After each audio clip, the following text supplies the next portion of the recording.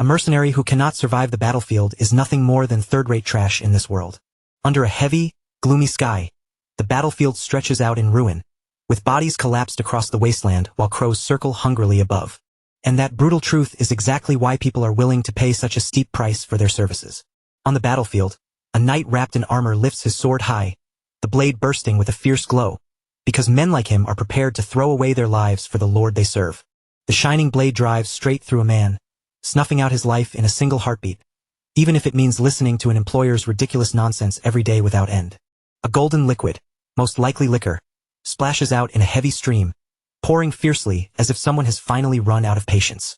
Well, what else can a man do in that kind of life, besides shrug it off with a resigned little gesture? A man tips his flask and spills every last drop onto the ground, letting the liquor soak into the dirt as if offering it to the dead. That is simply the life of a mercenary. High atop the fortress wall, a lone man sits quietly, staring out over a landscape scorched by fire and torn apart by war. This man is Jack, the captain of the Fang Mercenary Corps. With a cynical look in his eyes, Jack silently thinks that nobles are always painfully predictable. The wind brushes through his hair as his thoughts continue to sharpen. Whenever they need your strength, they dangle promises of land in front of you and make grand requests as if a noble title is just within reach. But when everything is over, every last one of them changes their tune right on cue, suddenly coming up with all kinds of creative excuses. A bitter smile creeps onto Jack's face as he stands on the wall, the burning battlefield spreading behind him. Looking at the man before him, he says that what was just spoken has surpassed every insult he has ever heard.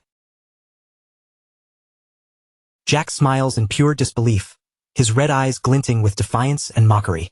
Then, with a sarcastic edge in his voice, he says he must have misheard those words. The view pulls back, revealing Jack standing on the castle wall beneath the purple-stained twilight sky. Across from him stands the army's commander-in-chief, a reddish-haired man clad in imposing armor. Jack questions the order he has just received, but the commander's face remains cold and unmoving. In an icy voice, the commander confirms that Jack heard correctly. He has just told Jack to die. Stunned by how bluntly the words were spoken, Jack asks if the commander has forgotten exactly who he is. But the commander answers without hesitation, saying he remembers perfectly well that Jack is the captain of the Fang Mercenary Corps. Jack suddenly bursts into laughter, unable to believe what he is hearing. Knowing who Jack is and still saying something like that, he remarks in disbelief that he never knew the commander had a talent for jokes. Jack grips the hilt of his sword as his expression turns hard. He understands now that this order makes no sense, because otherwise, no noble would ever ask a worthless mercenary like him to die an honorable death on the battlefield like one of their precious knights. His red eyes flash with open contempt, and a cold smile pulls at his lips as he lays bare the hypocrisy hanging over the entire situation. Wind sweeps across the wall while the two men lock eyes in silence. The pressure between mercenary and noble grows heavy, and for a brief moment, the commander lowers his gaze as if weighing his next words. Perhaps he was too direct, the commander admits at last. Jack stares back with clear skepticism, not trusting the sudden shift in tone for even a second, and questions whether this is supposed to be some kind of misunderstanding. The commander places one hand over his chest and speaks in a solemn tone, saying that what he truly wishes to do is entrust Jack with one final mission. Jack listens without letting much show on his face, but deep down, he already feels the shape of it coming. Betrayal hangs in the air as the commander begins to explain. The commander says that, as Jack already knows, their string of defeats has brought them close to complete ruin. From the wall, Jack looks out over the city as flames continue to devour it. The burning battlefield stands as a grim reminder of just how desperate the war has become, and of the enemy forces closing in. Below, fully armored soldiers gather beneath a purple banner, preparing for the clash that will decide the war's final outcome. The commander continues, revealing that the swords of traitors who once protected this land are now pointed directly at the throat of the Crawford family. As the truth settles in, there is no longer any talk of retreat. Against the ruined castle walls, the family banner hangs torn and battered, like a symbol of a house on the edge of collapse. Jack spreads his arms with a smug smile, as if he has finally accepted just how absurd the situation has become. Given the circumstances, he says, the madness almost starts to make sense. With a malicious grin that shows his teeth, Jack tells the commander that he understands perfectly. But inside, his real thoughts are already moving elsewhere. This seems like the perfect time for him to get out. In Jack's mind, The commander is a man of talent unmatched throughout the empire. If someone like him has been pushed into a corner, that alone says how hopeless things have become. And for a noble, Jack admits, he was at least a sensible one, which makes this ending almost a shame. Even so, Jack still cannot grasp what this final mission is supposed to be. Maybe the commander wants him to scout an escape route or something similar. If that is all, Jack figures he can treat it as one last job before collecting the rest of his pay. At last, the commander lays out the plan. The mission, he says, is simple. Tomorrow, the traitors will begin a full-scale assault, and Jack must remain by his side to stop their advance. Even if they can only delay the enemy for a short while, that time must be enough for their lord to escape safely. The commander turns his gaze toward the burning city, then corrects himself in a darker voice.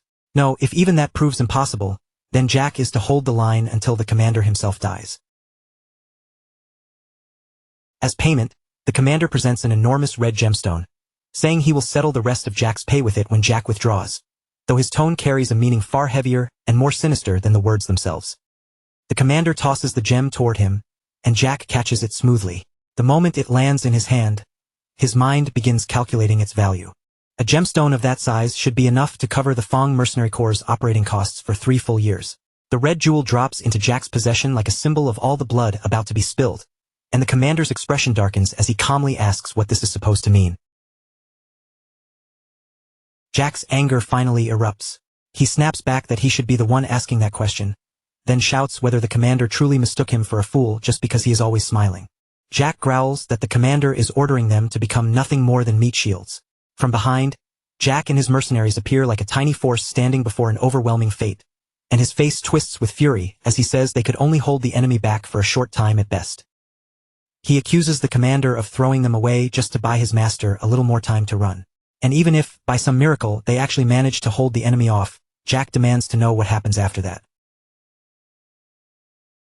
The sight of soldiers' bodies impaled on stakes serves as a brutal reminder of the enemy's cruelty. Jack turns back toward the commander on the wall and asks if he truly believes those bastards would ever let the Fong Mercenary Corps walk away alive. Jack's silhouette cuts sharply against the sunset sky as he begins his accusation, his voice heavy with anger. But before he can fully press the point, the commander answers with cold, merciless logic. The commander says that Jack and his men are mercenaries, not knights, and the enemy knows that as well. Once the commander dies, the army will collapse. Hearing this, Jack bursts into wild laughter and agrees with him completely.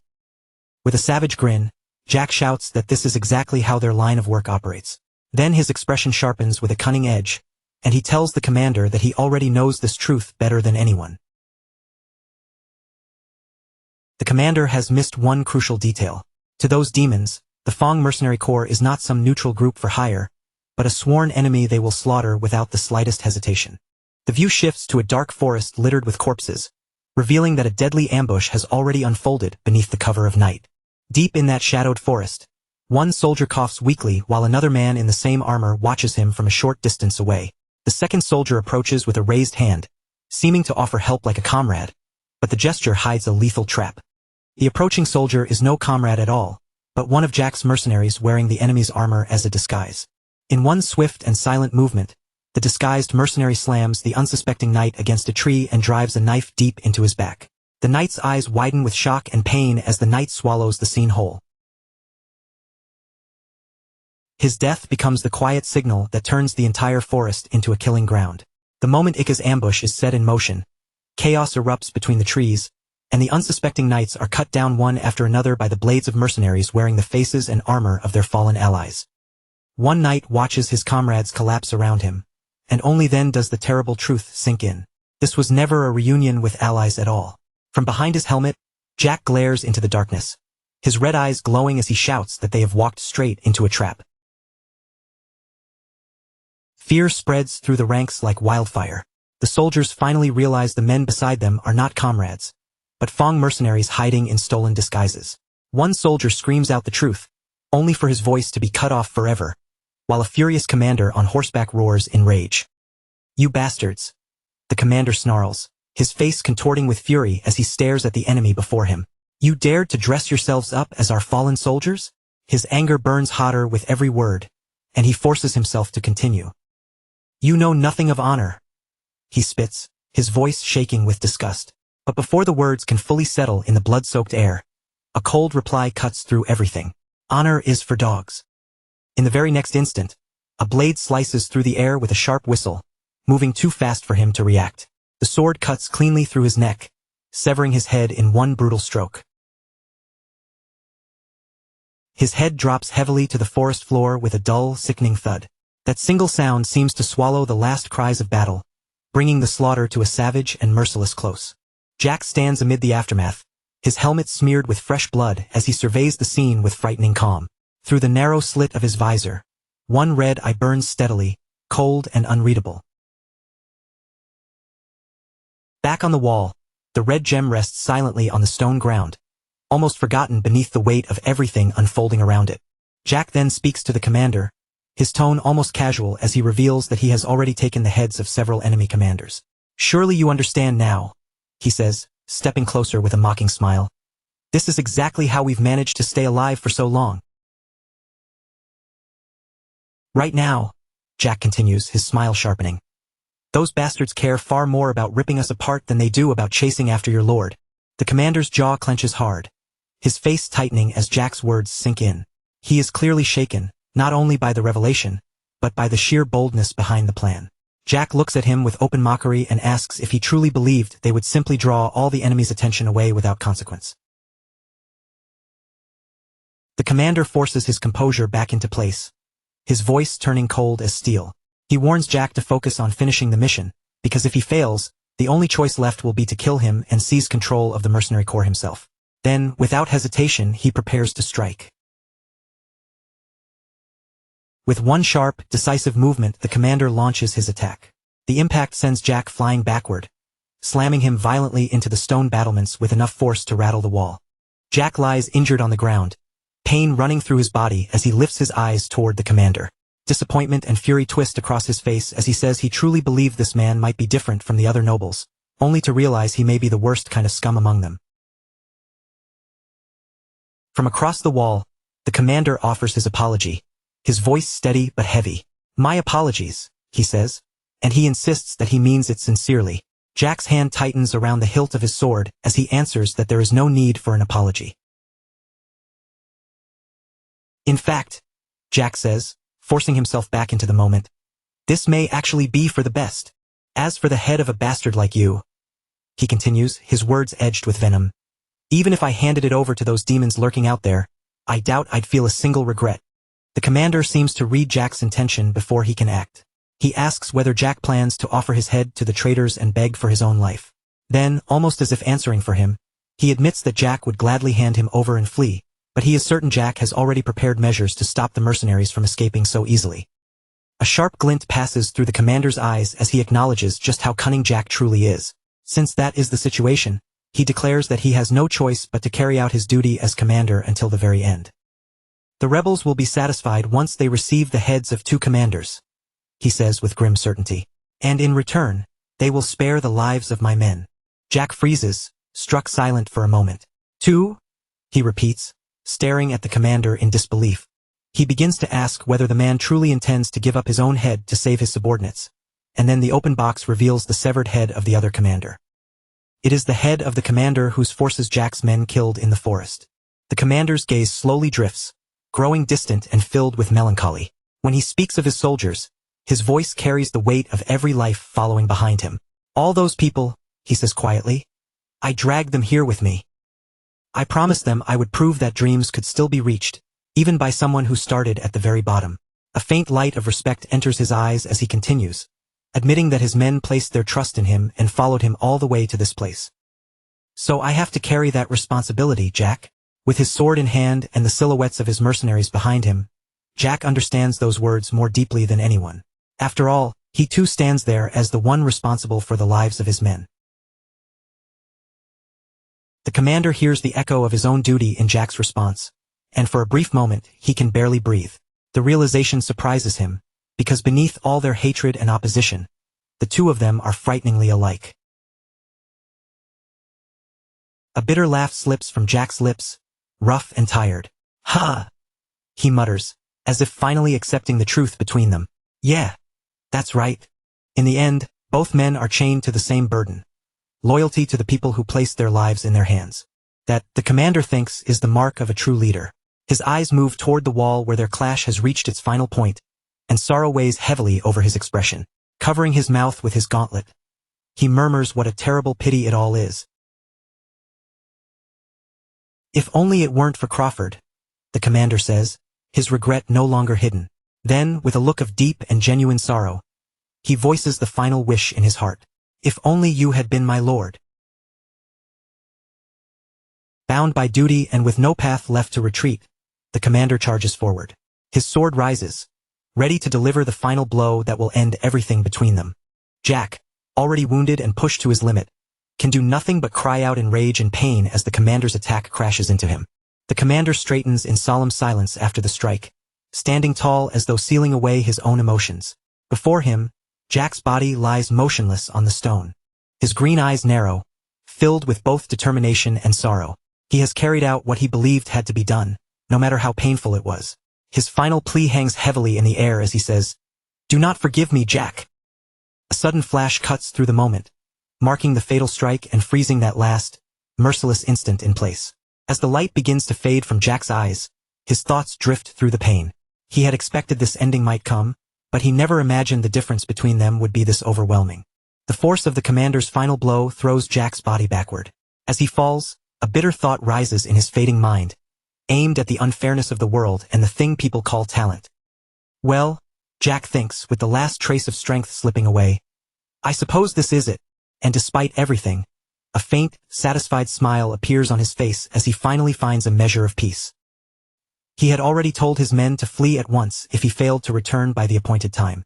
Because of that, he can face death without regret, knowing they still have a chance to survive.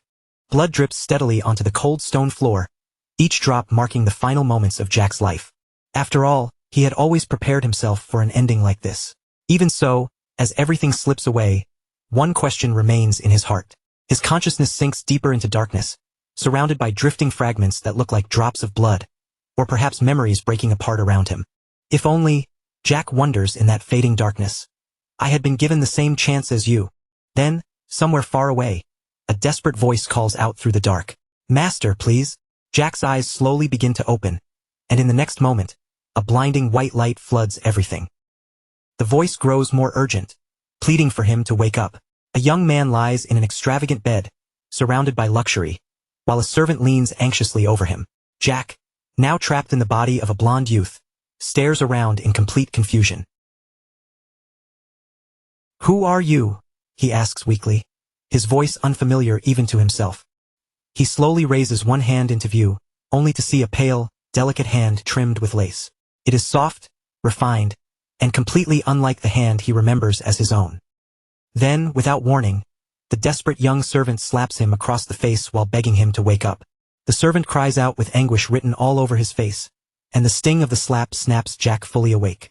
His eyes fly open in shock as his cheek burns from the impact, and all he can manage is a stunned, confused thought. What? What is going on? His thoughts spin in complete confusion as the sting burns across his cheek. A second ago, he was nowhere near this place, and now he has been slapped awake by some stranger out of nowhere. What kind of bastard does something like that? The old fury of a mercenary immediately surges back up inside him, sharp and violent, ready to explode. But before that anger can fully take over, it is broken by the sound of desperate sobbing. The young servant with orange hair is crying right in front of him, begging him with a trembling voice to please recover. Then the servant cries out the name that changes everything. Young Master Lucian. Jack suddenly pushes himself upright in bed, his battle-hardened mind thrown into complete chaos by the luxurious room around him and the unfamiliar name now attached to him. His golden eyes widen in disbelief, and for a moment, every thought in his head goes blank. This is not his body. This is not the name he lived with. Everything he knew has been flipped upside down in an instant. Lucian wakes inside a lavish bed, surrounded by comfort and wealth, yet his mind remains completely lost and disoriented. Beside the bed, the young servant looks like he has been crying for a long time, his face wet with tears and relief. But no matter where Lucian turns his eyes, only one thought keeps repeating inside his head. With panic rising across his face, he lowers his gaze and stares at his hands, suddenly realizing that something is terribly wrong. His thoughts race back to the hands he once knew as a mercenary. Those hands had been rough, scarred, and covered in blisters from years of gripping swords and surviving battlefields. So what happened to them? His eyes drop again to the hands he has now. They are not merely clean. They are delicate, pale, and soft. The kind of hands that belong to a pampered young noble who has never known the weight of real hardship. They are hands Jack never had in his entire life. As he climbs out of bed in total confusion, the red-haired servant clings to the sheets beside him, sobbing so hard he can barely breathe. Lucian cannot make sense of any of it. Who is this guy and why is he acting like this? Just a moment ago, that same servant nearly made him want to kill him, and now he is crying his eyes out like Lucian's life means everything to him. The shock hits too hard, and overwhelmed by the situation, Lucian collapses back onto the bed. The instant the servant sees him move, he breaks down even harder, but this time with tears of joy. He shouts in pure relief that the young master is alive, confessing that he truly thought Lucian had died and that his own heart nearly stopped from fear. Then his personal attendant drops to his knees beside the bed, his body shaking as he murmurs that if anything had happened to Lucian, it would not have been a problem for him alone. It would have become a terrible tragedy for the entire house, and Lucian can only listen in disbelief. Lucian has no idea what kind of nonsense this servant is talking about. Young master, personal attendant, house. Every word sounds strange and completely disconnected from the brutal life he remembers living. But above all that confusion, there is one thing he is absolutely certain of. He died on that battlefield. That final strike had been real, and it was the kind of death no one could possibly survive. He reaches up and touches his neck, only to find it perfectly intact beneath his fingers. The realization sends a chill through him as he wonders how his head is still attached after being decapitated. A heavy silence settles over the room while Lucian struggles to accept the impossible reality in front of him. With Hans still kneeling beside him, Lucian's expression gradually turns serious.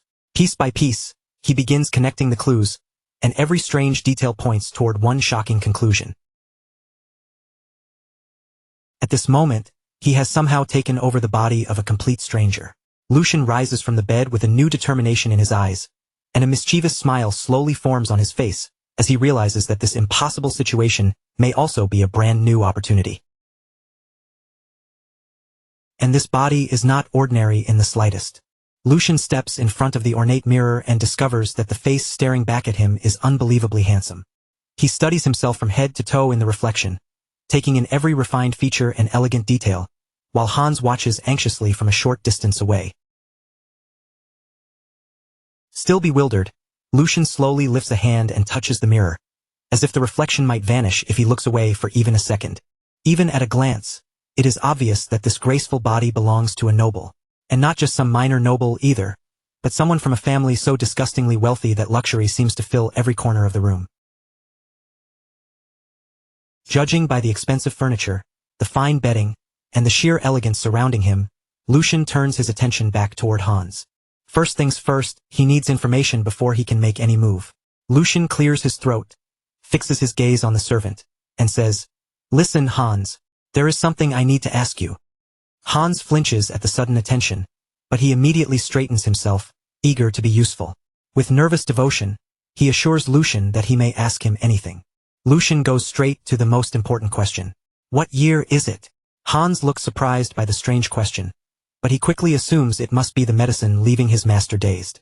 With a strained little smile, he answers that it is the year 846 of the imperial calendar. That answer hits Lucian like a blow to the chest. He stares at Hans, unable to process what he has just heard, and a stunned whisper slips from his lips. What? As the truth slowly settles over him, the realization strikes with terrifying weight. The year 846 is not just some random date. It is 15 years before the day he died. Lucian realizes that he has not only been reborn in another body, but has also been thrown back into the past. He lets out a slow breath and runs a hand through his hair, trying to steady the storm inside his head. He has no idea how any of this happened or what force dragged him into this situation. But one thing is clear: panicking over every mystery will not solve anything. So he decides to stay calm and think with a clear head. His gaze sharpens with determination as he focuses on the first thing he needs to do: pull information out of his personal attendant. In a cold, threatening voice, he says, "Hans, it seems you have decided to die today." The poor servant freezes in terror, completely unable to understand the sudden change in his master's attitude. Lucian grabs Hans with the arrogance of an offended noble, pressing him hard with his presence. How dare a mere servant lay a hand on the unconscious body of his master? Lucian says, his voice sharp and unforgiving, and without permission no less? He keeps pushing, letting the pressure in his voice grow heavier. Have the rules of this place changed? Then his eyes narrow into a piercing stare so cold that it seems to freeze Hans down to his soul. If not, then answer me this. Lucian finally asks the question behind the entire act. Who am I? Hans's eyes go wide with pure panic and confusion, unable to understand why his own master would ask such a thing. Terrified, he lowers his head in a deep bow. Please forgive me, young master, Hans cries, his voice shaking as tears spill down his face. I made a grave mistake because I was too shaken. Between desperate sobs, Hans finally reveals the identity of the body Lucian now inhabits. You are young Master Lucian Valdic, the third son of the esteemed House Valdic. The moment Lucian hears those words, his entire body freezes. The name Valdic echoes inside his mind like a bell, pulling a flood of memories from the life he thought had already ended. In his thoughts, the banner of House Valdic rises clearly, marked with its golden lion emblem. Lucian can hardly believe it. Impossible. The Valdic family. An image of a breathtakingly extravagant mansion flashes through his memory. It is the very same House Valdic he once knew all too well during his years as a mercenary. The emblem of House Valdic shines vividly in his mind, representing one of the most powerful noble families in the entire empire. He remembers their overwhelming prestige. House Valdic was known as one of the pillars of the empire, a noble family that had long stood beside the emperor himself, with influence so immense that their power could even rival the imperial family. Jack, now living as Lucian, remembers the family's affairs in painful detail because 15 years ago, he had worked as a guard for House Valdic for several years. The irony is almost too cruel. He died on a battlefield, only to open his eyes inside the very house where he once served. Reality crashes over him all over again. He has not simply been reborn into the family he used to protect from below. He has become the third son of House Valdic itself. A small, ironic smile tugs at Lucian's lips. Ha! He thinks to himself, unable to stop the bitter amusement rising in his chest. This is ridiculous. He remembers the life he had before, when his low status made him nothing in the eyes of nobles. He remembers being despised, humiliated, and treated like a dog by people who tossed coins at him as if that was all he was worth. He remembers enduring hardship after hardship, carrying wounds both visible and invisible. He remembers walking alone and covered in blood through cemeteries filled with the bodies of comrades who never made it back.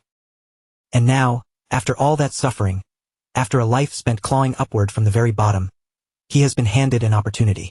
At this moment of all moments, the question returns to him with a bitter, almost mocking taste.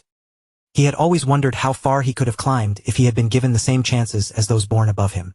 And now, it feels as if fate itself has finally placed that answer right in front of him, giving him the chance to see just how far he can truly go. The image of his old self cracks apart in his mind, and with it, the chains that once held him down begin to fall away. Lucian accepts this impossible new reality with cold, unwavering resolve, silently making his vow to fate. If this is the chance you're giving me, he thinks, his eyes sharpening with renewed determination, then keep watching closely. With that vow burning inside him, Lucian opens the door of his room, ready to step into the life that has suddenly become his. He walks out onto a balcony flooded with warm sunlight, the golden rays spilling over him like the beginning of an entirely new life. A confident smile rises on his face as he makes a promise not only to himself, but to the world beyond those walls. Just watch, he tells himself, his gaze fixed ahead. Watch how high I climb, and what kind of life I choose to live from now on. From there, the full grandeur of the Valdic estate spreads out before him, vast and magnificent like a palace, towering far beyond anything he had ever known in his old life.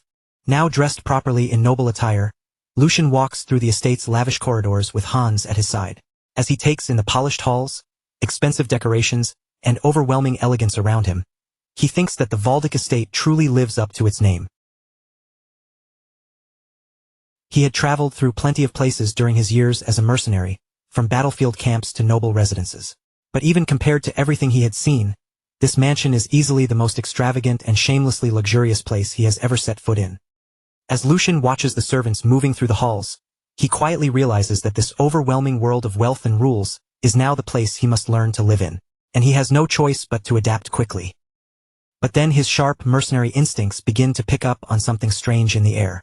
Ever since he stepped out of his room, every servant they pass has been looking at him with odd, uneasy stares. Whispers follow him from every corner of the corridor. "Is that really young Master Lucian?" One of the servants murmurs, barely daring to believe what they are seeing. Others exchange shocked glances and whisper among themselves, unable to hide their surprise. "He finally came out? How long has it been since anyone saw him?" The shock is written clearly across their faces. Lucian can feel the weight of every gaze pressing against him, as the household staff watches from the shadows with a strange mix of curiosity, caution, and unease. Lucian turns slightly toward Hans and asks if it is only his imagination, or if the atmosphere around them feels strangely tense. Hans quickly explains that this reaction is only natural, because the young master had locked himself away for a full year and 2 months, seeing no one but him. That revelation lands heavily, bringing with it a grim image of the original Lucian collapsed across the floor of a dark room, the space around him stained in red. Lucian cannot make sense of it. Locked away for more than a year? He wonders what a duke's son could possibly lack so badly that he would destroy himself in such a miserable, self-destructive way. Even if Lucian does not fully understand how nobles think, something about this still feels wrong. In a household this strict, it should have been impossible for the original Lucian to behave so freely, especially with the head of the family watching over everything. That head of the family is Archduke Sigmund, a towering man known for protecting the empire with principles and convictions that no one could shake. Lucian knows that a man like the Archduke would never casually allow his own son to rot away in some corner without reason. In his mind, Lucian pictures Archduke Sigmund standing over the bedridden original Lucian, watching in silence. From that image, a cold and logical conclusion begins to form. Either Lucian had been such a disastrous troublemaker that he was nearly cast out of the family, or there was a serious reason powerful enough to make even the Archduke look away. Until he uncovers the truth, Lucian decides he must avoid Archduke Sigmund at all costs. But at that exact moment, someone steps into his path and blocks the way forward. An older man approaches with calm, measured steps and says that the reports of Lucian's full recovery appear to have been true.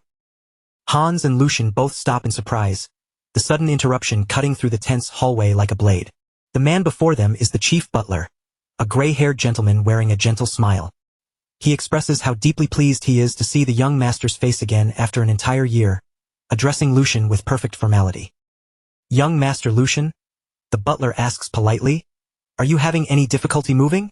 Lucian immediately understands that this man holds an important position in the household, while Hans begins trembling visibly beside him. This man is Chief Butler Edwin. Although he first came to the mansion as a hostage from an enemy family, his extraordinary ability was eventually recognized, and he was entrusted with managing all domestic affairs of House Valdick. The most dangerous thing about Edwin is not his kind smile or his calm green eyes. It is the fact that he serves as Archduke Sigmund's right-hand man. Lucian looks at him and silently curses his terrible luck. This is bad. Of all the people he could have run into, Edwin is one of the last he wanted to face. Lucian knows that a man as sharp as him would notice the manners of someone from the streets almost immediately. Lucian's mind races, searching for a way through this. His only advantage is that Edwin likely has not seen the real Lucian for an entire year, meaning there is no recent version of him to compare against. If that is the case, then his mercenary cunning gives him one possible solution. He will have to imitate the most noble person he has ever observed and act as naturally as he can. Drawing on years of watching nobles from below, Lucian puts on a perfectly practiced smile and faces the butler with graceful composure.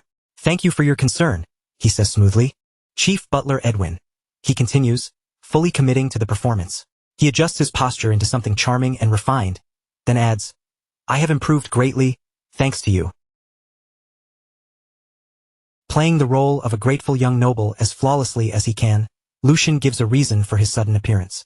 Since he had been shut away for so long, he explains that he came out to check on the state of the family. "To think I would run into you here," Lucian adds with a light, graceful tone. "The gods must be smiling on me." Then, without letting the conversation linger on himself, he skillfully turns the focus back to Edwin and asks whether the family has been well. Edwin watches him in silence for a brief moment, as if carefully measuring every word and gesture.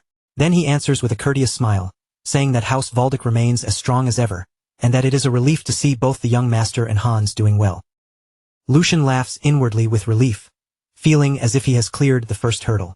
Thinking about it, how could anything truly go wrong in this mansion with someone like Edwin watching over the household? Inside, Lucian decides that Edwin does not seem suspicious of him. Believing he has passed the test, he prepares to make a clean retreat. "It seems I worried for nothing," he says, turning away with a calm expression. "Then I will take my leave in peace. It is my first time outside in quite a while, and I am feeling exhausted." But just as Lucian tries to escape, Edwin's voice stops him cold. With polite bluntness, the butler asks the young master to delay his return. Lucian's blood seems to run cold in an instant. His carefully planned escape has failed before it even began. Edwin's expression turns serious as he delivers the news Lucian least wanted to hear. "Archduke Sigmund wishes to see you immediately, young master." Lucian slowly turns back around, panic flashing deep in his eyes. The very person he had sworn to avoid at all costs is now calling for him. The scene shifts to a vast, imposing office where Lucian now stands alone before his father's enormous desk, the pressure of the room pressing down on him from every side. Sitting beyond that desk in a chair that looks almost like a throne is Archduke Sigmund, a terrifyingly imposing man whose mask conceals part of his face. A heavy silence fills the office before Sigmund finally speaks, his voice cutting through the room as he calls out to his son. "Young master." Lucian stands completely rigid before him, unable to move beneath the presence of the most powerful man he has ever known.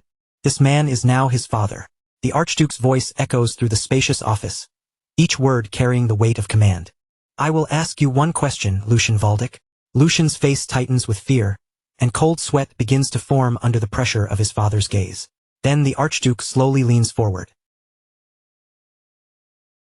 His visible eye gleams with a dangerous, menacing light as he asks the most terrifying question Lucian could have imagined. "How are you still alive?" Lucian, shaken by the hostility in those words, asks his father what he means. Grand Duke Sigmund answers in a voice colder than ice, making it clear that he had originally intended to overlook Lucian's actions. But his patience has clearly reached its limit. The Duke accuses Lucian of using his mother's death as an excuse to neglect his duties and behave like a spoiled child, and the portrait of his deceased mother appears, giving his harsh words an even heavier weight. His hand slowly tightened into a fist, the tension in his knuckles saying everything his face held back. Grand Duke Sigmund's voice grew colder as he continued, making it clear that, this time Lucian had finally gone beyond what he could tolerate.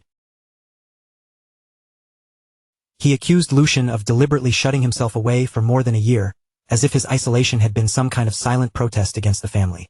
But Sigmund's anger truly boiled over when he said Lucian had treated his own life as though it meant nothing at all. Then came the heaviest accusation of all. Sigmund spoke of Lucian trying to harm himself, pointing directly to what seemed to have been a suicide attempt. Lucian froze in complete confusion, because Jack had no memory whatsoever of what the previous owner of this body had done. Jack's thoughts spun in panic as he wondered what his father was even talking about. And then, without warning, a broken image flashed through his mind. It was not his own memory, but something left behind from that moment itself. In the vision, young Lucian was lying weakly in bed, while someone beside him trembled in sheer panic. The fragment sharpened just enough for Jack to see Hans, the servant, sobbing uncontrollably beside the bed. Only then did the reason for all that chaos begin to make sense. This was what had really happened back then, an incident Jack had never known anything about until now. Back in the present, Lucian quickly tried to steady the atmosphere before it shattered completely. He addressed his father and carefully suggested that there had to be some kind of misunderstanding, but before he could explain further, the Grand Duke cut him off without mercy. Sigmund's patience had already run dry, and the weight of his authority filled the room like a wall pressing down on everyone there. With an unyielding stare, Grand Duke Sigmund ordered Lucian to stop hiding and confess what he had truly intended all along. He kept pushing, his voice sharp and relentless, asking whether Lucian's true goal had been to use that frail body of his to stir up a scandal and throw the entire household into turmoil. Then the Duke finally revealed the accusation in full. Lucian had taken sleeping pills to cause an uproar.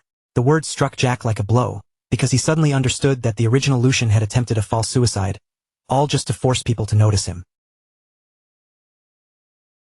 In that instant, The truth crashed down on Jack all at once, leaving no room for denial. He finally remembered why the name Lucian had never stood out to him in his past life. The missing piece, the one detail that had always felt strangely absent, suddenly clicked into place. His mind slipped back 15 years into the past. Back then, Jack had been nothing more than a guard working at the Valdic estate. During those days, he had heard whispers about the family's third son, Lucian Valdic. Lucian Valdic. The memory that surfaced with that name was devastating. Jack now remembered the reason he had never known much about him. The original Lucian Valdic had died. He was supposed to have been dead. And with that realization, the man standing before him became tied directly to those old memories. The head of the Valdic family, the ruler of the household, was Grand Duke Sigmund Valdic.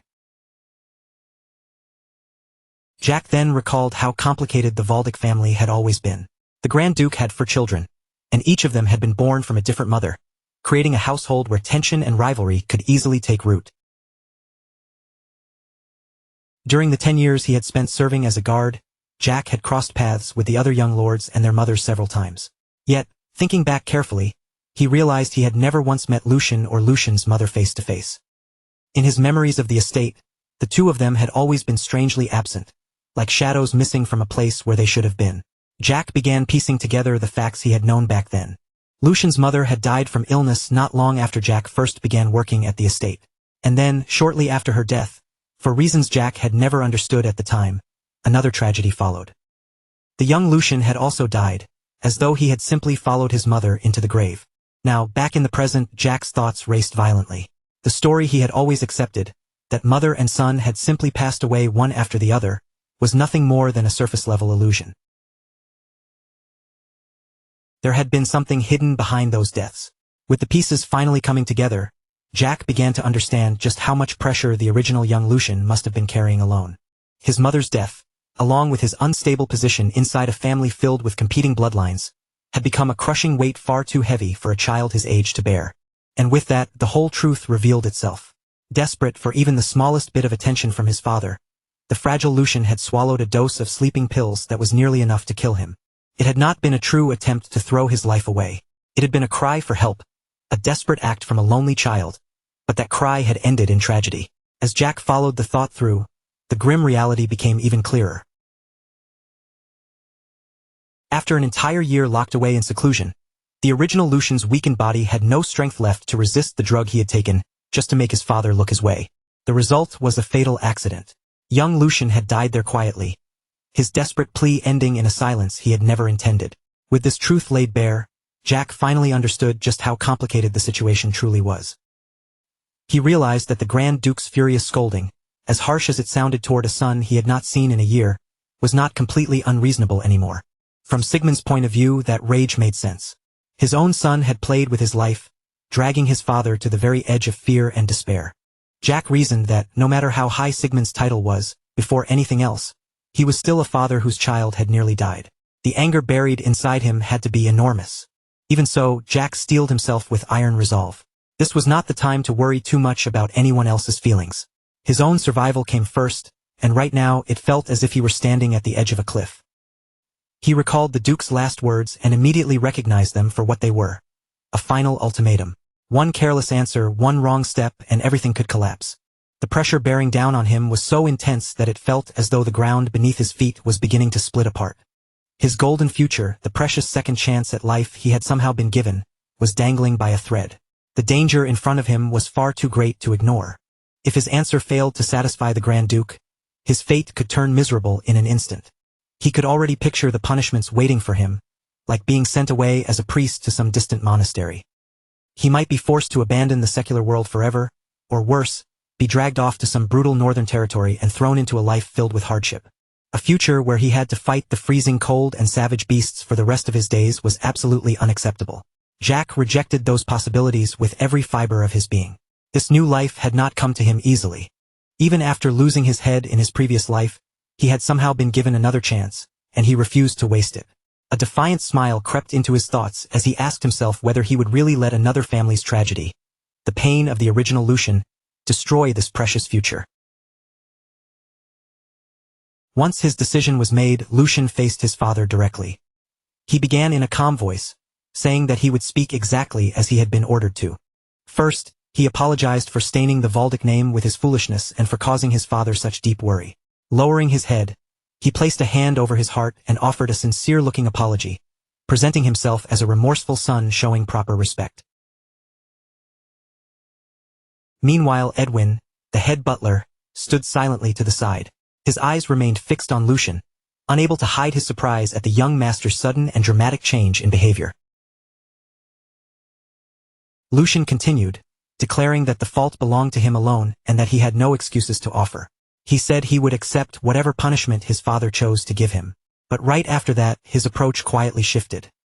He argued that speaking about blame at this point would change nothing anymore. Since what had happened could not be undone, this was the very moment they should look toward what came next. Then, with unexpected boldness, he asked his father whether it would not be right to rejoice with all his heart over the simple fact that the son he believed he had lost was still alive. Grand Duke Sigmund seemed caught off guard by the sudden turn, repeating Lucian's words in disbelief. What had happened had happened. Could not be reversed. Lucian stepped forward with growing confidence, saying that a life saved from the brink of death should not remain chained to the past forever. Instead, it should be allowed to move ahead. He brought his heels together, his posture now filled with fresh determination, as though he were preparing to make a vow. Then, in a clear and steady voice, he declared that he intended to live diligently for the future waiting before him. With a sly smile barely touching his lips, he made his daring request. He asked not as someone speaking to the Grand Duke, but as a son speaking to his father. Just one word of encouragement, he said, would be enough. Sigmund listened without softening, his expression still hard and unreadable. Lucian then pushed his final and most cunning argument forward.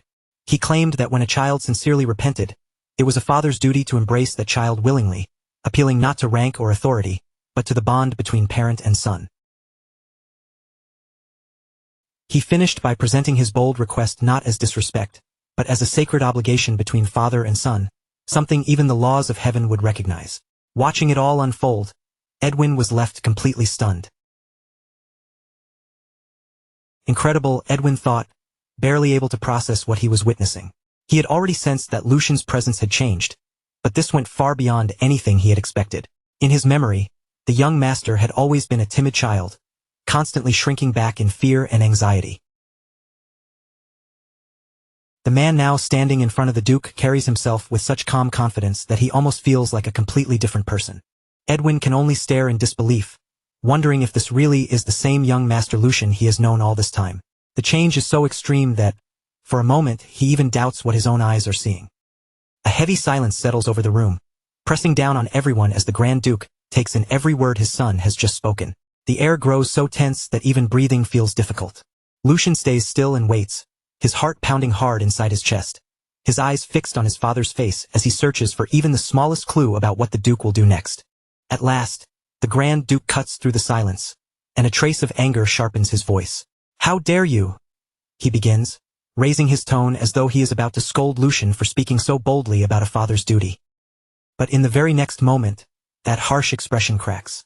A faint smile tugs at the corner of his lips, breaking through his stern mask as the Duke leans back with a low chuckle, sounding more amused than offended. "I've lived long enough to think I had seen everything," he remarks, clearly entertained by his son's nerve instead of truly furious. Inside, Lucian finally releases the breath he has been holding, realizing his risky move has actually landed exactly where he wanted it to. The tension had been so intense that sweat slides down Lucian's forehead, but now that he senses his success, relief begins to spread through him in waves. It worked, he thinks, his heart still racing from the gamble. Looking back on his choice, he knows a weak, clumsy apology would never have moved a man like his father. Facing him head-on was the only path that had any chance of working. This was the Grand Duke Wall that Jack remembered from his previous life, a man who responded only to strength and spirit. He was the kind of man who respected a wild dog willing to bare its teeth far more than a trembling creature that only knew how to cower. A rat creeping carefully over eggshells would never earn his approval. Lucian's boldness had not been reckless at all. It was aimed directly at the part of his father that valued defiance over fear. The Grand Duke speaks again in a dry tone, saying it seems Lucian has learned to be shameless after returning from the dead. In that single remark, he acknowledges both his son's outrageous nerve and the gravity of the condition Lucian had only recently survived. "Very well," the Duke says at last, giving ground just enough to continue. "Since you were the one who brought up diligence, I will ask you first. Then he fixes his eyes on him and calls him by name. Lucian Valdic. What exactly do you intend to do from now on? After winning this first exchange, Lucian answers without wavering that the first thing he will do is repair his broken body. And in that instant, a memory from his past life flashes through him. He sees the image of who he once was, a powerful mercenary standing at the height of his strength. His presence completely different from the fragile body he has now. He remembers the weight of a sword in his hands, the blade shining with power as if it belonged there.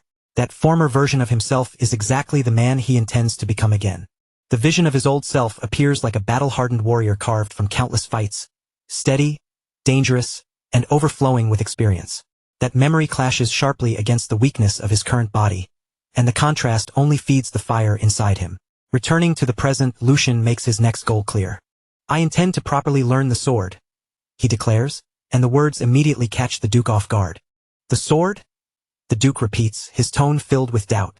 Lucian confirms it directly, while also admitting that before anything else, he must solve the problem of his thin, paper doll-like body. Then, almost casually, Lucian adds that if he eats properly and sleeps diligently, his body should somehow improve. The Duke silently studies him for a moment, taking in the boldness of that answer, until a smile slowly spreads across his face. You certainly have a way with words, he admits, giving Lucian this round without saying it outright. Now truly intrigued, the Grand Duke decides he needs to find out whether Lucian's confidence is just empty bravado or whether something real has awakened inside him. As the first sign of that decision, he turns his attention toward his butler. He gives Edwin a short order. Butler, give him that again. Edwin lowers his gaze slightly, and inwardly, a small smile forms as he understands what his lord means. Compared to a handful of shallow words, this would be far more practical for the young master's current situation, and Edwin knows it will help him much more than any lecture could. Lucian, however, has no idea what they are talking about. A bead of sweat rolls down his temple as he stands there completely puzzled, wondering what that could possibly mean. Edwin bows politely and confirms the command at once. Understood, my lord.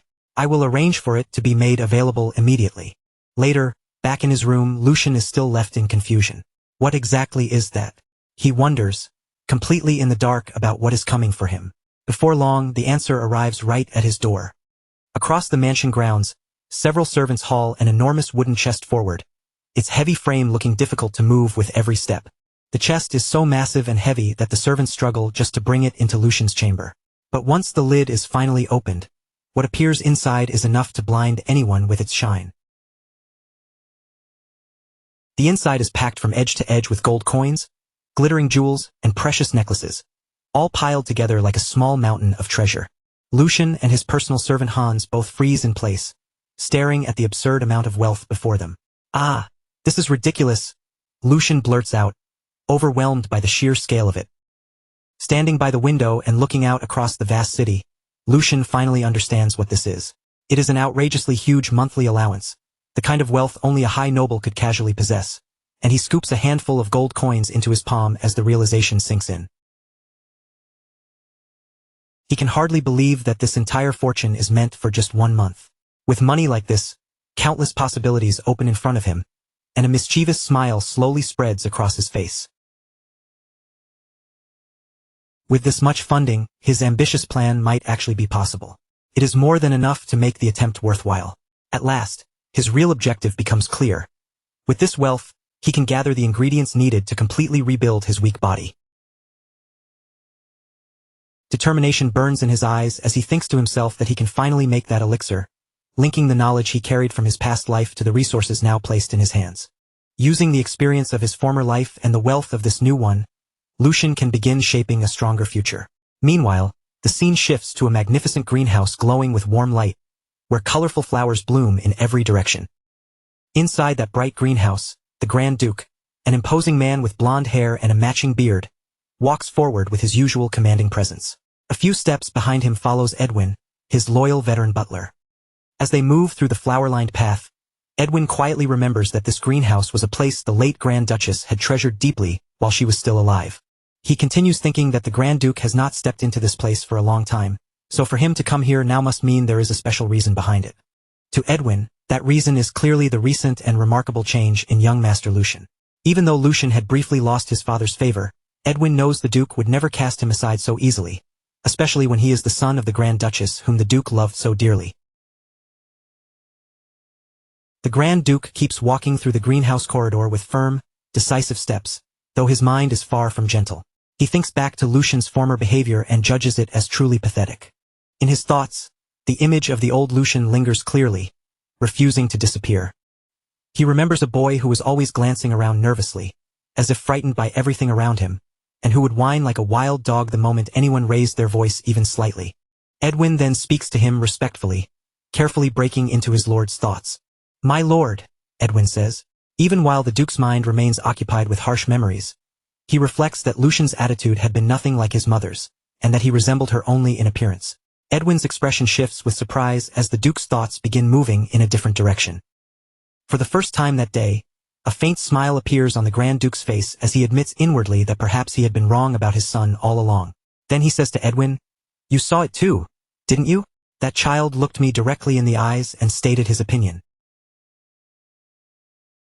Edwin confirms it without hesitation. Yes, there was not even a trace of uncertainty. His posture and bearing were truly resolute and confident. Looking at Lucian more warmly, Edwin thinks the young master has always had a tender heart and deeper thoughts than people realized, only hesitating a little more than the other young masters. In the end, Edwin concludes Lucian still carries his lord's blood. Even after hearing Edwin's words, the Grand Duke remains guarded and skeptical, answering only that it remains to be seen. He adds that the tasks awaiting that child from now on are not things that can be solved with a few clever words, making it clear he intends to test Lucian properly. But with a worried expression, Edwin interrupts his lord's thoughts. "My lord, however, there is a problem." The Duke's interest sharpens as he asks, "A problem?" Edwin explains that although young Master Lucian's support funds have been restored, it has now been confirmed that details about some of those circumstances have leaked outside. The truth then shifts into view. After an investigation, it appears the second young master, Geordie, is involved, and he burns a letter with a malicious smile on his face. Edwin reports that Geordie has already dismissed the head maid who had been looking after Lucian, and replaced her with someone from his own inner circle. In other words, Geordie is clearly trying to keep Lucian under watch, and the Duke can only click his tongue, admitting that while Geordie has ability, his thinking is far too narrow. With a darker look settling over his face, the Duke thinks that he understands why Geordie carries such deep resentment toward Lucian, especially because of the complicated matters involving their maternal families. Even so, he did not expect Geordie to cling to that grudge with this much stubbornness. Edwin carefully asks whether they should prepare a separate response to handle the matter, but the Duke immediately stops him. "No, Butler. Do not interfere." Edwin's concern becomes clear as he questions whether that might be too harsh for someone who has only just begun taking his first real steps forward. The Duke turns his gaze toward the pond, treating Geordie's little scheme as nothing more than a petty trick. To him, even this is part of the price Lucian must pay for failing to come to his senses over the past year. In the Duke's eyes, this situation is also the perfect way to measure Lucian's new resolve. With a sharp, calculating stare, he decides that this inconvenience may actually serve him well. Let us see how that child handles this, he thinks. If Lucian cannot overcome something this small, then there is no reason to expect anything from him, because real strength can only be shaped by one's own hands. The Duke's thoughts settle into the image of a majestic lion, the proud symbol of the Valdic family. Even if the blood of Valdic can become the key, the door ahead must still be opened by the person standing before it. The scene then moves forward, and a sign makes it clear that several days have quietly passed since that conversation. Beneath a bright blue sky, the grand and luxurious mansion of the Valdic family stands as imposing as ever. Inside its corridors, two maids whisper among themselves while watching Hans, Lucian's servant, standing guard in front of the room. "How many days has that guy been doing this?" one of them murmurs. They continue gossiping in low voices, saying the young master has locked himself away in his room again. But Hans does not move from his post, and in a close look at his face, his fury and determination are obvious, as if he is ready to block anyone who dares disturb his master. Hans's memories then rise to the surface, showing him in a moment of panic as he recalls how desperate he had been. It has already been 3 days since the support funds that had once been cut off finally arrived again. In that memory, Lucian had calmly assured Hans that the funds were restored because his talk with the Grand Duke had gone well. Beside the large chest, both Hans and Lucian looked visibly relieved, almost unable to hide their happiness at the sudden turn of events. A closer look inside the chest shows that it is not filled with gold coins alone, but also with expensive jewels and precious treasures worth an enormous fortune. Even then, Hans cannot look at Lucian without concern clouding his face. Hans knows better than anyone that with the strained relationship between father and son, speaking to the Grand Duke could not have been easy for his young master. At that moment, Hans understands that Lucian must have summoned a tremendous amount of courage just to face his father directly like that. His loyalty and deep affection for Lucian show clearly in the way his emotions spill over. Moved by the thought that his master has finally chosen to move forward, Hans wipes away his tears, as if letting go of the sorrow that had weighed on them until now. Meanwhile, Lucian simply holds the gold coins with an almost indifferent calm. Behind him, Hans is still visibly emotional over the change in his master, but Lucian's own gaze begins to sharpen, and a powerful intensity takes over his expression. His eyes glint with fierce determination, hiding a plan that only he understands. As his fingers tighten around the coins, a sly and confident smile slowly forms on Lucian's face. With this much money, he thinks it is definitely worth trying. And with that, Lucian's true ambition comes into focus. He plans to completely rebuild this fragile, ruined body from the ground up. I can make that elixir, he thinks with certainty. The idea takes shape through the image of a shining potion and a mysterious magical herb, both tied directly to the plan he has been holding in his mind. The scene shifts to Lucian's room, which no longer looks like a noble young master's chamber, and now feels more like a small alchemy workshop.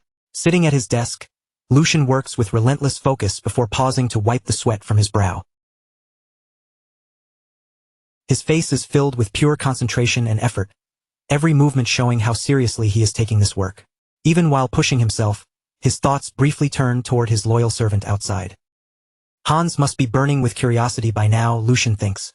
But even so, the fact that he is still guarding the door exactly as ordered proves just how loyal that guy really is. Lucian's desk is covered with alchemy books, strange preparation tools, and materials that the son of a Grand Duke would normally never bother touching in his entire life. Among all of them, one key ingredient draws the most attention. It is an extremely expensive herb, valuable because it only grows under moonlight and cannot be gathered under ordinary conditions. More details about the strange plant make its importance feel even clearer. Even its common use has not properly been established yet, which makes Lucian's choice to buy it an even bigger gamble. At last, the name of that mysterious plant is revealed. Moonlight herb. Lucian remembers how he spent his entire allowance to purchase it, betting everything on knowledge from the future that no one else could possibly know. In a flashback, he is seen giving Hans one crucial order. Hans, it is not too late. Buy all the moonlight herb. Lucian knows exactly how absurd this must look from the outside, and he is fully aware of how others would judge him right now. To anyone else, spending a fortune on sacks of an unknown herb would make him look completely insane. But Lucian's confidence is not based on luck or madness. It comes from the secret future knowledge only he possesses. His eyes shine with absolute certainty as he predicts that within just 1 year, the price of moonlight herb will rise 10 times over. No, not just 10 times, it will climb more than 20 times its current value. The thought of the massive profit waiting for him nearly overwhelms his senses. A feverish excitement takes hold, and his expression twists with a wild mixture of greed, anticipation, and almost manic delight. Lucian rejoices inwardly, convinced that the price will skyrocket without limit. Then he forces himself to calm down and thinks that, looking back on it now, he has to admit the Alchemist Guild was incredibly bold. He remembers that at the time, even the guild itself could not have been certain whether their research on moonlight herb would actually succeed. Despite that uncertainty, the Alchemist Guild gathered every moonlight herb they could find across the empire and poured them all into their research, burning through the supply in one reckless gamble. It was nothing less than a once-in-a-lifetime wager, one that placed the future and fate of the entire guild on a single uncertain experiment. Lucian reaches his hand toward the potion he has made, knowing that because of that reckless courage in the past, they eventually succeeded in creating an unprecedented elixir that shook the empire itself, the drink of the gods' nectar. He also remembers that because they arrogantly called a mere drug something divine, they nearly brought accusations of blasphemy down upon themselves. But once the world learned what nectar could actually do, everyone rushed to praise it as though those accusations had never existed in the first place. Lucian smiles with smug confidence, fully aware of the whole story and the power now within reach. Nectar had shattered one of the most basic truths of the world, a belief that had gone unchallenged for over 1,000 years. That belief said a martial artist's realm was decided at birth, and that this limit was an absolute law no one could defy. Innate nature was treated as destiny, and a person's constitution was believed to be something that could never change. It was a piece of common sense as solid as iron chains. And the thing that broke that supposedly unbreakable law was none other than nectar. By drinking nectar, a person could be transformed from the very foundation of their body, changing their essence in a way no ordinary medicine should have been able to achieve. Even someone born with no talent at all could be reshaped into a swordsman useful enough to stand on the battlefield. It was an unprecedented miracle, the kind of breakthrough that overturned what people had believed for generations. Lucian lowers his gaze and looks at the potion he has created with his own hands. The liquid before him is a bright red potion, but Lucian knows very well that what he made cannot compare to the original nectar's full effectiveness. At best, it is only a kind of mass-produced substitute, a weaker imitation of the legendary elixir that once shook the empire. Even so, Lucian rolls up his sleeves with firm resolve, because for raising a body as broken as this one, there is nothing better available to him right now. With an ironic little smile, he speaks as if addressing the former owner of the body itself. Consider yourself lucky, noble young master. He then recalls how the story of nectar eventually ended. Later, when chaos spread across the empire, the Alchemist Guild became the first target, because the recipe for nectar had shaken the balance of power so violently that simply possessing it became far too dangerous. Because of that, the recipe disappeared from the world. But Lucian's eyes gleam with the secret advantage only he holds, because he knows something others do not. He managed to gather scattered clues in his past life and somehow create something similar. He also remembers the painful experiments from that life, where most of the test subjects died because of the side effects. But he pushes that dark memory aside and cuts off his own thoughts. Anyway, enough talk. Without hesitating any longer, Lucian raises the elixir to his lips and drinks it down in one gulp.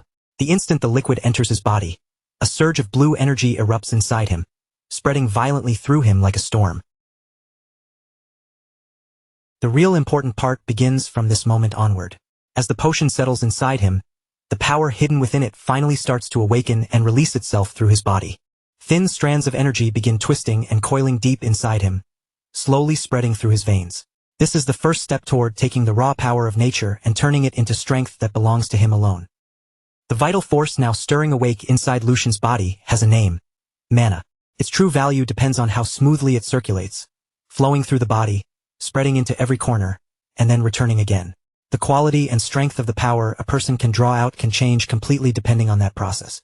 Right now, Lucian has borrowed the force of nectar to widen the blocked pathways inside him by force, letting energy move through his astral form. But just as he prepares himself for the expected resistance, his eyes open in confusion. The pain and rejection that should come with accepting mana for the first time are nowhere to be found.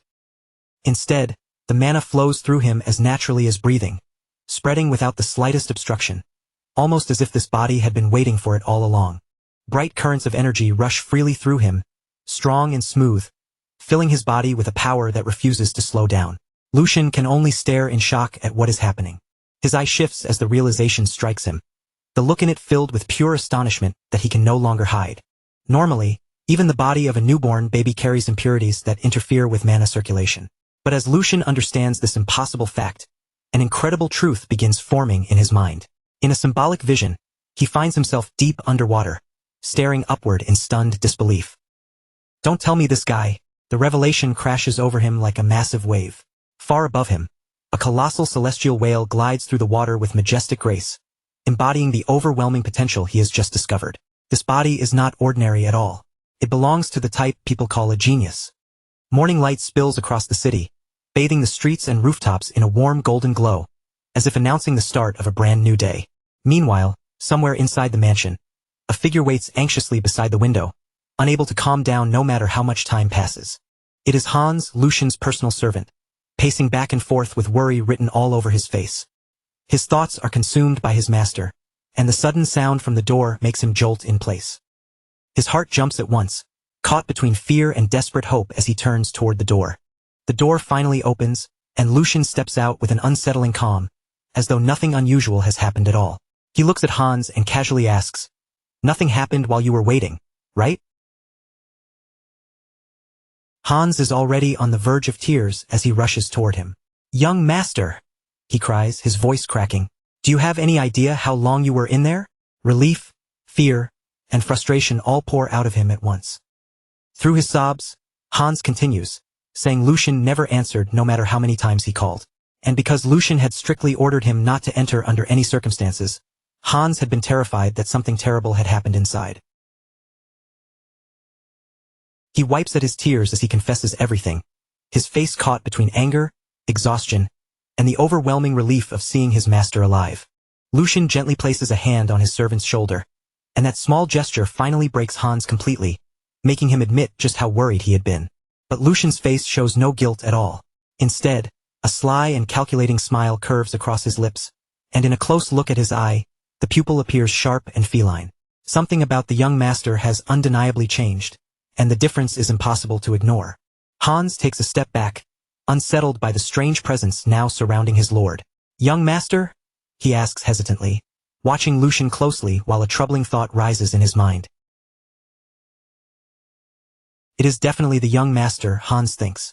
And yet, why does it feel as if the person standing in front of him is not quite the same? Inside that body, the mercenary now living as Lucian smiles quietly to himself. That reaction makes sense to him. After all, Hans had served Lucian more closely than anyone else, so it was only natural that he would notice even the smallest change. His instincts as a loyal servant have not failed him. Lucian places a hand over his chest, calmly examining the condition of this new body. The flesh itself will still need time, food, and proper recovery, so there are no dramatic changes on the outside just yet. But what truly matters is happening within. Deep inside him, a mana heart glows with turquoise light, pulsing steadily with the power that has just awakened. A smug smile rises on Lucian's face as he senses how rapidly his inner foundation is changing. All of this is possible because of the original Lucian's innate constitution, a hidden potential the boy himself never even realized he possessed. "I'm sure of it," Lucian thinks, his certainty growing stronger with every pulse of mana inside him. Conviction burns in his golden eyes. This body's potential is on the same level as the legends who once changed the world, and before him, he can almost see a gigantic chessboard spread out, with himself standing at the center of the game. If he plays his cards correctly, Lucian believes he could easily surpass the peak he reached as a mercenary within just 1 year. That thought draws a low, dangerous chuckle from him. With his path now taking shape in his mind, Lucian turns toward the confused servant and calls his name. "Hans. Now that I think about it, I owe this opportunity to you." Hans looks completely lost, unable to understand what his master means. But before he can even respond, Lucian grabs him firmly. "After all, rewards and punishments must be made clear," Lucian declares, his gaze intense and unwavering, as if he is about to hand down an order that will change Hans's entire future. "Listen carefully, Hans. I'm only going to say this once." Lucian's expression grows almost wild, his excitement and confidence pushing through every word. Then Lucian commands him to gather everything he owns. If necessary, he tells Hans to sell even his underwear and bet it all on him, promising that if Hans follows him, he will guarantee him a smooth road straight to the top. He shouts it with wild laughter, overflowing with so much confidence that it feels less like a suggestion and more like a prophecy. Then, with a grand theatrical gesture, Lucian spreads his arms wide and cries out, "Let's go to the heavens together!" Hans is left completely dumbfounded, while the mercenary inside Lucian revels in the moment. I'm so jealous of you, Hans," he thinks. "Back in my time, we never had nobles like this to ride alongside." Hans, meanwhile, can only stare at him in total confusion, barely managing to say, "Young master," as he tries to process what just happened. 1 week later, the scene moves to a quiet, lush forest filled with greenery, sunlight, and the calm sounds of life all around them. Lucian and Hans walk along the forest path together. For the first time in a long while, Lucian looks genuinely relaxed, strolling with his hands behind his head and whistling lightly, while Hans follows behind him with a worried expression. This is so refreshing, Lucian thinks with a satisfied smile. Living like this feels almost unfairly easy compared to everything he once knew. He thinks back on the previous week, remembering banquets brought out with perfect timing and an endless parade of delicious food placed before him every day. His room was cleaned without him needing to lift a single finger, with maids constantly attending to every little detail around him. They even prepared a soft, cozy bed for him, the kind of comfort he had never once enjoyed in his old life. The contrast is almost cruel when he remembers how hunger used to be a normal part of his daily routine. Thinking about it now, a bitter laugh slips out of him. Because of this comfortable life, not only was he able to concentrate fully on restoring his body, but he also found the chance to settle the one question that had been weighing on his mind. His expression turns serious as he prepares himself to face that lingering piece of his past. He thinks about Jack, the guard of the Valdic family.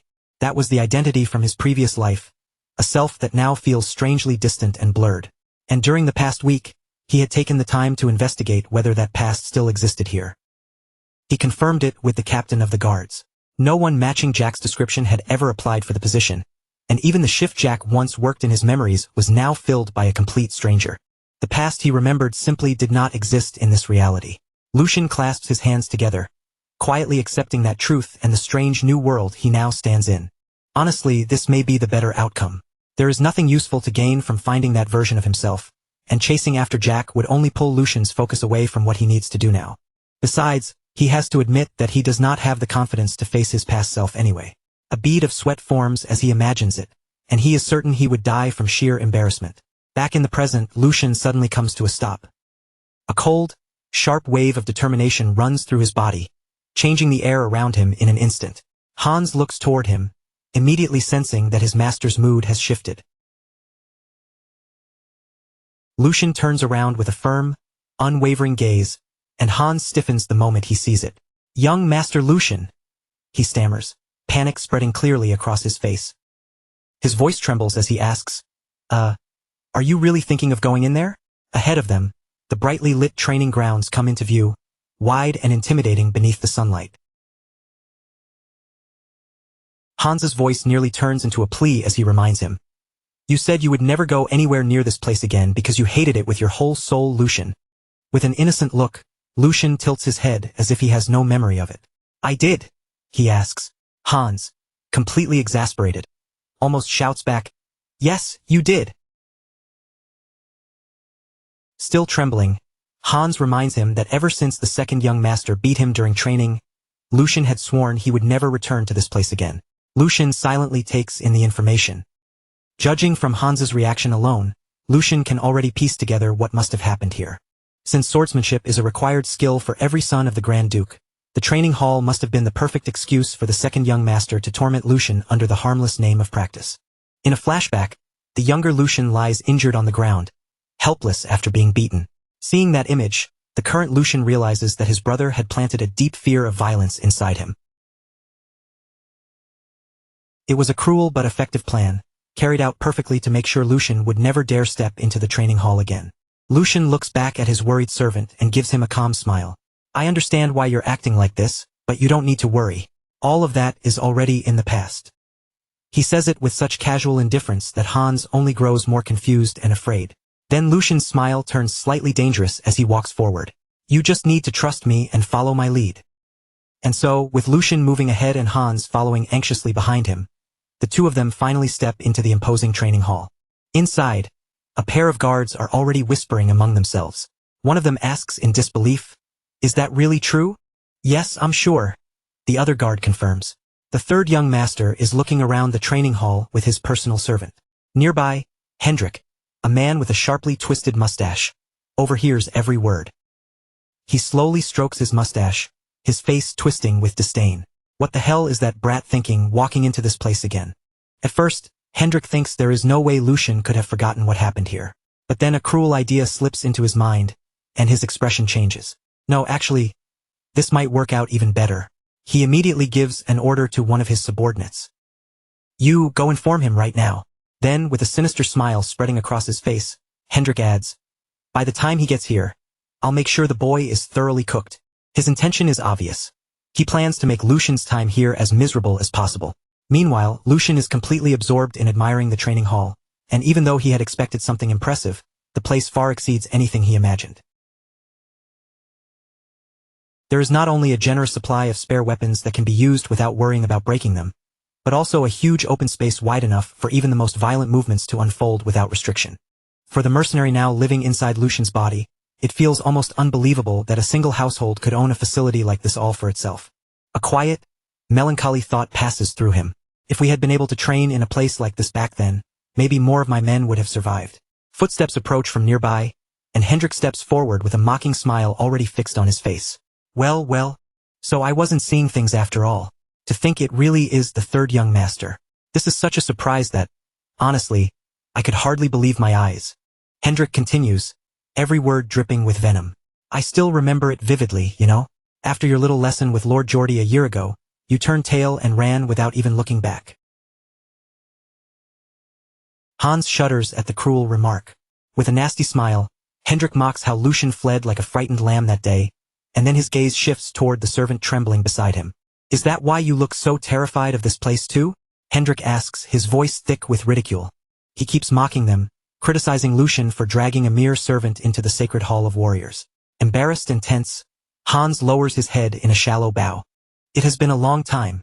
I am Hendrik. I offer my humble greetings. Lucian simply stares at him without flinching, his gaze calm while something malicious glints deep in his eyes. A year ago, I personally instructed you on your stance alongside the second young master. Surely you remember? Hendrik asks, savoring the memory like it is something sweet. A flashback shows the original Lucian trembling in fear, gripping a wooden sword in both hands, too terrified to properly defend himself.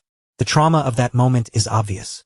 Hendrik lifts a hand to his mouth, barely bothering to hide the cruel laugh threatening to escape. It was a truly pleasant moment, he says, taking open delight in someone else's suffering. But instead of showing the fear Hendrik expects, Lucian's face slowly brightens with a smile. It is a dark, hungry smile that promises trouble. Lucian's eyes gleam with a predatory light as he looks at the insolent little runt in front of him, and the mercenary inside him decides that this is going to be fun. A knight is supposed to represent honor and loyalty, standing as the living embodiment of discipline, duty, and service.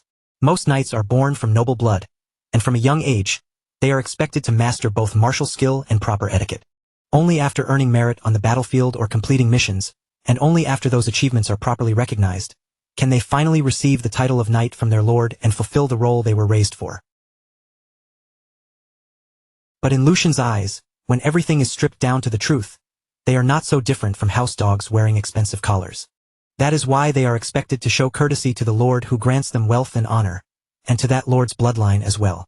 Yet Sir Hendrik, with all his arrogance and rudeness, clearly seems to have forgotten that basic rule. Lucian guesses that Hendrik's insolence may partly come from the low standing of his own family, which makes him cling even harder to whatever authority he has. But the real problem is the backing behind him, the support that gives him the confidence to act this way. If Lucian had his own way, he would tie Hendrik to a target and throw knives at him until his rotten attitude was properly reforged through extreme training.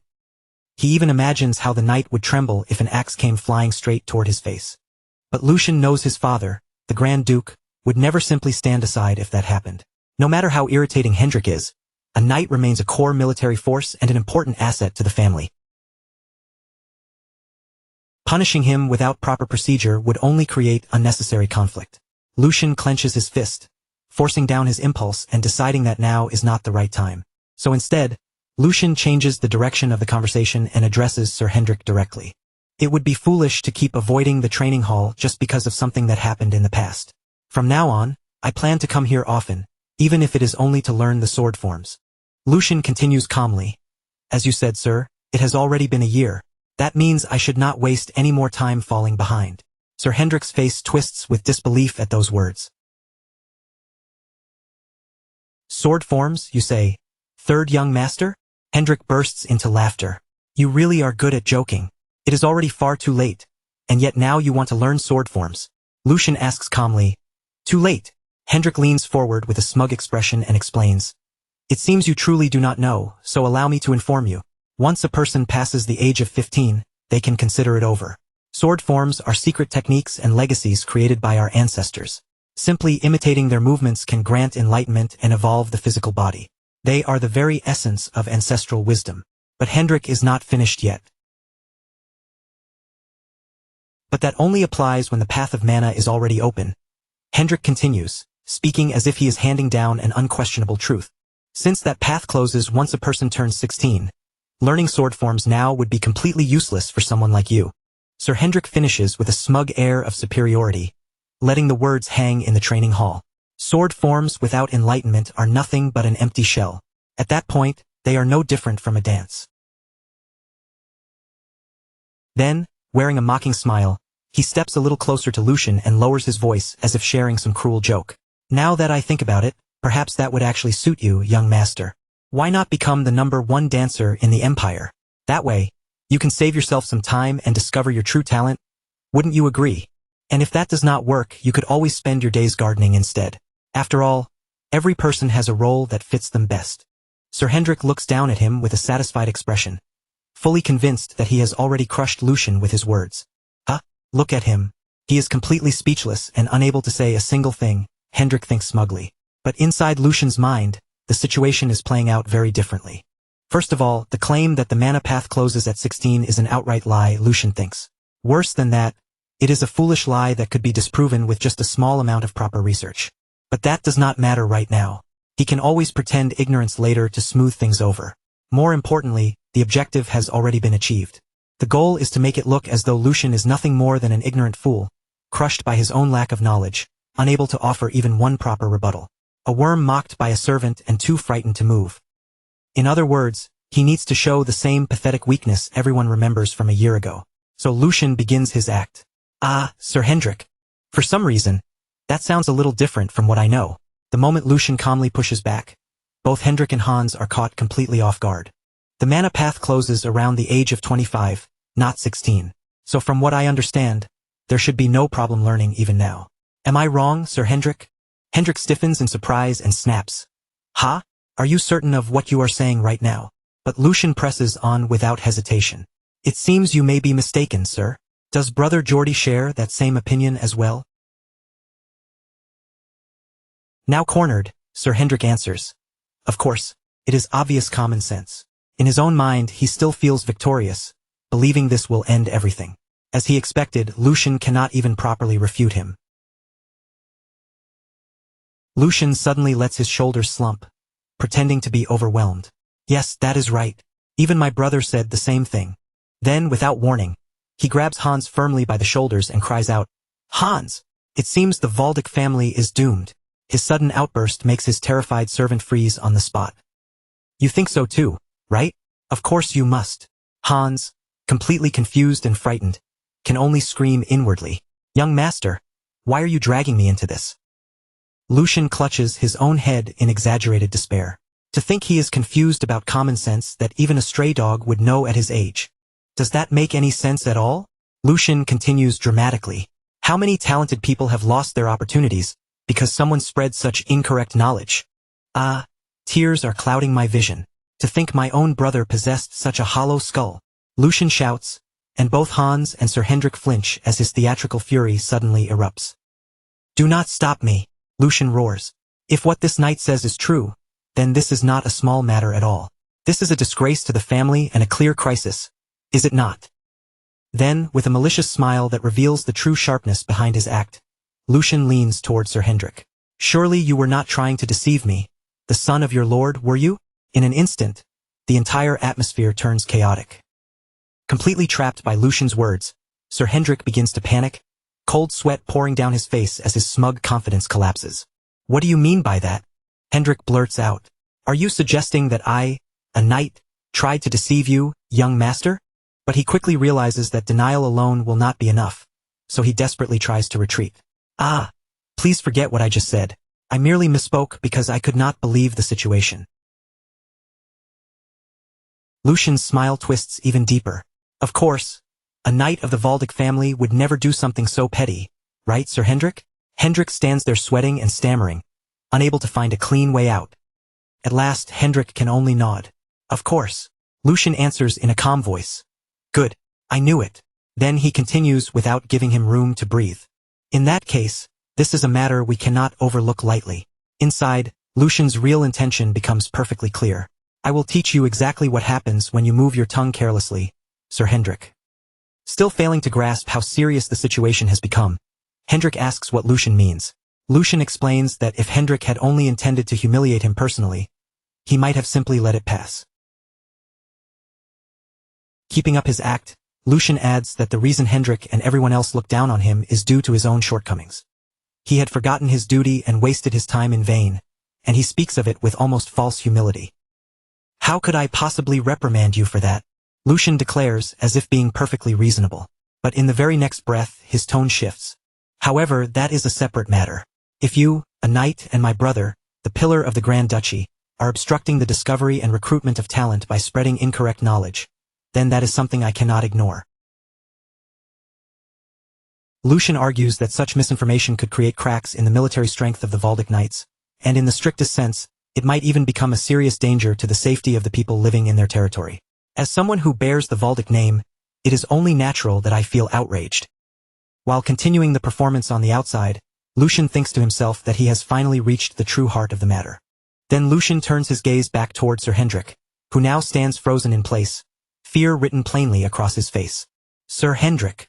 By now, the knight clearly understands just how dangerous the situation has become. Lucian lightly pushes him in the chest and gives him a cold warning. You had better prepare yourself. With a threatening gaze, Lucian lets the final blow fall. I intend to report this to my father and request an internal investigation. The moment those words leave his mouth, panic seizes Sir Hendrik completely. Wait, Hendrik thinks frantically. This boy used to tremble just from hearing my name. Why is he turning this into such a huge matter? No, this brat was always supposed to be like that. He was fragile, timid, and frightened like a newborn lamb. But the Lucian standing before him now no longer looks like a lamb at all. In Hendrik's eyes, he feels more like a massive, threatening wolf stepping out from the darkness of the forest. At that moment, a gloved hand comes into view, calmly adjusting a ring set with a deep red gemstone. Then a new voice cuts into the commotion. What is going on here to cause such a disturbance? Sir Hendrik looks up in shock, his expression twisted with both fear and sudden relief. Lord Geordie. Lucian, however, only smiles inwardly. Right on time, he thinks. Geordie Valdic, the second son, approaches with a cold expression filled with disdain. Is it you again, Lucian Valdic? Sir Hendrik immediately rushes toward Geordie, desperate to explain himself. Second young master, I will explain. He stammers in a panic, but his fear keeps tangling his words before he can form a proper sentence. It is. The situation right now. It is. Before Hendrik can continue making excuses, Geordie cuts him off with a brusque wave of his hand and a single sharp word. Stop! Geordie cuts him off at once, the corner of his mouth lifting into a cold, condescending smile. He makes it clear with that single look that he has no interest in hearing excuses or explanations from him. Then Geordie takes a slow step forward, closing the distance until he is standing far too close to Sir Hendrik. His presence presses down on him, and with a sharp, unwavering stare, he lowers his voice into a chilling whisper. Because I saw that disgraceful behavior with my own eyes. The words land heavily, and Sir Hendrik's face twists in fear and humiliation as Geordie's rebuke continues without the slightest mercy. To be swayed by a child who has not even lived half as long as you, honestly, it is beyond disappointing. Geordie's tone remains calm, but every word carries the sting of contempt. He places a firm hand on Sir Hendrik's shoulder, his fingers tightening just enough to make the warning impossible to ignore. Then, in a voice colder than before, he tells him to control his expression. At last, Geordie lets go, but instead of simply stepping back, he pulls out a handkerchief and wipes his hand as if touching Hendrik has dirted him. Unless, he adds icily, you intend to place me in an even more troublesome position.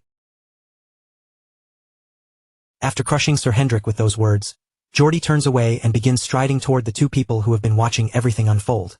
His younger brother Lucian, and Lucian's servant Hans. Hans is already pale with terror, trembling as he hides behind Lucian's back. But Lord Lucian, I think he's extremely angry. Hans whispers nervously from behind him, his voice shaking. Lucian, however, is nothing like his frightened servant. He simply watches Geordie approach with a faint, amused smile on his face. To Lucian, his older brother's expression is almost entertaining. His eyes narrow slightly with interest, as if he is enjoying a rare performance. Indeed, he thinks, this is quite the spectacle. This is Geordie Valdic, the second son of the Valdic family, a man considered a worthy successor of a long-standing noble house. In the eyes of many, he is the very image of aristocratic pride, a true noble among nobles.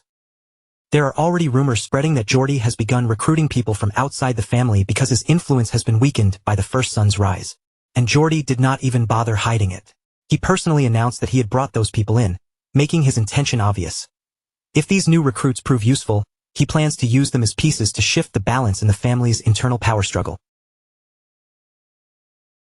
Lucian keeps up the perfect appearance of respect and obedience. With a bright, polished smile, he faces his older brother and offers a graceful greeting. Greetings to my elder brother, Geordie Valdic. Geordie's face immediately turns sour at that greeting. Lucian's words are polite on the surface, but there is a faint chill beneath them, sharp enough to make the atmosphere between the brothers grow colder. "It has been a long time, second young master. Have you been well?" Lucian asks with flawless courtesy. But Geordie has no patience for empty pleasantries and quickly calls Lucian foolish, acting as if his younger brother's innocence is nothing more than an insult. Lucian tilts his head and asks what Geordie means by saying that all of a sudden. Then, still smiling, he reveals his own hand. "As for the words exchanged between Sir Hendrik and me, I was watching everything with a smile." Geordie immediately throws the accusation straight at his younger brother. "Did you truly dare to do something that damages the dignity of this family?" Geordie demands. Lucian widens his eyes in a deliberately exaggerated show of surprise, as if the accusation has completely caught him off guard. "Damage the dignity?" Lucian repeats, his expression still innocent and curious. "Could you explain it in a way that I can understand more clearly?" Geordie begins speaking down to him, his tone dripping with superiority. He says that because it has been so long since Sir Hendrik withdrew from the front lines, there must have been some kind of mistake in judgment. He then points out that Hendrik's true mistake was using Geordie's name and creating unnecessary disorder because of it. For that, Geordie says, the knight cannot simply avoid responsibility. However, Geordie suddenly adopts the posture of a generous noble. He declares that he has no intention of reprimanding Hendrik, claiming that he understands better than anyone how loyal the knight has been, and how much blood he has shed for the Valdic family. By acknowledging Hendrik's service, Geordie seems to be showing respect to a faithful servant. But that very praise turns into a weapon. He casts a contemptuous glance toward Lucian, letting the contrast cut deeper before delivering his next blow. "Unlike you," Geordie says, driving the words directly at Lucian. His verbal attack continues without hesitation as he points out that Lucian was someone who could not even endure sword training and ran away from it. "Do you really think someone like you has the right to look down on him from above?" Geordie lectures him openly. "Lucian Valdic, before anything else, you must learn to show proper respect to the knights." A proud, arrogant smile spreads across Geordie's face as he turns his gaze over the knights gathered nearby. He appears to savor every second of the moment, as if he has already seized the crowd's favor. Because it is thanks to them, Geordie continues, sweeping one hand broadly toward the knights, that the Valdic family is able to exist. With that gesture, he emphasizes that the family's strength rests on the loyalty and sacrifice of these men. One of the higher-ranking knights steps forward and lowers his head, taking it upon himself to smooth over the situation. "Everyone, I apologize on his behalf for today's disturbance. This was the mistake of an immature child, so please show generosity." Geordie's smile twists with deep satisfaction. Inwardly, he is completely pleased with how the scene has unfolded, thinking that he will personally take special care of his foolish younger brother from now on. But Lucian's expression tells a very different story. A sly smile slowly forms on his lips, and behind that innocent face, his sharp, mercenary mind is already breaking down the entire situation. "So this is the game you want to play," Lucian thinks. He understands Geordie's strategy clearly now. Even though the earlier insults had been directed only at Sir Hendrik, his brother is twisting the scene to make it look as though Lucian insulted the knights as a whole.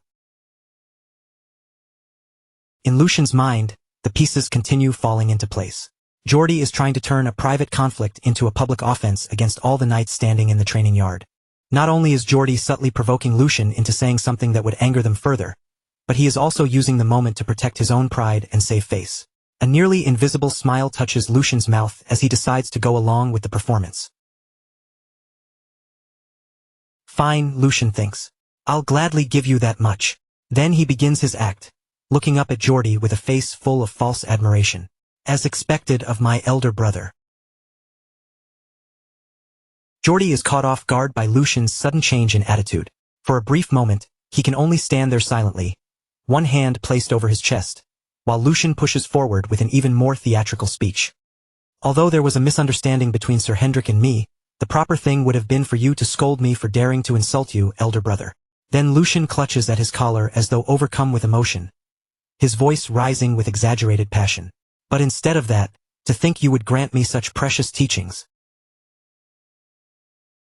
As Lucian continues confessing his supposed verbal sins with far too much drama, Hans nearly loses his mind beside him. The servant whispers in desperate panic, "Young master, please, close your mouth." But Lucian completely ignores him and carries on with his false apology. In any case, I am deeply ashamed of myself for speaking such disgraceful words.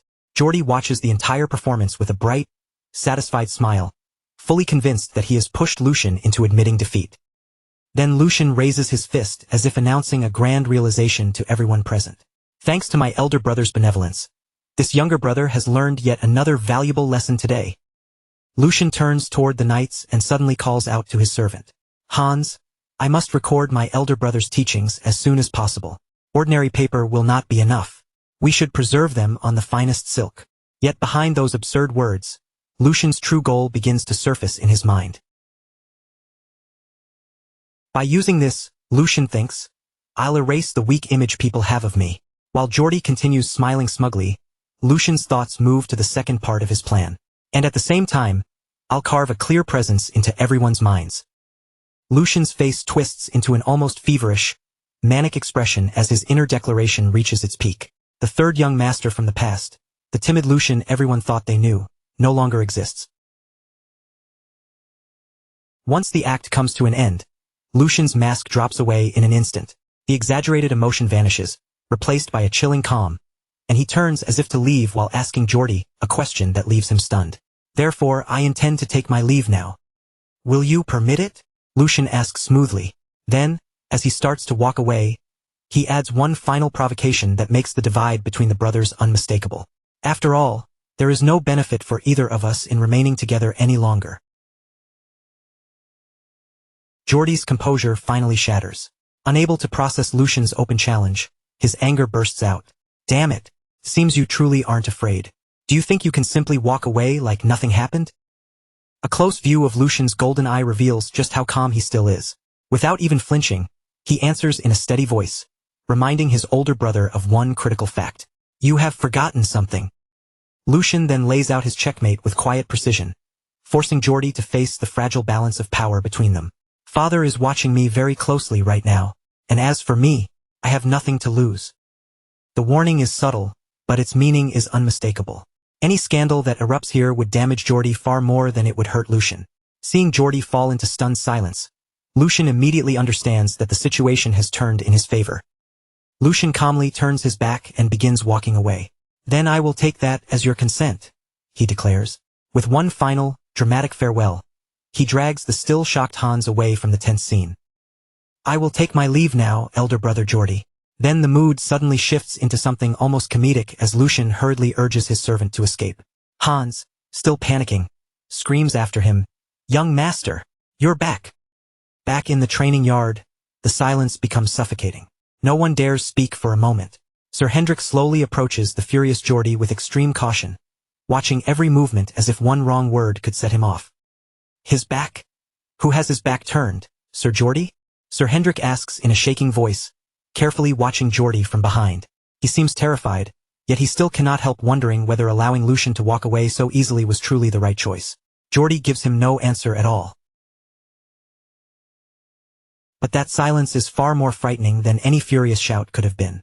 In the close view of Geordi's face, the rage simmering beneath his expression becomes impossible to hide. His golden eyes burn with a dangerous light, and every line of his face promises that this humiliation will not be forgotten. The tension of the training yard fades behind them as the scene moves to a quiet path leading away from the mansion. With each step, Lucian and Hans put more distance between themselves and the conflict they have just escaped.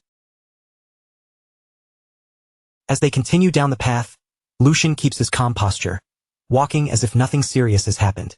Hans, on the other hand, is completely shaken, his shoulders hunched as he keeps glancing around, afraid that someone might come chasing after them. At last, Hans cannot hold himself together any longer. He suddenly stops, looks back over his shoulder, and breaks into a nervous sweat, his face filled with dread as if he is already imagining the consequences waiting for them. Finally, Hans turns toward his master, unable to hide the tremble in his voice. Young master, will everything really be all right? His anxious eyes search Lucian's face for even the smallest reassurance. Lucian stops and quietly listens as Hans continues, his fear spilling out more and more. Hans reminds him that no one should underestimate Geordi's ruthless personality, especially when Lucian knows better than anyone what his older brother is like. Hans's fear finally bursts out completely, turning into a desperate, tearful cry. In his panic, He almost shrinks into some tiny frightened animal in his own imagination, already picturing the worst possible ending for himself. I'll definitely be captured by that terrifying mustache knight, and no one will ever find out what happened to me, Hans cries, trembling from head to toe. Lucian, still perfectly composed, simply tells him to calm down and pull himself together. Lucian's expression slowly grows more serious. Hans's fear stirs up a memory from his own past life as a mercenary, and he silently understands it. Only someone who has suffered under that kind of vicious temperament would truly know how terrifying it can be. A grim memory rises in his mind, showing him trapped in a desperate situation, possibly even imprisoned. He remembers the suffocating frustration of dealing with an incompetent superior who made everything worse, only to pretend afterward that none of it had anything to do with him. A bitter half-smile touches Lucian's face, as he recalls just how miserable that feeling had been. Then his thoughts return to the present, and he looks down at Hans with steady calm. That will not happen, so hurry and get up. Hans looks up at him with tears still clinging to his eyes, but Lucian's voice remains firm. He assures him that a mere knight would never dare go that far, and even if someone tried, Lucian would not allow it. Lucian bends down toward Hans, who is still kneeling there in fear. His voice softens with an empathy that feels different from before. You have suffered a great deal because of me all this time. Around Hans, the moment feels warm and gentle, almost bathed in quiet light. Lucian thinks back on the mistakes made by the old Lucian, the foolish behavior that had forced others to bear the consequences. When a master acts like an idiot, it is always the people serving under him who end up suffering the most. With a gentle motion, Lucian pats Hans on the head. Especially since you are my personal attendant, it must have been even harder for you. Deeply moved by those unexpected words, Hans can barely whisper, "Young master." And at that moment, Lucian's expression sharpens with firm resolve. His gaze grows intense and unwavering as he prepares to make a promise. Looking directly into the eyes of the loyal servant who has stayed beside him, Lucian begins his oath. I will promise you one thing. From now on, I will never again let my foolish actions cause the people under me to be looked down on, humiliated, or forced to tremble in fear. His voice is steady, carrying the weight of a decision he truly means. That vow lingers beneath the open sky, quiet but powerful. For Lucian and Hans, it feels like the first clear step into a new beginning, one where the old weak image of Lucian will finally be left behind. Lucian then firmly takes Hans's hand, helping him rise while sealing that promise between them. In that simple gesture, a new bond of trust and protection begins to form. On a bright, sunlit day inside the palace, Lucian and Hans walk side by side through the long corridors. The light pours across the polished floor, but neither of them speaks as they move forward. Their footsteps echo faintly through the hallway, each step sounding heavier than the last. The silence around them only makes the serious expressions on their faces feel even more noticeable. Ever since the incident at the training yard, an uneasy feeling has settled deep in Lucian's chest. No matter how calm he appears on the outside, he cannot shake the sense that something is coming. The palace has become far too quiet. Not peaceful, not comfortable, but dangerously quiet, like the stillness right before someone makes their move. Lucian knows Jordi, the second young master, better than most people do. A man like him would never swallow humiliation and simply move on.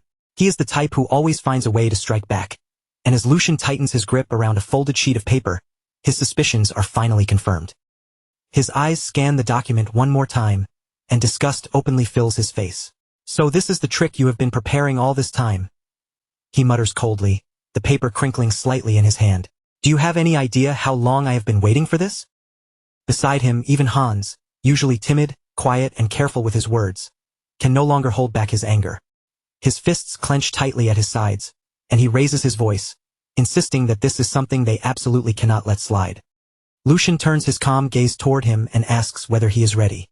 Hans does not hesitate for even a second. With his anger still burning, he answers immediately that he is. How dare he? Lucian says, his voice turning sharp and icy. How dare he touch my allowance? Hans shouts right along with him, fully sharing his master's outrage. Then Hans adds, just as furious, that his own salary has been cut as well. That single detail makes the insult feel even more personal, and the anger between them rises even higher. Lucian explains that the whole problem began with the budget plan he received that very morning. At first, it had seemed like nothing more than ordinary paperwork. It was supposed to be a simple day. He had planned to replenish his funds, purchase more moonlight grass, and stock up on the supplies he needed without any unnecessary trouble. That was how things should have gone. But the instant Lucian opened the letter, his expression froze in place. The paper slipped from his fingers and fluttered down to the floor, and at the very top, the words "Budget Summary" were printed in clear, unmistakable letters. There, written plainly in the document, was the result. Lucian's allowance had been slashed by 75%, an outrageous cut meant to cripple him directly. And Hans's salary had also been reduced by 30%. The moment Lucian understood that, one cold thought rose in his mind. That bastard. Lucian says it quietly, but the anger beneath his voice is unmistakable. Geordie, the second young master, has dared to lay his hands on Lucian's allowance. He has used authority as bait, hidden a trap inside the paperwork, and turned the budget itself into a weapon. Even in noble society, embezzlement is not some minor offense that can be brushed aside. It is a serious crime, one severe enough to be punished by execution. Soon they arrive at a private room. Lucian opens the door and steps inside, his mind already settling into a cold, clear state. The only reason this ridiculous power play succeeded was because there had been a gap in his defenses. After his mother passed away, Lucian had entrusted the management of his budget to someone else. At the time, it had likely seemed natural, but now that weakness has come back to bite him. That responsibility had once belonged to Dana, the former head maid who had served him loyally for many years and handled those matters with care. But now, the authority that should have remained in trustworthy hands has somehow ended up with an entirely different person, someone Lucian never chose himself. A woman steps forward inside the room and offers a polite bow, her posture neat and controlled as she presents herself before Lucian. She introduces herself smoothly, saying that this is the first time she has had the chance to meet Lucian face to face. Her name is Jenny, the newly appointed head maid who has been assigned to replace Dana and take over the duties that once belonged to her. Jenny adds that she had wanted to greet him much earlier. However, at the time, Lucian had shown no intention of leaving his room, and a faint mocking smile appears on her face as she says it. With that same subtle edge in her expression, she remarks that his long period of seclusion finally seems to have come to an end. Hans immediately bristles at her tone. His face tightens, and he steps forward as if he cannot stand hearing her speak to his master with such thinly veiled disrespect. But before Hans can go any further, Lucian quietly raises one hand. The simple gesture is enough to stop him, and Hans forces himself to hold back. Lucian remains calm as he looks at Jenny and tells her plainly that she is wrong. His voice is controlled, but the faint sharpness in it makes the air in the room tense. Then Lucian lets a small smile appear on his face and says they will keep this conversation brief. After all, there is a far more important matter that needs to be addressed first. Lucian tightened his fingers around the budget paper until the edges bent in his hand. Then he held the document out in front of Jenny and asked her directly whether she was the one who had drafted this plan.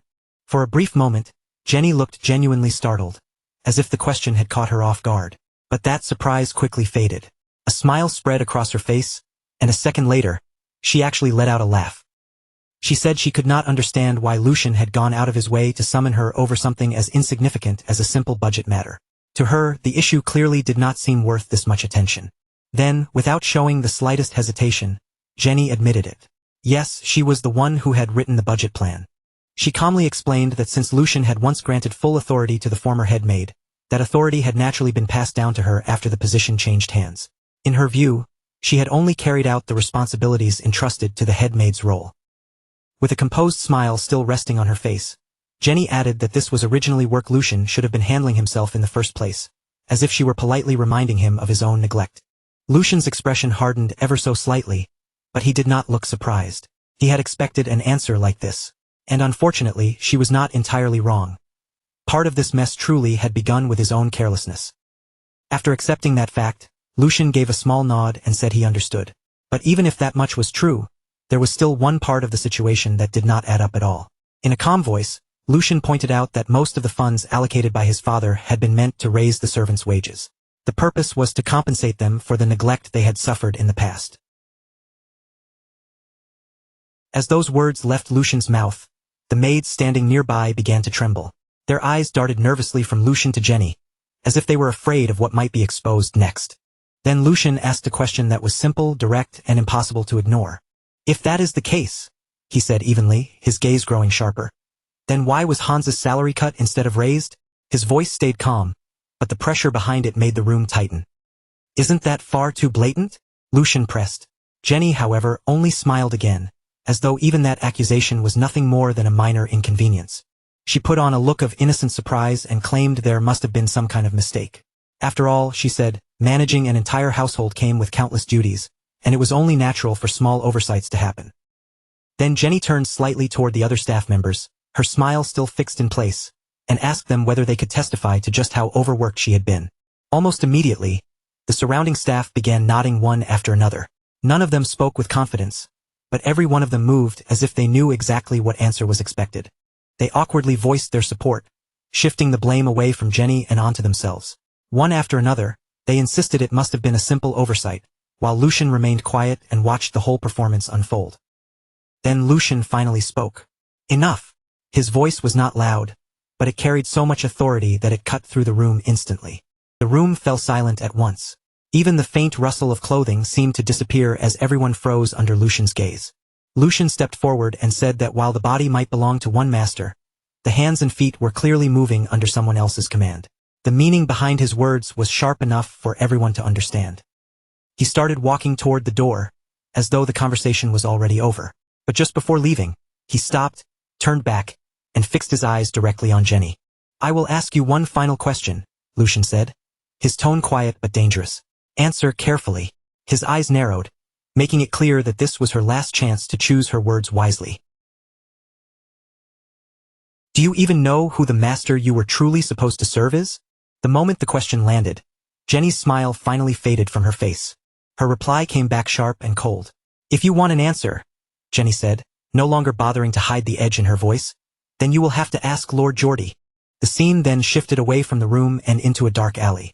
The path stretched forward, narrow, damp, and gloomy, with shadows pressing in from both sides. Lucian walked through that alley with steady steps, his thoughts calm on the surface but ruthless underneath. He had already decided what kind of response this situation required. Rotten flesh had to be cut away if the body was going to survive, even if the process was painful. With each step, Lucian's heartbeat grew faster, and at the corner ahead, a rowdy bar came into view. Loud voices spilled out from inside and flooded the street. Lucian and Hans entered together, both hidden beneath cloaks and disguises. Hans glanced around the noisy interior and frowned at the sight before him. "I thought you said you were going fishing to calm your mind," Hans muttered, clearly unimpressed. "This place does not exactly match that image." Lucian did not bother answering him. His gaze had already locked onto the center of the bar, where fighters were brutally brawling while the crowd roared around them. Spectators shouted bets, screaming for blood, victory, and the next decisive blow. Hans looked at the chaos, then a faint smile appeared on his face as he leaned a little closer. "Well, it does look like the perfect place to catch a big fish." The two of them made their way through the noise and headed straight for the counter. Behind the counter, the bartender wiped a glass while eyeing them suspiciously. His expression was guarded, and he warned them that this was not the kind of place where shady figures could just linger around. Lucian did not waste a single word. He simply placed a heavy sack onto the counter, and the moment it landed with a solid weight, the bartender froze. Then Lucian removed his disguise, revealing himself without any hurry. In a calm voice, he asked why a gambling bar was suddenly acting so picky about the customers it accepted. He questioned whether the man even wanted to make money. There were several reasons Lucian had chosen not to deal with Jenny, the head maid, in a rash or careless way. First, Jenny was not an ordinary maid who could be handled without consequence. She was the daughter of the nanny who had raised Geordie ever since he was an infant. If Lucian moved against her too carelessly, it would only make the situation worse. Instead of solving the problem, he would invite unnecessary backlash and give Geordie another opening. Second, and more importantly, this entire situation existed because of Lucian's own mistake from before he fully understood his position after taking over this body. He simply had not known how to handle matters like this. Without fully understanding the consequences, he had handed authority away and allowed someone else to control an important part of his household. He had assumed that such an unreasonable situation could never happen. But reality had already proven that assumption completely wrong. Lucian now realized that this problem could not be dealt with by ordinary common sense alone. It was tangled deeper than that. It required a proper response, and this time Lucian had no intention of being lenient. More importantly, there was no way the Archduke was unaware of what was happening behind the scenes. In other words, cleaning up this mess was not only necessary, it was also part of a test. And if that was the case, then Lucian would show the Archduke exactly how he handled it. While those thoughts passed through his mind, The same staff member from earlier guided him deeper through the bar again and seated him comfortably at a table. Cards were scattered across the tabletop, their worn edges and messy arrangement showing clear signs of countless games that had already been played there. Lucian calmly picked up a deck of cards, his expression unreadable as he weighed them lightly in his hand. Since he had already come this far, he figured he might as well make some money while he was here. Before long, the man sitting across from Lucian was visibly trembling. A large crowd had gathered around the table, watching in stunned disbelief as they wondered just how many rounds Lucian had won in a row. His opponent was supposed to be an experienced gambler, someone used to reading people and controlling the table. But now he looked completely crushed. At last, the shaking man forced the words out. "I quit." Lucian casually rolled a coin between his fingers, letting it flash in the light as the defeated man hurried to pull himself away from the table.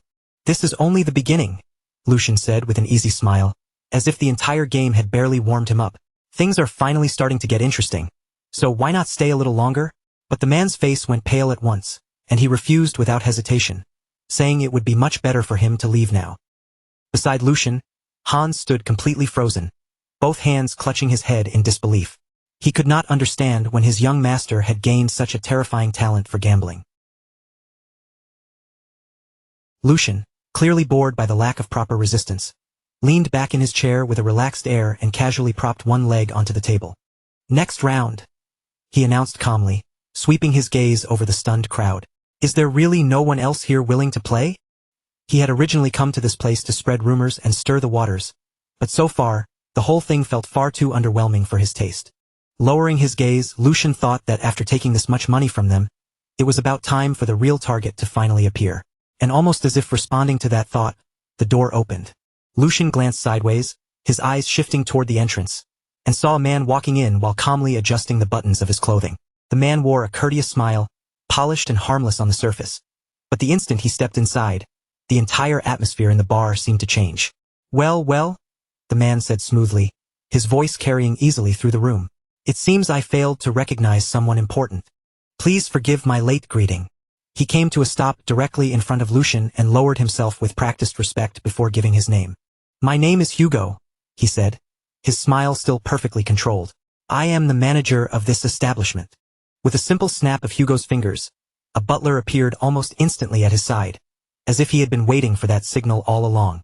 The butler bowed deeply to the room and announced that, due to unavoidable circumstances, the bar would be closing for the rest of the day. Immediately, servants began moving through the crowded room, repeating the same message and guiding the customers toward the exit one group at a time. They did not simply throw the guests out either. Each person was promised generous compensation on their next visit, softening the sudden inconvenience with careful courtesy. Then Hugo turned back toward Lucian and spoke with respectful ease. "This may inconvenience our other customers," he said, "but if Lord Lucian can enjoy his time here in comfort, then that is a small price to pay." Lucian smiled faintly at him. "It has been a long time since I last went out," he said. "You have sharp eyes." Then, as if making a casual observation, he added that such intuition was necessary for anyone who wanted to survive in this line of work. Hugo bowed once more and apologized again for greeting him so late. Lucian simply waved it off, saying that he had only come here for a change of pace and had no need for excessive formality. Hugo's gaze drifted toward the table, where coins had been piled up in a towering stack. He admitted that it was truly astonishing, since it had been a long time since he had seen any guest build a pot like that. Then Hugo looked back at Lucian and spoke again, his tone still polite. "May I ask something? If you would allow it, I would like to be your opponent."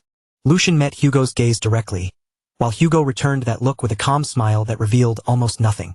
"I would not stand a chance against the young master," Hugo said modestly. "But as the manager of this place, I have picked up a few small tricks over the years. At the very least, it should help pass the time." At that moment, Hans stepped closer to Lucian and whispered in an urgent voice, "Master, we should go home. We have already won more than enough. And I have a very bad feeling about this man." Hans had seen plenty of frightening figures inside the palace, but Hugo's presence felt different from any of them. It was truly one of a kind, sharp and unsettling in a way Hans could not easily explain.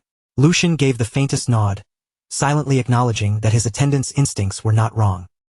Hans had not become Lucian's personal attendant for nothing, and with just one glance at Hugo's hands, Lucian already understood exactly who this man was.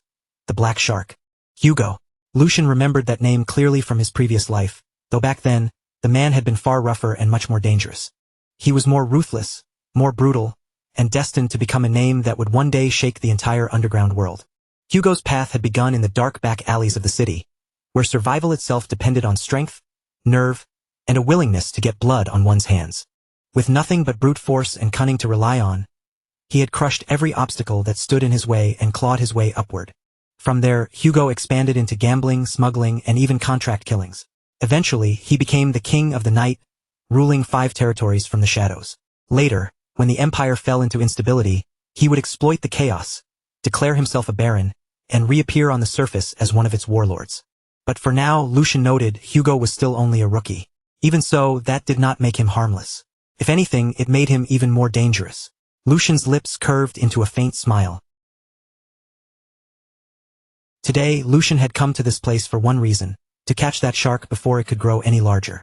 As the cards were spread neatly across the table, Lucian suggested that they keep the game simple and easy to follow. Hugo agreed immediately, and then he removed any upper limit on the betting. "I cannot allow the young master to become bored after coming all this way," he said. He spoke with flawless politeness, and the moment Lucian heard it, his expression brightened with clear satisfaction. "Finally," Lucian said, looking genuinely pleased. "Someone who understands me." Behind him, Hans only grew more anxious, his unease deepening by the second. Hugo maintained his courteous smile, but inwardly, he had already dismissed Lucian as nothing more than a spoiled noble brat relying on the power of his family name. What Hugo did not realize was that the polite words they had just exchanged would soon become the very foundation of his own downfall. As the dealer prepared the cards, Hugo judged that the timing could not have been better. Even though his plan involving the gambler's losses had not gone exactly as expected, he still gave the table a subtle tap with his finger. The dealer noticed the signal immediately, catching Hugo's meaning without needing a single word. Hugo believed that someone like Lucian would only sink deeper the more he lost, chasing his pride and throwing in more money with every round. He intended to devour Lucian down to the bone. Across the table, however, Lucian simply beamed with cheerful innocence, as if he had not noticed anything strange at all. Hugo, growing slightly suspicious of that relaxed smile, asked whether something was wrong. Lucian answered casually that it was nothing, but before they began, he said there was one question he wanted to ask. Hugo assured him with a smooth smile that he would answer honestly. Lucian leaned back in his chair, a faint smile resting on his lips as he studied the man across from him. "Although this is the first time we have met," Lucian said, "I have to admit that I have already taken quite a liking to you. After all, a leader can be judged simply by looking at the people under him. To manage an operation of this size, even if it exists outside the law, is no simple achievement." Lucian's tone remained light, but the praise carried a sharp edge beneath it. "And if you had truly crossed the line beyond recovery," Lucian continued, his eyes steady on Hugo, "you would have been eliminated long ago." Hugo's smile stayed perfectly polite on the surface, but his shoulders stiffened for the smallest moment. "I understand my position," he said carefully, choosing each word with caution. "I always make sure not to offend those above me." Lucian let out a soft chuckle, as if Hugo's tension amused him. "There's no need to be so stiff. Even though I come from the Valdic family, we're not so rigid that we can't hold a normal conversation." He lowered his eyes to the cards in his hand for a brief moment, then asked in the same relaxed tone, "So, when are you planning to begin large-scale production?" The instant those words landed, Hugo froze. "What?" Hugo's expression tightened before he could fully hide it. "What are you talking about?" Lucian only smiled faintly and leaned back in his chair, as if he had already expected that response. "Don't pretend you don't know." Lucian's gaze sharpened as he looked straight at Hugo. "I've already seen the signs." Then he spoke the word that made the entire room feel colder. "Illegal drugs." The moment Lucian said it, the air around the table grew heavy and suffocating, as if every sound in the room had been swallowed at once. Even the servants standing nearby began to sweat, their faces stiff with nervous tension as they realized what Lucian had just brought into the open. Hans stiffened beside Lucian as well, his eyes widening in unease. He had expected danger, but not something this serious to be exposed so suddenly. Hugo sat frozen in place, his body going rigid as though an invisible blade had been pressed against his throat. Still trying to hold himself together, he forced a smile and cautiously asked what Lucian meant. He tried to act as though he had misunderstood, insisting with a careful voice that he had never heard of anything involving illegal drugs. Lucian did not answer right away. Instead, He calmly placed more coins onto the table, one deliberate movement after another, making the silence feel even more unsettling. "There is no need to keep pretending," Lucian said softly. "I heard you clearly. Asking again will not change anything." His tone was gentle, but it left no room for escape. A faint, almost imperceptible smile appeared on Lucian's lips, and in that moment, he quietly revealed the truth Hugo had been trying to bury. Hugo had been commissioned by the Marquis Logren family to spread illegal drugs through Valdic territory and destabilize it from within. The accusation hung over the table like a sharpened blade. Lucian's gaze turned cold as he waved one hand lazily, yet with absolute certainty. "For a Marquis family to give such cheap and reckless orders," he said, his voice cutting straight through the tension. "There is clearly no respect behind it. Some lines should never be crossed, and this one has already been stepped over." Lucian's eyes stayed fixed on Hugo. "Wouldn't you agree?" Hugo could not answer. Sweat slid down his face, and his breathing slowly grew uneven. Across from him, Lucian's calm eyes bore into him without wavering for even a second. "I will admit one thing," Lucian continued after a brief pause. "There is something almost impressive about your nerve. Smuggling illegal drugs into another city, especially into Valdic territory, takes a certain kind of audacity. But the praise was as sharp as a knife. Because the moment anything goes wrong and you are caught, everyone connected to Valdic will tear you apart. No one will hesitate. Not a single person will show you mercy." The pressure in the room thickened until it felt hard to breathe, while Lucian silently watched the chaos building behind Hugo's eyes. For Hugo, failure at this point meant only one thing: death. His plan had been exposed before it could even begin, and the opponent sitting across from him was none other than the Valdic family, one of the most dangerous forces he could have provoked. Under normal circumstances, this operation should have stayed hidden for another 2 full years. By then, the reports about the drug distribution would finally have reached the Grand Duke, and Hugo would have already fled the city. But Lucian's knowledge from his previous life allowed him to spot the danger before it grew beyond control. At last, Hugo forced out a shaky response. His voice was strained as he claimed that all of this had to be a misunderstanding. Lucian's lips curled faintly. He repeated the words slowly, almost tasting them. "A misunderstanding? Then tell me, what exactly has been misunderstood?" Trembling under Lucian's stare, Hugo insisted that he was nothing more than a small-time shop owner barely scraping by. He swore that dealing drugs would make no sense for someone like him, and that someone jealous of his success must have spread a false rumor. He even claimed that if Lucian gave him the chance, he would personally find the source of the rumor. But Lucian cut him off with a cold smile. "A false rumor," he repeated, sounding almost amused. "Just like the flour mill you run is supposedly an ordinary shop, and the underground passage beneath it is merely a secret escape route leading outside the castle." Lucian leaned back slightly, his eyes never leaving Hugo. "This is the last question I will ask you. What stage are you at right now?" Hugo was completely stunned. No words came out. Sweat poured down his face, and his body trembled as the full weight of Lucian's knowledge crushed every excuse he had left. The silence stretched between them, thick with dread. Lucian's calm, unwavering gaze stayed locked on Hugo, leaving him no space to hide behind lies any longer. At last, Hugo collapsed back into his chair, his body shaking. For one fleeting moment, the panic in his mind cleared, and the truth became painfully obvious. Lucian knew everything. He knew about the fake shop, and he even knew about the secret passage beneath it. At this point, making excuses was completely meaningless. Then a dangerous thought flashed through Hugo's mind. Should he kill him? The servants around the room immediately sensed the shift in the air, and one by one, they began to move. Their hands edged toward their weapons. After all, a noble who arrived without guards could, in theory, be cut down in the middle of a conversation before help ever came. But before Hugo could act on that thought, Lucian's voice sliced through the tension, cold and sharp. "Think carefully before you make a foolish move. The chip in this gamble is your own life." Behind Lucian, Hans trembled, fear written clearly across his face as he realized how close the room had come to erupting. Hugo's clenched fist slowly loosened. Lucian's words forced him to remember how much effort, blood, and risk it had taken for him to climb to this position. What kind of idiotic thought was that? Hugo scolded himself inwardly. Attacking a successor of the Valdic family would be no different from begging for death with his own hands. His mind raced through the consequences if he were caught, and the more he imagined it, the clearer it became that the punishment waiting for him would be far worse than a quick death. Slowly, Hugo closed his eyes and released a long breath. In that moment, he chose survival over pride. Lowering his head, Hugo begged Lucian to spare him. There had to be a reason Lucian had come in person instead of simply ordering his execution from the beginning. If Lucian had truly wanted him dead, Hugo's head would already be rolling across the floor. Realizing that, desperation completely overtook him. "If you tell me to be a dog," Hugo said, his voice trembling as he lowered himself even further, "then I will be a dog.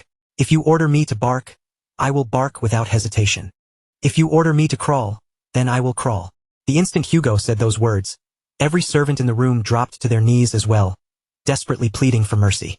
Lucian remained silent for a single heartbeat, letting their fear settle over the room. Then he slowly rose from his seat. Keeping a dog like this around did not sound like a terrible idea.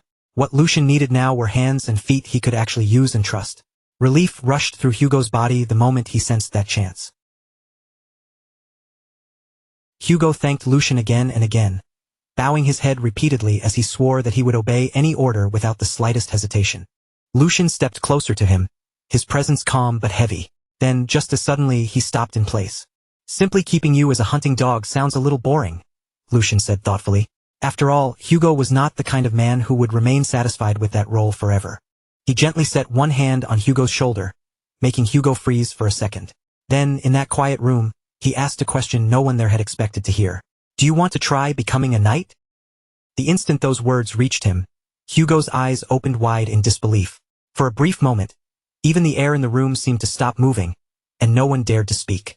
Every gaze in the room shifted toward Hugo at once, locking onto him. Because becoming a knight was not just some random idea to him, it had once been the dream he held tighter than anything. It was something he had chased with everything he had, almost desperately, as if his whole life depended on it. But over and over again, the cold weight of reality had crushed that dream beneath his feet.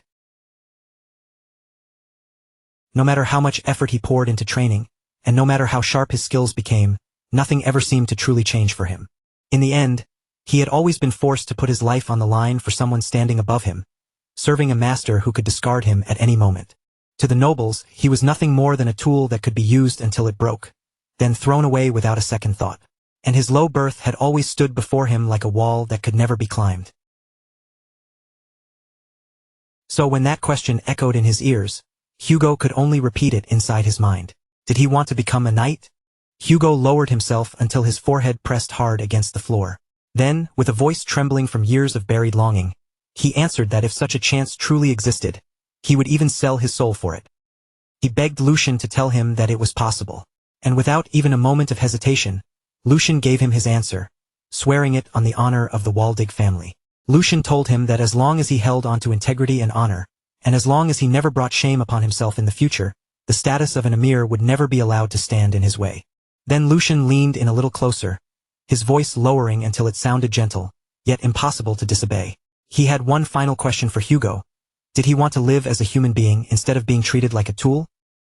At that moment, something Hugo had not felt in years slowly began to rise inside his chest. It was faint at first, almost unfamiliar, but there was no mistaking it. It was hope. A few days later, inside the palace, the servants were gathered together in one place, their faces tense and their eyes filled with curiosity about why they had been called. Before long, Lucian appeared at the front of the room, taking his place where everyone could clearly see him.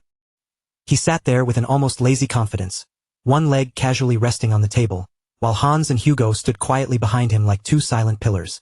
Lucian slowly turned his eyes toward Hugo, and in a calm but unmistakably commanding tone, he told him to introduce himself. Hugo's body tightened for a brief instant, but he quickly steadied himself, clasping both hands behind his back with disciplined control. Then he stepped forward and spoke in a composed, measured voice. "I am Hugo," he said, making his new position clear. "Starting today, I will be assisting the Lord." As he finished, a sharp but restrained smile touched his face, like a hunter silently studying every movement around him. "I look forward to working with everyone," Hugo added smoothly. Sometime later, still inside the palace, Lucian remained seated at the center of the room with a calm expression, as if everything was unfolding exactly as he expected.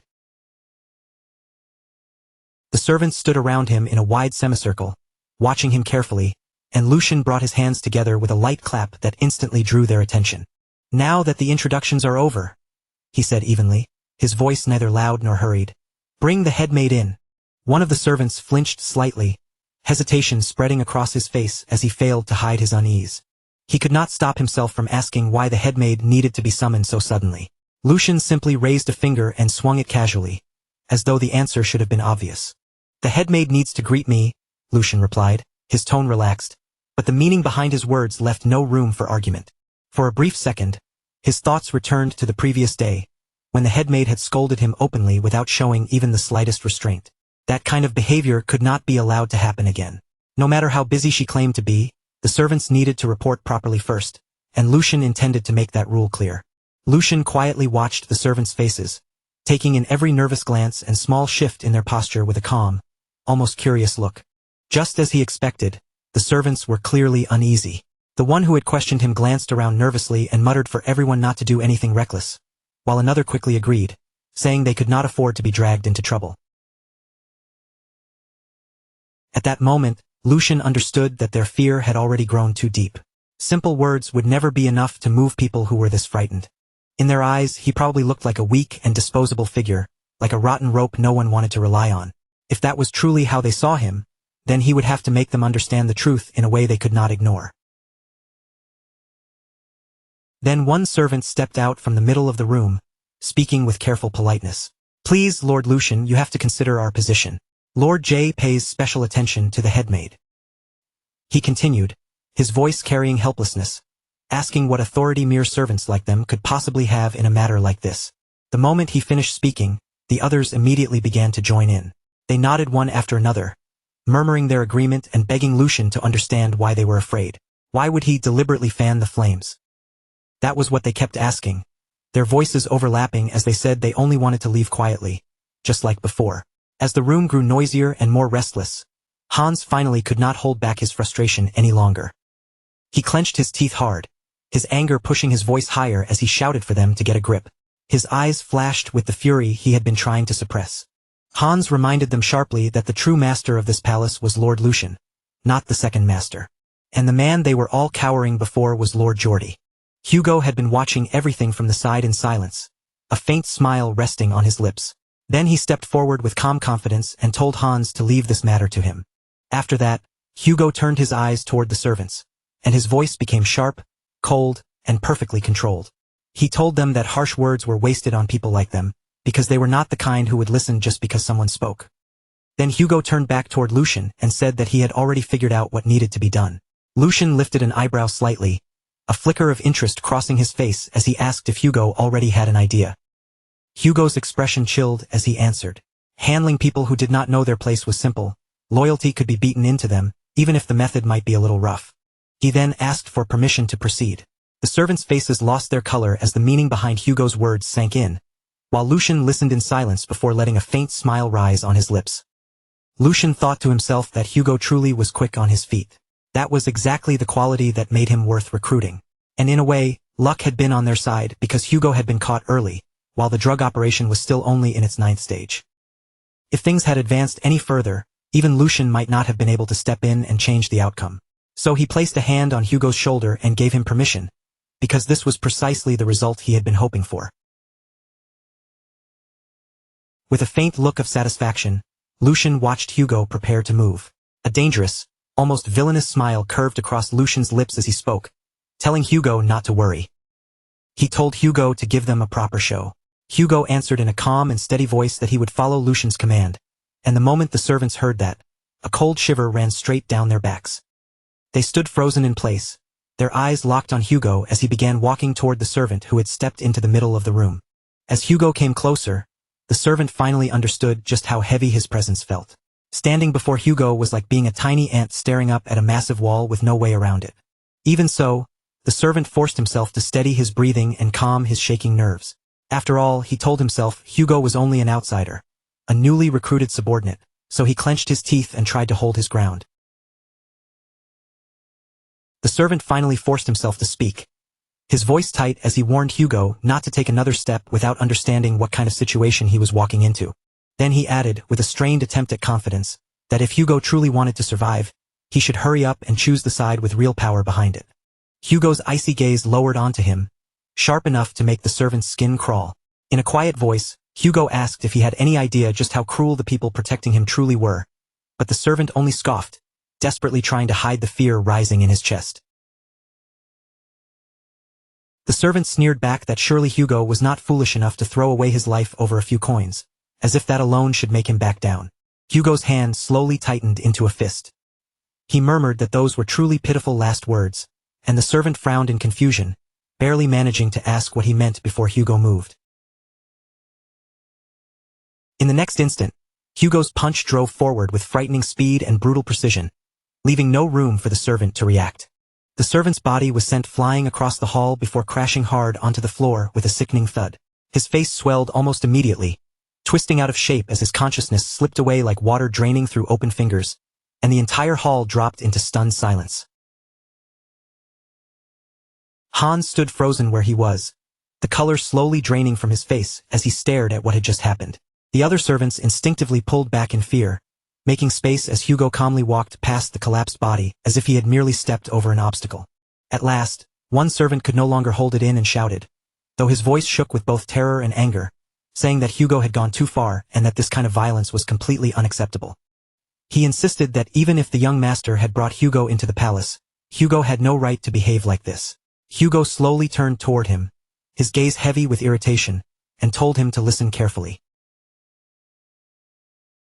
In a low, dangerous voice, Hugo said he had more than enough authority to act, because his specialty was teaching insane fools who did not understand their place. The servants shrank back without thinking, their bodies reacting before their minds could catch up. Then, only moments later, the deep sound of heavy footsteps began echoing through the hall.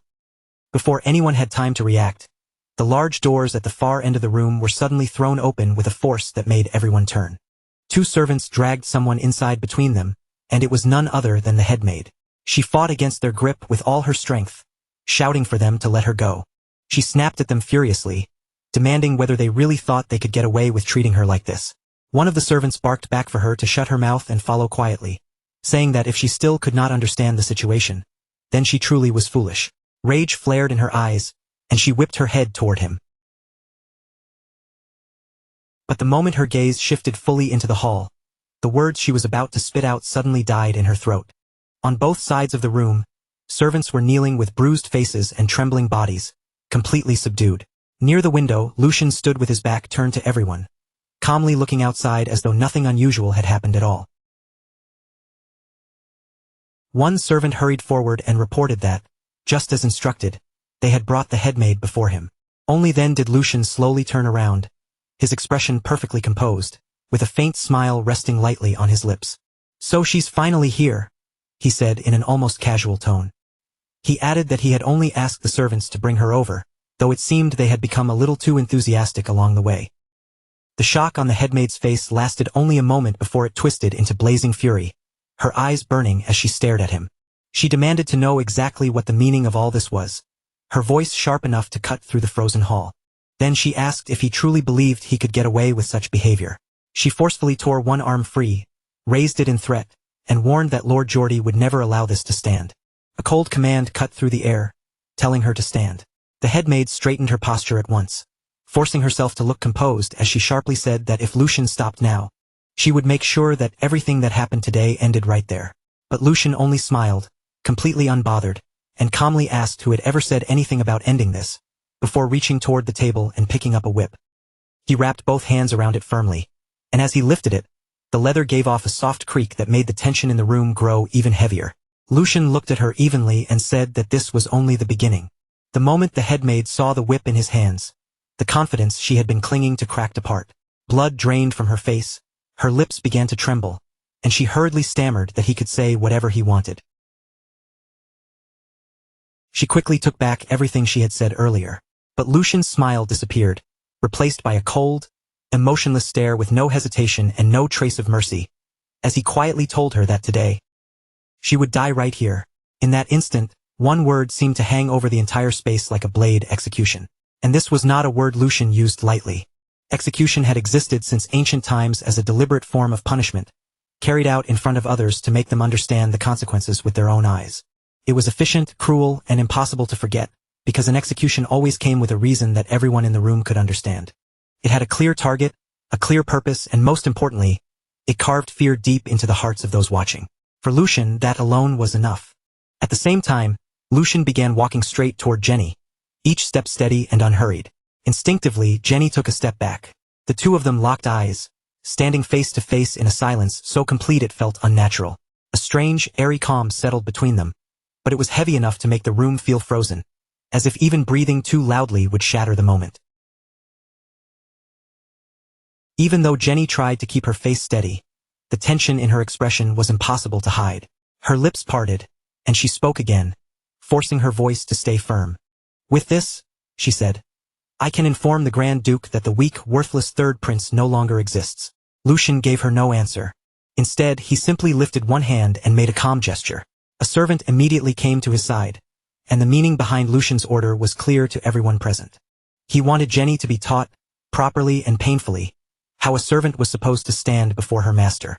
Without hesitation, the guards moved in, seized Jenny, and forced her down. Her knees struck the floor with a dull, heavy thud, and the pressure on her shoulders did not loosen as they held her firmly in place. Even then, Jenny still refused to panic, lifting her head just enough to speak again. "Young master," she said, her voice low and controlled, "you should think this through carefully. You said you would kill me, but if you so much as harm me, do you really believe Lord Geordie will stay quiet?"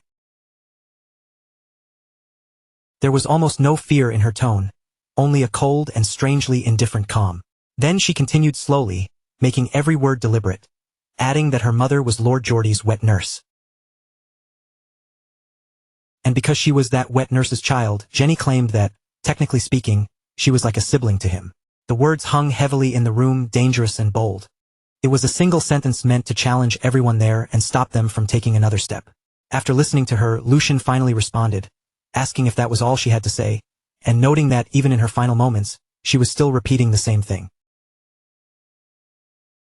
As Lucian spoke, his voice grew colder by the second, the sharp chill in his tone unmistakable. He asked if bringing up her brother even while she was dying was not simply pathetic. Then he told her that if she had anything else left to say, she had better say it now. The moment Jenny heard that, her body froze, and the confidence on her face shattered in an instant. Her eyes widened as her entire expression changed. For the first time, real panic flashed clearly across Jenny's face, cutting through the arrogance she had been trying so hard to maintain. Jenny tried to speak again, desperately reaching for the same name as if it could still protect her. "Like I said, Lord Geordie." But before she could finish, Lucian stepped closer, closing the distance until the pressure of his presence alone felt suffocating. "Do you?" he asked quietly. "No." Lucian looked down at her without the slightest trace of sympathy, his voice steady and merciless as he continued.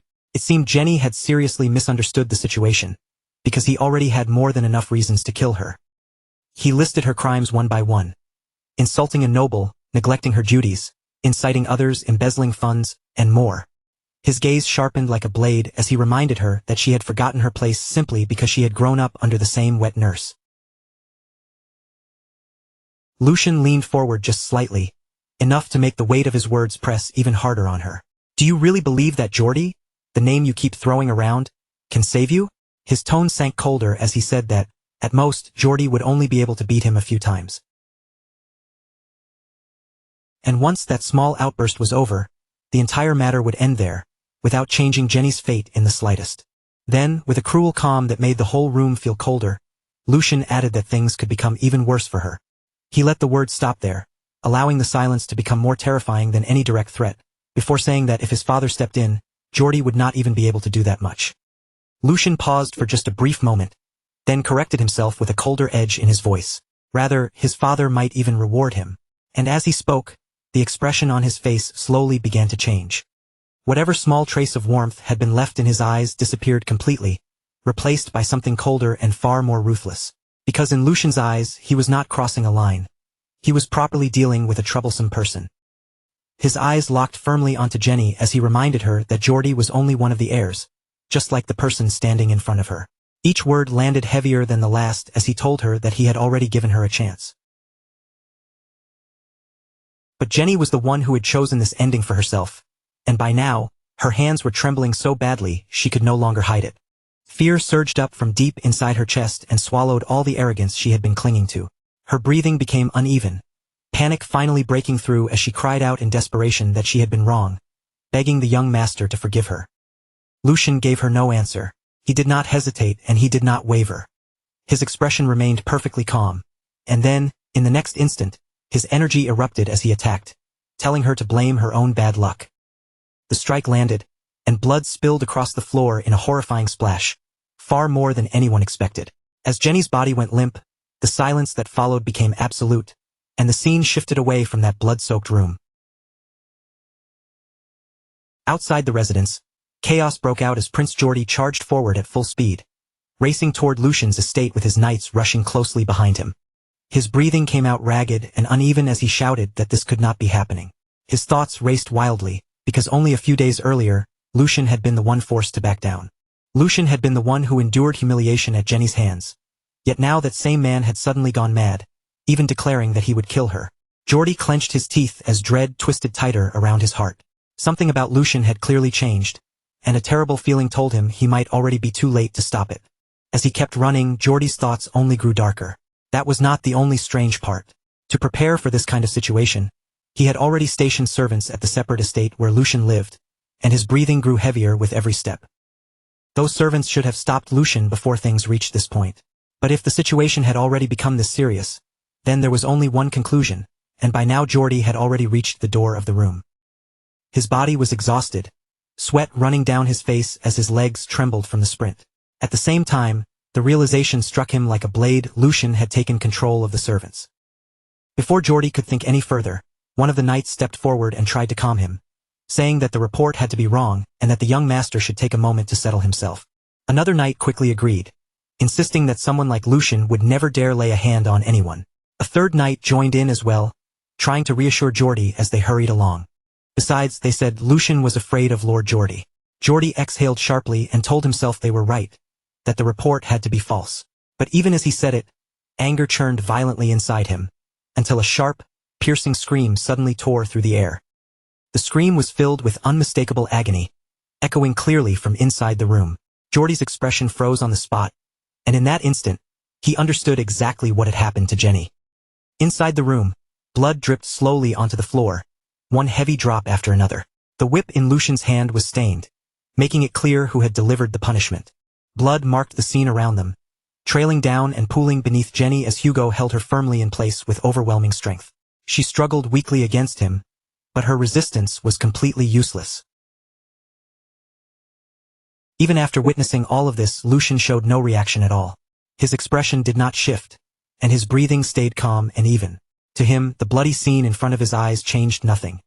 He stood there cold, still, and unmoving, like an executioner who had already handed down judgment. And in that moment, one thing became painfully clear. Whatever fear Lucian once carried was gone now, and in its place only absolute control remained. Seeing everything unfold before his eyes, Geordie finally snapped. Rage exploded from him as he shouted, demanding to know what the hell Lucian was doing. Lucian only turned his head slightly, his face calm. He looked almost bored as he coolly asked what had brought his esteemed brother all the way here. Then Lucian added that he was sorry, but he was busy right now, so Geordie should come back later. His voice hardened almost immediately after that, declaring that today, he would tear out the root of this rebellion. Without hesitation, he ordered Hugo to put Jenny back on her feet. Hugo answered instantly, calling him master, while Geordie whipped around toward his knights and shouted with fury for them to save Jenny at once. The two knights rushed forward immediately, charging straight toward Lucian to free her. But before they could take another step, Lucian spoke again in an icy, merciless voice. He warned them that if anyone came within 3 feet of him, Hugo was to slit Jenny's throat. Those words sliced through the room like a blade. Jenny froze completely, terror swallowing her whole as her body stiffened and fear seemed to close around her throat. Lucian continued in the same calm, unwavering tone, saying he would take full responsibility. The moment those words left his mouth, both knights stopped dead in their tracks. They halted at almost the exact same spot, confusion twisting across their faces. They could not decide whether to move forward or stay still, because no matter how urgent the situation was, they could not ignore their master's command. From the other side, Hugo's low voice rolled through the room, dark and chilling enough to make everyone's skin tighten. He said there would be no chance for Jenny to survive if anyone tried anything. He told Lucian to leave it to him, and as he spoke, the knife was already pressed firmly against Jenny's throat. One wrong movement, one careless step, and everything would be over. Jenny, already battered and barely holding herself together, became even more terrified. Her body trembled uncontrollably as she turned her head just slightly, tears streaming down her face while she called out weakly and desperately for Lord Geordie. That sight only poured fuel onto Geordie's fury. His voice erupted through the room, filled with uncontrollable rage, as he demanded how Hugo dared to do something like this. Geordie threatened that Hugo's head would not be the only one taken. His entire family would be executed and hung from the city walls. But Hugo did not flinch at all, answering calmly in a voice that remained steady and emotionless. He said that would never happen. The simple certainty in those words struck Geordie like a blow, making his eyes widen in disbelief as he demanded to know what Hugo had just said. Hugo replied without the slightest hesitation that his master was Lord Lucian, and any order not given by his master meant nothing to him. His resolve did not shake as he continued. Whatever happened from that point onward, if it was his master's order, then carrying it out was Hugo's duty. As Hugo spoke, his expression stayed firm and unbending, like iron that could not be moved. Watching him, Geordie's hands began to tremble violently, rage flooding through him so intensely that it nearly stripped away his reason. Grinding his teeth, Geordie roared Lucian's name and demanded to know what Jenny had done to deserve being treated this way. Lucian answered coldly, still holding the whip in his hand, saying that she had insulted her superior, defied orders, and interfered with financial matters.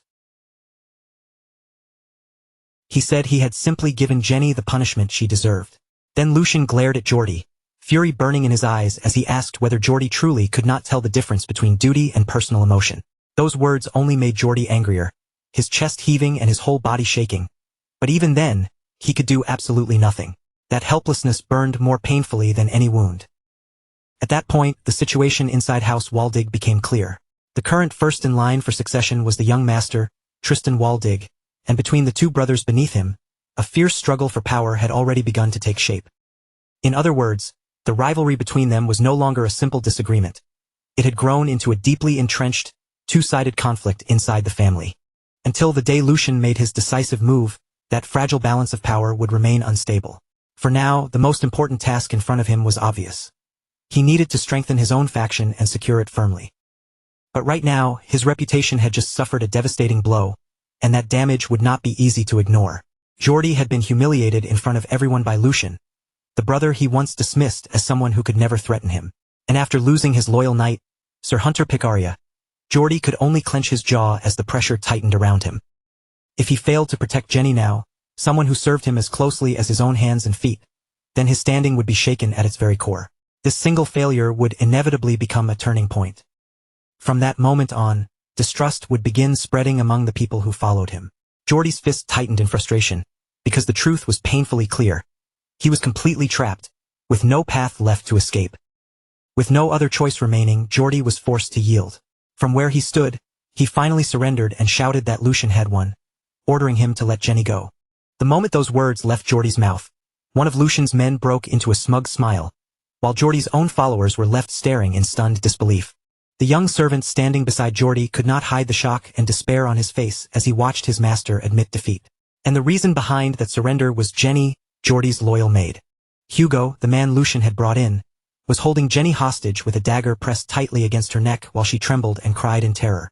Lucian, the one who had arranged this entire humiliation, stepped away with an air of complete superiority. A malicious smile spread across his face as he mocked Geordie's surrender. He said it was not even funny, then asked if Geordie truly believed a single word of surrender would be enough to sweep everything under the rug. Lucian continued pressing the accusation, speaking as though Jenny's crime was already undeniable, claiming she had plundered another person's precious livelihood. His eyes gleamed with open contempt as he scoffed at his brother's attempt to settle the matter. Did Geordie think his tongue was coated in gold simply because he was a noble? Then Lucian turned toward Geordie with biting sarcasm, pretending not to understand. What are you talking about, brother? Winning. Geordie ground his teeth in fury as Lucian continued his little performance, calmly insisting that he had only fulfilled his duty as the third young master.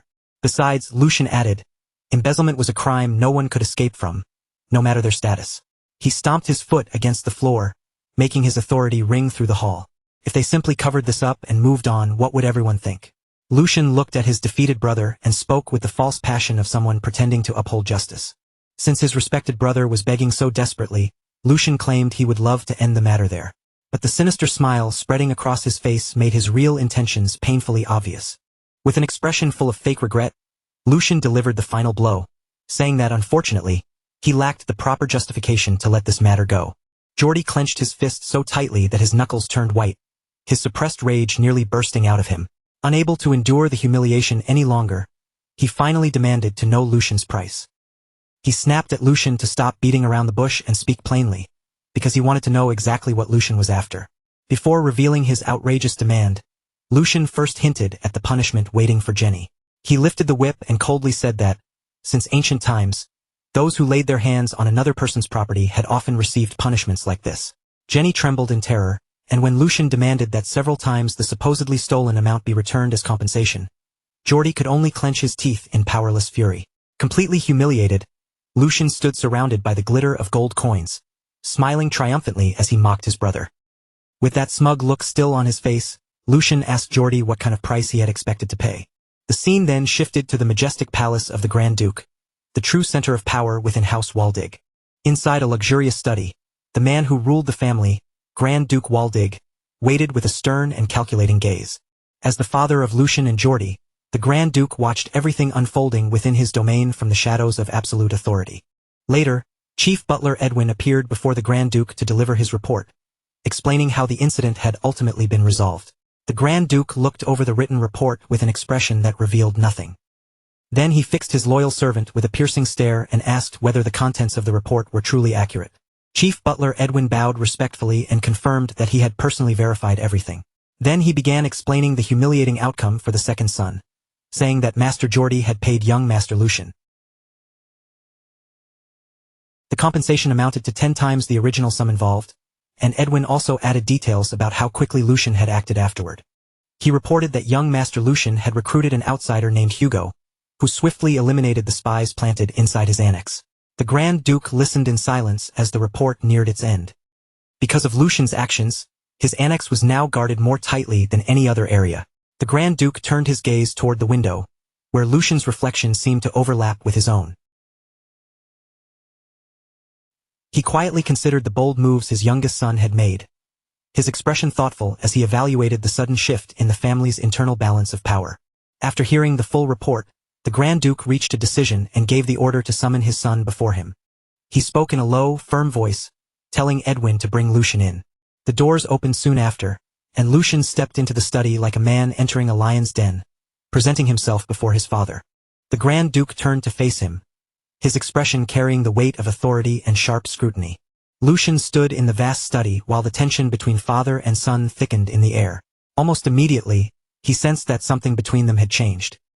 He wondered silently what this feeling was, because his father's gaze felt completely different from the way it had before. For the first time, his father was truly looking at him as a player in the family's struggle. Then the Grand Duke spoke first, his voice carrying unmistakable authority. He said Lucian had caused quite a stir recently. Lucian, however, remained calm and replied that it was nothing extraordinary. He had merely disciplined servants who failed to recognize their own master. The Grand Duke placed one hand on his desk, his gaze growing harder as he pointed out that, as a result, Lucian had disgraced his brother. Then he challenged him directly. He warned Lucian that Geordie would not forget this humiliation for a long time, then asked whether Lucian was truly prepared to bear the consequences. From across the room, Lucian's answer came as cold and firm as steel. He said there was nothing for him to handle. With unwavering confidence, Lucian justified everything he had done as a simple matter of restoring the proper hierarchy. Standing straight, with a defiant smile, he framed his ambition as duty. He said that if he avoided such an obvious responsibility simply because he feared retaliation, then he would have no right to claim the name of Waldig. The Grand Duke listened silently to his son's bold declaration, as Lucian added that he had merely made a decision that would not bring shame upon their family name. A faint smile appeared on the Grand Duke's face, as if he were either impressed or amused by the audacity of his youngest son. Then the Grand Duke laid out the rules of the succession struggle, revealing the family crest as though he were opening the board for a much larger game. He told Lucian that if Geordie continued to provoke him, then Lucian was free to strike back. With those words, the Grand Duke officially gave Lucian permission to fight for his place. But that freedom came with a harsh condition, and Lucian listened carefully as his father continued. The Grand Duke warned him that if the conflict escalated too far and caused damage to the family, he would side with Geordie regardless of who was right or wrong. Lucian was visibly taken aback by such an unfair and biased condition. In disbelief, Lucian blurted out, extending a hand as he tried to question his father's logic. "Father, what the hell?" But the Grand Duke cut him off at once. his expression almost mocking. The Grand Duke looked at Lucian as if his reaction itself was strange. "Why are you so surprised?" he asked, before laying out his reasoning with cold clarity. Geordie might have a reckless streak, but over the years he had still made real contributions to the family. Then he contrasted that directly with Lucian's own past, the image of his once weak and idle self hanging heavily between them. Unlike Geordie, Lucian had spent an entire year doing almost nothing, wasting time while others worked. As the head of the family, the Grand Duke said, choosing the son who had actually contributed was only natural. Lucian fell silent for a moment, quietly absorbing the weight of his father's ultimatum. But then, instead of shrinking back, a sly smile slowly began to form on Lucian's lips. He had caught the deeper meaning hidden underneath his father's words. To Lucian, that was not simply a restriction meant to hold him down. If he was reading it correctly, it sounded more like an order to crush his brother beneath him and rise higher. His father's next words only seemed to confirm that interpretation. He told Lucian to build his strength and become someone useful to the family. Once he reached that point, the answer to his question would reveal itself. The message behind it was unmistakable. Lucian had to prove his own worth. And with his sharp mind, Lucian quickly began piecing together the situation. He realized his father was deliberately increasing the pressure on him, using that sense of crisis to push him forward. And if the Grand Duke was speaking so firmly, then there had to be a deeper reason behind it. That could only mean the structure of the succession would be decided soon. As that conclusion settled in, a confident smile spread across Lucian's face. He understood the game his father was playing perfectly, and instead of fearing it, he found it almost amusing. His father wanted him to move quickly and seize the opportunity before it slipped out of reach. Lucian found himself wondering, with a faintly ironic smile, whether all fathers were this manipulative with their sons. Then he reached into his jacket and pulled out a document, thinking that if his father cared so deeply about him, he might as well live up to those expectations. Drawing the Grand Duke's attention again, Lucian called to him and boldly placed the document on the desk. "What if I've already prepared my move?" Then, with a triumphant smile tugging at his lips, Lucian added that it was not just any move, but a very big one. Without warning, Sigmund snatched the paper from his son's hand, his movement sharp enough to cut through the tension in the room. The instant his fingers closed around it, he crushed the document into a tight ball, then tore it apart without the slightest hesitation. The torn fragments scattered down to the floor like pale snow, but the atmosphere only grew heavier. An overwhelming authority radiated from Sigmund as he demanded to know whether the contents of that report were truly accurate. If this was nothing more than a foolish, overzealous attempt to pretend at public service, then Lucian needed to admit it immediately, before the matter went any further. Sigmund's voice remained calm, but every word carried the weight of a command that left no room for lies. Lucian did not flinch. He met his father's gaze directly and answered evenly that there was not a single falsehood in the report. Under Lauren's guidance, the investigation had already moved far beyond its earliest stage. Several insiders connected to the drug distribution had been secured, and the evidence they provided was strong enough to be verified right away. At that instant, a vast blue aura erupted from Sigmund's body, flooding the entire study with crushing pressure. Lucian's instincts reacted before his thoughts could even catch up. His body stiffened at once, every muscle tightening as if an invisible mountain had dropped onto his shoulders. Sigmund's expression darkened, and his eyes sharpened into something that felt almost like a death glare. The name Bernhard rose in Sigmund's mind, the shameless son of a marquis. Fury surged through him as he thought of the audacity it took to let such filth contaminate the lands of House Waldig. The pressure in the room only grew stronger. Sweat streamed down Lucian's face, and his breathing became strained under the unbearable weight pressing down on him. Every breath felt heavier than the last, but Lucian recognized the sensation almost immediately. This was not simply anger pouring out of his father. This was a test. It was the same invisible weight carried by those who protected the Empire, the force wielded by the sword of House Waldig, and the overwhelming presence of its master. Lucian knew that if this continued for much longer, his body might give out completely. Even so, he forced his racing heart to steady and asked permission to make one final point. Sigmund paused, studied him in silence, then gave a short nod, allowing him to speak. Lucian explained that even if they reported the truth to His Majesty, Marquis Logren would simply cut off every loose end and escape responsibility. Every illegal act had been handled through the upper layers of the organization, which meant there was no direct evidence tying it back to Logren himself. And even if imperial authority tried to dig deeper by force, the Emperor's concern over factional conflict would inevitably lead to arbitration instead of decisive punishment. In the end, The crimes committed against House Waldig would be reduced to nothing more than a financial loss. Lucian stated calmly that losing money alone was nowhere near enough. A crime of this scale demanded a much heavier price. Silence settled across the study. Sigmund observed his son closely, genuinely surprised by the sharpness of Lucian's insight. He wondered when this boy had learned to read the movement of power and consequence so clearly. After a brief pause, Sigmund asked Lucian to explain exactly what he had in mind. Lucian then revealed that he had already secured a way to keep the enemy from slipping away.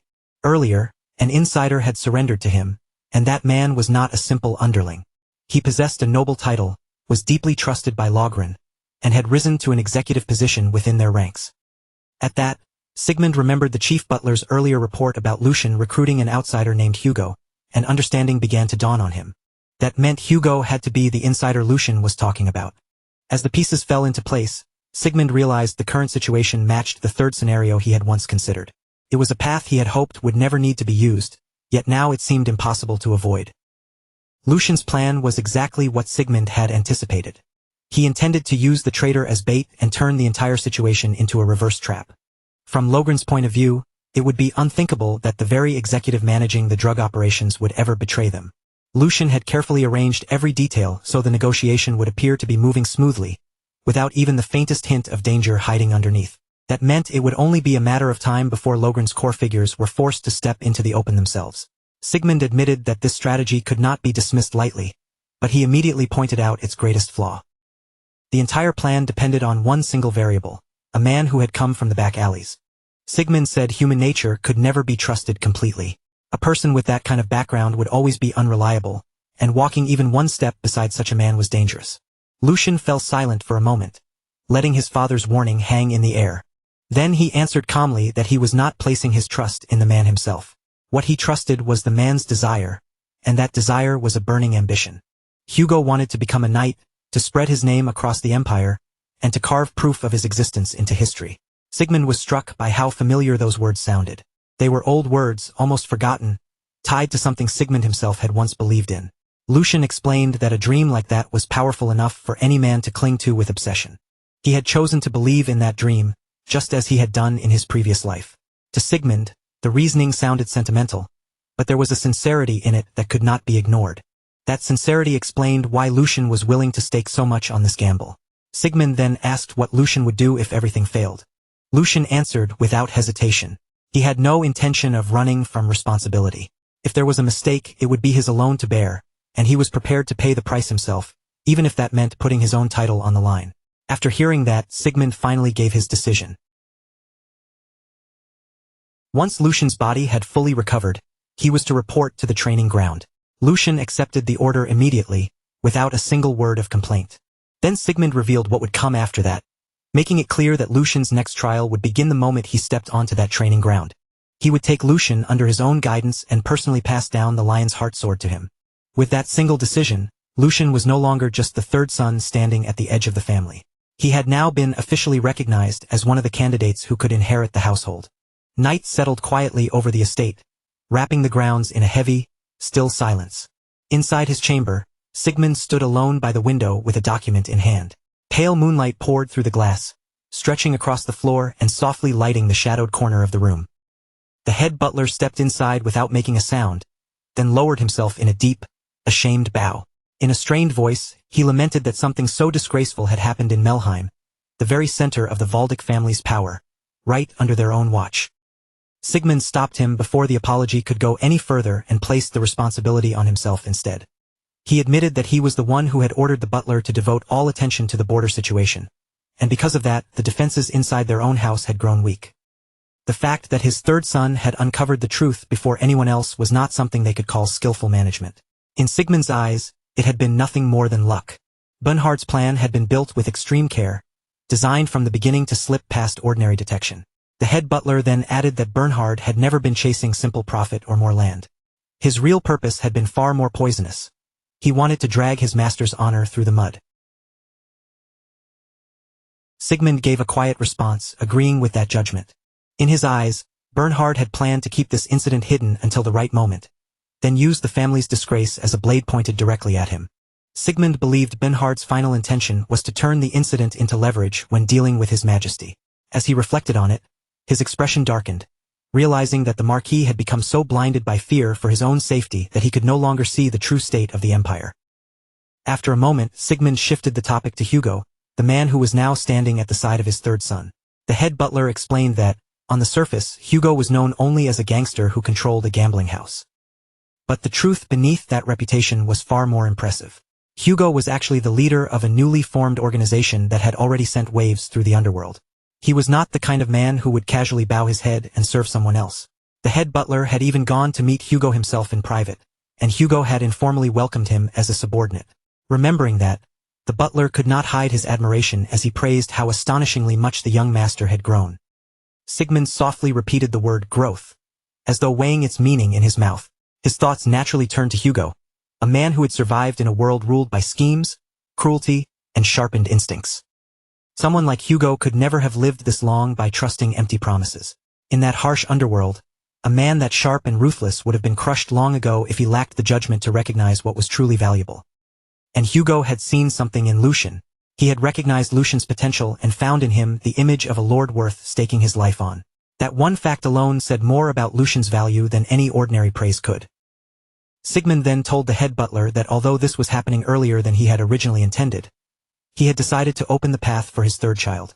Lucian had already shown abilities that could no longer be brushed aside or ignored. The head butler immediately understood just how heavy those words were. This was not simple approval from a father. It was a declaration that could change the entire future of the household.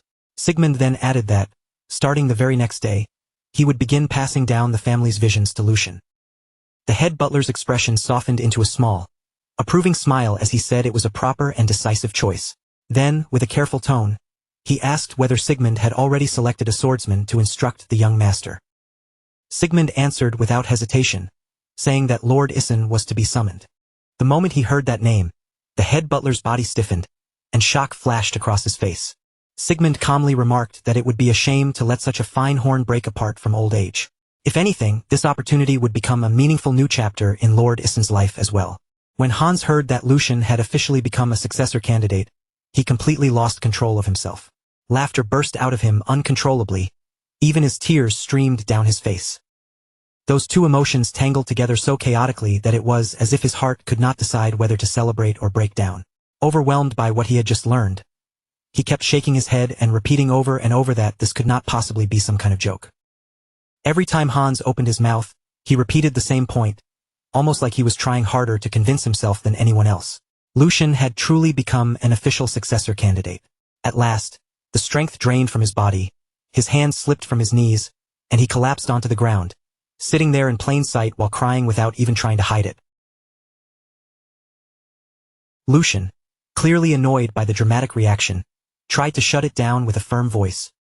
He reminded Hans that he had already confirmed the matter several times, then demanded to know how many more times he needed to say it before Hans would finally believe him. When it became clear that Hans was only spiraling further instead of calming down, Lucian turned his gaze toward Hugo and told him to deal with the kid. Hugo stepped forward at once, lifted Hans up as if it required no effort at all, and asked him to calm himself in a respectful but steady tone. Then he explained that, considering the young master's abilities, this result was only natural. Looking toward the road Lucian would walk from this point forward, Hugo added that it would not be proper for a senior who served as the young master's right-hand man to be shaken this badly by such news. Those words struck Hans like a sudden blow. Hans froze on the spot as the meaning of those words slowly sank in. He had just been acknowledged as the right-hand man. The shock lingered across his face for a moment before a clear smile began spreading over it. A wave of unmistakable pride rose inside him. Still, Hans tried to play it off, giving an exaggeratedly casual shrug as though the title were nothing worth making a fuss over. After a brief pause and a light gesture of his hand, he tried to downplay himself, saying that although he had served the young master longer than anyone else, he was still lacking in many ways. With someone as outstanding as Hugo standing beside them, Hans claimed there was no way he could boldly take that position for himself. Hearing that, Hugo smiled with calm composure and remarked that Hans was as humble as ever. He added that such modesty was exactly what one would expect from Senior Hans, and Hans smiled back at him. Then Hans teased Hugo in return, asking why he kept saying things like that and mockingly calling him the left-hand man, Junior Hugo. Watching the two of them trade remarks so naturally, Lucian smiled quietly to himself. Experience really did make a difference. Their calm, their understanding, and the effortless balance between them were on a completely different level. After that brief thought, Lucian crossed his arms and spoke to Hans in a more serious tone. He said that what Hugo had mentioned earlier was not wrong. Before the matter was officially announced within the house, it only made sense to inform the two of them first, and the reasoning behind that decision was sound. As Lucian spoke, his eyes moved toward Hans, who still looked visibly thrilled and could barely keep his excitement under control. Observing that reaction closely, Lucian's thoughts began to grow more measured and analytical. Hans was timid by nature, and his physical frailty could easily become a weakness in the wrong situation. Even so, Lucian could clearly see that Hans genuinely cared about him. More importantly, Hans had the grit to stay firmly at his side even when circumstances were harsh and completely unfavorable. That loyalty and endurance were qualities Lucian did not overlook. Lucian continued judging him in silence. If Hans gained more experience, matured further, and eventually became capable of handling the household's internal affairs, then one day he could become a rearguard more dependable than anyone else. Then Lucian's gaze naturally shifted to Hugo, and there was no hesitation at all in his mind. Hugo's abilities were not something that needed to be questioned. The only thing left was to open the proper road for him and help him become a knight. Once that happened, Hugo's talents could be drawn out to their fullest, allowing him to stand beside Lucian in the future as a powerful sword that served him directly. With that thought settled, Lucian renewed his resolve. From this point onward, what mattered was not gathering more people, but choosing carefully and raising the right ones properly. One by one, he only needed to build them up the right way. As that decision became firm in his heart, the scene moved forward to the next morning within the peaceful castle. Warm sunlight spilled through the quiet halls, passing through the tall windows and stretching deep into the castle's interior. Lucian stood there alone with his eyes closed, his breathing even and calm, while his thoughts drifted far beyond the present moment. Before he even realized it, his mind had wandered back to the memories of his previous life. They were memories of the time when he had searched every corner of the continent, chasing after one single goal with relentless determination. What he had pursued back then was the true essence of the ancestors' martial arts, a power said to raise the very realm of swordsmanship itself. Those teachings were built around sword forms, structured paths of mastery that guided how a swordsman grew and advanced. And among all of those forms, there existed a higher realm that stood a full step above the rest. It was known as the advanced sword forms. But no matter how desperately he struggled, no matter how many hardships he endured, and no matter how deeply he lowered himself, even living like a dog just to survive, what he ultimately obtained was still far from the power he had been seeking. He had never obtained the advanced sword forms he had yearned for so desperately.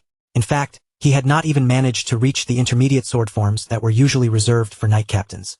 What he had barely managed to get his hands on instead was only a weakened, degraded version, the kind of form meant for apprentice knights who were still standing at the entrance of the path.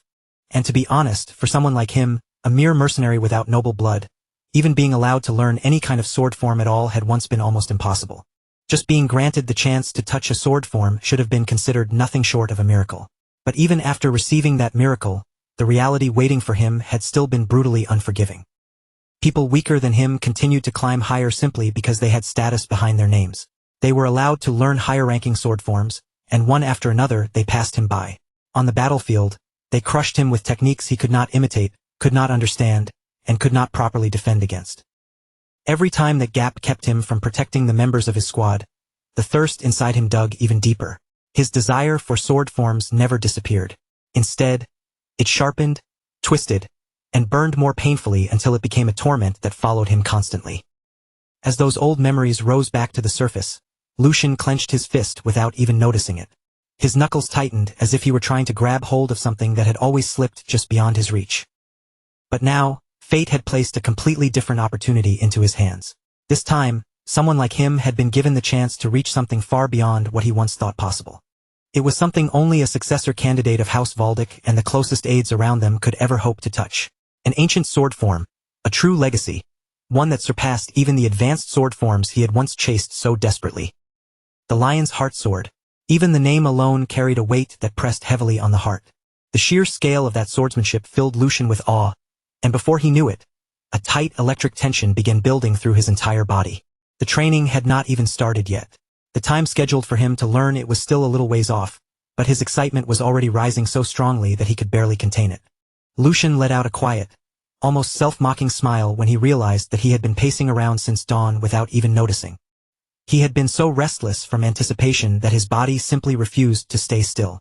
Admitting that to himself, He decided he needed to calm his mind before the lesson began. Slowly, he lowered himself to the ground, crossed his legs, and allowed a gentle smile to settle on his face. As he began circulating his energy, his thoughts naturally turned inward. In his previous life, he had learned swordsmanship without any proper order or system. There had been no teacher guiding him, no foundation laid out for him, and no clear path to follow. All he had possessed were stolen techniques, scattered fragments of knowledge gathered from wherever he could survive long enough to seize them. Because of that, he had never once had someone he could truly call his master.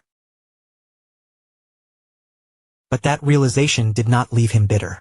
Instead, his smile deepened just a little. To live a second life and receive such a chance was something truly extraordinary. Yet Lucian did not know that he was not alone.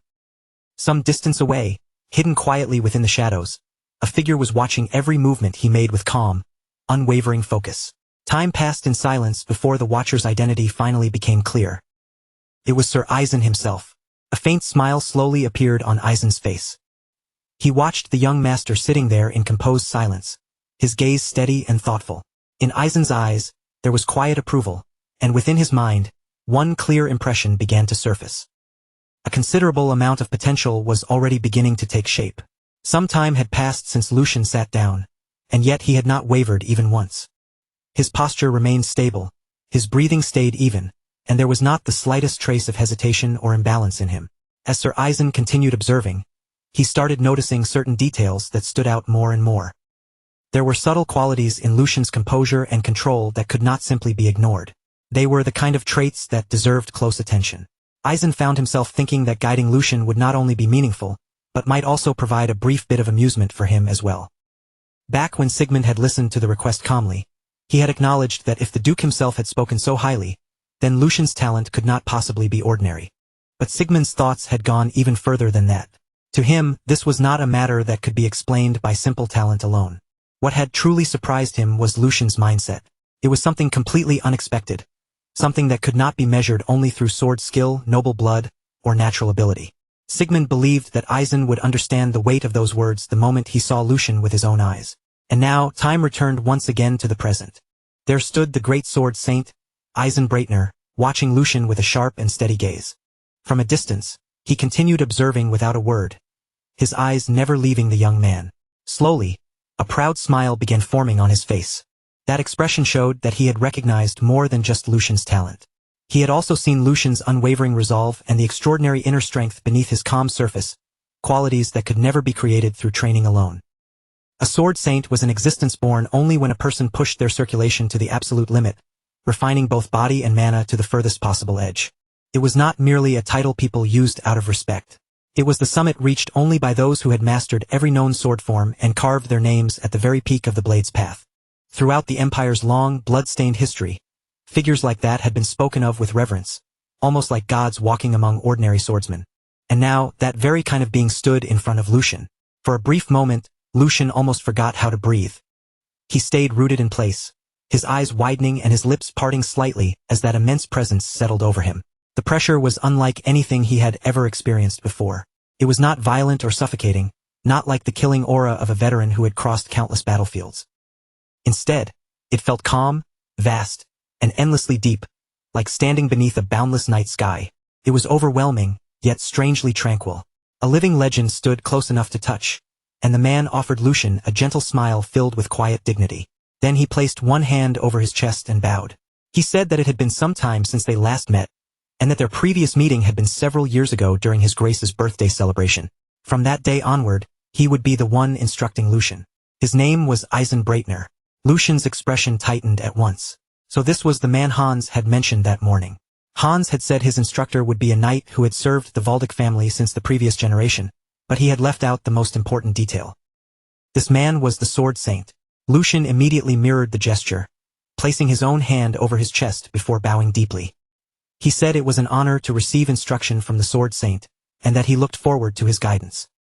Eisen lightly waved one hand, a faint smile tugging at the corner of his lips. He said that such a title was nothing more than an undeserved name placed on an old man. Besides, Lucian was now a successor candidate. He added that Lucian should not lower his head so easily.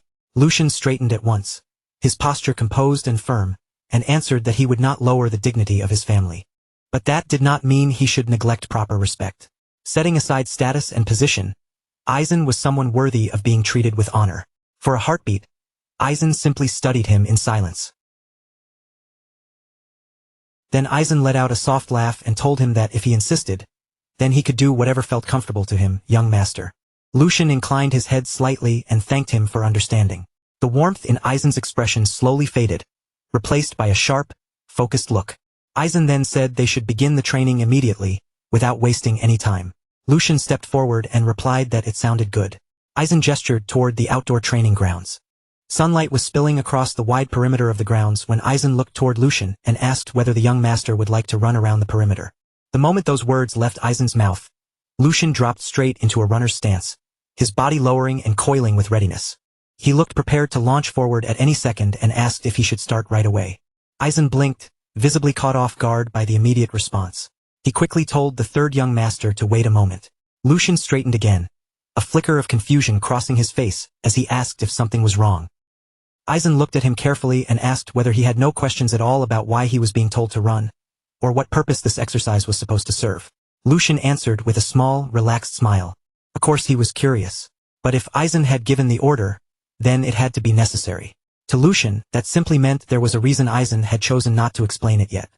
Lucian placed one hand firmly over his chest, and when he spoke, his voice carried a steady conviction that did not waver. A student receiving instruction simply had to follow. To him, the master's words were enough. That answer made Aizen's gaze sharpen slightly, because the clarity in Lucian's eyes was completely different from what he had seen in other young masters. There was no hesitation in him, no injured pride from being given such a simple command, and no childish demand for an explanation. What remained in his eyes was only a pure, straightforward longing for the sword itself. A faint smile slowly curved across Aizen's lips as he finally understood. So this was what the Duke had been talking about. With that realization settling in, he nodded and told the young master that they would begin. The instant Aizen finished speaking, Lucian shot forward like a streak of lightning across the training ground. Excitement surged through his entire body as he ran, the wind slicing past his ears while his feet carried him faster and faster. From above, Aizen watched him closely without missing a single movement. With both arms folded behind his back, Aizen continued observing in silence. Lucian's speed did not weaken at all. If anything, with every lap around the grounds, he only became faster. His strides grew lighter and smoother, each step flowing into the next with an almost effortless rhythm. It looked as if the ground itself were pushing him forward from beneath his feet. Even while running, Lucian's thoughts remained sharp, calm, and completely deliberate. There was another reason he had obeyed without asking questions. This run was not just ordinary training. It was an evaluation, a test meant to judge whether he had the qualifications to become a disciple. In his previous life as a mercenary captain, Lucian had used the same method before. Back then, he had often tested new recruits in exactly that way. He would give them a task that looked simple and almost meaningless, then watch how they reacted, how they thought, and whether their resolve could hold under pressure. Lucian had already shown his attitude through his answer. Now, there was only one thing left for him to prove, his tenacity. So he decided that he would keep running until his body finally collapsed. Just like that, an hour quietly passed. Lucian's brows drew together ever so slightly. Something felt strange. He had been running non-stop for all that time, and yet the fatigue he expected still had not come. Instead of exhaustion weighing him down, a strange lightness spread through his body. Every breath came easily, without strain, and every step felt almost weightless beneath him. His speed climbed even higher, until faint afterimages began trailing behind his body like flickering shadows left in the air.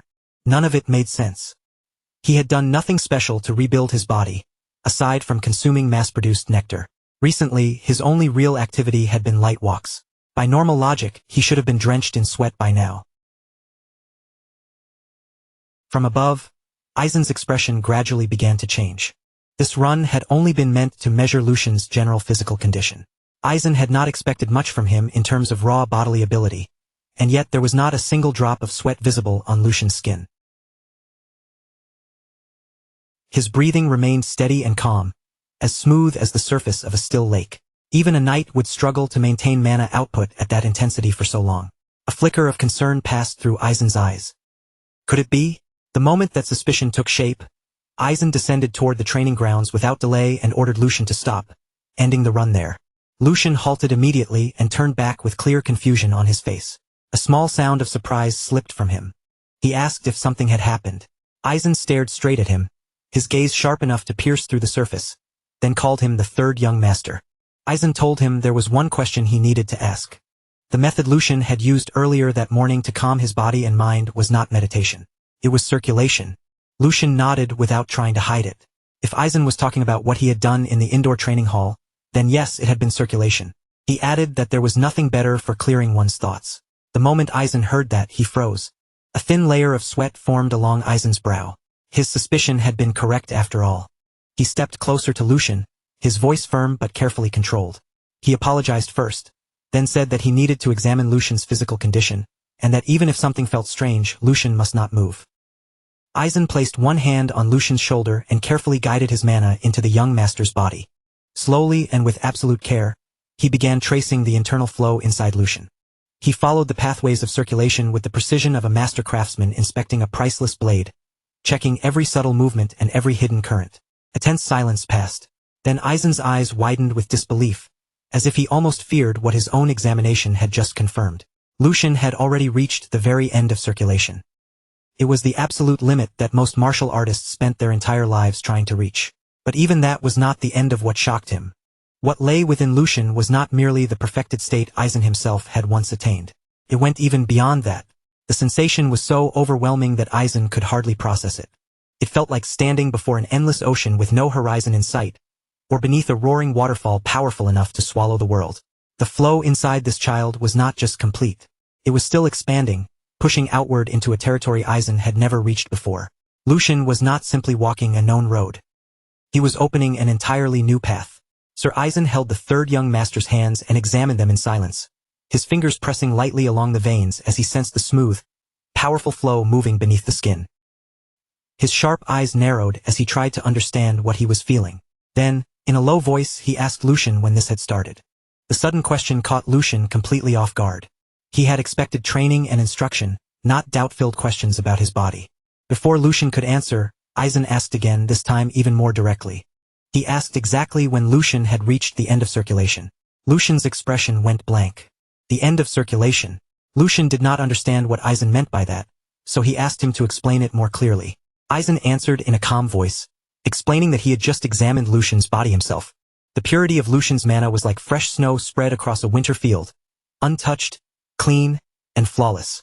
The internal structure of his body allowed mana to move with perfect efficiency, like a water wheel turning without the slightest resistance. This was not ordinary talent.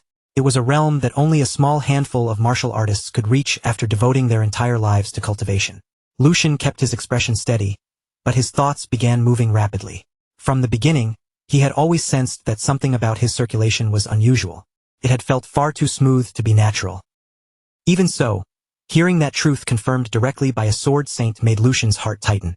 His condition was far closer to perfection than he had ever imagined. If that was really the case, then there was no longer any point in hiding it. He had questions about his own condition as well.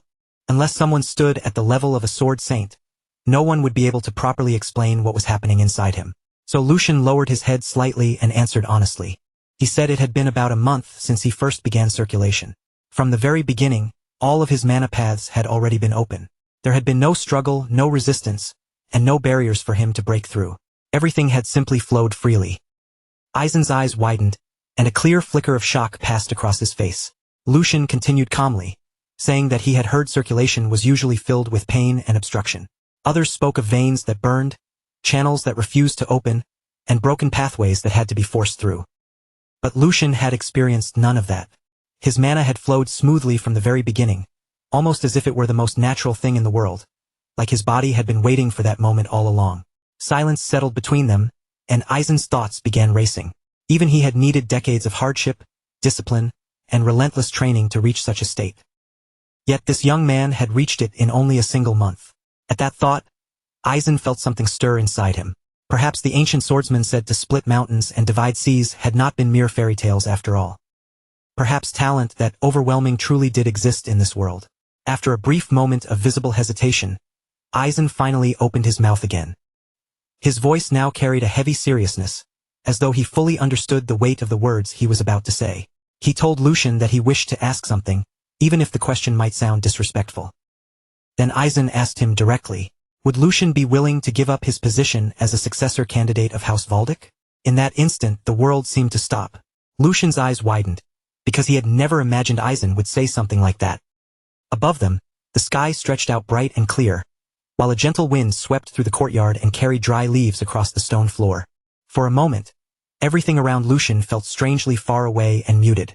Aizen's question kept echoing in his ears. Give up the successor position. His confusion quickly turned into unease, and that unease sharpened into fear. With his voice tightening, he demanded to know what Aizen meant. Aizen met Lucian's anxious gaze and immediately understood the storm rushing through the young man's mind. Was there something wrong with his body? Was he unable to learn proper sword forms? Would his mana one day turn against him? Lucian's thoughts spiraled from one terrifying possibility to the next, but Aizen answered with steady calm, saying it was exactly the opposite. Lucian froze. The opposite. Aizen looked straight at him with firm, unwavering eyes and spoke clearly. Lucian's body was an ideal vessel. He could not only draw out the full efficiency of both mana and flesh, but also possessed the potential to go beyond even that limit. If Lucian chose to devote himself completely to the sword, then becoming the next sword saint would not be a difficult dream for him to reach. Those words struck Lucian like a bolt of lightning. A sword saint.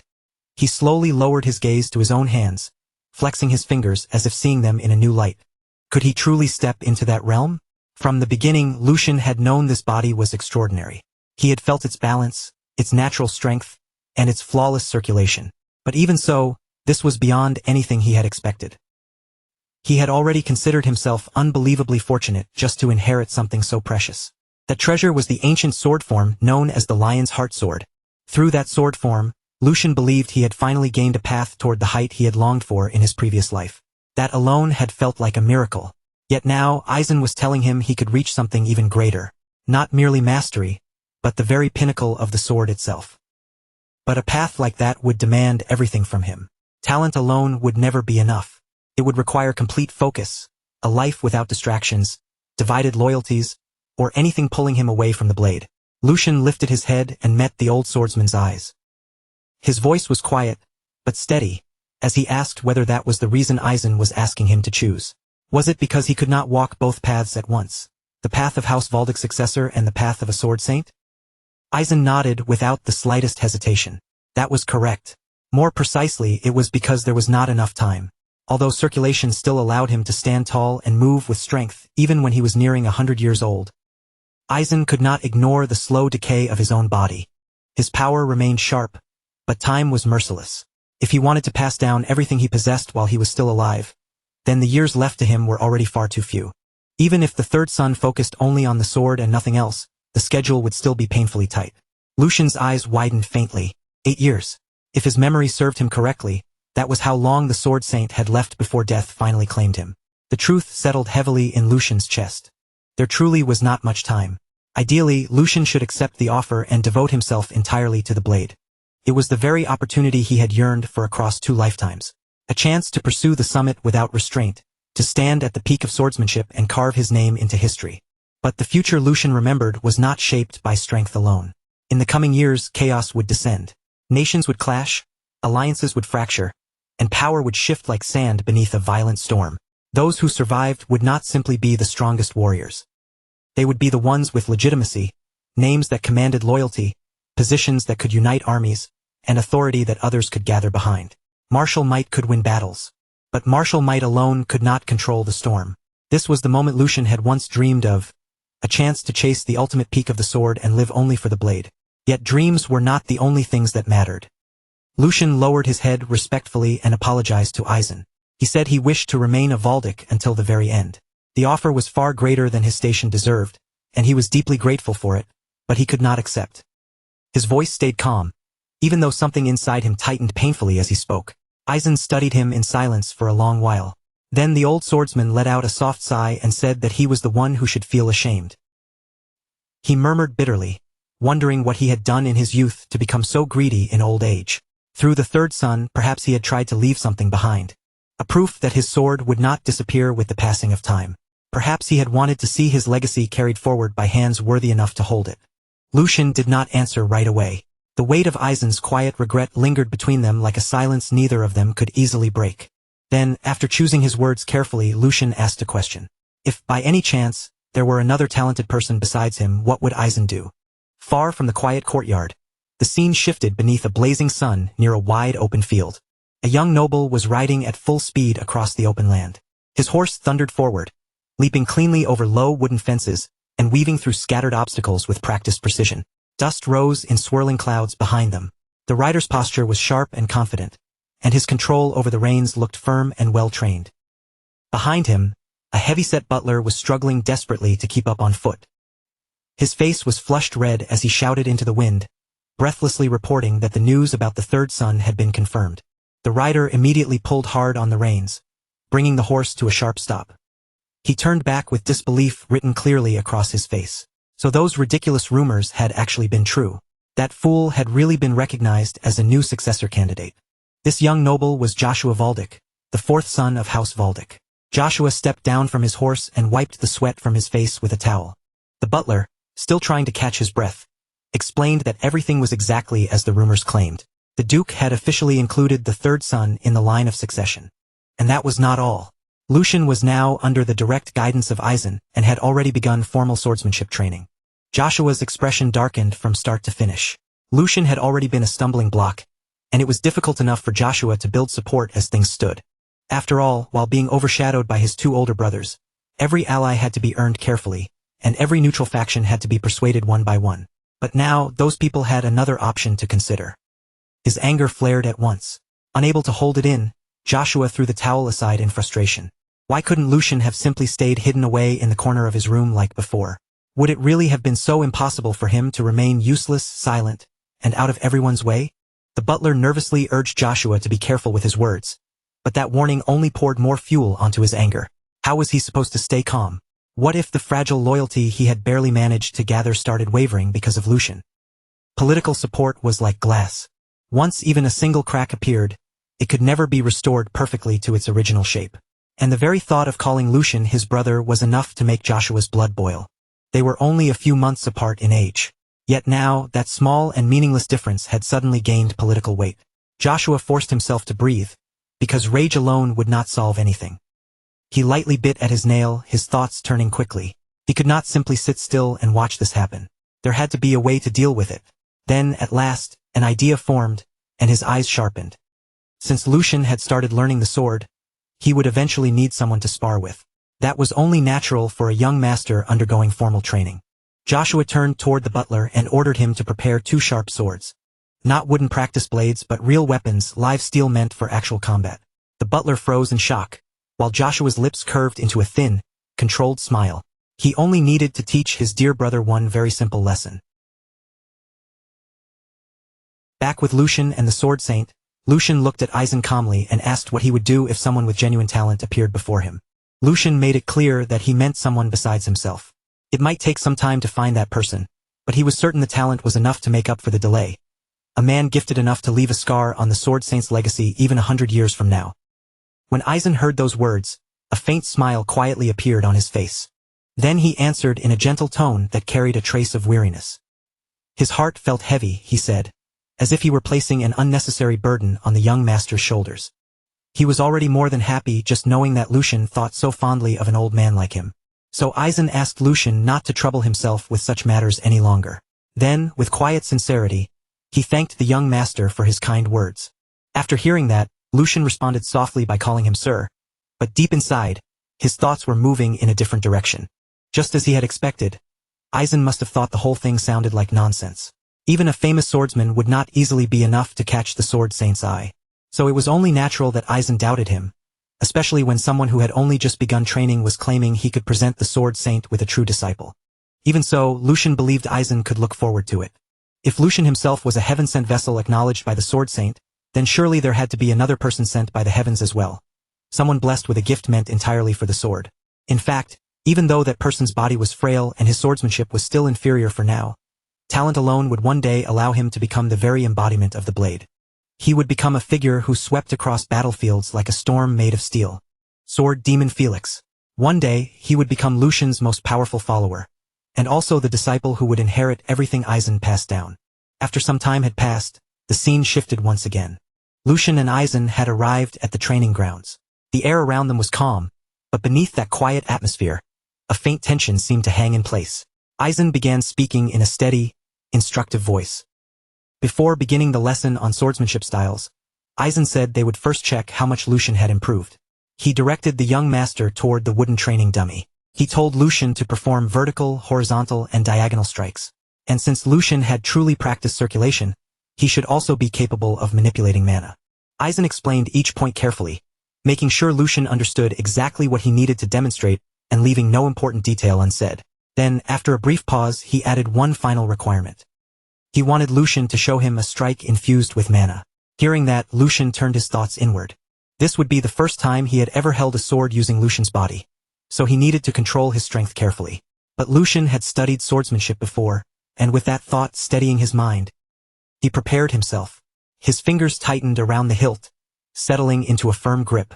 His stance lowered and stabilized, and without hesitation, he brought the sword down in a clean vertical strike. The wooden dummy trembled lightly from the force. Right after that, he followed with a precise horizontal slash and then a sharp diagonal cut, each movement flowing a little more naturally than the one before it. Finally, Lucian drew in a quiet breath and focused his mind, channeling mana into the blade.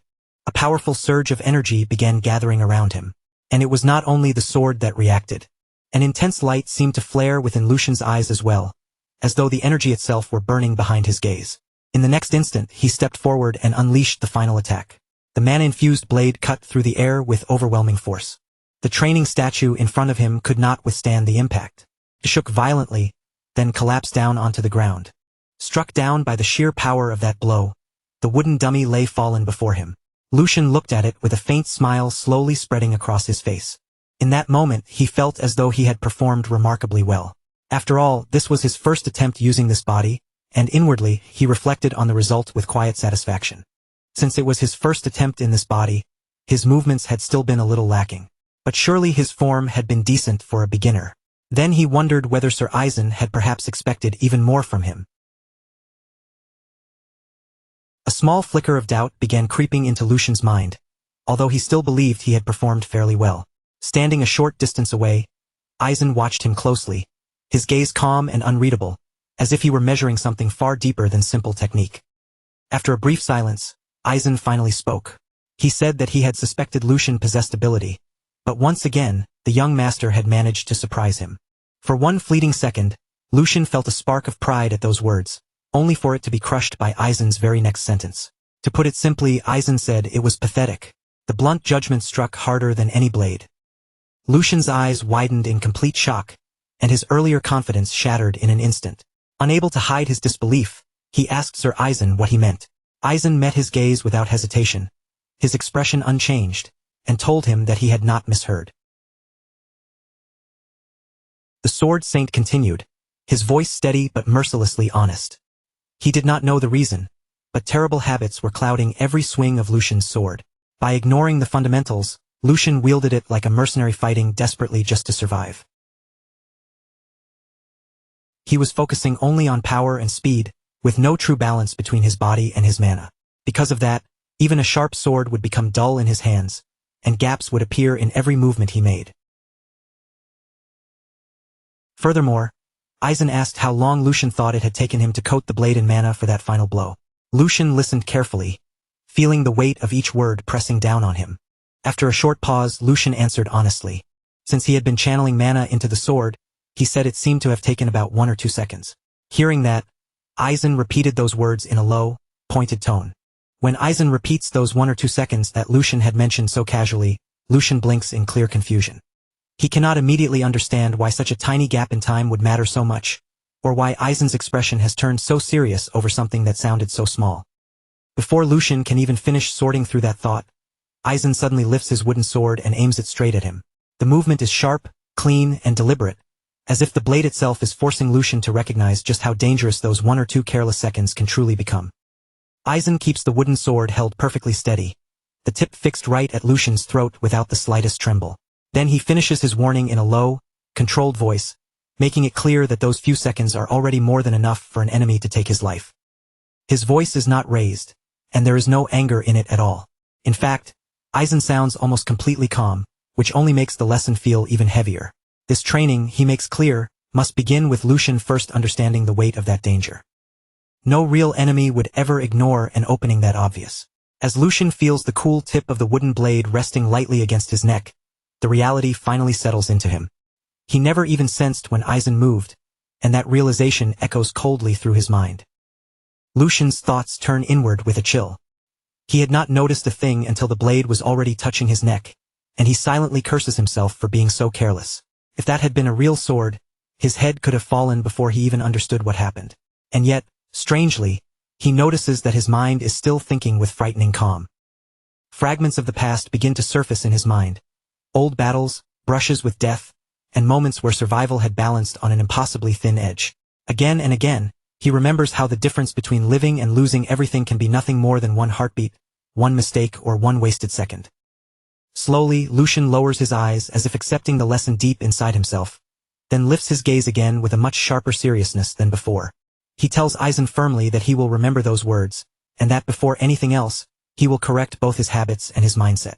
Standing before him, Aizen remains silent, watching not only Lucian's skill, but the resolve beginning to harden behind his eyes. After hearing that answer, Aizen speaks again, his voice firm and unshaken. He tells the young master that a gifted body alone cannot accomplish everything, and that raw physical ability will never be enough to defeat an experienced mana user.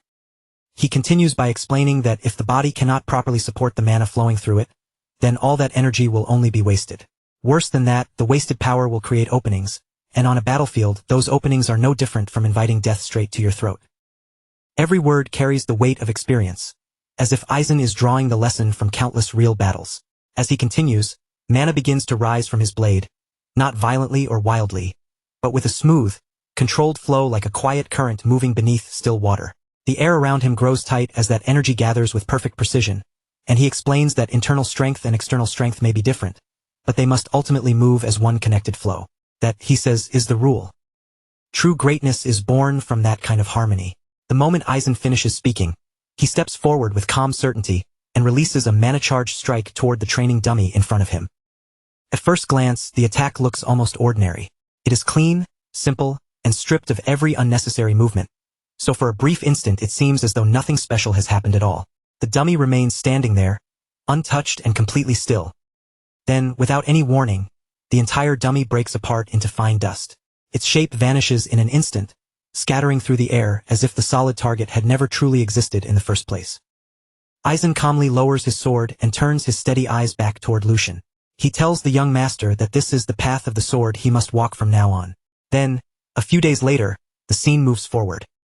Inside the training hall, the swordsmen are completely locked into their practice, surrounded by the pressure of non-stop discipline and sharpened focus. The practice session is intense, and the entire hall feels heavy with tension. Again and again, the sharp ring of blades striking blades echoes through the space, filling the air with the sound of relentless training. At the center of the hall, Lucian is facing the Sword Saint in direct practice. The Sword Saint speaks with calm authority, his voice steady but impossible to ignore, as he instructs Lucian that the flow of mana must never be interrupted. He explains that just as training the body allows each movement to become precise and controlled, Lucian's mana control must also be refined until it can reach that same level of accuracy.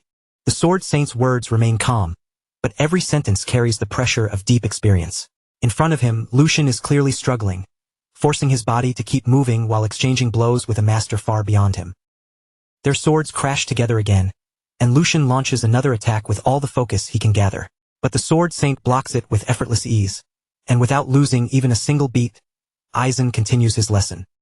He tells Lucian that when he uses mana to reinforce his entire body, he must still leave enough power circulating freely. That remaining mana must be deployed separately, directed into the right place at exactly the right moment. As he speaks, Aizen's blade moves with flawless precision. Every motion is controlled, every strike carefully calculated.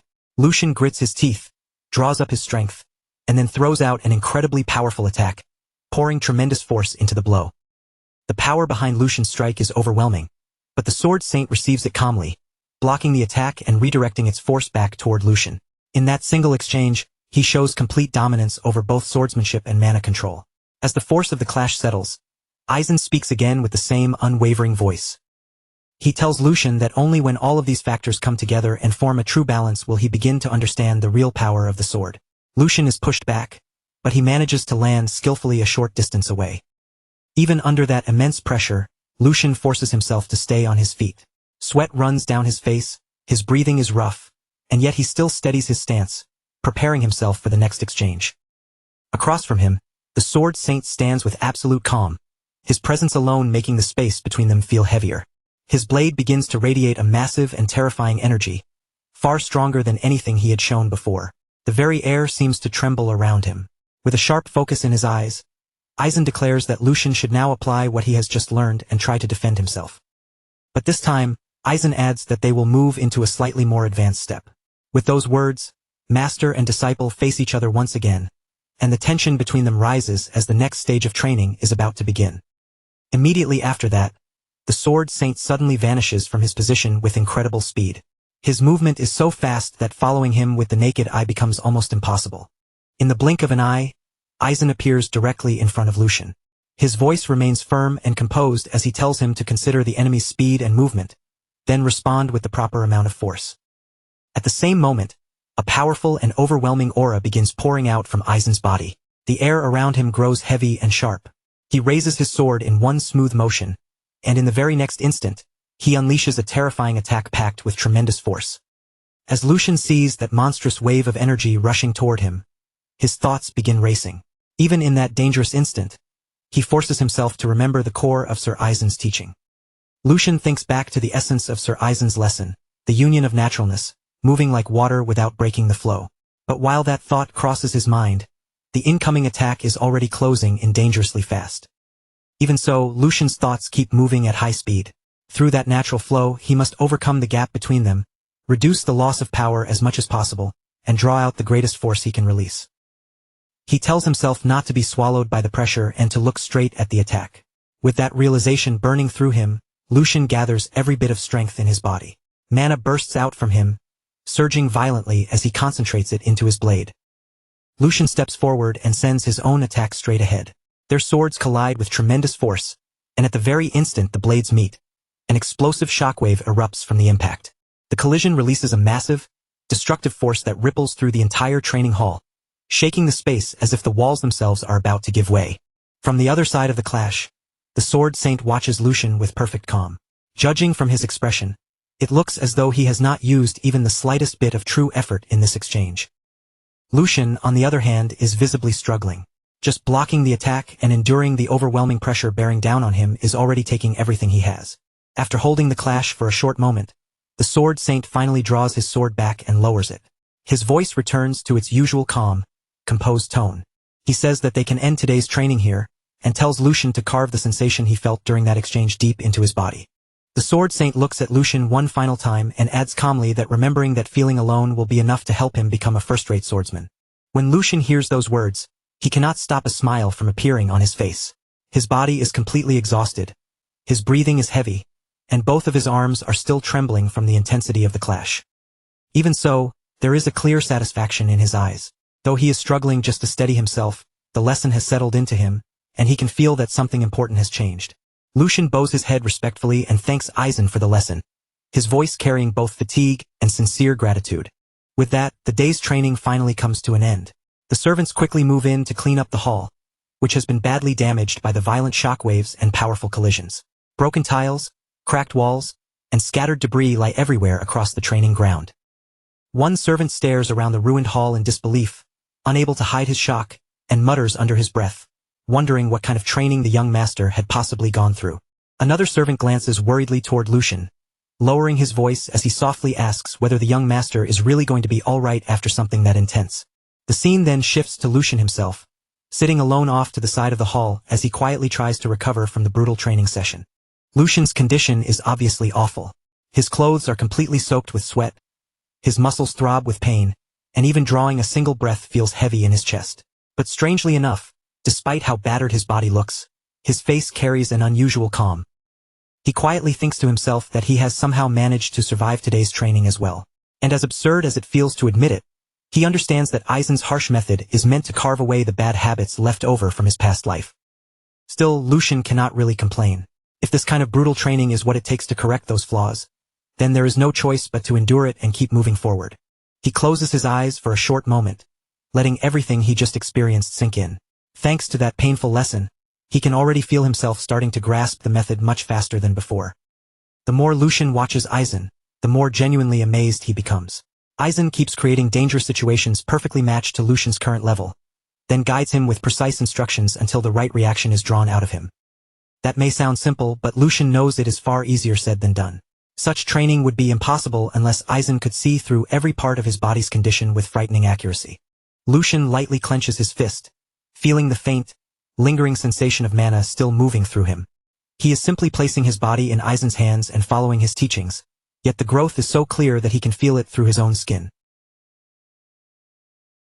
Until now, Lucian had believed that the secrets hidden within exceptional sword forms were the only real path to reaching a higher realm. But today's training has forced him to understand something much deeper. Real strength is not only about mastering impressive techniques. It also comes from refining the foundation, tearing down old flaws, and rebuilding everything from the very core. Lucian lowers his gaze as a quiet thought echoes through his mind. He has never considered things like balance, reserve power, and flow this deeply before, not even in his previous life. What truly mattered had always been inside him from the start. And as that realization settles in, Lucian cannot help but wonder what might have happened if he had learned these teachings back in his past life. For a brief instant, faint visions from that previous life flash across his eyes. Blurred battlefields, fierce clashes, and moments stained with the pressure of life and death. He remembers unfinished duels, chances that slipped through his fingers, and the heavy regret of never reaching the height he had once chased so desperately. Those memories feel distant, almost like fragments from another world, yet the pain inside them remains painfully vivid. Then, little by little, Lucian's mind returns to the present. Lucian lets out a slow breath and continues thinking to himself. If he had possessed this understanding back then, wouldn't he have at least been able to exchange a few proper blows? Ending things like this today feels a little shameful to him. As he sits there recovering, another thought rises in his mind, whether there might be a perfect opponent somewhere for him right now. Then his thoughts pause. Could that person be him? Before Lucian can settle on the answer, the sound of approaching footsteps begins echoing through the training hall. A voice announces that the fourth young master has arrived, immediately drawing attention toward the entrance of the hall. Joshua walks forward with confident steps, his posture relaxed and controlled, before giving a slight bow in front of Aizen. He greets Aizen politely, asking whether his master has been well, and introduces himself with respectful formality as his disciple, Joshua. Aizen responds in his usual composed tone, calmly welcoming the fourth young master. But his eyes remain steady as he asks what has brought Joshua here so unexpectedly. Aizen then makes it clear that he is currently training the third young master, so if Joshua has something to say to this old man, he should come back another time. Joshua only gives a faint smile and gently shakes his head. Joshua says there is no need for that. Aizen's eyes narrow just slightly as he studies him, then asks if the reason Joshua came here is what he suspects. Joshua answers calmly that Aizen is correct. Since his brother has finally opened his closed doors and devoted himself to training, Joshua claims he could not simply ignore it. As the younger brother who learned first, Joshua says he wanted to help with Lucian's training. Then his gaze turns toward Lucian, and a subtle competitive spark glimmers in his eyes as he asks what brother Lucian thinks. To Lucian, it is almost amusing. The perfect opponent has just walked right into the hall on his own. The atmosphere inside the training ground changes at once. What had been quiet exhaustion only moments ago now sharpens into tense silence. Lucian slowly raises his head, while the knights, guards, and attendants around them freeze in place, their eyes fixed on the situation as they wait for Aizen's response. The mood is far too heavy for an ordinary sparring request. It feels as though something far more serious is about to unfold.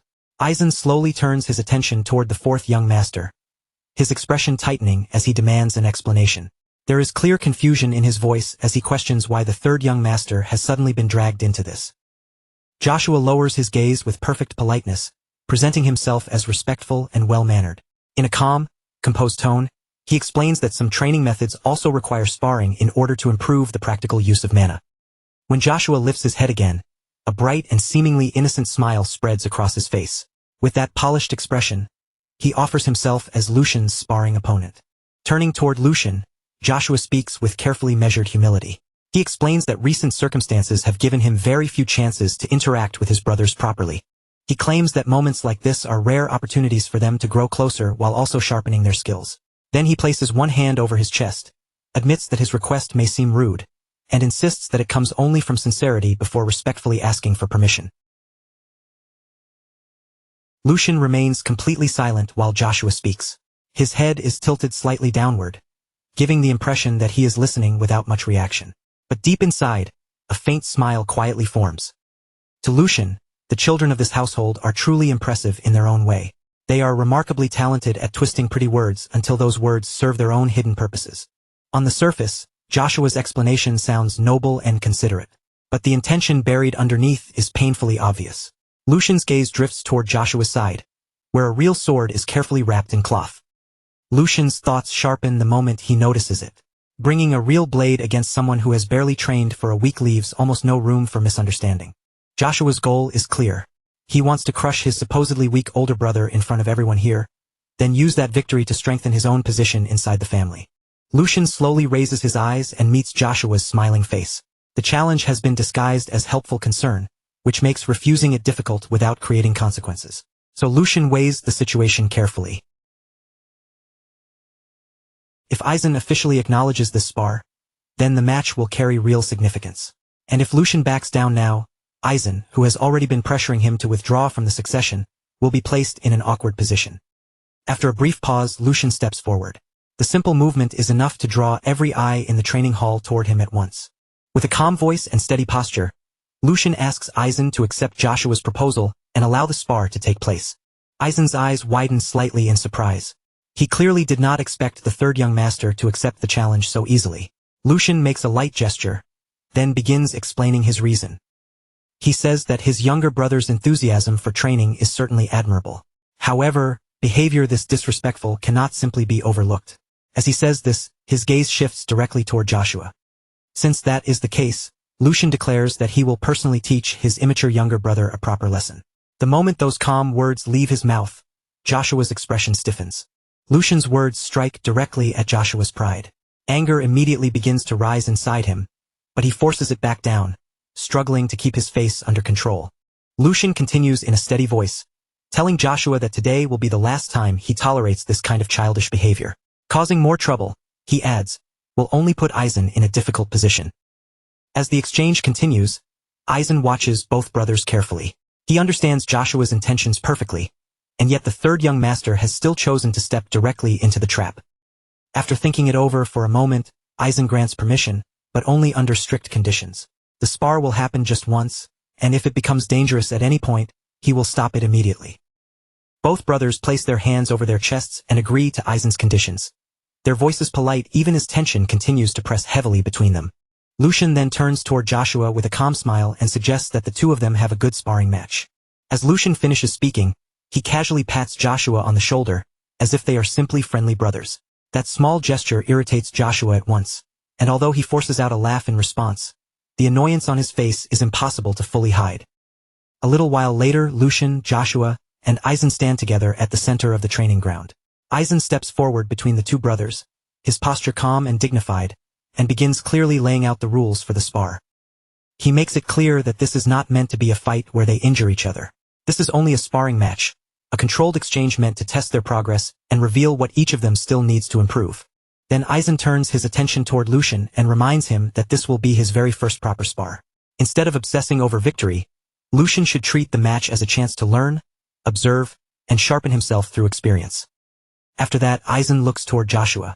Since Joshua is the more experienced swordsman, Aizen reminds him that he has a responsibility to conduct himself with dignity and restraint. Finally, Aizen addresses both brothers at once, his voice carrying through the training ground as he instructs them to protect the honor of their house while crossing blades. The signal will begin once both of them draw their swords. That moment finally arrives, and the sound of steel sliding from its sheath rings out as the two brothers raise their blades into position. The air turns tense in an instant. Joshua fixes his eyes on Lucian, and frustration begins boiling inside him. The name Lucian Veldic echoes through his mind, irritating him more with every passing second. He cannot understand when his older brother started behaving like a proper elder brother. Every calm word Lucian says seems to remind him that he is the younger one, and that constant reminder scratches painfully at his pride. In Joshua's eyes, the difference between them is only a matter of being born slightly earlier. Yet Lucian keeps acting as though that alone places him far above Joshua. Joshua tightens his grip around the sword handle until his knuckles start turning pale. Fine, he thinks, letting that anger harden inside him. If Lucian wants to act superior, Then this spar will decide who truly has the right to stand above the other. By the time this is over, Joshua intends to tear away that confidence completely. His rage grows so intense that even his reflection in the blade seems twisted and distorted. To Joshua, today will prove once and for all who is truly superior. Across from him, Lucian calmly studies Joshua's expression, and even against real enemies, he rarely remembers seeing such raw, uncontrolled emotion. Lucian adjusts his grip around the sword, feeling the cold and familiar weight of the weapon settle into his hand. It has already been 2 months since he last held a sword properly, yet the sensation returns to him almost naturally. For a brief moment, memories from his previous life rise to the surface. Memories of ruthless battles where winning mattered far more than honor or fairness.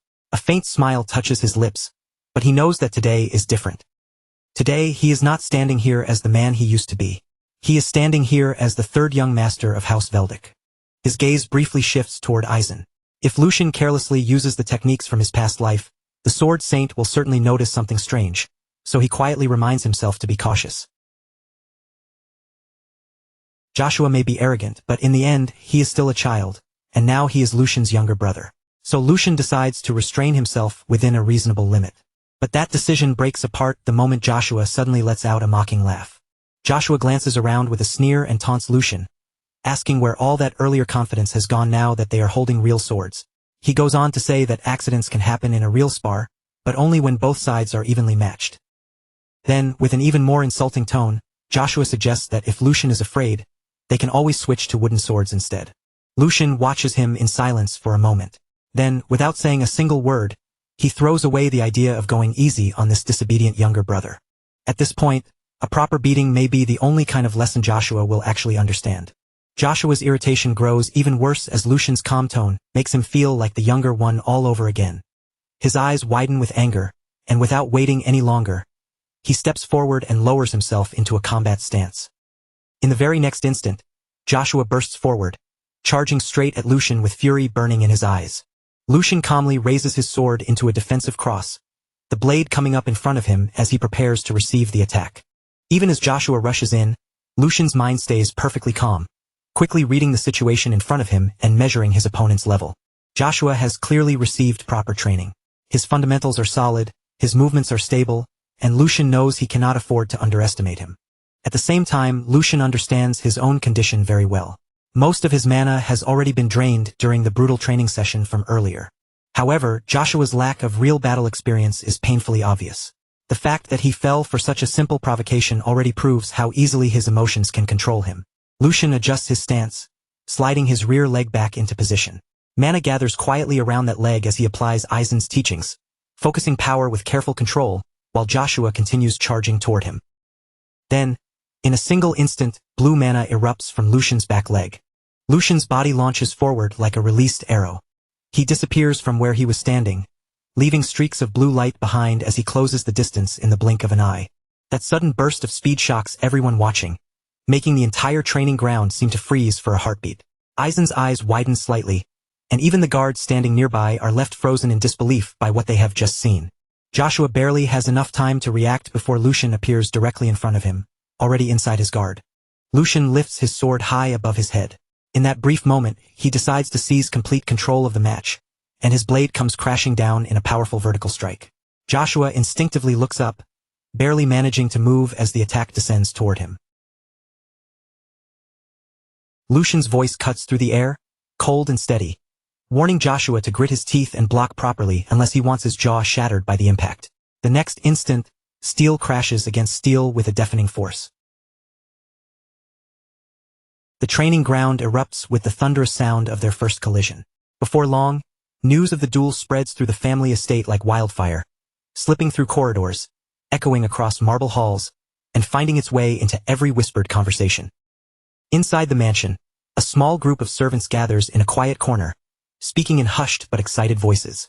One of them leans in and asks if the others have heard what happened. Another servant blinks in confusion and asks what he means. The first servant quickly glances around, then reveals the rumor that young Master Lucian completely overwhelmed young Master Joshua, and the words immediately hang heavily in the air. Not far away, several maids continue with their chores, but their attention is clearly nowhere near their work. They whisper among themselves, barely holding back their laughter, while one maid covers her mouth and giggles softly. She says that the fourth young master had entered the duel full of confidence, only to leave looking completely miserable. Another maid adds that when she first heard the story, she nearly cried from laughing so hard. With every retelling, the story grows more dramatic. Each person adds a little more flavor, making the rumor louder, sharper, and more exaggerated as it travels from one mouth to another. And at the center of all that spreading excitement is Yuko, moving through the estate with perfect timing. Everywhere he goes, he shares the story with enthusiasm, giving every detail just enough life to make people lean in closer. At one point, Angus approaches him and remarks that the timing could not have been better. He has already heard whispers that even the Sword Saint acknowledged Lucian's talent. Yuko then leans in closer, lowering his voice as if he is about to reveal a forbidden secret. Since the story has already spread this far, he says, he might as well tell them what really happened. But he warns them that it is strictly confidential, which of course only makes the rumor spread even faster. Soon enough, Angus is retelling the story with even greater excitement, describing how Lucian utterly crushed Joshua and casually took his sword as if it were nothing, leaving everyone who witnessed it completely stunned. Meanwhile, far away from all the noise, gossip, and excited chatter, Lucian stands quietly beside the window in his room. A faint hum slips from his lips as he looks outside, his expression calm and almost indifferent. He knows very well that rumors are swirling through the mansion, and because of that, a subtle smile slowly forms on his face. For rumors like these to spread, today is truly the perfect day. As Lucian stands by the window, his thoughts slowly drift back to the duel. Lucian could still picture Joshua from that moment, looking up at him from below with fear carved all over his face. Only after being cornered did Joshua finally call out to him as his brother, his voice trembling as if that word could save him. Back then, Lucian had lifted his sword high above him, his expression cold, firm, and completely unyielding as he stared down at Joshua. So now, Lucian had said sharply, with no warmth in his voice at all, he was finally being treated as Joshua's brother. Only after being driven into a corner did Joshua remember that relationship. And the very next moment, Lucian's blade came crashing down in a powerful vertical strike.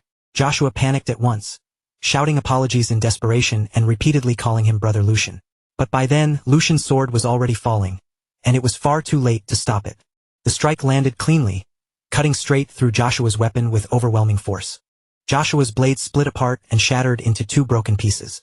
Lucian slowly lowered his own sword afterward, looking down at Joshua with quiet authority as he warned him never to try something like that again. Next time, Lucian told him the result would be far uglier. Those words alone were enough to break Joshua's remaining courage, and his legs gave out beneath him as he collapsed to his knees, trembling uncontrollably. Lucian looked down at him with a faint, grim smile and told him to learn his place. If Joshua understood, he should nod. And Joshua immediately nodded without the slightest hesitation. He nodded again and again, completely swallowed by fear, as if even a moment of delay might bring Lucian's blade down on him once more. Back in the present, Lucian's gaze slowly moved away from the window and settled on the document resting on the table. He figured that should be enough to keep those troublesome young masters quiet for at least a little while. With the internal tension temporarily handled, Lucian turned his attention toward a far more urgent matter. This time, his focus was on the issue surrounding Marcus Rogrand's house. Not long after, that very document was placed beneath the Duke's hand while the two of them sat across from each other in the garden. The Duke studied the paper in silence for a moment, his eyes moving across the contents before he finally raised his gaze toward Lucian. He asked if this was the letter Lucian had received from Yuko, his tone calm but carrying the weight of careful attention. Lucian nodded and calmly explained that within a week, Yuko was expected to meet someone from the Logran faction in Vestra territory. At the mention of Vestra, the Duke's brow tightened slightly as he repeated the name with a faint frown. The Duke lightly tapped his finger against the table while thinking it over.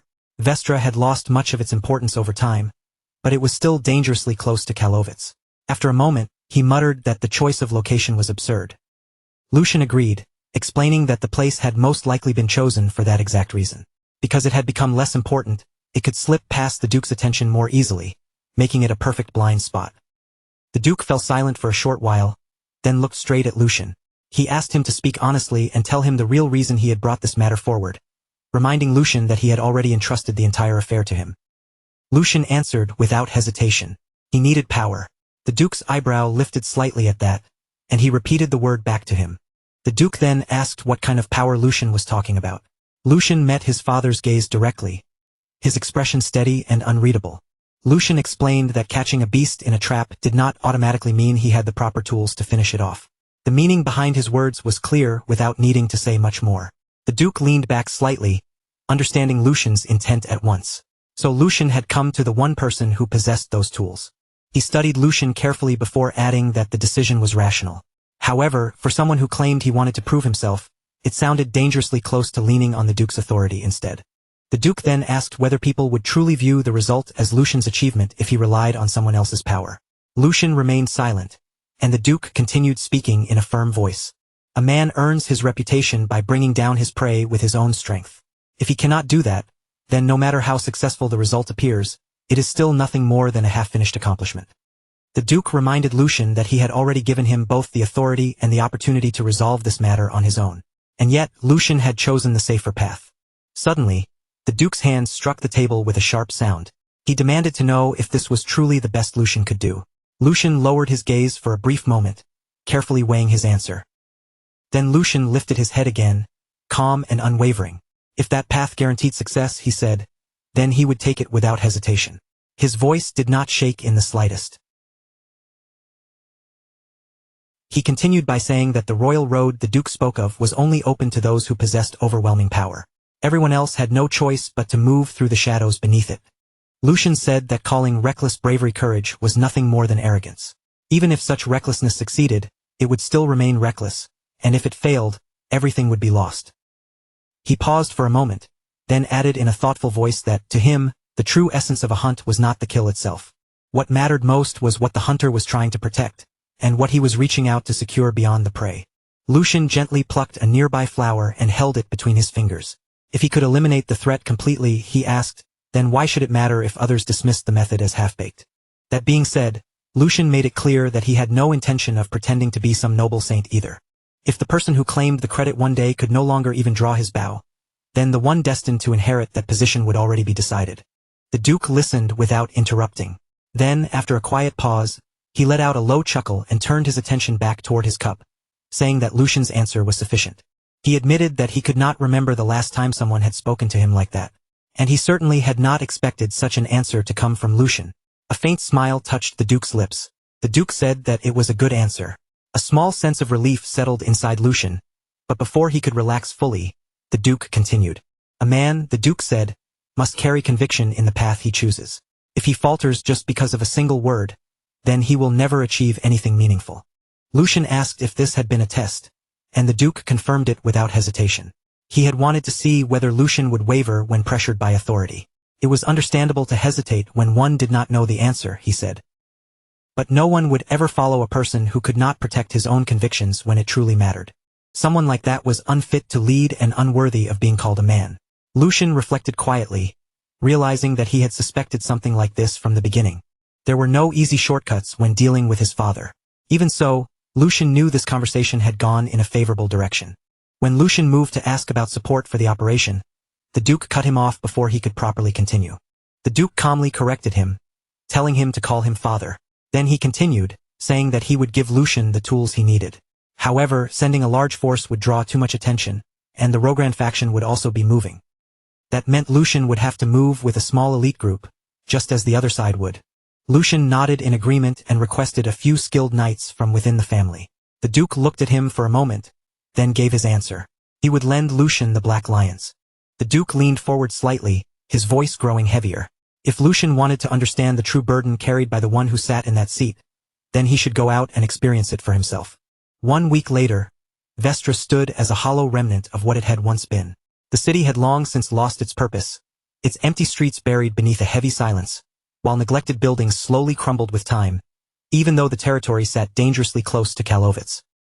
Vestra no longer had any real value left to its name. There were no resources worth protecting, no thriving people, and no reason for anyone to defend its existence. It had once been prepared as a reserve city, but time had swallowed that purpose, leaving it abandoned except for the occasional vanguard passing through. Now, the place felt less like a city and more like a graveyard wearing the shape of one. The silence hanging over it was too deep, too unnatural, and that unsettling stillness made it the perfect stage for schemes that needed to stay hidden. As Lucian and Yuko walked through the deserted streets, their footsteps echoed faintly against the cracked stone beneath them. Lucian's eyes moved calmly across the ruined surroundings, and he quickly noticed that there was not a single person in sight. Something about the emptiness felt wrong. It was too quiet even for a forgotten place like Vestra. Sensing the unease in Lucian's gaze, Yuko explained without waiting to be asked that Vestra had lost its strategic importance long ago, and that was precisely why this location had been chosen. No attention, no interference, and no one passing through at the wrong moment. In other words, it was the ideal place to set a trap. As they kept moving forward through the lifeless streets, Yuko finally could not hold back the question that had been weighing on him. He turned his eyes toward Lucian, his voice edged with sharp curiosity, and asked how Lucian had managed to uncover the plan with such terrifying accuracy. Lucian paused for a brief moment, then let out a small amused laugh. He casually pointed out that even Hans had known nothing about it, which meant all of Yuko's careful secrecy had been meaningless in front of him. But Lucian did not continue with a proper explanation. Instead, he brushed the question aside as if the details were not important right now. He said he would reveal the answer later. For the moment, there were far more important things to concentrate on, and before anything else, they needed to focus on the prey walking into their trap. Lucian's gaze shifted forward, calm but razor-sharp, as he asked whether the preparations had been completed properly. Yuko answered without hesitation, saying that everything inside the planned location had been arranged exactly as instructed. The layout, the goods, and every small detail mentioned in the false reports had all been perfectly replicated. From the outside, nothing would look suspicious, and there would be no reason for the target to hesitate. The enemy would walk in confidently, believing everything was exactly as expected. All the preparations were finished, and only one thing was left to confirm: the reinforcements. Then Lucian's next question came in an unexpected direction. He asked whether relying on his father's support bothered Yuko. For a brief moment, the question caught Yuko off guard, but he quickly shook his head and denied it, because he understood perfectly well what was at stake. This mission could not be allowed to fail. And yet, as his gaze dropped toward his own hand, a faint flash of frustration still surfaced. Quietly, he admitted the truth to himself. He simply was not strong enough. If only he had been stronger. Then this entire achievement could have belonged solely to Lucian, without needing to borrow anyone else's help. Lucian listened to that unspoken frustration without interrupting, then casually placed a hand on Yuko's shoulder as if it were nothing dramatic. Lucian acknowledged that feeling, but warned him not to let impatience cloud his judgment. They had only just begun, and losing direction this early would only slow them down. Growth did not happen overnight, and Yuko still had a long road ahead of him. Then, in the most casual tone possible, Lucian added that he had assumed Yuko was already around 30. The air instantly froze. Yuko's expression barely changed, but the atmosphere around him shifted sharply as he flatly corrected him. He was 23. A short, awkward silence followed. Lucian stood there visibly embarrassed, while Yuko stared straight ahead with a blank face and pointed out that 30 was still far away. Their age difference, he added, was not even that significant. Lucian awkwardly tried to smooth over his words, but Yuko immediately cut him off, making it clear that any further explanation would only make the situation worse. The strange tension lingered for a moment before Lucian quietly let the subject go, turning his attention back to their surroundings as his senses sharpened. The appointed meeting time was drawing closer, but there was still no sign of the reinforcements. Then, without warning, a voice sliced through the silence and called out to the third young master. Lucian and Yuko reacted instantly, their bodies turning toward the sound at almost the same time. Yuko drew his sword in one smooth, practiced motion, pivoting toward the voice with full intent to strike. But before he could actually launch the attack, the situation had already changed. A man appeared within reach before Yuko could move any farther, and with nothing but his bare hand, he caught the blade. The motion was flawless, almost unreal, and the pressure radiating from him was overwhelming. In a cold, detached voice, the man remarked that Yuko was far too slow. Yuko froze in shock the moment he heard it. He tried to pull his sword back, but the blade would not move at all. The grip holding it was absolute and unshakable, and for the first time, Yuko clearly felt what complete suppression truly meant. No matter how much strength he put into his arms, he could not make the sword budge even slightly. The realization struck him hard. He was being overpowered with terrifying ease. Before the tension could rise any further, Lucian calmly stepped in. His voice remained steady as he assured Yuko that the man standing before them was not an enemy. Yuko hesitated for a moment, then slowly lowered his guard. Confusion still lingered in his eyes, but Lucian had already stepped forward. Lucian's gaze was sharp and unyielding as he questioned the man's intention. The killing aura surrounding him was impossible to ignore, and an approach like that demanded a proper explanation. Then, almost casually, Lucian identified him with a single phrase. He was one of the Black Lions. The moment those words left Lucian's mouth, the atmosphere changed completely. Yuko took a step back as understanding finally dawned on him. These were the reinforcements Lucian had mentioned, the Black Lions, the hidden force of the Veldic family. They were warriors who operated from the shadows, mobilized only under direct authority, as if they existed to answer a silent command from the family's true power. One after another, more figures emerged from the surroundings, appearing without a sound as if they had been part of the ruins all along. Within seconds, they had formed a complete perimeter around Lucian and Yuko. Every one of them carried a presence that was perfectly controlled, yet terrifying enough to make the air feel heavier. An older man stepped forward from among them, his posture composed and his bearing clearly marking him as their captain. Placing one hand over his chest, he greeted Lucian respectfully as the third young master. He explained that the brief clash from earlier had only been a test, meant to evaluate their reactions and readiness. There had never been any true hostility behind the move, only a cold and efficient way to measure them. Lucian observed the Black Lions carefully, his mind remaining sharp. Even in his previous life, their existence had always been uncertain, spoken of only in whispers like ghost stories. But now that they stood right in front of him, there was no room left for doubt. He had not sensed them at all before they chose to reveal themselves. And even now, while they were standing nearby, their presence remained almost perfectly concealed. Their auras were completely suppressed, impossible to read from any angle. Each one of them was a monster hidden beneath absolute control. Lucian quietly acknowledged just how overwhelming this level of support truly was. His father had not merely sent ordinary reinforcements. He had sent something far more dangerous, something that could change the entire weight of the operation. Some time passed, and they gathered inside a ruined house that had been repurposed as their temporary base. Lucian sat calmly while the Black Lions stood around him, every one of them focused on his words. Yuko remained nearby as well, still processing the overwhelming scene he had just witnessed. Lucian began explaining the mission with quiet clarity. House Logren had already taken the bait and was on its way, which meant the trap had worked exactly as planned.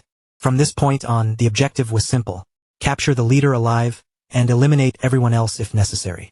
Lucian's tone stayed calm, but the meaning behind his words was absolute, leaving no room for mercy. The enemy had crossed the line first, so whatever happened next would be nothing more than the consequence of their own actions. After laying out the plan, Lucian entrusted the rest of the operation to the captain and gave him full authority to act as needed. The captain watched Lucian closely as he listened. At first, he had assumed this mission was merely an easy achievement being handed to the young master. But now, he understood that assumption had been wrong. Lucian was not depending on luck or hiding behind protection. He was calculating every step, observing the strength of the people around him, and preparing for every possible outcome before the enemy even appeared. There wasn't a trace of hesitation in him, not even the smallest flicker of doubt. This wasn't the clumsy reaction of someone acting on impulse. Every movement, every choice, carried the calm precision of someone who had everything under control.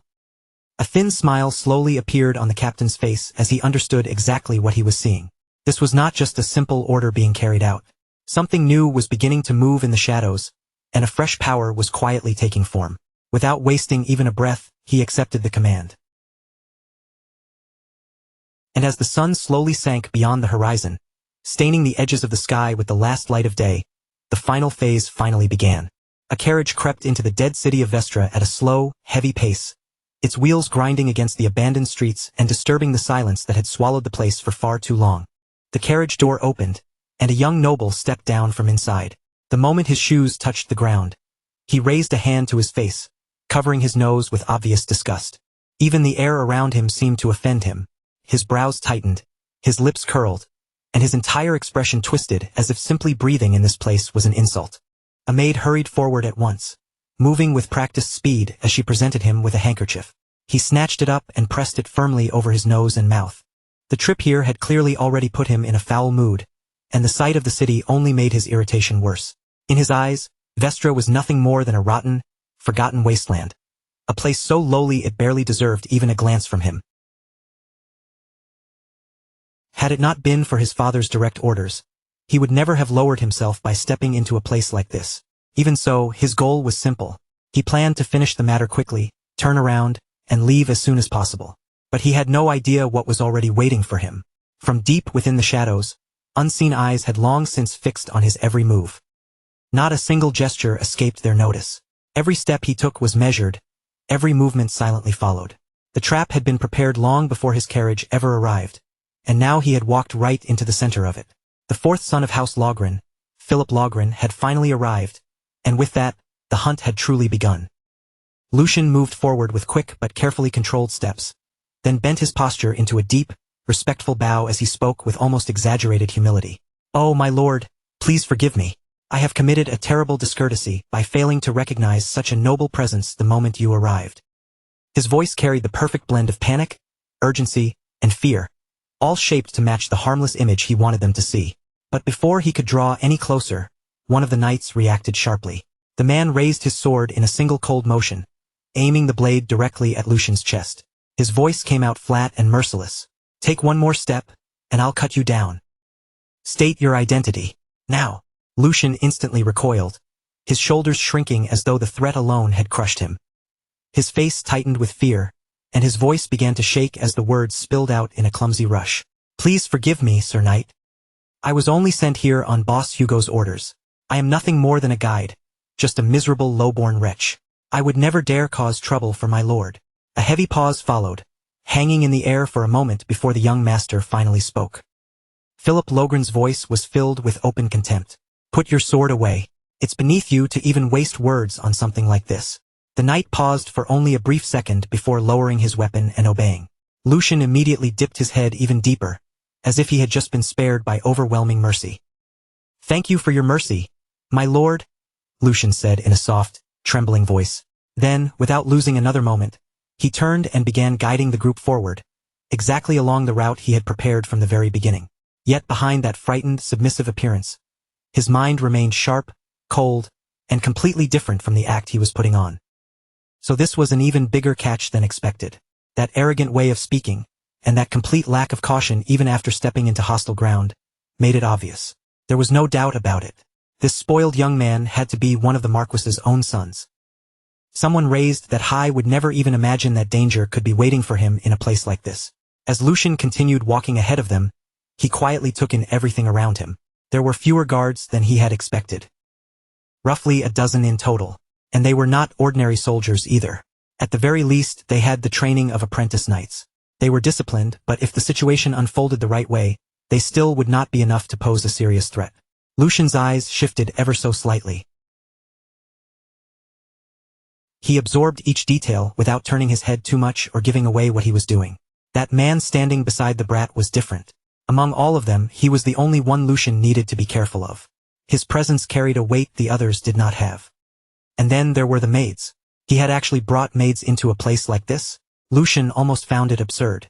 Just how careless could this noble brat possibly be? "Why have you stopped?"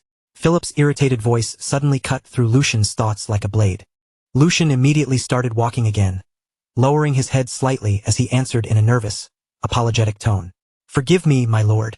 It is my first time standing so close to someone of your noble stature. I must have become nervous without even realizing it." Philip clicked his tongue, his annoyance plain on his face. "Pathetic." Lucian kept his head lowered, never breaking the timid image he had created. But for one brief moment his gaze slipped backward. His eyes landed on one of the maids, and something about her face made his thoughts hesitate. That face. Why did it feel so familiar? For a moment, the thought lingered in his mind. But then he rejected it just as quickly. No, that could not be it. It was only a resemblance. Nothing more than that. Lucian pushed the thought away before it could distract him any further and continued forward, forcing those unnecessary doubts to the side. Before long, they finally arrived at the main location, the place where everything had been prepared. The moment they stepped inside, Philip's expression crumpled with even stronger disgust. "This place is even worse on the inside. The smell alone is unbearable. That commoner Hugo. Did he misuse the funds from my house? Was the outside only made to look acceptable?" A calm voice answered without the slightest hesitation. "What truly matters is what lies inside. Wouldn't you agree?" Philip's gaze snapped sharply toward the one who had spoken. "And you are." The man stepped forward by a small measure, then offered a polite bow with steady composure. "Hugo, the one in charge of this place. I greet you, my lord." The item required especially careful handling, so our preparations took slightly longer than expected. Philip narrowed his eyes and studied Hugo closely, suspicion clearly visible in his stare. Since you have shown yourself, I assume you have not done anything foolish. Hugo gave a quiet chuckle, completely unshaken by the accusation. Would I really throw away the Logren family's leash over something as small as profit? After all the reports I sent, the fact that you came all the way here personally proves just how curious you were. As Hugo spoke, the curve of his smile grew a little deeper. There was a faint sharpness beneath his polite tone, something that did not fully match the words coming out of his mouth. Curious about the item capable of rotting Rockelheim from its very core. For a short moment, silence settled over the room. The air turned heavy, tight, and uncomfortable before Hugo finally lifted a hand and gestured forward. Please, allow me to show it to you. From the side, Lucian watched the exchange carefully, and a faint sense of approval moved through his thoughts. Hugo had been the right person to trust with this role. The way he lied so naturally, without the smallest crack in his expression or the slightest hesitation in his voice, was genuinely impressive. Meanwhile, Philip's already thin patience began to wear away completely. His face hardened, and the disgust in his eyes slowly shifted into anger. What an insolent dog! If this turns out to be a disappointment, you will regret making me come here. Then he turned his head sharply, his cold gaze landing directly on Lucian. You, go and bring it. Lucian bowed at once, keeping his voice obedient. Yes, my lord. Without the slightest delay, Lucian stepped toward Hugo and spoke as if he were merely carrying out an order. Boss, please bring out the item we prepared. Hugo handed the object over without saying a single word. For one brief second their eyes met. No words passed between them, but the meaning was clear. Everything was moving exactly according to plan. Lucian turned back toward Philip's group, holding the object firmly with both hands. His posture stayed low and humble, his expression perfectly obedient. I have it right here. And then, with one smooth and precise motion, everything was set into motion. Lucian's words had barely finished settling in the room when something about him suddenly changed. It was subtle, so faint that it was almost impossible to point out, yet everyone could feel it. His posture remained humble, and his voice still carried that same submissive tone, but underneath it all, something else had surfaced. There was arrogance there now, a calm confidence that did not belong to a frightened guide. That small shift was enough to unsettle everyone present. The knights stiffened by instinct, their fingers tightening around their weapons, while even Philip felt a strange, creeping dread coil deep inside his chest. And before anyone in the room could fully understand what was happening, Lucian moved. I'll make sure it's delivered. In the very next instant, he hurled the object straight toward them, and the entire situation exploded at once. You bastard! What do you think you're doing? Philip's voice broke into a furious shout, but panic was already tangled inside his anger. Have you lost your mind? Do you even know what that thing is? But the moment had already passed beyond anyone's control. As the object cut through the air, something struck it mid-flight with flawless timing. The hit was so fast, so clean, and so precise that it was almost impossible to see with the naked eye. The item shattered instantly. From within, an overwhelming burst of light detonated outward, flooding the entire space in one violent surge and swallowing everything within reach. The guards reacted purely on instinct, throwing themselves in front of Philip and forming a protective wall around him. Young master, stay behind us. The light doesn't fade. Instead, it grows even stronger, swelling brighter and brighter until the glare becomes almost impossible to endure. It burns straight through closed eyelids, swallowing every shape, every shadow, and every sense of direction at once. In only a few seconds, sight becomes completely useless, as if the entire world has been erased by white fire. I can't see. What's happening? Panicked voices rise from every direction, crashing over one another as confusion spreads through the room.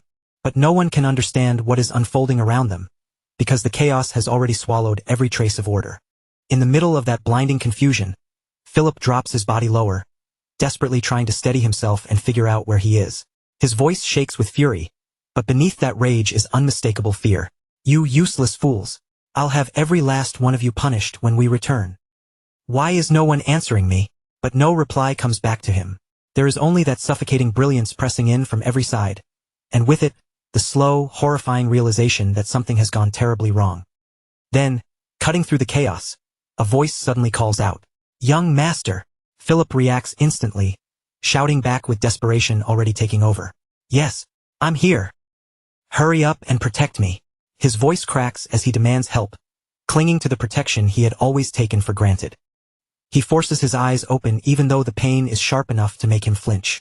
The glare still overwhelms his vision, but little by little, faint shapes begin to appear, blurry and twisted like shadows trying to crawl back into form. Right in front of him, he can barely make out a figure standing there, indistinct and almost ghost-like in the fading light. The face is impossible to see clearly, but the voice is much sharper, urgent and strained as it shouts something toward him. That voice is telling him to run, telling him to get away while he still can. At the same time, another voice tears through the room, filled with shock and furious disbelief. He betrayed us. Before Philip can even understand what those words mean, a man collapses right in front of him. The heavy thud of the body hitting the floor sends a cold jolt of terror straight through him. His breath catches in his throat, and his thoughts begin spiraling wildly, but he has no time to gather himself or react. All around him, one guard after another begins to fall. In the blinding aftermath of the light, movement is impossible to follow, but death is clearly moving through the chaos with frightening speed and absolute certainty. The members of the Black Lion group strike with brutal precision, cutting down the disoriented knights before they can recover their sight or raise their blades properly. Philip's mind races, and broken pieces of understanding begin forcing their way through his panic. A flash magic stone. A tool that releases blinding light the instant it takes an impact. It is rare, costly, and difficult to handle, but for stealing someone's sight in a single moment, there is almost nothing more perfect. Even so, to wipe out all of the Marquis's guards within that tiny opening should have been impossible. But before Philip can finish that thought, it is violently cut short. A man steps forward out of the chaos, his presence calm and completely controlled, untouched by the fear spreading around him. His voice remains steady, carrying a quiet authority. All threats have been neutralized. I will escort the women and the one in charge to Kelheim. Not far away, Lucian stands silently, his expression unreadable and his gaze distant. In that stillness, his thoughts turn inward, and his father's words echo through his mind with a heavy clarity. The weight of the seat you occupy, bear it yourself. Lucian exhales slowly, as if releasing something he had carried inside for a long time. I think I finally understand. On the other side, Philip has lost the last scraps of composure he had left. He staggers backward, his legs giving out beneath him until he collapses onto his knees, his voice shaking uncontrollably as fear swallows his pride. Don't come any closer. I said stay back. Even now, he desperately clings to the authority of his name. Do you even know who I am? I am the fourth son of Logren. A noble. A knight steps forward, his expression cold and completely unmoved. Your fate will be decided by His Highness, Grand Duke Valdic. Submit quietly. Philip freezes in place, and the name strikes him like a physical blow. What? His voice crumbles as the realization begins to sink in. House Valdic. His eyes dart wildly around the room before finally locking onto Lucian. His voice drops into a trembling whisper, every word dragged out by disbelief. Then, don't tell me. The one disguised as a commoner is a son of House Valdic. Panic surges through him all at once. If that is true, then allowing himself to be captured is no longer an option. He whips around desperately and screams at the top of his lungs. What are you all doing? Guards outside. Get in here and protect me. Are they all dead too? Lucian steps forward with complete calm, his voice steady and almost indifferent. It's over. There are no more threats. But then he suddenly stops. In the middle of speaking, his eyes widen, and his gaze snaps sharply toward one of the maids. At that exact moment, Philip, still clinging to the last pieces of control he has left, shouts in desperation. I grant you permission to take up the sword. You should be able to handle this. And then the maid moves. At first, it looks like nothing more than a single step. But there is something wrong with it, something far too composed, far too deliberate for an ordinary servant. Lucian watches her without blinking as she walks toward the fallen weapon. His thoughts begin to spiral, and the realization crashes into him all at once. That face, that resemblance he noticed earlier. That faint sense of familiarity he had tried so hard to dismiss. And now, even the atmosphere around her changes the very moment her hand reaches the blade. Lucian's voice sinks into a whisper.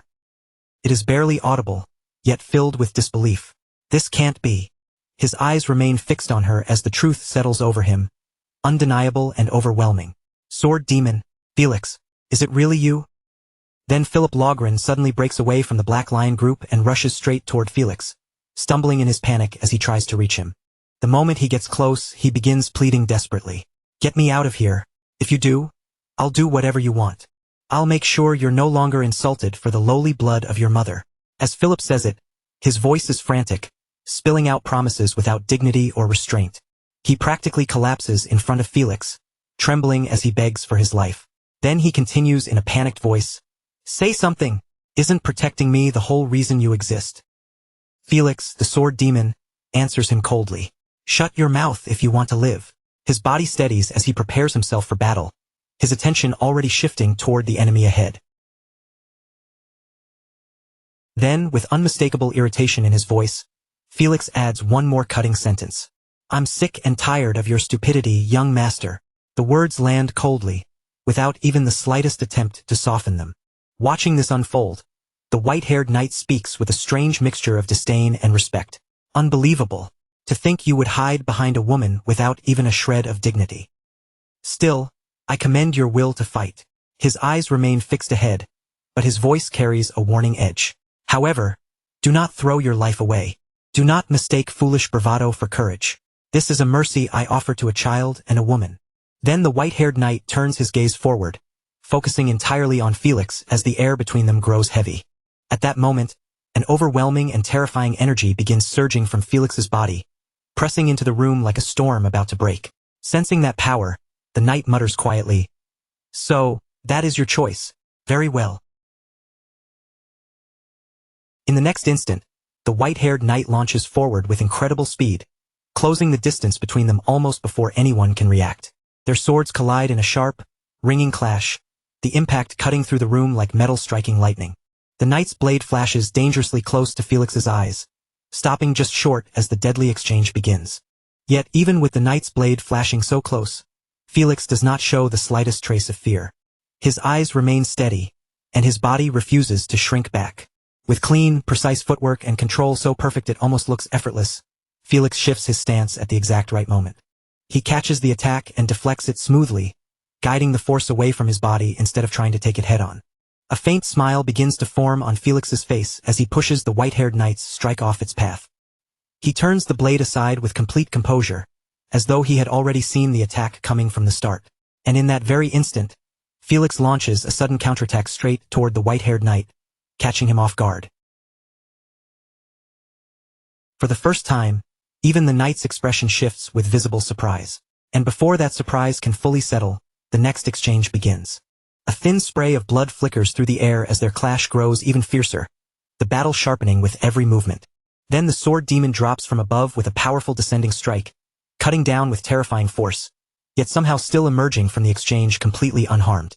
Watching everything unfold, Lucian is left stunned. His thoughts race as he follows each movement, realizing that Felix's reactions are so fast they almost border on foresight, and his movements are strange, free, and completely unbound by ordinary swordsmanship. There is no mistaking it. As Lucian continues to watch, his gaze falls on Felix's stance, and in that instant, something buried deep in his memory suddenly stirs. Fragments of the past rise back to the surface, and realization slowly dawns on him. This is the sword demon, Felix. Even back then, Lucian remembers clearly, Felix carried a kind of grace and presence that never truly fit the rough, bloody world of mercenaries. Brief flashes from those old days passed through Lucian's mind one after another, each one confirming the same thought. Felix had always been different from everyone around him. That slender frame, those delicate features, and that sharp, unforgettable presence had always made Felix impossible to overlook. Then the moment snaps back to the present. The panicked young master pushes forward again, desperately trying to hide behind Felix and use him as a shield. At the same time, Lucian finally puts every piece together in his mind. Now he understands. The illegitimate child, Felicia, left her family behind and lived in disguise as a man named Felix. The focus returns to the white-haired knight, who steadies himself after the exchange and looks at Felix with a much more serious expression. If my defense had been even a moment slower, my head would already be rolling on the ground. I still have a long way to go. I underestimated her without even noticing the hidden fangs beneath the surface. His tone changes as he speaks, his pride giving way to a colder, sharper resolve. Then he declares with rising intensity, "I will swallow my pride and treat you as a true enemy." In that moment, a terrifying surge of energy begins pouring from the white-haired knight, and his presence grows heavier with every passing second. Across from him, Felix continues facing the knight head-on, but even he cannot hide the trembling in his body under that crushing pressure.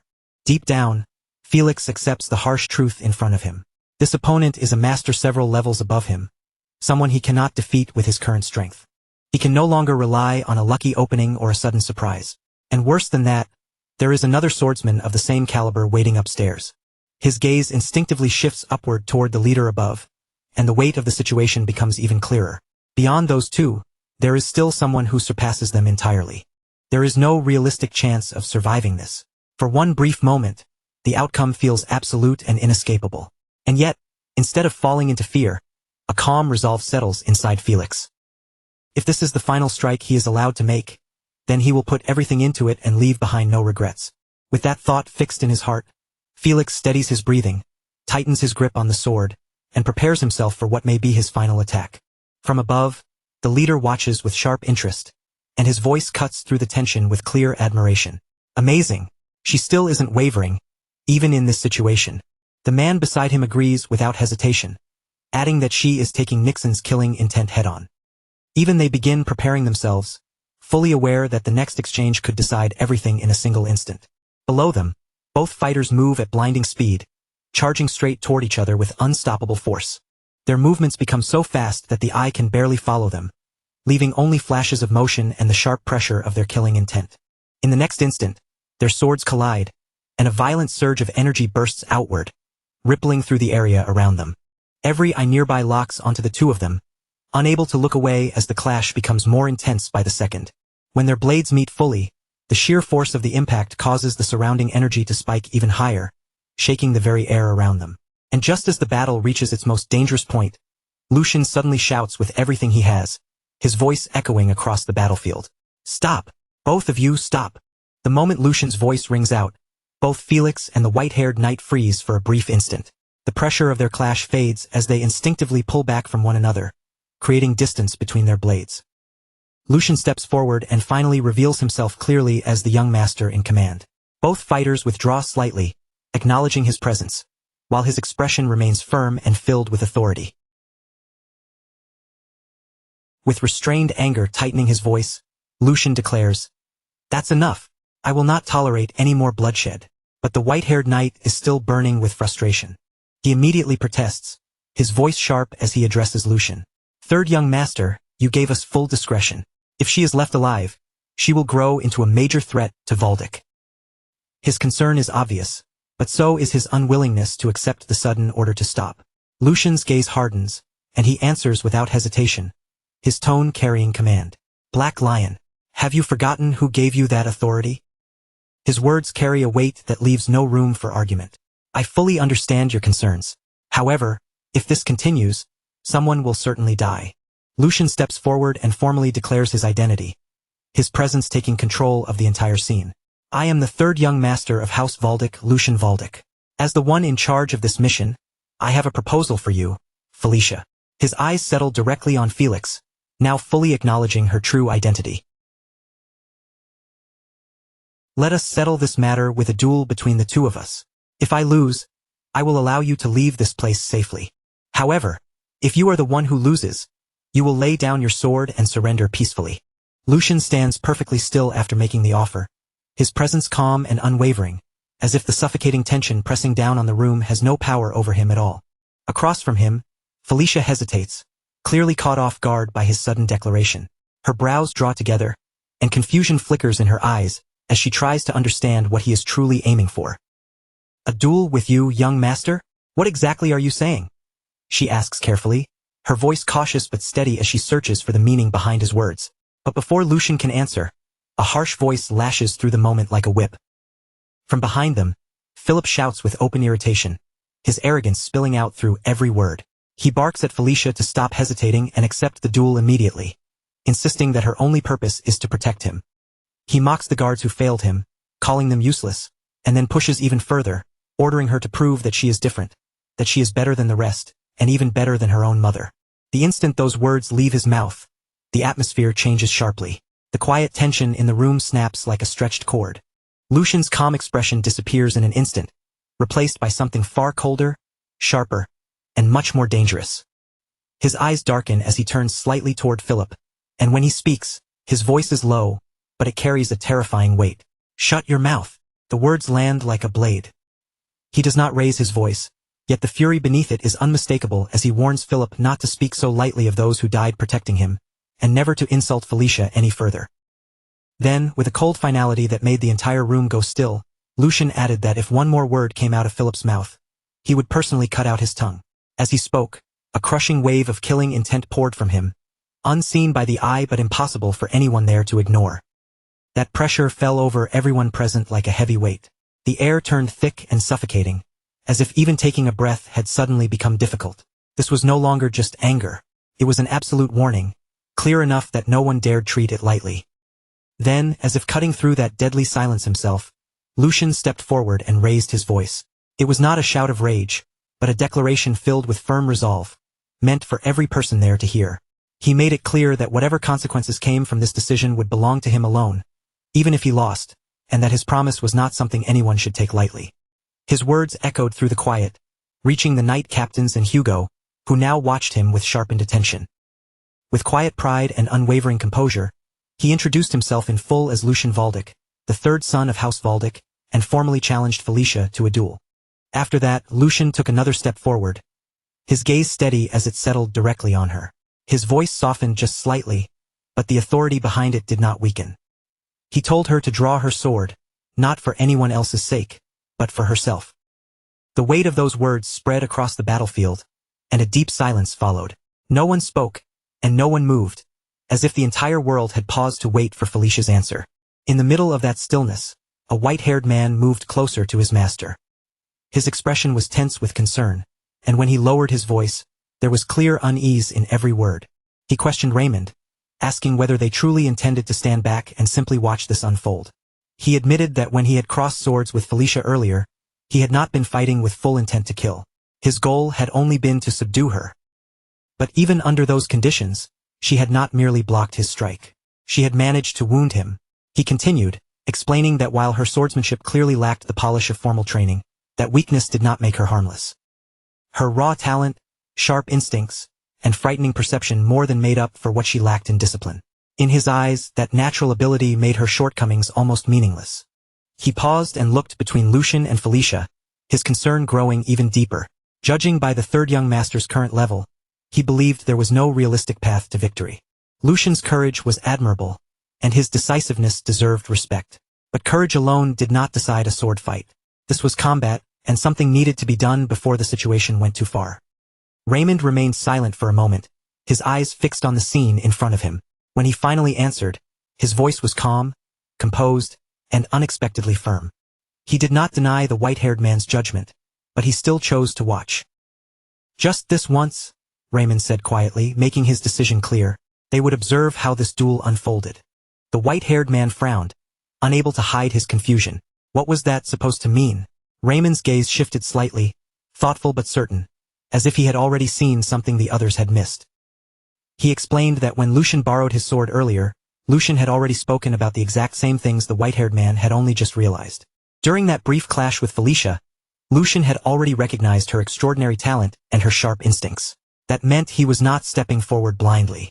He understood exactly what kind of opponent stood before him. And so Raymond reached his conclusion. For now, they would wait. They would watch without interfering. They would see what kind of outcome the third young master was trying to create, and what role Felicia would have in that outcome. As Raymond's words lingered in the air, Felicia quietly repeated the name in her mind, Lucian Valdic. To her, this young noble felt completely different from every other noble she had ever encountered. He had hidden his identity and disguised himself as a mere servant just to observe Logren's forces from the inside, and now he was stepping forward to fight a duel that, by ordinary logic, seemed completely unnecessary. Nothing about him made sense to her. The more she tried to read his intentions, the harder they became to grasp, slipping further away like smoke. Still, no matter how strange Lucian was, one conclusion remained firm in Felicia's mind. He was not someone capable of defeating her. Even so, she straightened her posture and spoke with quiet respect. She thanked him for granting someone like her this opportunity, and promised that if she managed to subdue him, she would accept the shame placed upon her and leave without a trace. She would disappear as though she had never existed at all. But Lucian did not hesitate for even a moment. His reply came instantly, cold but steady. If he was the one who subdued her instead, then she would come with him to Helheim. His eyes stayed locked on her as he spoke. He said it as if the matter had already been decided. Then he added that it seemed she had already made up her mind as well. With that, the silence around them deepened once more. This time, the quiet carried the unmistakable weight of an approaching clash. The air between them turned sharp as Lucian and Felicia stood face to face, their gazes locked without wavering. Both of their bodies remained perfectly still, yet every part of them seemed ready to explode into motion at any second. This was no longer just an exchange of words. It was a battle waiting to erupt. Inside her mind, Felicia made her final decision. She did not want to leave any unnecessary wounds on him. She would neutralize him in a single strike. Her eyes sharpened, and a cold glint flashed through them as her focus reached its peak. In the very next instant, Felicia moved. Her figure blurred forward with incredible speed, crossing the distance between them in the space of a heartbeat. Her blade sliced through the air in a clean, decisive arc as she launched a precise attack straight toward Lucian. But Lucian reacted just as quickly. With perfect timing, he raised his sword and met her strike head-on, stopping the attack before it could reach him. A flicker of surprise flashed through Felicia's eyes. He blocked her attack. The thought echoed sharply in her mind, but she did not allow herself to freeze. The moment Lucian tried to launch a counterattack, Felicia immediately sprang backward, creating distance between them with one smooth, fluid motion. Her landing was light and controlled, her stance already prepared for the next exchange, and her eyes never left Lucian for even a second. The duel had only just begun, yet the intensity between them had already climbed to a level where neither side could afford to underestimate the other. As the clash continued, a sharp and unsettling thought echoed through Felicia's mind. His breathing and reaction speed should not have been able to keep up with her movements at all. So how had he managed to block her sword? The question stayed with her, refusing to disappear, and doubt slowly began to creep in. But before she could reach an answer, her eyes widened slightly. In the next moment, Lucian was already right in front of her, closing the distance with terrifying precision. His sword came down without hesitation. Caught off guard, Felicia barely managed to lift her blade in time, struggling to block the strike. The impact sent a sharp jolt through both of her arms, forcing her to tighten her grip and steady herself. From that point on, the duel began escalating at a frightening pace. Their swords collided again and again in a relentless exchange, each impact ringing sharply through the air. Every clash seemed ready to scatter sparks, and despite Felicia's skill, she found herself being driven backward step by step. Every movement of Lucian's blade carried pressure, forcing her into a defensive position she had never expected to take against him. Amid the storm of clashing steel, Lucian's calm voice cut through with chilling clarity. He told her that the reason she was being pushed back was because she was exhausted after overusing her mana during the clash with the Black Lions. And even if she was conserving some strength just in case, the difference between them right now was still painfully clear. Before she could fully process what he had said, Lucian launched a powerful and lethal strike. The force behind the blow was overwhelming, far beyond what Felicia had expected from him. She gritted her teeth and fought to hold her ground, her body straining under the pressure as she blocked the attack. Then Lucian spoke again, his tone steady and almost chilling in its certainty. He told her that he knew her better than she knew herself. Her habits, her weaknesses, and even the flow of her sword's path were all clear to him. His words carried a weight that went far beyond simple confidence. It felt as though he was not merely fighting her, but reading her, predicting her, and taking control of the rhythm of the battle itself. In the past, even though his encounter with her had been brief, as those words echoed between them, the present seemed to overlap with fragments from long ago. Back then, just like now, the two of them had faced each other with blades drawn, meeting each strike without hesitation. They had crossed swords fiercely, taking what the other possessed and making it their own. It had not been only a fight, it had been a silent exchange of skill. Instinct, movement, and understanding had all passed between them in that fleeting clash. In those brief moments, they had learned from one another, absorbing each other's motions, reading each other's intent, and sharpening themselves through the collision of steel. "Felicia," Lucian said, his gaze fixed on her with unwavering certainty. "My body remembers you, and you alone." The memory faded away, and reality rushed back in all at once. In the present, the result had already been decided. Felicia's sword was broken, its shattered blade leaving no room for denial. The fragments of the blade caught the light, reflecting the stunned faces of everyone watching. A heavy, absolute silence spread across the battlefield, pressing down on them like a weight.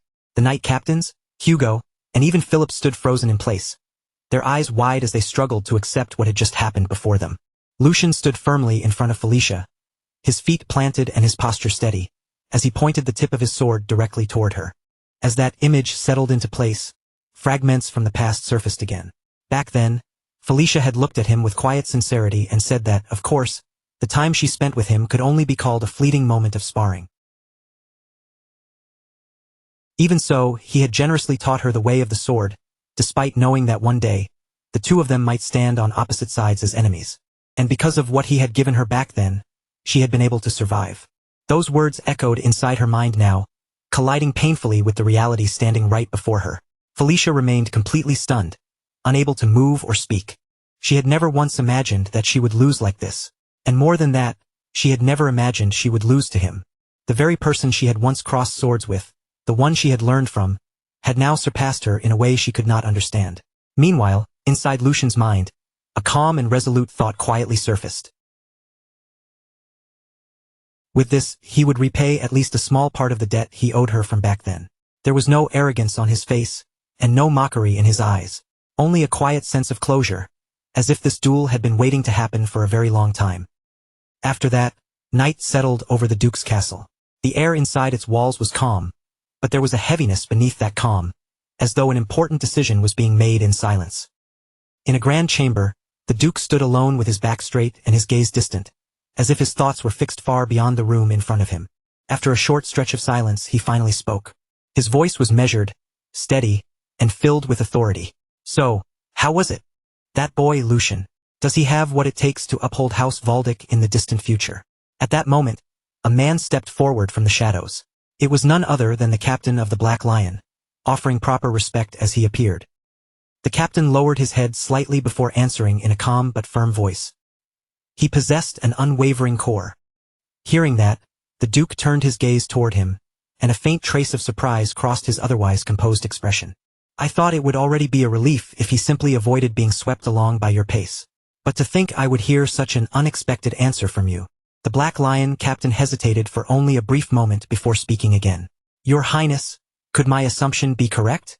In response, the Duke slowly stepped forward, and with each step, his presence seemed to grow heavier. The reason I deployed all of you for this mission was because the matter was that serious. It is still too early to make judgments regarding the succession. Realizing he had gone too far, the captain immediately bowed his head even deeper. I misspoke. The Duke dismissed the apology with a calm expression. It is fine. Assuming there was no exaggeration in your report, it must have been quite an impressive sight. As the conversation drew to a close, the Duke remained where he was, now holding a sheet of paper in his hand. His eyes moved carefully across its contents, but his expression stayed unreadable, as if the future itself had been pressed into those written words. After that, the Duke walked straight up to the Black Lion captain and placed a firm, almost familiar hand on his shoulder. His voice lowered slightly as he said, "If only for your sake." Hearing that, the captain let out a faint breath before replying. I suppose I can humor the boy for a while. The Duke's expression softened just a little as another thought crossed his mind. Come to think of it, it has been quite some time since you and I last shared a drink. I recently acquired some fine liquor. Would you care to join me? It is the vintage you always enjoyed, so I imagine it should suit your taste. At those words, the Black Lion captain gave a small, knowing smile and answered, Your Highness, you may soon regret saying that. One night will not be nearly enough to hear the full story of this mission. Then the scene shifts to the following morning, when the darkness has lifted and the journey begins again. Lucian's entire team has already set out, leaving the area behind as they begin their return after successfully completing the mission. The atmosphere becomes more reflective as the events of the previous night settle into place. Right after her bout with Lucian came to an end, Felicia collapsed from exhaustion, the aftermath of pushing her mana circulation too far finally catching up with her. To help her recover, Lucian sent Felicia and her maids ahead to a nearby city. Meanwhile, in another part of the group, Philip Logren was trapped inside his own thoughts. Dread filled Philip's mind as he imagined what waited for him. No, he was definitely going to be kicked out of the family. That fear gnawed at him, heavy and unavoidable. As for that man, the one who displayed the deep-rooted arrogance of a noble until the very end, Lucian forced him to dig his vassals' graves with his own 2 hands. What followed was a grim sight. Rows of graves stretched across the land, each one marking a soldier or knight who had lost his life that night. The air around the graves was silent and heavy, filled with the weight of death and loss. Lucian had done it all with one purpose in mind, hoping Philip would finally understand what it truly meant for a life to be extinguished. Lucian rode forward calmly on his horse, leading the group as they continued along the road. The morning air was quiet around them, but that fragile silence did not last for long. Suddenly, a loud, furious voice erupted from behind and shattered the calm. It was Philip Logren, shouting at the top of his lungs with unrestrained anger. "Hugo, you bastard! I will never let you get away with this. Did you really think you could betray us and survive? Young Master Lucian, I demand to be treated as a formal prisoner of war. How dare you treat a son of House Logren with such disrespect?" His voice was sharp, grating, and packed with arrogance, irritating nearly everyone forced to listen. Yet even then, Philip refused to stop. "Are you truly intent on making an enemy out of us?" Hearing all of this, Lucian slowly turned his head back, his expression calm but cold. Inside Lucian's mind, a single thought passed through with perfect clarity. Philip still had not understood the weight of what happened last night at all. After a brief pause, Lucian finally spoke. His voice was low, but the warning inside it was unmistakable. "I will give you one piece of advice. If you want to keep breathing even a second longer, then you would be wise to watch what comes out of your mouth." There was no open anger in his tone, only quiet authority and a dangerous calm. Then, with unwavering composure, Lucian continued and made the situation painfully clear. "This is a place where even your high and mighty father would not dare set foot. This is Kelheim, the heart of House Valdic." After that, the scene shifts forward, and what appears before them is nothing short of breathtaking. Ahead lies a vast and magnificent city, filled with life, scale, and grandeur. Rows of elegant buildings stretch into the distance, wide streets open beneath the morning light, and the lively atmosphere reflects the strength and pride of House Valdic. At the entrance stands a massive gate, towering over everyone beneath it, and with a deep, echoing sound, it slowly begins to open. Lucian is the first to move forward, riding his horse with calm confidence as he passes through the great gates. Behind him, Hugo and the knights follow in formation, escorting the captured prisoners along with them. The moment they enter the city, the silence breaks apart beneath the loud cheers of the people. Crowds gather on both sides of the road, their voices rising with excitement and admiration. "It's Lord Lucian, the third young master has returned. He had crushed the wicked crimes committed by House Logren from the roots, and even dragged the one behind it all back alive as proof of their guilt." The moment he appeared, the crowd's excitement exploded. People surged toward the street, pressing shoulder to shoulder just to see him with their own eyes. "Lord Lucian, please look this way." Their voices rang out one after another, eager and breathless. Some shouted even louder than the rest, their faces bright with pride, as if Lucian's victory belonged to the whole territory. And among the cheers, one name carried like thunder through the street. The lion had returned, the lion of House Valdic, Hugo. Hugo, seeing the crowd welcome them with such overwhelming passion, could only stare around in disbelief. His eyes moved from one cheering face to the next before he finally turned to Lucian, unable to hide his confusion. "Young master, what exactly is happening here?" Even while the cheers rolled over them like a storm, Lucian stayed calm, his expression barely wavering. In a low, composed voice he answered, "I did send a letter asking for a chance to reveal House Logren's atrocities, but it seems Father chose to support us far more openly than I expected." Then Lucian looked toward Hugo and spoke with quiet certainty. "Stand tall and accept this welcome. This is the first great achievement you have earned." Those words struck Hugo deeper than any cheer from the crowd. A warm rush of joy rose inside him, and his chest slowly swelled with pride as he finally allowed himself to take in the weight of that moment. As the grand procession continued moving through the city streets, the celebration carried on around them, and the view slowly shifted away from the cheering crowd. Far above the city, from the highest point of a tower, the Duke stood watching everything unfold below. Beside him stood his butler, silent and attentive, while the Duke gazed down at the parade with a faintly thoughtful look. "Perhaps I really am getting old," he murmured. "To think I would arrange a victory procession simply because my son asked for one." The butler remained respectfully at his side, but his answer came without the slightest hesitation. "Did young Master Lucian not accomplish something grand enough to deserve it? In my opinion, this procession is entirely justified." Then, with the same calm and steady manner, the butler continued. "And beyond that, young Master Lucian's letter was not written merely to strengthen his own standing. It was also a calculated move to show the people of our territory House Valdic's firm resolve, while sending a clear warning to both the imperial family and House Logren. And your highness recognized that as well. That is why you allowed this procession to happen." As those words settled in the air, the Duke kept his eyes fixed on the city below, his expression gradually turning heavier. The movements aimed at shaking the empire were becoming far too troubling to ignore. Even the sun that had once seemed eternal, and even the lion's claws that had once looked impossible to break, were now beginning to reveal unavoidable cracks. If I do not want to be swallowed by that current, the Duke thought aloud, his voice low, then I must sharpen my own blade even more than before. He spoke while staring far into the distance, as though his eyes were trying to pierce through the present and reach the uncertain future waiting beyond it. With that quiet heaviness lingering in the air, the moment slowly faded. The view then moved away from the tower and shifted to Lucian's room. The instant Lucian returned, he dropped straight onto his bed without even trying to sit properly. His body sank into the mattress, finally loosening after everything he had been through, and a tired breath slipped from his lips. Now I finally feel alive again. I never thought I'd miss this so much just because I got used to living like a noble. Still lying there, Lucian let his eyes close for a brief moment as his thoughts slowed down. Since the Grand Duke made time for a separate report this evening, I should have a little room to breathe until then. But what mattered even more was that this mission had brought in far greater results than he had originally expected. As he lay there, Lucian began sorting through everything in his mind, starting with the fact that he had secured Felicia much faster than planned.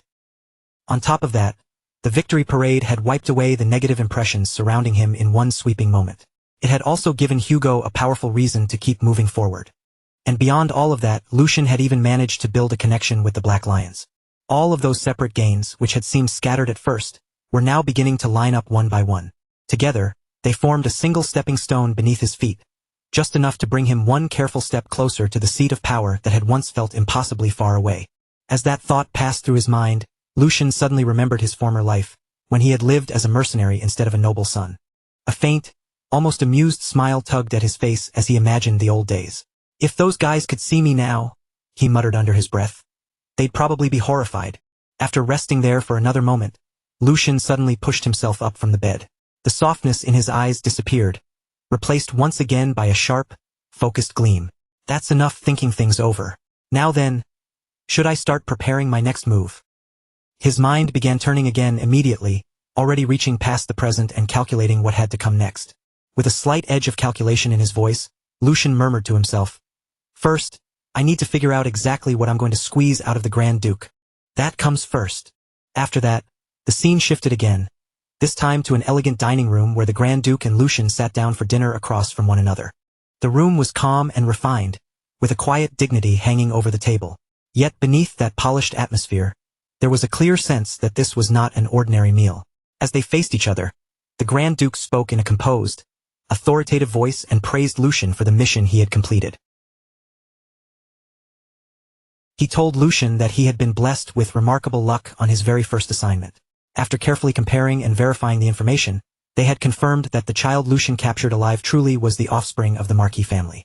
According to the Grand Duke, there could be no stronger evidence than that. Recognizing the success, the Grand Duke gave a simple but weighty commendation. "Good work, Lucian."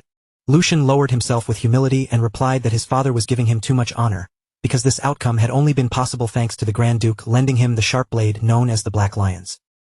But the conversation soon moved to a more troubling matter, and Lucian's expression turned more serious as he asked what would happen to Philip Lohgren. He pointed out that after seeing his own child die in such a manner, it was hard to believe the Marquis would simply sit quietly and do nothing.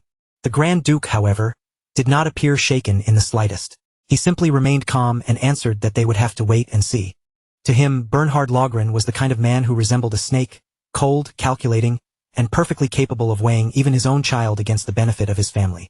In the Grand Duke's eyes, as long as there was still one child left to continue the family line, the Marquis would not be foolish enough to move recklessly. Then he quietly dismissed Lucian's concern, telling him there was no need to burden himself with what came after this. Lucian had already done far more than enough for his part. With that matter set aside, the Grand Duke changed the subject and asked Lucian what he wanted as a reward for completing the mission so successfully. He noted that Lucian had gone out of his way to send a letter, which meant he must have wanted something more specific than a simple celebratory procession. Hearing this, Lucian gave a small, somewhat awkward smile and admitted that being asked so directly made him feel a little uncomfortable. Still, since the subject had already been brought up, he decided to make his request as humbly as he could. Before speaking, though, he paused for a moment in his own thoughts, wondering if he should truly say it out loud. Then, Gathering his resolve, he began. For Hugo, who made a great contribution this time. But before he could finish, the Grand Duke cut him off with a single sharp word. Impossible! The interruption came so suddenly that Lucian froze, completely caught off guard. Lucian looked at his father in confusion, visibly shaken by how quickly he had been stopped. Father, I haven't even finished speaking yet. But the Grand Duke had already seen straight through him, and without hesitation, he said Lucian had been about to ask for Hugo to receive a knighthood. Was he wrong? The Grand Duke's expression did not change at all as he gave his answer in a firm, immovable tone. He acknowledged that Hugo had contributed this time, but made it clear that this single achievement could not erase everything else. Hugo's previous connection to the Marquis family was not something they could simply overlook. If Lucian had not stepped in and captured him, the Grand Duke said, Hugo would have continued down that path with them without hesitation. Lucian immediately pushed back, keeping his voice controlled even as urgency entered his words. He argued that this was only a hypothetical judgment, and what mattered now was the reality in front of them. Hugo had chosen to cooperate, and he had played a major role in making the mission succeed. But before Lucian could press the point any further, the Grand Duke cut him off again. Calling his name in a sharp tone, he told him that was enough. There was no room for argument in the Grand Duke's voice as he explained that a knight must forge his own honor and pile up merits so undeniable that no one could question them. Then, fixing his gaze directly on Lucian, he asked whether Lucian truly believed Hugo already possessed those qualifications. At that question, Lucian fell silent. A faint trace of disappointment passed over his face, though he managed to keep his composure. Deep down, he had expected this answer from the beginning, but hearing the rejection spoken so bluntly still left a sting in his chest. Inwardly, he admitted that the answer really was no. Meanwhile, the Grand Duke continued in the same measured, practical tone and offered other possibilities. If Hugo wanted wealth, he could be rewarded with chests filled with gold coins. If needed, the Grand Duke could even prepare an entirely new identity for him. But making Hugo a knight was impossible, at least for the time being. The Grand Duke made it clear that the timing simply was not right. Lucian, realizing there was no room to push any further, quietly lowered his expectations and swallowed his disappointment. In his heart, he apologized to Hugo, thinking they would have no choice but to wait for another chance later. On the outside, Lucian gave a calm nod and accepted his father's judgment. He admitted that the Grand Duke was right, and that perhaps he had been too impatient in making such a request. Seeing that Lucian had backed down, the Grand Duke told him to ask for something else instead.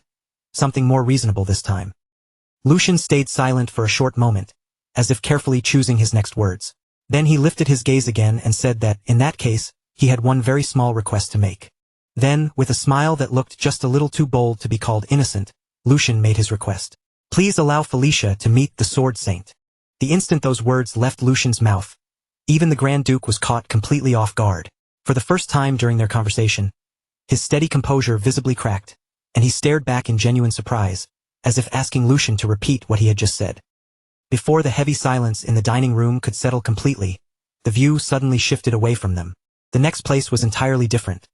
A guarded prisoner camp, where the air felt colder and much more tense. Outside, 2 guards stood watch near the entrance, while inside the room, Felicia sat quietly by herself. Felicia slowly looked around the space, taking in every detail with cautious eyes.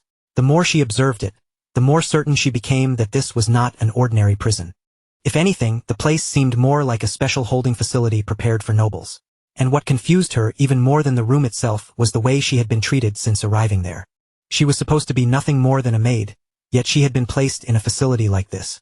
Not only that, she had been given proper meals, and even medical care for her condition. No matter how much she thought about it, Felicia could not understand their real purpose. Why would they go this far for someone like her? But after thinking for a while, the tension in her face softened just a little. Perhaps, she told herself, this might actually be better than the fate she had expected. As she sat there in the quiet room, her eyelids slowly lowered, and her expression became calmer as her thoughts drifted inward. In that stillness, memories of her past rose up one by one. With a feeling that was both exhausted and strangely relieved, Felicia admitted to herself that, at the very least, she had finally escaped from that hellish place in the end. She remained seated in silence, her hands resting quietly as her thoughts continued to flow, almost like she was whispering one last wish only to herself. She thought that before she died, it would be nice if she could hold a sword one final time. And if she allowed herself to be just a little greedier, even for a single moment, then there was something more she wanted. As that desire formed in her heart, the quiet room seemed to give way to a vivid memory. The intense sparring match she had once shared with Lucian. The sharp clash of their blades, the fast footwork, the pressure in the air, and the tension of each exchange all returned to her mind as clearly as if she were standing there again. Seeing that moment replay inside her memories, Felicia quietly admitted what she truly wanted. She wanted another chance to cross swords with him just one more time. But almost as soon as that thought appeared, she rejected it herself. She called it absurd, as if such a wish could never possibly come true. Then, right at that moment, a voice suddenly broke through the silence from outside. According to the physician, the voice said, her mana control was still unstable. The voice continued, and by then it was clearly Lucian speaking. In the same calm tone, he added that she was also suffering from severe malnutrition and fatigue. His voice stayed measured, but his words went straight to the point as he asked whether her body felt any better now, and whether she was well enough to hold a sword again. The question struck Felicia so suddenly that her eyes widened in surprise. Completely caught off guard, Felicia stared at him in confusion. Before anything else, she asked what he even meant by saying she could hold a sword again. Lucian looked at her with his usual composed expression and answered with a question of his own. Did she truly intend to stay in this place forever? Then, with a faint trace of dry irony, he added that, surprisingly enough, prison life seemed to suit her rather well. After that, Lucian stepped closer and gestured toward the bed nearby, making it clear that he had not gone through all that trouble just to leave her here like this. Dropping any roundabout wording, he spoke to her directly and asked if she really did not want to let her talent with the sword bloom in this place. Lucian stated firmly that he had no intention of letting her remain as some ordinary sword fighter. Then, without softening the weight of his words, he revealed what he had planned for her. He intended to recommend Felicia as a disciple of the Sword Saint. The moment those words reached her ears, Felicia froze in place, utterly stunned. Her disbelief showed immediately on her face. She looked at Lucian sharply and asked if he was making fun of her. To Felicia, the very idea sounded ridiculous. So ridiculous that it felt almost cruel to even say out loud. She pointed out that even becoming a sword fighter was already an unbelievable thing for someone like her, a mere maid and a woman. But becoming the disciple of the Sword Saint was far beyond that. In her eyes, it was a dream so unreasonable that it barely made sense. Her frustration finally spilled out, and her voice grew firm, almost trembling from the emotions she had been holding back. She declared that her status might be low, but she was not such a fool that she failed to understand her own place. Seeing her react so strongly, Lucian quietly realized that he may have rushed things too much. Inwardly, he admitted that he had been a little too hasty, and that Felicia's response was only natural. After all, even though she carried the blood of the Marquis, she had been born an illegitimate child, and a woman on top of that. Because of that, she had never even been allowed to hold a sword, much less receive proper training in how to wield one. Instead of being given a chance, she had been surrounded by envy, jealousy, and constant persecution from her own siblings. Those circumstances eventually gave birth to the person later known as the Sword Demon, Felix, the one who abandoned House Logren. Bringing his thoughts back to the present, Lucian faced Felicia again and spoke in a calmer voice. He told her that he understood why she could not trust him, and that she did not have to give him an answer right away. She could take as much time as she needed to think it through. Felicia looked at him with clear confusion in her eyes and asked what exactly he meant by that. Lucian answered without hesitation, explaining that he was leaving the choice entirely in her hands. He even told her that if she wished, she could leave as soon as today. But before ending the conversation, Lucian left her with one final thought. She should never give up on the sword. He told her that the moment she held a sword in her hand was when she became her truest self. Those words remained in the air long after he spoke them. Felicia, shaken by what she had just heard, repeated those words softly to herself. Was she truly her real self when she held a sword? Even though her own blood relatives had been the ones to take that right away from her? Then, raising her voice just a little, Felicia turned back to Lucian and asked something far more personal. Did she really have the right to do that? Was it truly okay for her to live only for the sword, without being tied down by anything else? Lucian met her question head-on, and there was not even the slightest hesitation in his eyes. He told her that if this was what her own will desired, then he swore it would become reality, staking that promise on the name of Lucian Valdic. At that moment, the view briefly slipped into the past. Lucian was speaking casually with Felix, asking what kind of dream he had. While other people might talk about living comfortably or proudly showing off their success, Lucian did not think Felix wanted anything like that. Lucian even offered a few possibilities, asking if Felix wanted to become a knight captain someday, or perhaps earn a noble title for himself.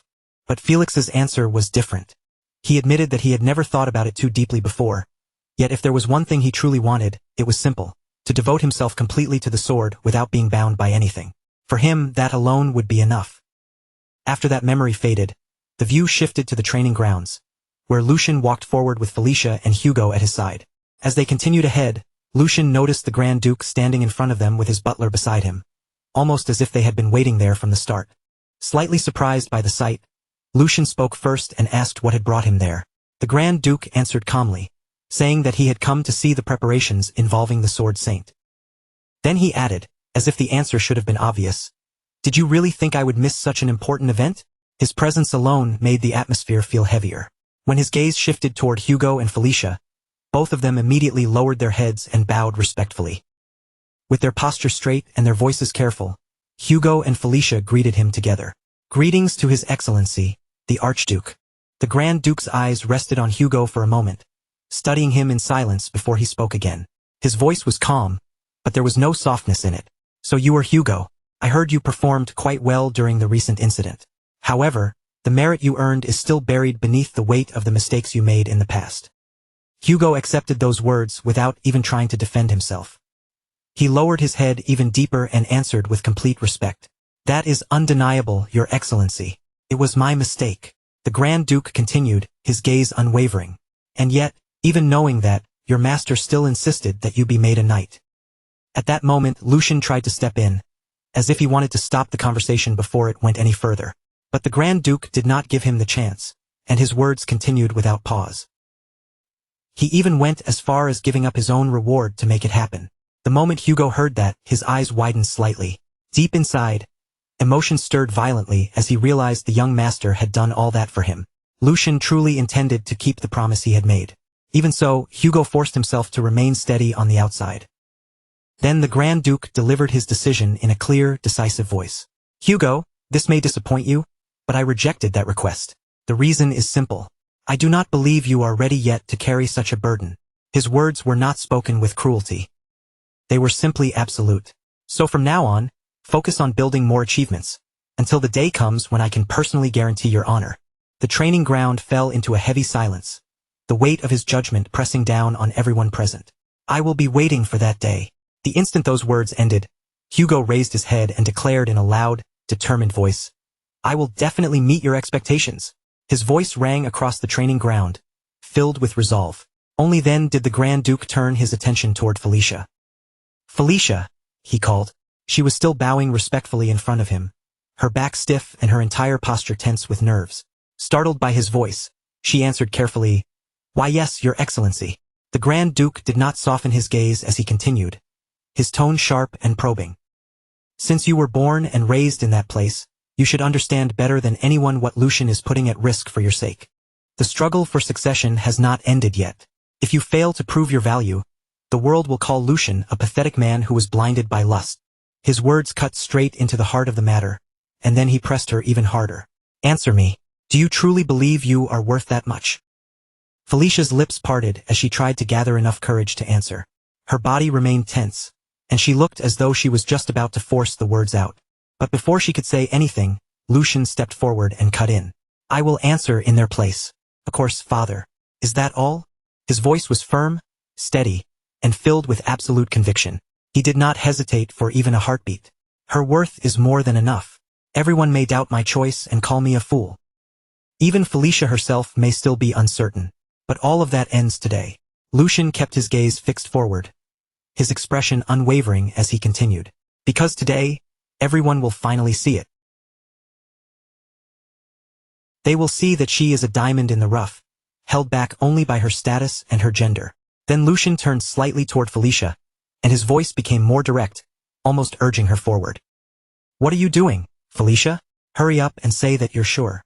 And in that moment, Lucian finally understood. This was no mere coincidence. The Archduke had truly been waiting here for them, watching everything unfold from the beginning. The Grand Duke remained silent for a while, his expression giving away almost nothing while his thoughts ran far deeper beneath the surface. He had come to see with his own eyes the vassal his son had chosen, hoping to give Lucian's first attempt at taking flight just a little more wind beneath his wings. That was the true reason he had appeared here. Then the Grand Duke broke the silence and spoke firmly to Lucian. If you are that certain, then we shall see the answer with our own eyes. Prepare her to face the Sword Saint. Lucian's eyes sharpened the instant he heard those words. Without the slightest hesitation, he answered, "Thank you for your permission." In that moment, the determination in his expression was impossible to miss. His posture, his gaze, and even the air around him all seemed to carry the same unspoken feeling.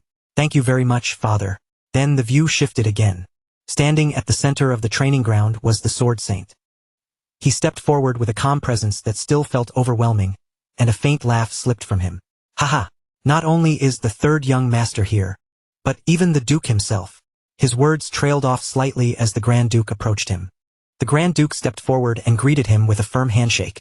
"In any case, this is an important event for our family. As a gentleman, I simply could not suppress my curiosity. My lord, please do not concern yourself with my son's reputation. Evaluate her as strictly as you see fit."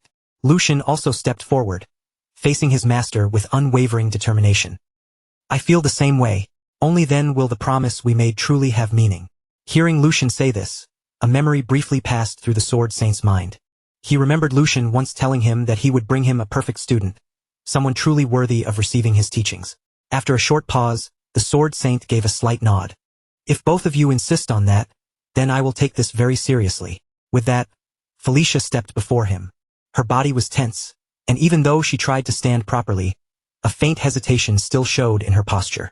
The Sword Saint's gaze remained fixed on her, heavy, sharp, and impossible to escape. A moment later, the two of them stood facing each other on the training ground. Inside Felicia's mind, the weight of his presence pressed down on her. She could feel it clearly. This man truly was the Sword Saint. Just standing in front of him made her feel as if the very air around them had changed. Gathering her courage, Felicia straightened herself and spoke with respect. "It is an honor to meet the Sword Saint. My name is Felicia." But before she could properly finish her greeting, the Sword Saint slowly raised his sword and settled it with calm authority, cutting off her introduction before it could continue. His voice was cold, sharp, and absolute. "Your name does not matter. Let your sword speak for you." For a brief moment, silence fell between them as his piercing gaze seemed to look straight through her. "Your name can wait until later. Take up that wooden sword." At those words, the attention shifted slightly to the side, where Lucian and the Grand Duke stood watching in silence. The atmosphere tightened around the training ground, as if everything had been building toward this single moment. Lucian thought to himself that the real test had finally begun. Lucian calmly began judging the situation in his head. If Felicia could concentrate her mana into the tip of the wooden sword and push it deeper, then it should work. But if she relied only on brute strength, the task would become difficult. With proper mana circulation, however, there should not be any serious problem. Even so, a faint uncertainty remained in Lucian's mind. What would actually happen now? All he could do was watch and see. Across from them, Felicia tightened her grip around the wooden sword. A trace of nervousness still lingered inside her, but her determination burned far stronger. She understood that this was a chance that might never come again in her entire life. She told herself that she had to be careful. Taking a slow, steady breath, Felicia focused inward. If she concentrated mana into her hands just like Philip had done, then maybe she could manage it. Bit by bit, she guided her energy, carefully following the method she had learned. And then, she succeeded. The mana moved exactly as she intended, without any major problem. A flicker of surprise flashed through her mind as she realized she had actually done it. For a brief moment, relief washed over her. But that relief quickly turned into uncertainty. Now that she had managed the first step, what was she supposed to do next? Just as that question rose in her mind, the Sword Saint suddenly spoke. "That is enough. There is nothing more to see." Felicia was caught completely off guard, and her eyes widened in confusion. What? What do you mean?" "I did exactly as you ordered. I drew the sword." But before Felicia could continue speaking, the Sword Saint stepped forward and firmly seized her hand. His grip was steady and impossible to shake off. "The reason is obvious," he said, his voice calm but absolute, as if the answer should have been clear from the start. The Sword Saint tightened his grip slightly as he looked at her, his expression turning even more severe. "Your circulation shows that you ignored your internal condition out of fear of pain, and your mana management completely disregards the state of your own body." His voice became sharper, and every word landed with heavy force. "This is the typical result of arrogance. the kind seen in those who rely only on their natural talent. The Sword Saint paused for a brief moment, his eyes never leaving Felicia's face. Then he continued in the same unwavering tone. You are standing before the Black Lions with the body of a woman. So yes, there is no doubt that you possess talent. But talent alone is not enough. Flaws rooted in a person's character are far harder to correct than flaws in technique. His voice grew colder, pressing down on her like a blade. Is that explanation sufficient for you? Go back and properly understand the words of the master who taught you. The first thing you need to learn is how to listen. As he spoke, the Sword Saint turned slightly away, as though the matter had already reached its end. I have nothing more to say. But then Felicia's voice suddenly cut through the air. I never had the chance to have a teacher. Those words stopped him in place. There was no defiance in her voice, only a painful honesty, mixed with quiet embarrassment. And I'm ashamed to say this, but I don't understand anything you just told me. I don't even know what circulation or mana management is supposed to mean. Felicia lowered her gaze slightly, her fingers tightening around the wooden sword in her hand.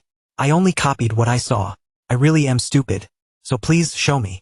For the first time, the Sword Saint's steady composure began to waver. What did you just say? He asked, slowly turning back toward her. Are you telling me that you did all of that by yourself? Just from watching someone else? With no guidance at all? His brows drew together as disbelief crossed his face. That should be impossible. Did you not just use mana circulation to draw that sword? Felicia hesitated under his stare, clearly intimidated, but she still answered honestly. I only copied what my brother showed me when we sparred.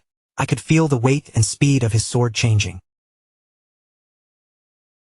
The Sword Saint's eyes narrowed as confusion began to mix with disbelief.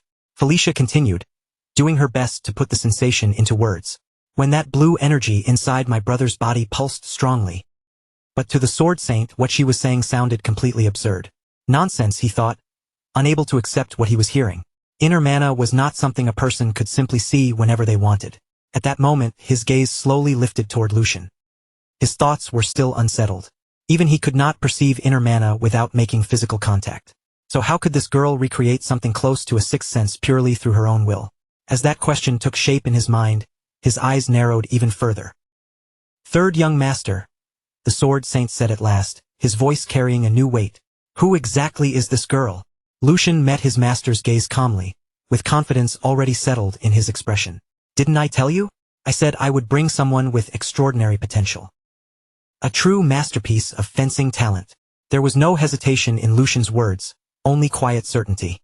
And with that silent understanding hanging between them, the atmosphere on the training ground changed. The match between Felicia and the Sword Saint finally began. Felicia was the first to move, launching herself forward with startling speed. She circled around the Sword Saint in rapid bursts, her eyes searching every angle for even the smallest opening. Her movements were sharp, desperate, and relentless. Every step she took carried urgency and determination. But at the center of it all, the Sword Saint remained completely still, calm and unmoved, as if her speed meant nothing to him. Then, for one brief instant, Felicia saw a gap. She did not waste even a heartbeat. Felicia lunged straight toward that opening, driving forward with everything she had in a single decisive strike. But in the very next moment, her attack came to an abrupt stop. The Sword Saint blocked her strike with effortless precision, not even bothering to look directly at her as he stopped the blow. Your movements are filled with openings, he said coldly. Your blade is dull, and your resolve is even weaker. Only then did he turn his gaze toward her, his eyes sharp enough to cut. Was that all your despair was worth? Felicia clenched her teeth, frustration surging up inside her chest. No matter how many times she attacked, and no matter how carefully she tried to aim for the slightest weakness, every single strike was intercepted and erased as if it had never posed any threat at all. It felt as though the Sword Saint could read every movement before her body even made it. Inside Felicia's mind, helpless thoughts began to echo. She had already pushed herself as far as she could. Her grip tightened painfully around the sword as doubt began creeping in. And yet, even after giving everything, her blade could not so much as graze him. In her mind, Felicia kept speaking to herself, her thoughts trembling but refusing to break. And the Sword Saint had not taken a single step. So this was what it meant to stand at the pinnacle of the sword. A vast abyss so deep and overwhelming that she could not even begin to measure it. The gap between them felt suffocating, almost impossible to cross. Even so, Felicia had no intention of giving up there. Her eyes suddenly shifted downward, Her gaze locked onto a loose tile beneath her feet, and in that instant, something sparked inside her mind. A plan formed almost immediately. Without hesitation, Felicia kicked the loose tile up from the ground, using it as a sudden distraction. The tile shot upward, creating a momentary opening as she slipped into motion at the same time. Felicia moved to strike from behind, her attack fast and completely unconventional. It was not polished technique guiding her, but instinct, desperation, and raw fighting sense. Watching her attempt unfold, the Sword Saint spoke again, and this time there was the faintest trace of interest in his voice. A fighting spirit that refuses to die even after crashing into a wall. Unorthodox ideas as well. Free from the weight of experience. He paused briefly, as if silently acknowledging the persistence she was showing. But you are not finished yet, Felicia. For one fleeting moment her plan seemed to work. Let it all out, he continued. Every bit of resentment you have held inside until now. Then, using only a single finger as though it were a sharpened blade, the Sword Saint sliced through the flying tile and cut it cleanly into two separate pieces. The movement was so effortless that it almost did not look real. Even after seeing that, Felicia did not stop. She forced herself forward, refusing to back away, her body still moving under that crushing pressure. But the instant she advanced, her eyes widened in shock. Right in front of her, an enormous surge of power began to take shape, gathering into the image of a massive lion, fierce, vast, and terrifying. The sheer presence of that force froze Felicia for a split second, as if even the air around her had begun to tremble. Then, without warning, a hand reached toward her sword. The sudden movement startled her, and a sharp flicker of fear rose in her chest. But even with that fear pressing against her, Felicia forced her body to react. She gripped her weapon with all her strength and struck forward with everything she had left. At the same time, the Sword Saint stood before her like an unmoving wall, his entire body radiating overwhelming energy. A faint smile appeared on his face as that power continued to surge outward, spreading through the training ground like a storm that had finally been unleashed. Then, just as abruptly as it had erupted, everything fell silent. The fierce energy faded away, the air grew still again, and the training ground returned to calm as if nothing had happened. Yet the weight of that single exchange continued to hang heavily over everyone watching. From above, Lucian and the Grand Duke silently watched the entire clash unfold, their eyes fixed on the scene below. After a brief moment, the Grand Duke finally opened his mouth to speak. The Grand Duke's voice remained calm, but every word carried a heavy meaning. Lucian, do you know what makes a swordsman truly reliable? He did not wait for Lucian to answer, as if the answer had already been carved into his heart long ago. It is someone who has engraved the cost of relentless training deep into their very soul.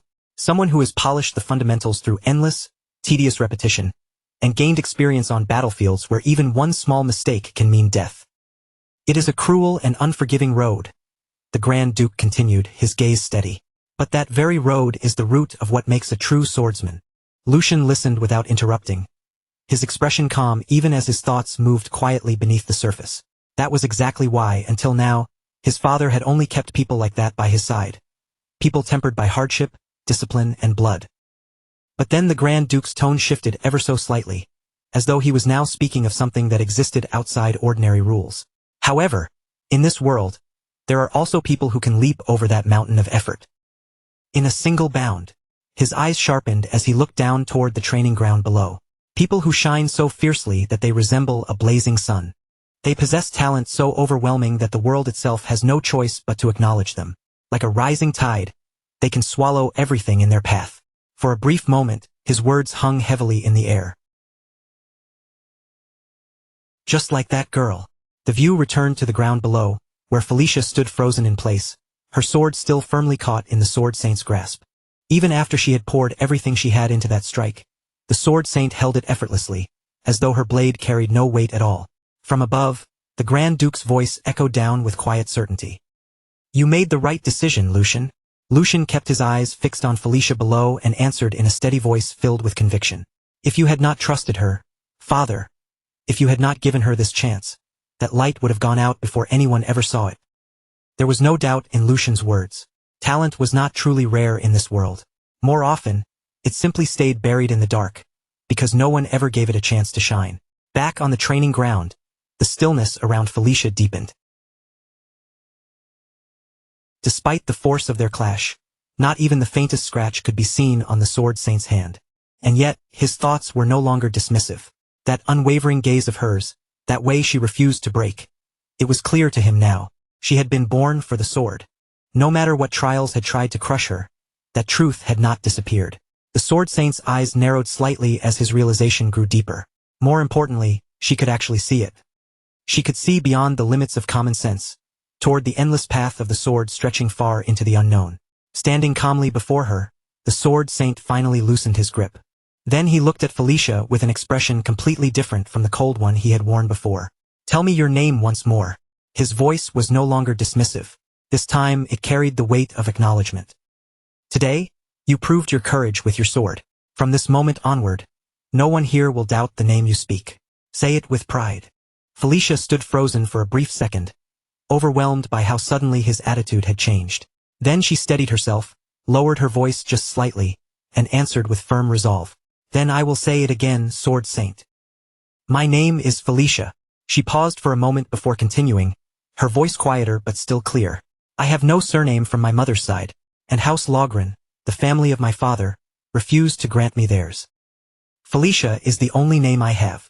The Sword Saint listened in silence, then gave a slow nod, as if all the pieces had finally fallen into place. "I see. So that is how it was." He looked at her with a faint trace of approval in his eyes. "You held your ground very well."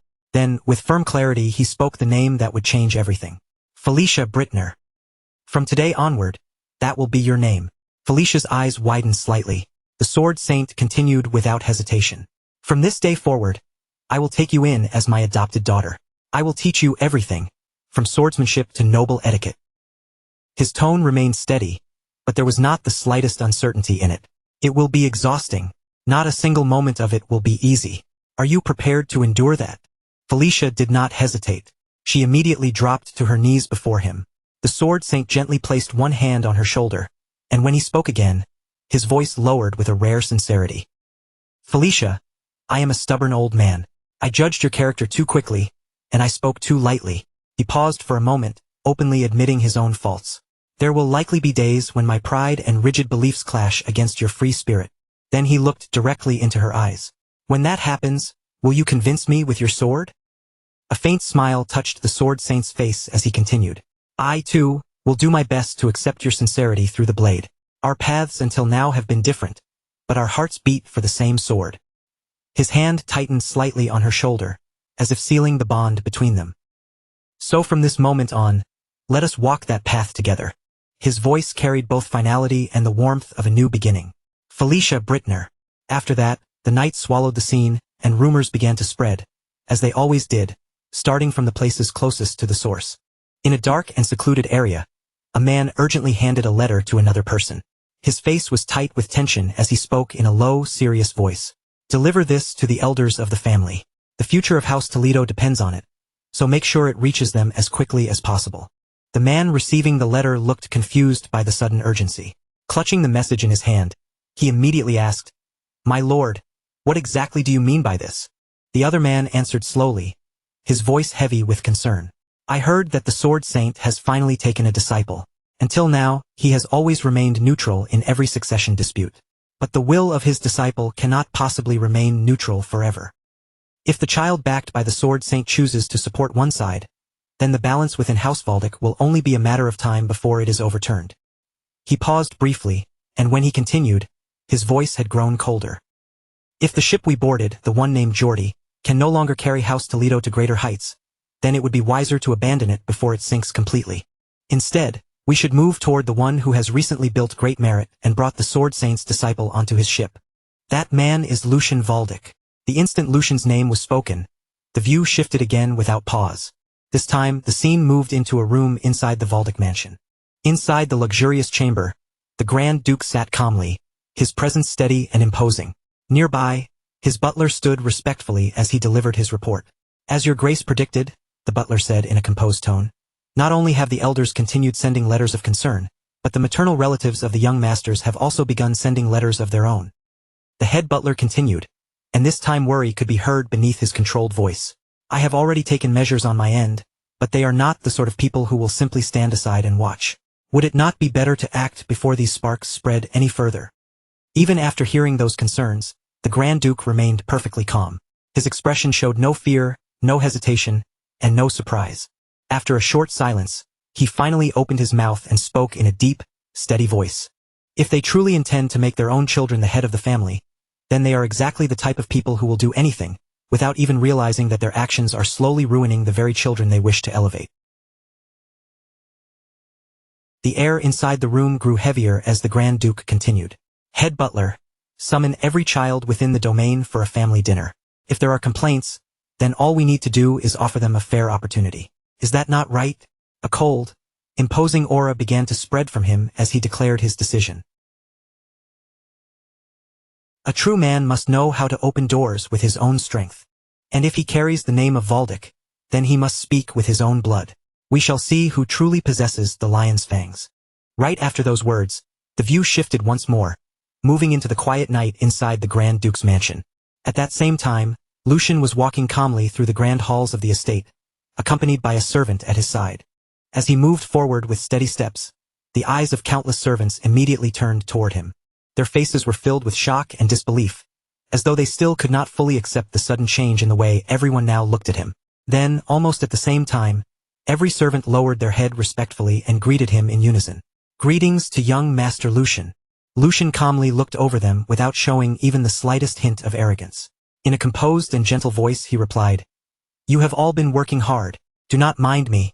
Please continue with your duties." Lucian let his gaze drift across the servants gathered around him. Taking in the way they stood straighter and watched him with careful respect. Quietly, he thought to himself that it was not only the annex where he lived that had changed. Even here, in the main house where his father stayed, the servants' attitudes had shifted far more than he had ever expected. A small smile gradually tugged at the corner of Lucian's mouth as the reason became clear to him. If everyone was treating him this differently now, then it could only mean one thing. His position inside the family had risen much higher than he had imagined. At the same time, another thought quietly surfaced in his mind. Until now, Lucian had believed that becoming a direct disciple by his own strength would already be enough to call a massive success. But the way he was being welcomed and respected right now was on an entirely different level, far beyond what that achievement alone should have brought him. And now that Felicia had actually met the Sword Saint, Lucian could not help but wonder what kind of terrifying existence she might grow into later. Just imagining her future potential was enough to make his thoughts pause.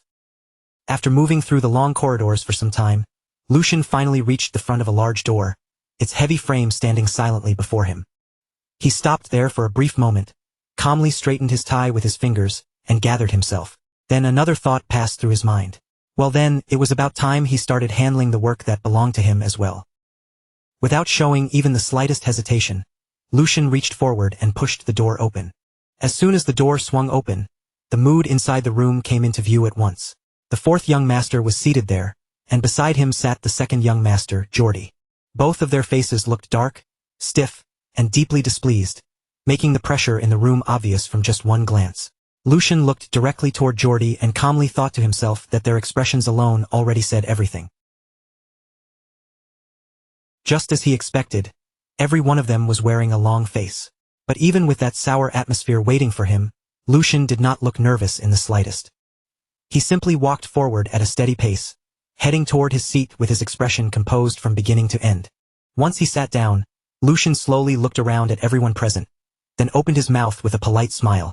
He said it was wonderful to see everyone gathered together like this after such a long time. Then, with that same pleasant look on his face, he added that it was truly a shame brothers found it so difficult to even look at one another these days. After that, his gaze settled on Geordie as he asked if that was not right, Brother Geordie. Geordie's response came immediately. His face remained cold as he stared straight at Lucian, and his voice sharpened with warning. He said Lucian seemed rather pleased with himself because of everything that had happened recently. Then Geordie pressed further, asking whether Lucian truly believed luck would keep following him forever. Nothing had really changed, he warned, so Lucian would be wise to watch how he behaved. But instead of shrinking back under that warning, Lucian suddenly lifted his hands and began clapping softly, as if Geordie's words had genuinely moved him. A faint smile settled on Lucian's face as he replied that, as expected, the only person who truly cared enough to look out for him was his brother. He even asked how Geordie had known he had been feeling a little too excited lately. His tone sounded polite and harmless on the surface, but every word carried a thin layer of mockery hidden underneath. Lucian continued in the same calm voice, saying he completely understood Brother Geordie. Even if Geordie's words sounded harsh, Lucian knew everything he did was ultimately for his sake. As Lucian kept speaking without leaving Geordie room to cut in, the air in the room began to grow colder by the second. He then brought up the incident at the training grounds, saying that Geordie had decisively cut ties with Sir Hen whatever and had shown everyone the true dignity and judgment that a noble lord ought to possess. And that was not all. Lucian continued smoothly, mentioning the money that had been embezzled by the former head maid, Jenny. Geordie had not only generously compensated her, but had even gone so far as to provide her with an additional allowance afterward. With that gentle smile still on his face, Lucian asked how he could possibly fail to understand such kindness from his brother. Then, as though a fresh thought had only just occurred to him, his eyes shifted slightly. Lucian suddenly spoke again with an innocent expression, saying that now that he thought about it, he wondered how Jenny was doing these days. After all, he had stopped right before she died. The instant those words came out of Lucian's mouth, Geordie's face contorted with fury. The anger he had been desperately holding back finally burst out, and he slammed forward in rage. Geordie shouted Lucian's name, demanding how he dared say something like that.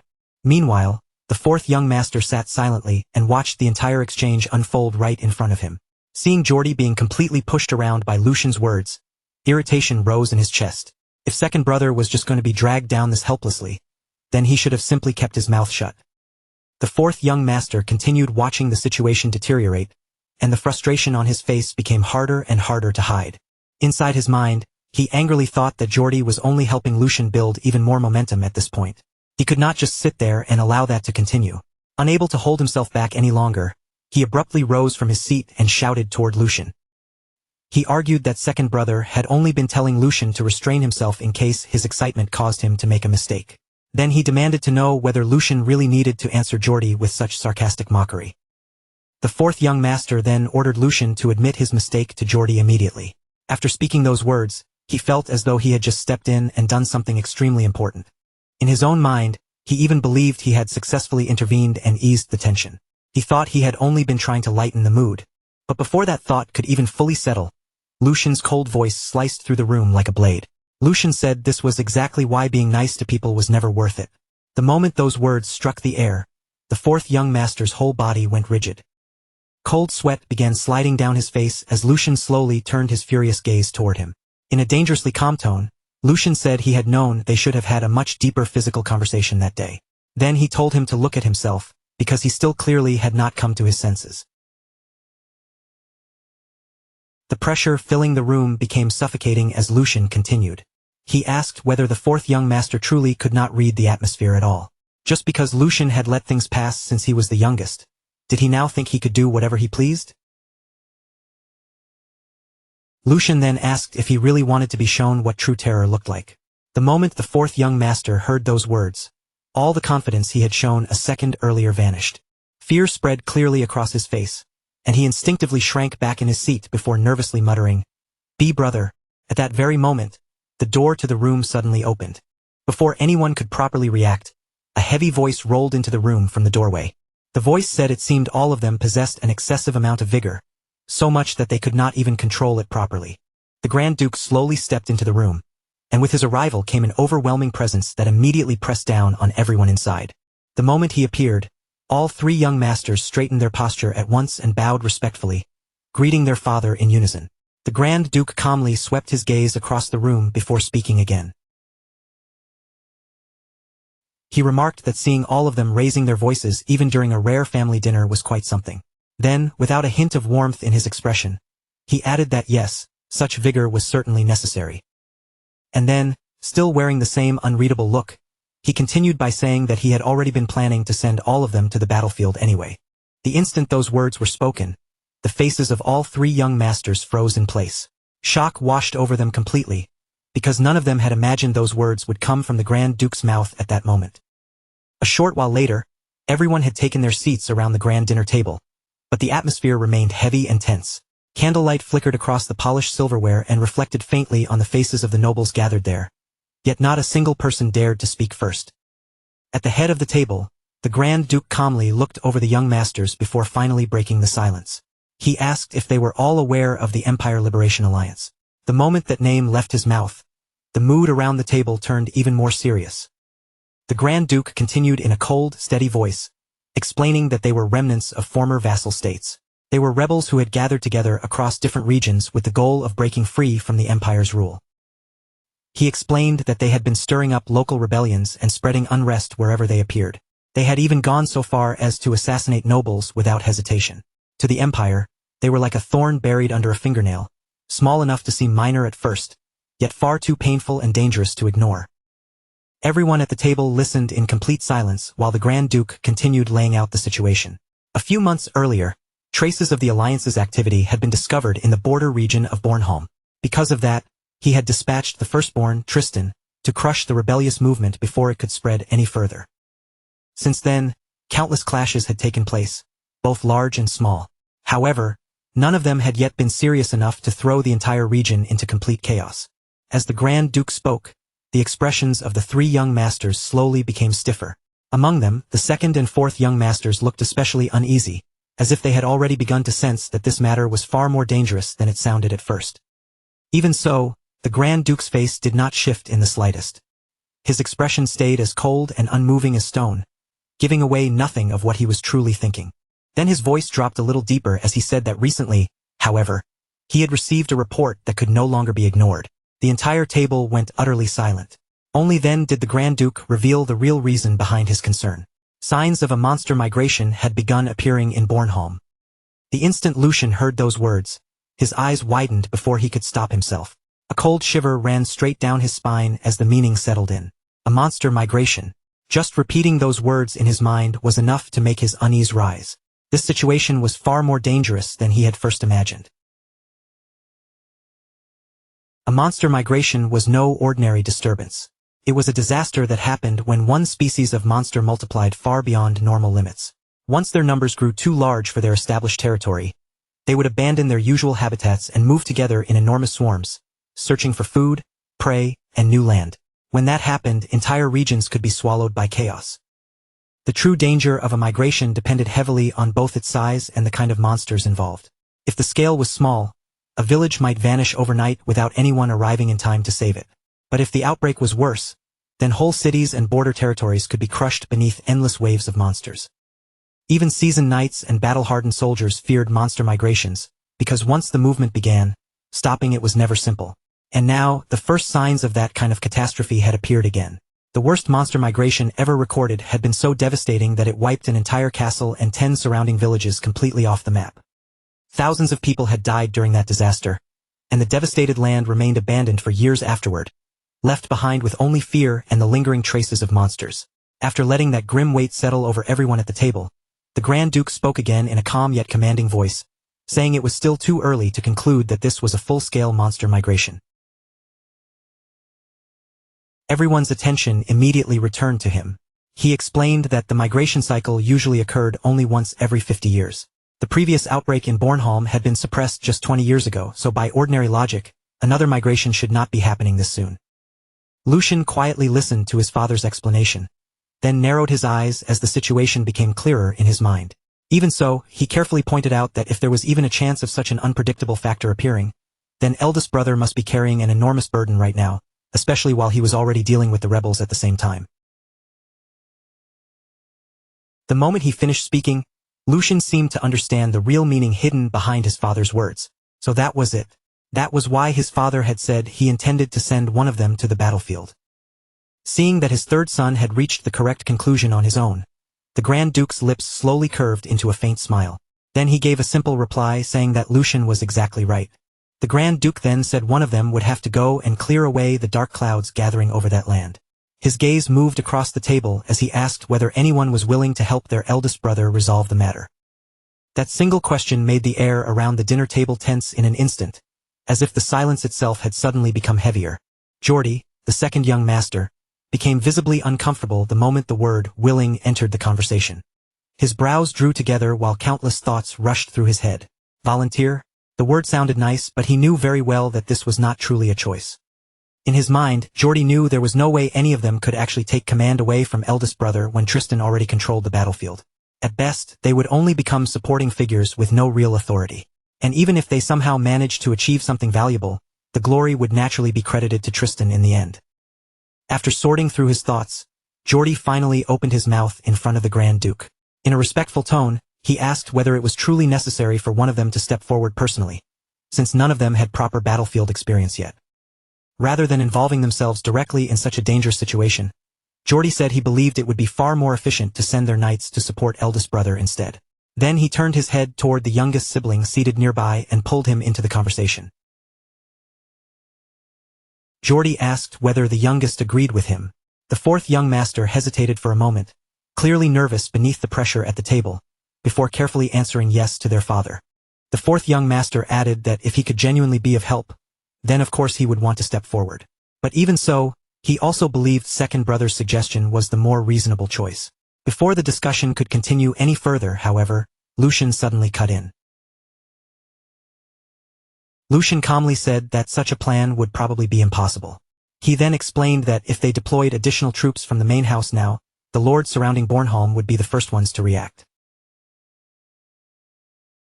And if they were not careful, Lucian continued, those lords might begin suspecting that House Valdic was using the rebel situation as an excuse to hide some other motive. The moment he said that, the fourth young master's face immediately tightened with dissatisfaction. He clearly disliked what Lucian was implying. With a sharp edge in his voice, he repeated the words ulterior motives, then asked whether Lucian was saying they would actually think such a thing. The fourth young master then voiced the suspicion directly, asking whether those people would dare believe House Valdic was using the rebels as an excuse to invade their territories. His tone was filled with disbelief and irritation. How could they look at House Valdic and harbor such absurd doubts? Even if they spread those ridiculous complaints, would a simple warning from their side not be enough? He saw no reason for them to walk on eggshells around people like that. Lucian, however, remained perfectly calm. In an even voice, he admitted that the fourth young master was not entirely wrong. However, he said they still had to consider every possible outcome. As he spoke, his gaze became slightly sharper. Then Lucian asked what would happen if His Majesty the Emperor himself came to hold those same suspicions, even for a brief moment. And beyond that, what if the Marquis's faction seized this chance to twist the situation and use it for their own benefit? Those words made the atmosphere around the table grow heavy all at once. The Grand Duke slowly nodded in agreement, then firmly stated that Lucian was correct. He explained that even with the strong relationship their house shared with the imperial family, any large-scale movement of troops would inevitably make others uneasy. Furthermore, if the noble faction chose to use the situation against them politically, His Majesty would certainly be placed in a difficult position. The Grand Duke then folded his hands together, his sharp eyes sweeping over each of his sons.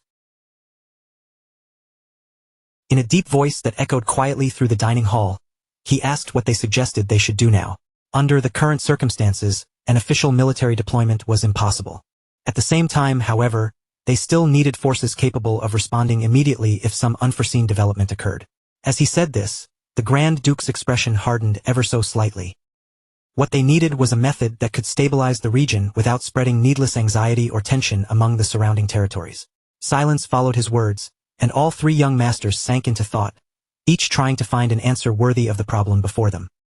The Grand Duke demanded to hear their thoughts. Meanwhile, Lucian had already reached a clear conclusion in his own mind. If those were the conditions, then there was only one possible answer. The forces they needed had to satisfy several requirements at once. They had to be people with genuine combat experience, people who would move regardless of politics or personal interest as long as the pay and conditions were good enough. More importantly, they had to be natives of the region itself. They needed an armed force that could act without provoking unnecessary suspicion or controversy from the surrounding territories. And among all the options available, only one group fit those requirements perfectly. Lucian said they had to make use of Bornholm's mercenaries. His eyes narrowed slightly as he continued organizing the plan in his head. Even if the goal was only to gather those unruly groups together and keep them from scattering in every direction, the blood of House Valdic would still be necessary. Lucian's voice rang clearly through the dining hall as he volunteered for the position. Unlike the others, there was not even a trace of hesitation on his face. If anything, he almost seemed excited by the opportunity before him. The Grand Duke silently observed his third son for a moment. Then, 1 week later, the scene shifted to a large ship cutting through the cold waters on its way toward Bornholm. Sea wind roared around the vessel, waves crashed hard against its sides, and Lucian stood quietly on the deck beside Hugo throughout the long journey. Even during the voyage, Lucian remained lost in thought. As the cold wind brushed past him, he calmly reflected that the only thing truly capable of making mercenaries move was money. But Lucian also knew that money alone was never enough to truly bind people like them in place. A faint smirk appeared on his face as memories from both this life and his previous life surfaced one after another. Mercenaries were the kind of people who changed their words whenever the situation demanded it, then tossed aside yesterday's contract as casually as if it had become today's joke. That was the breed of people known as mercenaries, and Lucian understood their nature far better than most nobles ever could. After all, he had once been a mercenary himself. Even knowing that, he could not help but feel impressed by the brutal simplicity of their way of thinking. For mercenaries, survival came before absolutely everything else. To them, abandoning even their own employer the moment a situation turned hopeless was not considered shameful. In fact, that kind of cold judgment was often seen as the mark of a proper mercenary. Lucian's gaze drifted toward the distant horizon beyond the rolling waves. Of course, dealing with difficult personalities was nothing new to him. Managing a mercenary group itself was not the true problem here. Then his eyes narrowed slightly. There was only one reason his father had sent him all the way to Bornholm, and the image of one particular man immediately surfaced in his mind. The first young master, Tristan Valdic.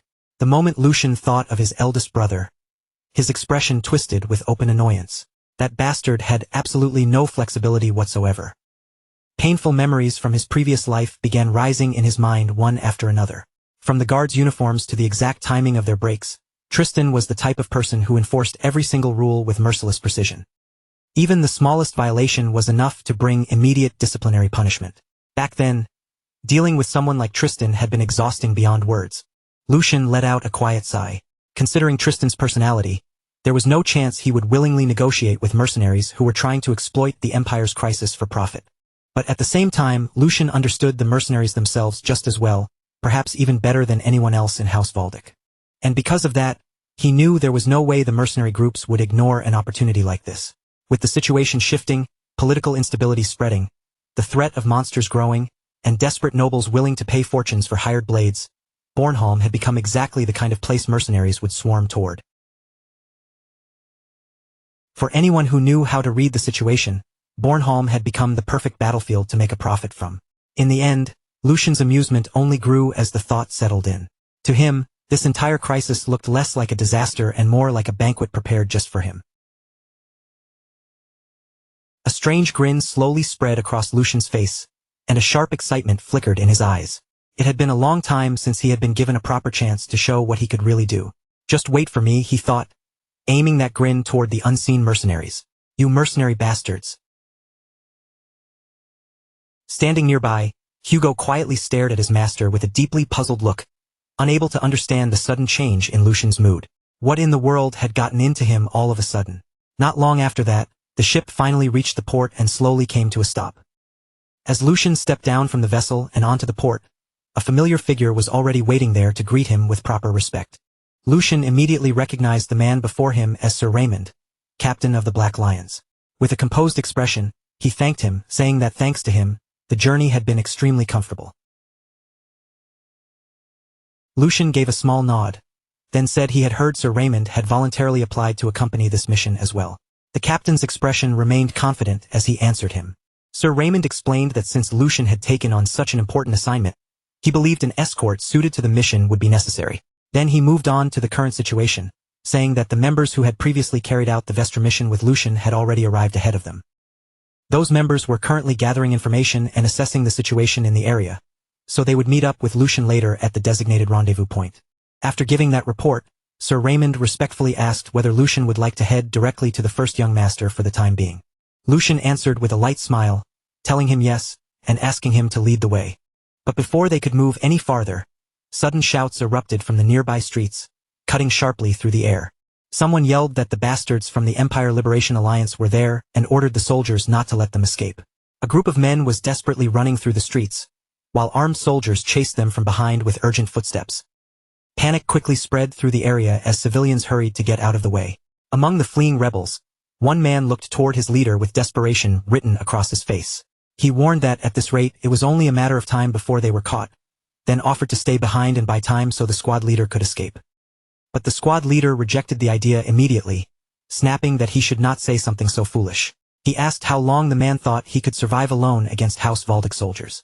Then, in the middle of that desperate exchange, both men suddenly looked ahead. Standing in the distance was a young boy with the appearance of a noble, accompanied by only 2 escorts. One of the rebels noticed him and muttered darkly that there was a noble-looking kid right in front of them. The rebel quickly decided they would take down the escorts and use the brat as a hostage to buy themselves time. As soon as the thought formed, his hand moved toward the sword hanging at his waist. He told himself he would not make a single mistake. In the next instant, the rebel swiftly drew his blade and prepared to rush forward. But at that exact moment, Lucian had already appeared right in front of him. With the distance between them erased in an instant, Lucian calmly asked what exactly he planned to do. The rebel's eyes widened in shock. Lucian looked at him with a calm smile, almost as if he had simply stepped into an amusing game. Then he spoke again, asking why they did not let him join in on the fun as well. At the same time, a terrifying wave of energy began pouring from Lucian's body, crushing the atmosphere around him in an instant. The rebels froze where they stood, and the pressure bearing down on them became so suffocating that even breathing felt difficult. After that, the lingering mist slowly spread across the battlefield, curling through the tense air while Lucian remained standing calmly in front of everyone. His sword rested quietly in his hand, and despite the calmness of his posture, the pressure surrounding him made the entire scene feel frozen in place. The very man who had tried to attack him moments earlier could do nothing now except stare in complete shock, unable to process what had just happened before his eyes. At the same time, the squad leader tightened his grip on his sword and shouted in confusion, demanding to know what this meant. But before anyone could properly respond, another man behind him called out to him nervously, his trembling voice revealing just how much fear had already taken hold. Deep inside his mind, the squad leader had already realized the horrifying truth. Lucian was not an ordinary child at all. Just thinking about how their squad leader had been subdued in a single strike without even being able to react sent a chill through his entire body. And even worse, Lucian had done it with nothing but a scabbard. The thought hit them like a hammer. He was a monster. As that realization sank in, the atmosphere grew unbearably heavy, and everyone present began to understand just how overwhelming Lucian's strength truly was.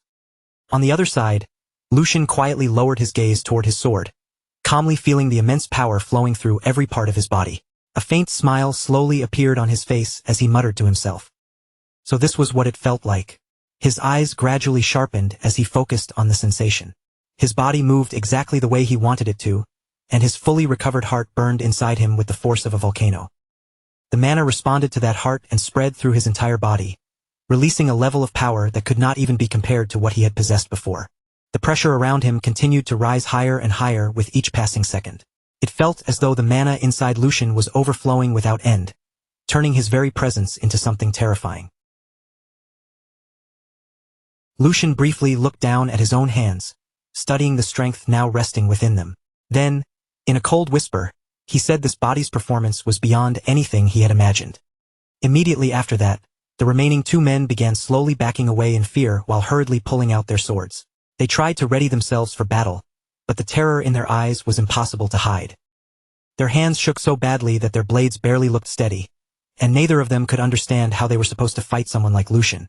Seeing that fear spread across their faces, Lucian slowly raised his gaze toward them and asked, in an overwhelmingly intimidating tone, whether they still failed to grasp the situation. The instant those words left his mouth, an incredibly powerful aura exploded from his body. The air itself became unbearably heavy under the weight of his presence, making it hard for everyone nearby to breathe. Fear swallowed the two men completely as Lucian stared straight into their eyes and coldly declared that there would be no more warnings. His terrifying pressure continued crushing them from every side, and his cold gaze alone shattered what little fighting spirit they had left. Then, in a calm but commanding voice, Lucian ordered all of them to get on their knees. The moment that command echoed across the battlefield, the two men dropped their swords to the ground without the slightest hesitation. The metallic sound of their weapons, hitting the earth, rang strangely loud in the suffocating silence. One of the men lowered his head as his entire body trembled, desperately thinking that Lucian was an opponent they could not endure for even a single moment. For the sake of their great cause, they had to survive first. The fear of death had already consumed them completely, leaving nothing behind but desperation. A few moments later, the squad leader finally opened his mouth with defeat written all over his face. He said they surrendered, that they would cooperate, and begged Lucian to spare them. Panic filled his voice as he continued pleading, asking for mercy, if only for the sake of their innocent children. After those words were spoken, the atmosphere around them grew even quieter, and Lucian silently looked them over. He carefully watched every movement and every emotion they tried to hide. Even though they had surrendered, he could still sense killing intent leaking from their bodies. The hatred and resentment buried deep inside them had not disappeared at all. Lucian's gaze slowly shifted toward the nearby children. In their eyes, he could clearly see resentment and anger burning quietly beneath the fear. This was why war always left such a bitter aftertaste. There was no pride in this kind of victory, only the painful reminder that hatred kept being passed from one generation to the next. Without saying anything more than necessary, Lucian calmly returned his sword to its proper position. Then he looked directly at the surrendered men and declared that as long as they fully cooperated, he would make sure they were formally tried in a court of law. He warned them not to try anything foolish unless they wanted to make their situation even worse. His words carried both authority and a clear threat beneath the surface. It was obvious that Lucian had no intention of showing meaningless cruelty, but it was just as clear that he would not tolerate betrayal. Shortly afterward, soldiers of the Empire began approaching from every direction to secure the surrendered rebels. The clatter of armor and the heavy sound of footsteps filled the battlefield as the men were surrounded one after another. At that very moment, an armed man stepped down from his horse and slowly walked toward the scene. His presence alone carried the dignity and authority of the Empire. Looking toward the captured rebels, he spoke in a stern, unwavering voice, addressing them as citizens of the Empire. He said it was only right that they be judged according to proper procedures. That was a right they could demand regardless of their status, and it was one of the foundations that supported the Empire itself. For a brief moment, his words sounded as if he truly intended to grant them fairness and justice. However, his expression soon turned cold as he continued. He said these men were no longer ordinary citizens. The atmosphere grew heavy again at once. Then, with absolute conviction, he declared that the moment they pointed their blades at the Empire, they became nothing more than rebels. And for rebels, there was only one verdict: execution for all of them. The man who had just arrived was then revealed to be none other than Tristan Valdic, the first young master of House Valdic. The instant that merciless judgment rang across the battlefield, the rebel captain, the very same team leader who had already thrown down his pride and surrendered, was swallowed whole by rage, as if every last thread of restraint inside him had snapped at once. His face contorted with raw hatred, his eyes bloodshot and furious, and in the next breath he spun around sharply, reaching into a hidden place where he had kept a concealed knife all this time. With that fury blazing in his gaze, he lunged forward like a man who no longer cared about living or dying, screaming at the top of his lungs, "By what right do you bastards think you can judge us? Wasn't it your empire that crushed us, exploited us, and trampled over us first?" All the resentment he had buried for years, all the suffering he had endured, burst out through his voice in one violent wave. But even as those words tore across the field, Tristan Valdic remained perfectly still, calm as stone, without the slightest flicker of emotion. None of the rebels' accusations seemed to reach Tristan at all. His cold expression did not shift by even a fraction, as though in his mind, the man's death had already been decided long before the knife was ever drawn. And then, in the very next heartbeat, Tristan finally moved. His strike came so fast and so clean that the eye could barely catch it. A brutal flash sliced through the air, and before anyone could even react, blood sprayed out across the battlefield. For one short moment, everything went deathly quiet. Then the rebel leader's body crashed heavily to the ground, covered in deep wounds from head to toe, making it painfully clear he had been cut down instantly before he ever had a chance to fight back. The two remaining men froze in horror as they watched their squad leader fall in such a savage way. Terror flooded their faces, and they cried out desperately, their voices cracking with panic, "Squad leader!" But before either of them could rush forward or even properly lift their heads, the surrounding soldiers forced them down with brutal strength, slamming their faces against the ground and pinning them there. A suffocating silence settled over the battlefield, thick with fear and the weight of what had just happened. After that, Tristan turned away from the corpse and slowly approached his younger brother, Lucian. In a voice as cold as the blade he had just used, he said, "Lucian, burn this clearly into your mind. This is the standard we are required to uphold, and this is our principle." His words carried the harsh doctrine of the Empire itself, leaving no room for doubt, pity, or mercy toward anyone marked as an enemy. But Lucian did not look convinced at all. His face tightened with visible discomfort, and his expression made it clear that he could not simply accept the bloody reality Tristan was trying to carve into him. Not long after that, the focus moved away from the bloodstained battlefield and toward the massive stronghold known as Bornholm Fortress. Inside the fortress walls, the air felt tense and unsettled, as if everyone there was waiting for something terrible to happen. Soldiers hurried back and forth through the area without rest, while the nearby citizens were exhausted, anxious expressions, their faces showing that fear had already spread deep through the territory. In the middle of that uneasy atmosphere, Lucian stood quietly by himself, lost in heavy thought. His expression had turned sharp and serious as question after question rose in his mind. Remembering everything that had happened earlier, he silently murmured to himself, Tristan Valdick. At the same time, memories from his previous life began to surface one by one. He had been a stubborn man in my previous life too, but I never saw him do anything as extreme and violent as what he did today.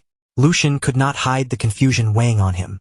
The Tristan he remembered had always been strict, rigid, and unyielding, but the brutality he had just witnessed went far beyond anything in his past memories. As that thought continued to gnaw at him, Lucian's face darkened even more. Come to think of it, I have no memories of Bornholm from my past life. Even though I was serving on active duty during this very period, the moment he realized that, a deep unease rose in his chest. An incident this large should not have slipped past him. If something on this scale had truly happened back then, there was no way I wouldn't have known about it. So what is it? Is there something here that I still don't understand? The more Lucian considered it, the more suspicious the whole situation felt, almost as if a crucial piece of history had been erased from his memory.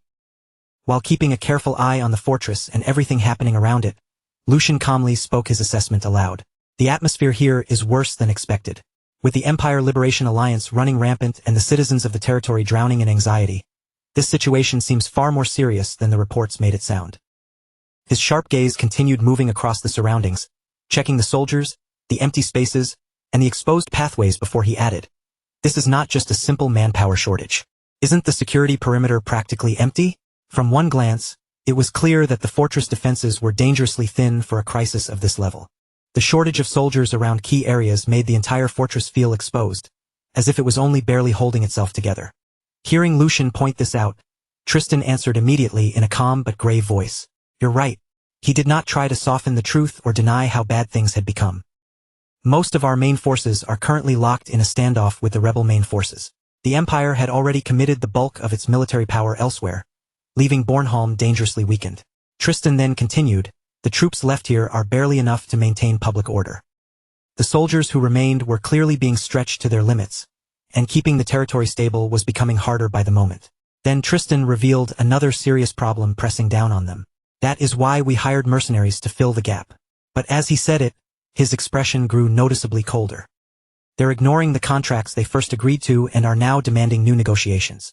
Greed and opportunism had clearly made the situation even more unstable. Tristan narrowed his eyes slightly and finished in a low voice. "They plan to use the Empire's danger as leverage so they can line their own pockets." After listening to Tristan's explanation, Lucian fell silent again. His face stayed composed, but inside, he had already grasped the real flaw behind the way the problem was being handled. "That's nothing more than the logic of nobles," he thought to himself. That kind of thinking would never work on mercenaries. Nobles might care about honor, authority, pride, or loyalty, but mercenaries lived by a completely different rule. To them, survival and profit came first, and war was simply another chance to earn money. Lucian slowly turned toward Tristan and spoke his thoughts calmly. "To them, this probably just looks like a chance to make a fortune." Then, with complete certainty in his voice, he added, "They simply don't realize that you have no intention of negotiating with them again." "Brother," Tristan answered without even the slightest pause. "At least not here while I am the one in command." His tone was as firm and cold as ever, leaving no room for argument.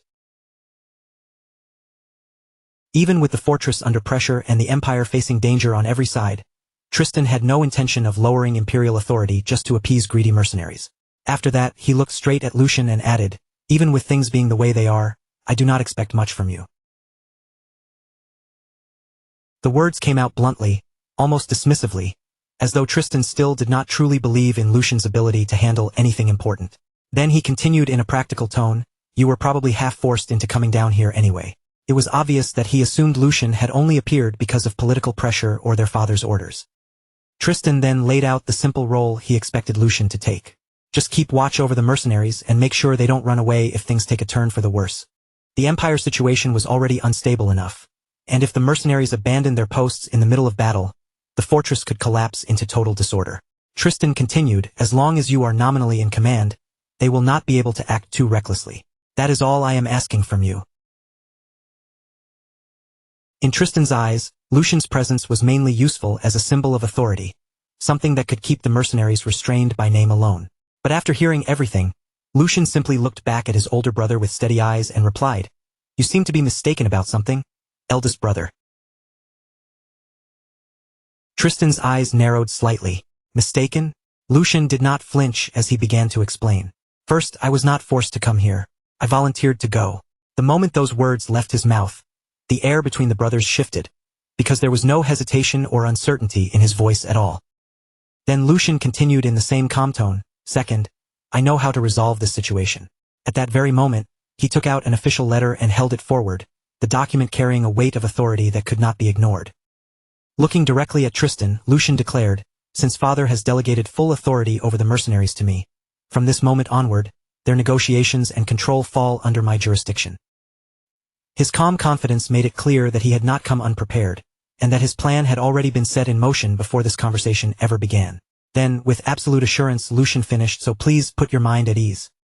Immediately after that, the focus shifted again, and Lucian's silent thoughts rose clearly within him. His eyes sharpened with determination, and one firm conviction echoed through his mind, "Because I will definitely resolve this." After that, the scene moved to a completely different place, where a large group of mercenaries had gathered together and were spending the night in loud celebration. Food and drinks were scattered everywhere, cups clinked together one after another, and the mood around them grew louder, rowdier, and more cheerful with every passing moment. At the center of the gathering, a red-haired mercenary lifted his drink high into the air and shouted with a broad grin, "Eat and drink as much as you want, because we can squeeze plenty of money out of that noble lord." The moment he said that, the mercenaries around him burst into roaring laughter and excited cheers. They raised their cups again and again, shouting, "Long live the captain! Long live the captain!" their voices echoing through the night as they celebrated without the slightest sense of danger. In the middle of all that excitement, a green-haired mercenary looked at the captain with clear admiration in his eyes. Unable to hide how impressed he was, he grinned and said, "Captain, you're seriously incredible. To have the nerve to pull something like this against House Valdic. There probably isn't anyone else in the entire empire who could do it." To him, openly provoking such a powerful noble house was the kind of gamble most people would never even dare to imagine. And yet their captain was handling the whole thing as casually as if it were nothing more than another job. Hearing the praise, the captain calmly lowered the cup in his hand, his posture relaxed and his expression full of confidence. "Because we are not the ones sweating bullets right now. The people above us are already on the verge of clashing with the current Empire Liberation Alliance. On top of that, with demonic beasts moving so strangely these days, an unprecedented boom has arrived for mercenaries like us." His words were calm, but they carried complete certainty. The Empire was being pressured from several directions at once, and because of that, hired fighters had become more valuable than ever.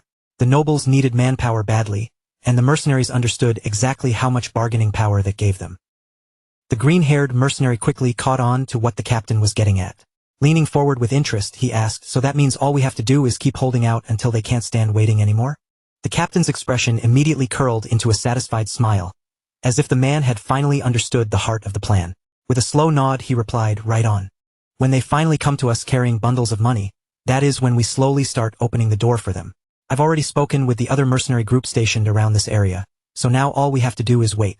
The confidence in his voice made it obvious that, in his mind, everything was moving exactly according to plan. The mercenary groups had already formed their own agreement behind the scenes, and all of them were simply waiting for the nobles to grow desperate enough to accept their demands.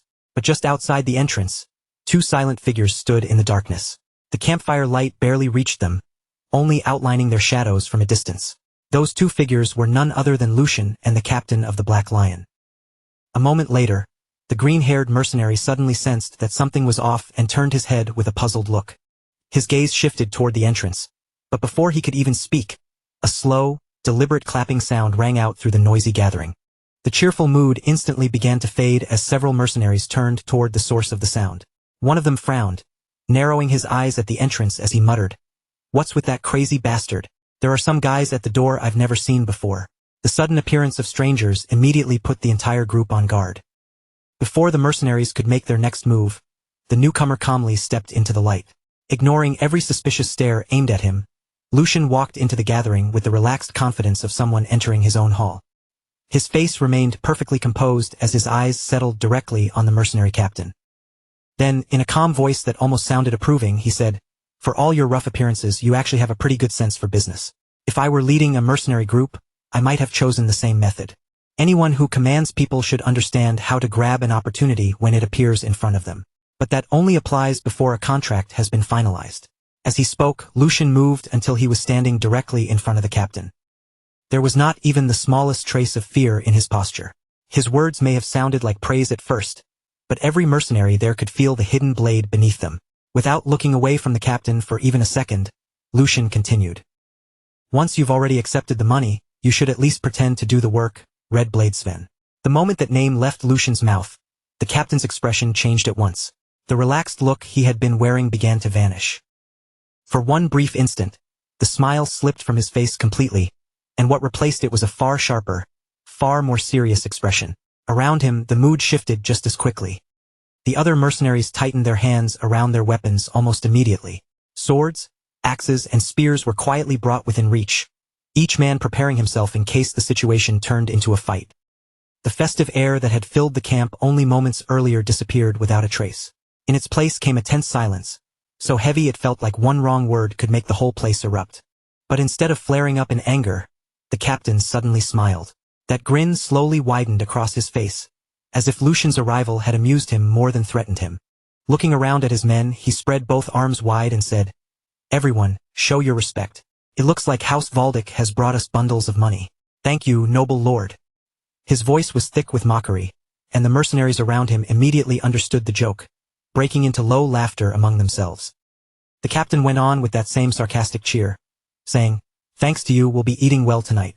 If only there were more noble lords as generous as you, life would be wonderful." But throughout every mocking word, Lucian remained completely calm. He did not cut him off, and he did not react to the ridicule being thrown at him. Instead, he simply stood there in silence, watching Captain Sven and carefully taking in the mercenaries gathered around him. That steady composure only made the air feel even heavier, as though Lucian was calmly waiting for the perfect moment to act. Meanwhile, Captain Sven kept his mocking smile fixed in place, acting less like a man facing someone he had cheated and more like a host greeting an honored guest. He spoke again in a casual tone. "It's going to be a long discussion, so why don't you wet your whistle first?" On the surface, he sounded friendly, but every person there could feel the hostility hiding beneath those words. What had begun as a celebration had now turned into a direct confrontation.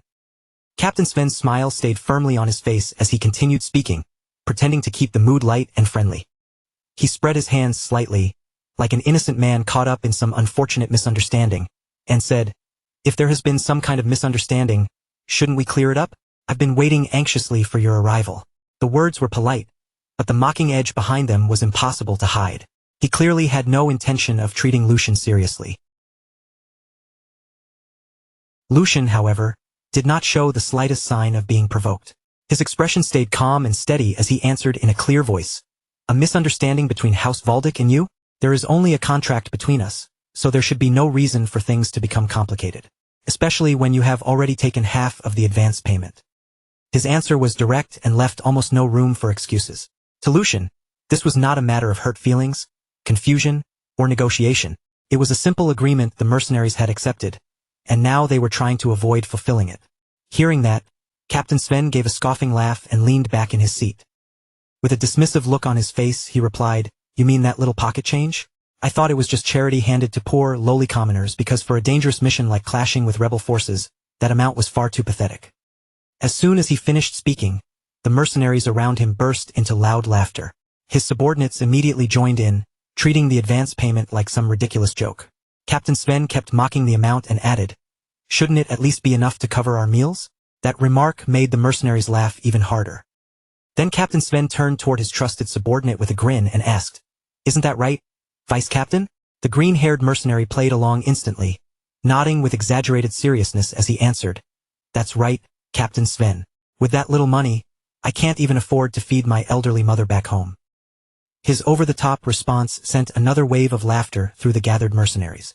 To them, this entire negotiation had become a source of entertainment. Once their laughter finally began to die down, Captain Sven spoke again, and although his tone became a little more controlled, the greed beneath his words remained clear. "However, as citizens of the Empire, we cannot simply ignore this matter completely either. Isn't it better for both sides if things are mutually beneficial?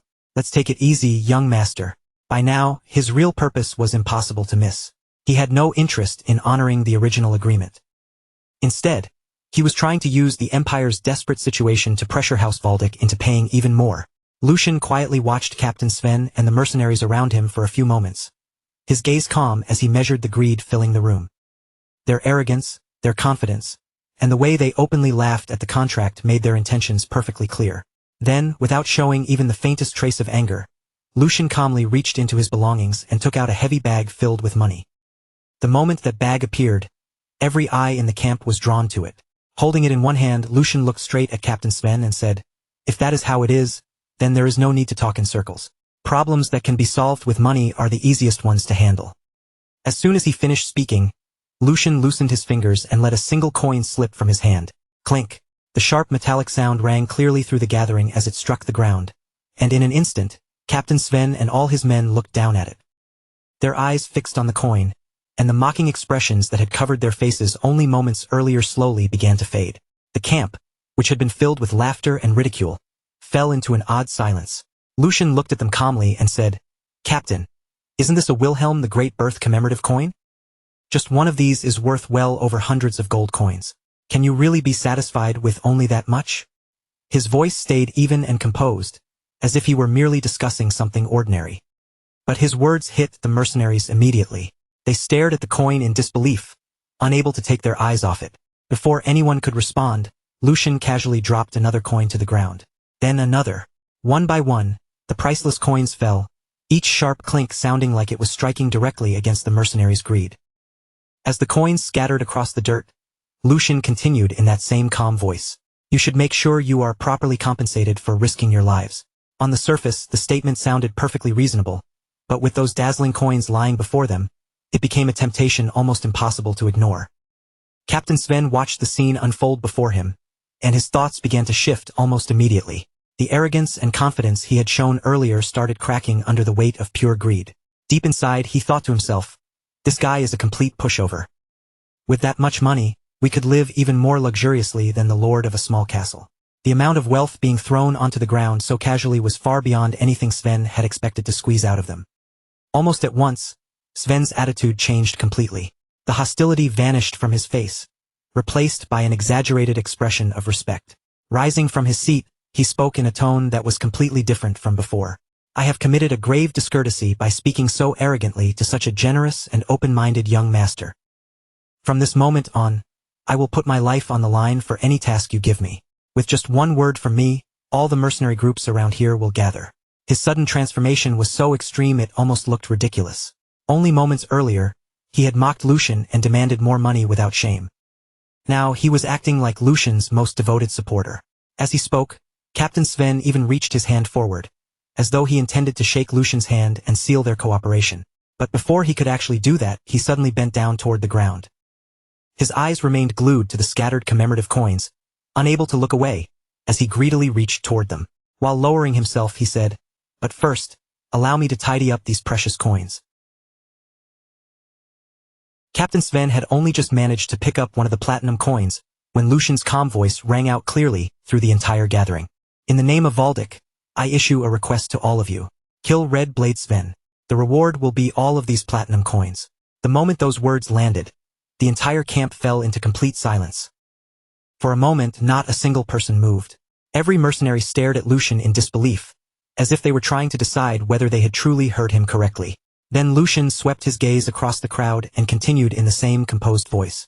"You all clearly heard me stake my family's name just now, didn't you? And not just any name, but the name of House Valdic." The meaning behind his words was unmistakable. Lucian had made an official declaration in public under the authority of House Valdic. This was not a joke, and it was definitely not an empty promise. The mercenaries slowly looked at one another, then their eyes drifted back to the platinum coins scattered across the ground. A heavy, dangerous silence settled over the camp. The temptation lying right in front of them was overwhelming. The moment Captain Sven realized what was happening, the color drained from his face. The greed that had filled him just seconds earlier instantly twisted into panic, and he glared at Lucian in disbelief as he shouted, "What kind of trick are you trying to pull? What kind of trick are you trying to pull here?" Sven shouted again, his voice cracking with alarm. Lucian met his gaze without the slightest trace of emotion. "What trick? I am simply solving this with money, just as you wanted. Use this chance to learn the lesson properly." A mercenary without credit is nothing more than a... He paused for a brief moment, letting the words hang in the air before finishing coldly. And you have already lost your credit. Those words struck Sven harder than any blade, because for a mercenary, reputation was their most valuable possession. Contracts, trust, and reliability were the foundation that allowed mercenaries to survive in their profession. By taking the advance payment and then refusing to fulfill the agreement, Sven had destroyed the very thing that gave him worth in the eyes of other hired fighters. Without saying another word, Lucian reached out as casually as if none of this had anything to do with him and lifted a mug filled with alcohol. His gaze stayed calm as he brought it near his lips. You have until I finish this drink. The second this mug is empty, the reward gets cut in half. The mercenaries instantly shifted their eyes back and forth, looking from Sven's tense face to the ridiculous mountain of platinum coins scattered across the ground. Little by little, the looks in their eyes began to change. The hesitation faded first, and in its place, a much uglier desire rose up. The same greed that had swallowed Sven only moments earlier was now turning straight toward him. When Sven saw those murderous stares closing in around him, his heart almost froze in his chest. You idiots! This is you. You don't actually believe him, do you? His voice shook as he tried to force authority back into it. I am Red Blade Sven. The first person who dares come near me dies. But even after that threat, not a single mercenary stepped back. Not one of them looked frightened anymore. The mercenaries kept staring at Sven with cold, hungry eyes, as if he was no longer their captain, but a corpse waiting to fall. And while that pressure crushed down on him from every side, Lucian simply kept drinking at his own pace. That calm, indifferent sight finally drove Sven into complete panic. Sven spun back toward Lucian, his pride breaking apart as he shouted in desperation. Young master, please withdraw your request. Half no.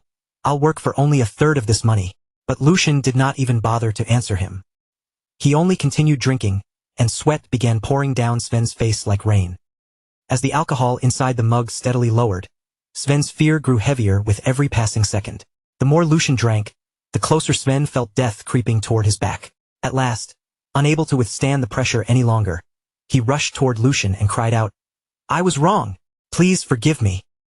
All of Sven's earlier arrogance had vanished without a trace. The proud mercenary captain now looked desperate enough to throw away anything. I'll become your loyal dog right now, he pleaded. But Lucian only tilted the mug and calmly swallowed the final drop. After emptying the drink, Lucian set the mug down with a quiet, steady motion. Then he looked at Sven and said calmly, There's a reason you're in that position. The instant those words left his mouth, a blade suddenly flashed through the air. Sven's eyes shot wide open in shock. He whipped around at once, and only then did he see the attacker standing right behind him. It was none other than his own vice-captain, the green-haired mercenary who had served under him. Sven's face twisted in disbelief. How dare you betray me? Sven roared, unable to accept what was happening. But the green-haired mercenary stared back at him without the slightest remorse and said, You climbed into your position the exact same way. This time, I simply struck first. A cold smile slowly spread across his face. You've worked hard all this time, Captain. In the very next instant, he ended it. His attack landed cleanly, and Captain Sven's body lost its strength before collapsing to the ground. Sven's lifeless body slammed against the floor with a heavy thud. The feared leader of the mercenary group had not died in battle against some powerful enemy. In the end, he was cut down by the very greed festering inside his own subordinates. For several long moments, silence filled the area. No one spoke, and no one moved carelessly. All that remained in plain sight was the glittering pile of platinum coins scattered around Sven's corpse. The green-haired mercenary calmly wiped the blood from his weapon, then turned toward Lucian with a respectful bow of his head. Young master, I handled it swiftly. The promised reward will still be honored, right? His voice carried obvious expectation. After all, he had just murdered his own captain for the sake of that reward. Lucian quietly looked at him for a moment, his expression unreadable. Then he answered, Of course. A faint smile appeared on his face as he added, Congratulations on your retirement. The words sounded strangely ominous, as if they carried a meaning the mercenary had not yet realized. Right after that, the green-haired man moves without hesitation, snatching up the heavy bag packed with money before turning sharply and bolting straight for the door. He doesn't waste a single second looking back. The moment he gets out, he tears away from the building as fast as his legs can carry him, desperate to put as much distance as possible between himself and that place, because he has already sensed it. Whatever comes next will be nothing but trouble. The air has grown too heavy, too dangerous, and if he stays there any longer, he knows he'll be dragged right into the middle of it. Lucian watches him flee with a faint, almost amused smile tugging at his lips. Then he lightly remarks, "Oh my," and here I was about to offer him a celebratory drink, but it looks like he's got somewhere to be. In that case, why don't we at least take a generous share for ourselves and raise a toast to our retired vice-captain? Around the room, every mercenary stays rooted in place, silently watching the situation unfold right in front of them. No one speaks for a moment. The room falls into a strange, uneasy quiet as they all try to understand what they have just witnessed. Lucian then lowers himself into a seat with complete composure, acting as though he has all the time in the world, before speaking again in a calm voice filled with relaxed confidence. "Don't look so disappointed, everyone. I have no intention of letting this night end here. As you can plainly see, when a mission is handled properly, I'm more than willing to give out the rewards that are deserved. In fact, I don't mind paying far more than expected. Now that I think about it, your former captain wasn't exactly wrong. This is dangerous work, after all. Going up against the Empire's most heinous criminals." Lucian lets the words hang there for a brief moment, giving every person in the room time to feel the weight behind them. The mercenaries keep their eyes fixed on him, listening carefully to every word that comes from his mouth. Then Lucian's smile slowly widens, and as his gaze moves across the crowd, he finally reveals the offer he has been holding back. He says, "However, starting from this moment, every one of you will be determined to track those bastards down. 1 platinum coin for each head." The instant those words are spoken, the entire mood inside the room begins to shift. Lucian remains seated in front of them, smiling calmly at the gathered mercenaries, already knowing exactly what kind of fire his offer is about to light inside them. A reward that enormous immediately gives them a reason strong enough to move. For men like these, the promise of platinum is more convincing than any command, and in that moment, the night suddenly feels far from finished. Lucian continues speaking without losing that calm smile. Looking over the mercenaries gathered before him, Lucian adds, "And if you bring them back alive, there will be a bonus." As soon as those words leave his mouth, the men begin glancing at one another, their eyes widening with disbelief and excitement. For one brief moment, silence settles over them again as they try to process just how unbelievable the reward in front of them really is. Then, almost all at once, the entire crowd explodes into cheers. Their voices ring through the space as the mercenaries begin shouting with excitement, "Long live the young master!" The energy in the room surges so high that none of them can hold it back anymore. What had started as a stunned, uneasy atmosphere quickly turns into noisy excitement. Conversations break out all across the room as the mercenaries crowd together, throwing around ideas, making guesses, and talking over one another about what they should do next. They begin discussing how they will track down the targets, where they might search first, and how they can be the ones to claim the massive rewards now waiting for whoever succeeds. Lucian watches the whole scene unfold in front of him with a quiet smile. Everything is moving exactly according to the path he had set. Then the scene shifts away from the excited mercenaries and turns toward the captain of the Black Lions. Raymond sits off to the side by himself, quiet and still, reflecting on everything that has just taken place. As he turns the events over in his mind, an earlier memory slowly rises to the surface, a conversation he had with Lucian before they ever arrived at the hideout. Back then, before heading to the enemy's hideout, Lucian had spoken to him directly and said, "Sir Raymond, before we go there, I have one request. No matter what those bastards say or do, just stay quietly by my side and watch. At this point, when they won't even listen to the eldest brother, what we need isn't bloodshed. What we need is honey sweet enough to rot them from the inside out." As those words echo again inside Raymond's mind, he finally starts to see what Lucian had been aiming for from the very beginning. After thinking through everything that has happened, Raymond quietly realizes, "I thought he was simply trying to buy them with money, but from the start, his real plan was to use their greed against them. Men who can throw away trust that easily are the kind of people who might betray anyone the moment the situation changes." The third young master had already understood that. So along with a warning, he placed a temptation in front of them so overwhelming that they would end up tearing out the root of the problem with their own hands, driven forward by their own desires. The more Raymond thinks about it, the clearer Lucian's strategy becomes. This was never just about handing out rewards. From the very start, Lucian had looked straight through the mercenaries and understood exactly what kind of people were standing in front of him. He knew their loyalty had a price. He knew they valued profit far more than trust. And he knew that if the reward was tempting enough, they would abandon whatever principles they pretended to have. Instead of threatening them with fear or forcing them to obey through authority, Lucian chose a far sharper method. He placed a reward before them so irresistible that their own greed would become the force pushing them forward. With that single move, he transformed them into willing hunters. They would chase the targets with far more hunger and determination than any direct order could ever create. Without drawing his blade or shedding even a drop of blood, Lucian had guided them exactly where he wanted them to go. And now, those mercenaries were eagerly walking down the road he had prepared for them from the very beginning. As that realization settles in, Raymond quietly mutters to himself, "The third young master. He is far more intriguing than I expected. Rougher and cruder than I imagined. Yes, but at the same time, he is chillingly meticulous." As the words leave Raymond's mouth, his expression grows more serious. He gazes off into the distance, and the scene changes once more. Now, spread across the ground, the aftermath of greed is laid bare. Platinum coins lie scattered inside pools of blood, their cold shine standing out against the brutal mess around them.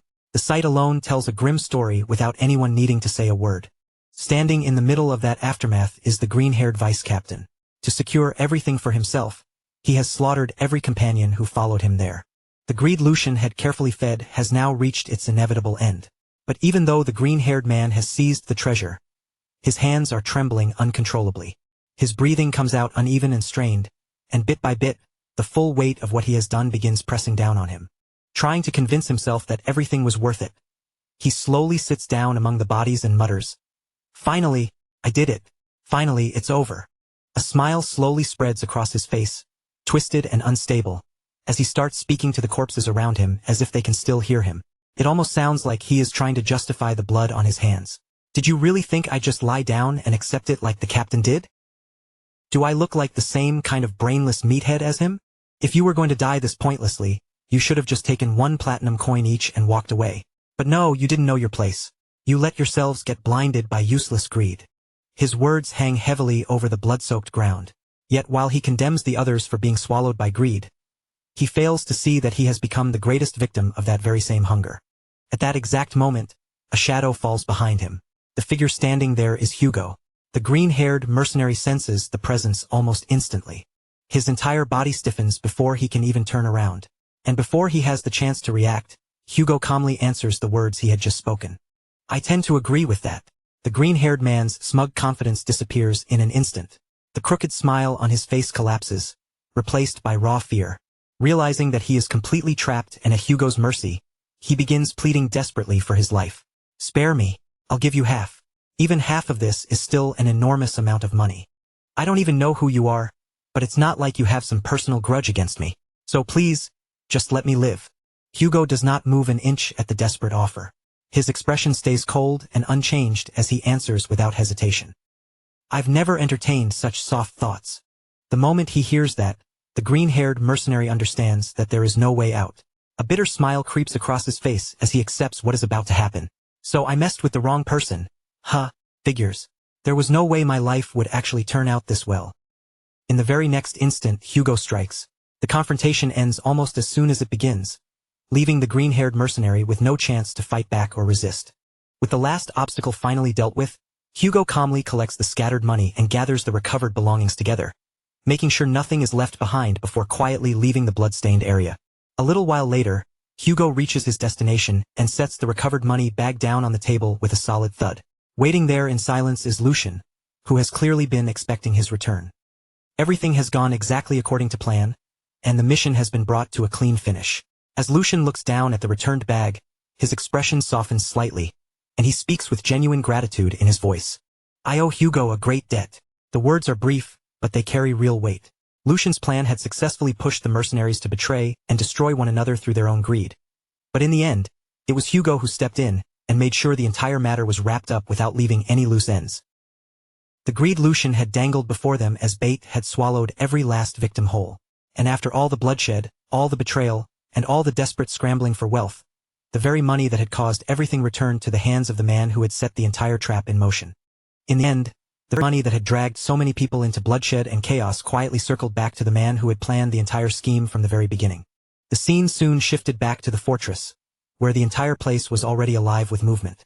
Soldiers marched through the grounds, workers hauled supplies from one area to another, and mercenaries carried out their duties with sharp focus, filling the fortress with a tense but orderly sense of purpose. From a higher vantage point overlooking the fortress, Tristan and Lucian stood side by side in silence, their eyes fixed on the busy scene spreading out below them. After observing the flow of activity for a while, Tristan was the first to break the quiet between them. His tone stayed calm, steady, and full of authority as he acknowledged that the work had been handled exceptionally well. Then he continued, making it clear that if Lucian had let his hunger for recognition or personal achievement interfere with his judgment and cause the operation to fall apart, Tristan would not have hesitated to make him answer for the consequences. But since everything had gone according to plan and the outcome had met his expectations, there was no need to take things that far. And then Tristan said something Lucian never thought he would hear from him. From this point forward, the command of the mercenaries would be placed in Lucian's hands. The moment those words reached him, Lucian lowered his head at once and answered with proper respect. He replied calmly that he understood, addressing Tristan as his brother. On the surface, Lucian looked composed, obedient, and perfectly controlled, but deep inside, his thoughts were already spinning in complete disorder. One thought after another rushed through Lucian's mind as he tried to make sense of what had just happened. It was almost hard to believe that the day had finally arrived when Tristan, the very person whose approval he had chased for so long, would openly acknowledge his ability. But instead of feeling pure satisfaction, Lucian found himself unsettled. He could not help wondering if Tristan truly believed that giving up part of his own achievements was acceptable, as long as it eventually led to an even greater gain. The more Lucian thought about it, the stranger the whole situation felt. No matter how strong or talented a successor candidate might be, even one defeat could be enough to overturn the entire balance of power. A single wrong move could wipe away years of effort, destroy carefully built influence, and change everything in only an instant. Because Lucian understood that reality, Tristan's actions became even harder for him to accept. Not only had Tristan handed over authority over the mercenaries, he had done it at a time when the situation was unstable and the stakes were unusually high. The longer Lucian turned it over in his mind, the less he could grasp what his brother was truly planning. After a short moment of thought, Lucian chose to set that question aside and focus on something else. Lucian turned his gaze toward Tristan again and brought up the report that had arrived the night before. He explained that there were several parts of it he wanted to understand more clearly. Tristan looked back at him without showing much emotion and simply told him to speak. Lucian gave a small nod, then began laying out the doubts that had been weighing on him. He began by speaking of the endless relationship between predators and prey, between hunters and those being hunted. Across history, the position of humans and demonic beasts had always shifted depending on the situation. At times, humans became the hunters who pursued the beasts. At other times, those same beasts turned around and hunted humans instead. But even with those roles constantly changing, one truth had never changed.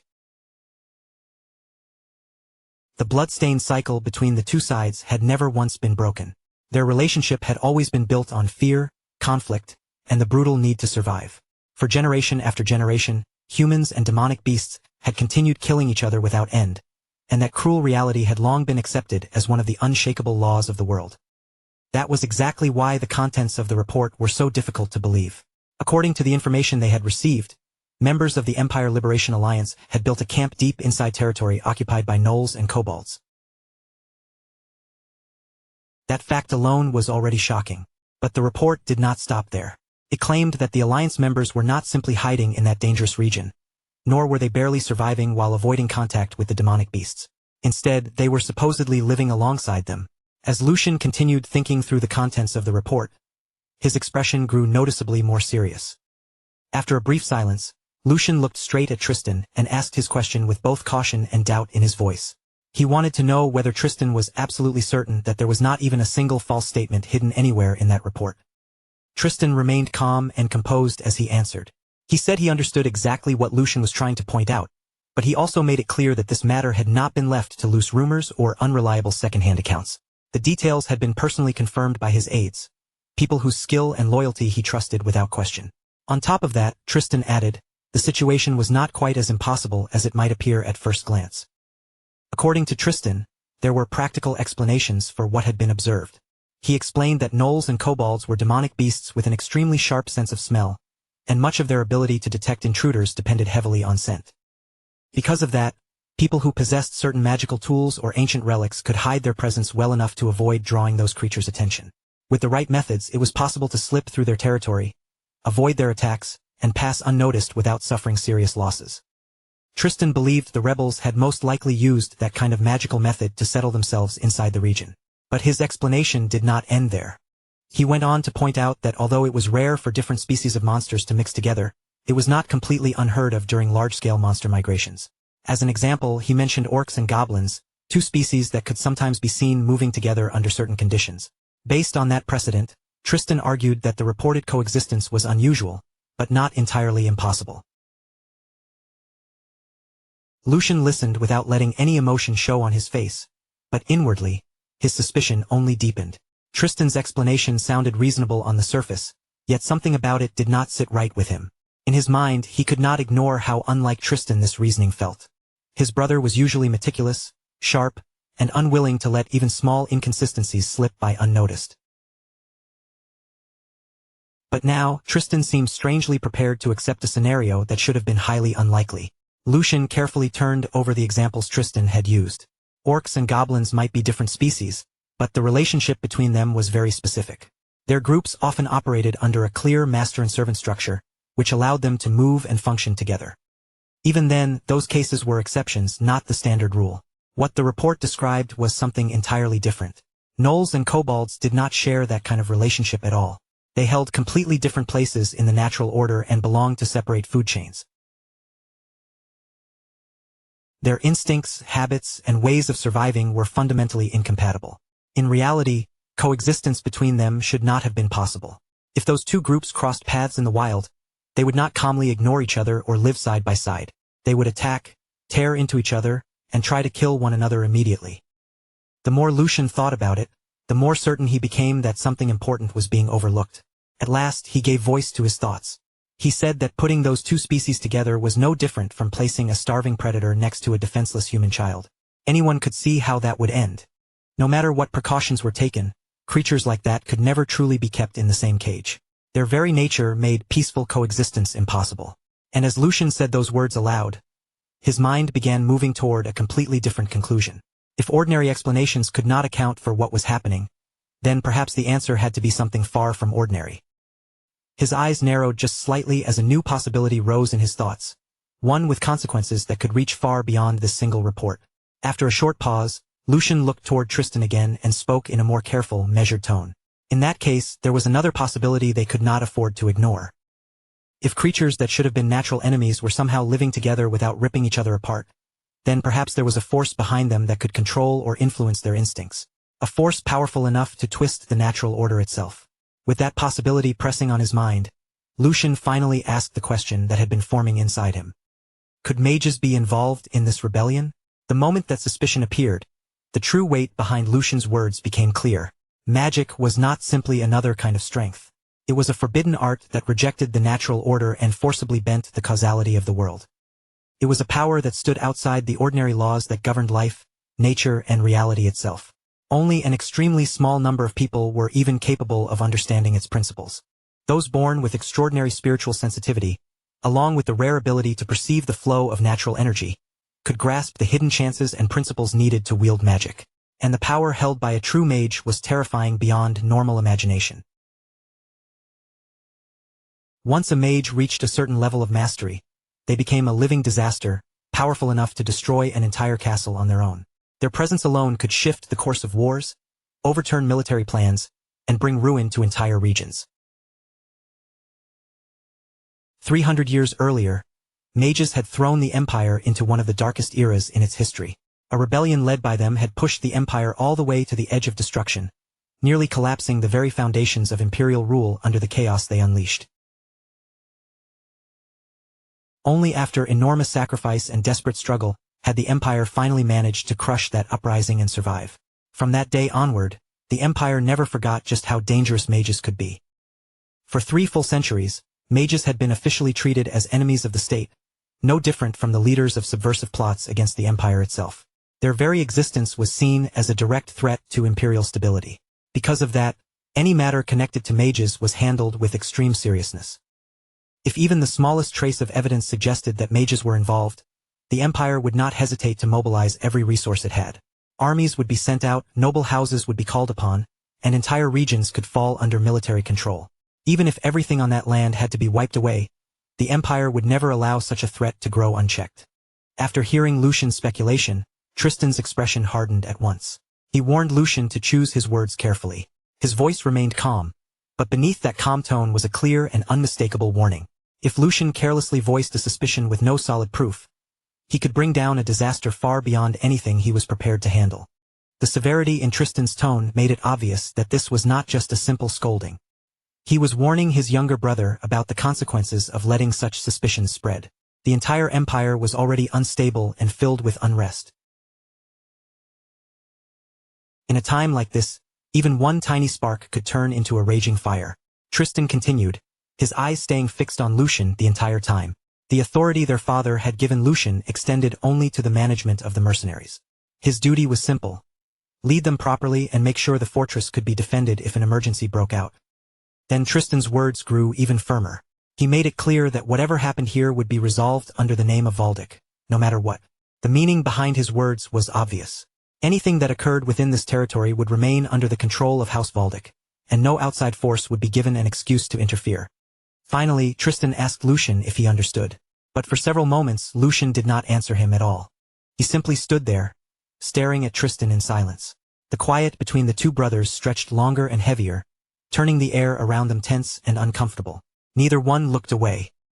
Lucian's eyes studied Tristan's face carefully, as if he were searching for something hidden behind that calm expression and those controlled words. Then, after a long pause, Lucian finally lowered his gaze. He admitted that he had spoken out of turn and addressed Tristan respectfully as his brother. His tone carried apology and obedience as he said that, since this was his first deployment, his eagerness had likely gotten the better of him. A faint smile touched his face, though the thoughts behind it remained impossible to read. After all, he added, there was no way a mage would appear in a place like this. His words sounded like an admission of fault, but deep inside, Lucian's doubts had not fully disappeared. And before Tristan could push the conversation any further, Lucian smoothly changed the subject and prepared to leave. Then I'll go deal with the riffraff myself. By riffraff, Lucian meant the mercenaries who had now fallen under his command. The same troublesome men who were infamous for stirring up chaos the moment discipline slipped even a little. As you already know, with mercenaries like them, there is no telling when or where they might suddenly cause another problem. After leaving those words behind, Lucian turned away without hesitation and began to leave. The scene shifted once more, moving far away from the fortress walls and into a place that felt far darker and more dangerous. Deep in the wilderness stood a dense forest, where the trees pressed so tightly together that even the moonlight could barely slip through the tangled canopy above. Most of the ground below was drowned in thick shadows. The forest was wrapped in an unsettling silence, the kind so still that even the smallest sound felt unnatural. Yet despite that quiet, there was a constant, chilling sensation that something was watching from every direction, as if countless hidden eyes were staring out from the darkness. And only a few moments later, those hidden eyes finally began to show themselves. One pair of glowing eyes appeared between the trees. Then another. Then more emerged from behind bushes and twisted roots, spreading through the darkness one after another. Some shone a bloody red, others burned yellow, and a few glimmered with an unnatural green light. As faint moonlight slowly revealed more of the forest, it became clear that this entire area was crawling with monsters. Gnolls, kobolds, and all kinds of demonic beasts lurked between the trees, their shapes half hidden in the shadows and their presence alone enough to make any normal person run for their life. But in the middle of that terrifying forest, one man was carefully making his way forward, slipping past the monsters as though he had walked this path many times before. Even so, the tension in his body made it obvious that he was far from calm.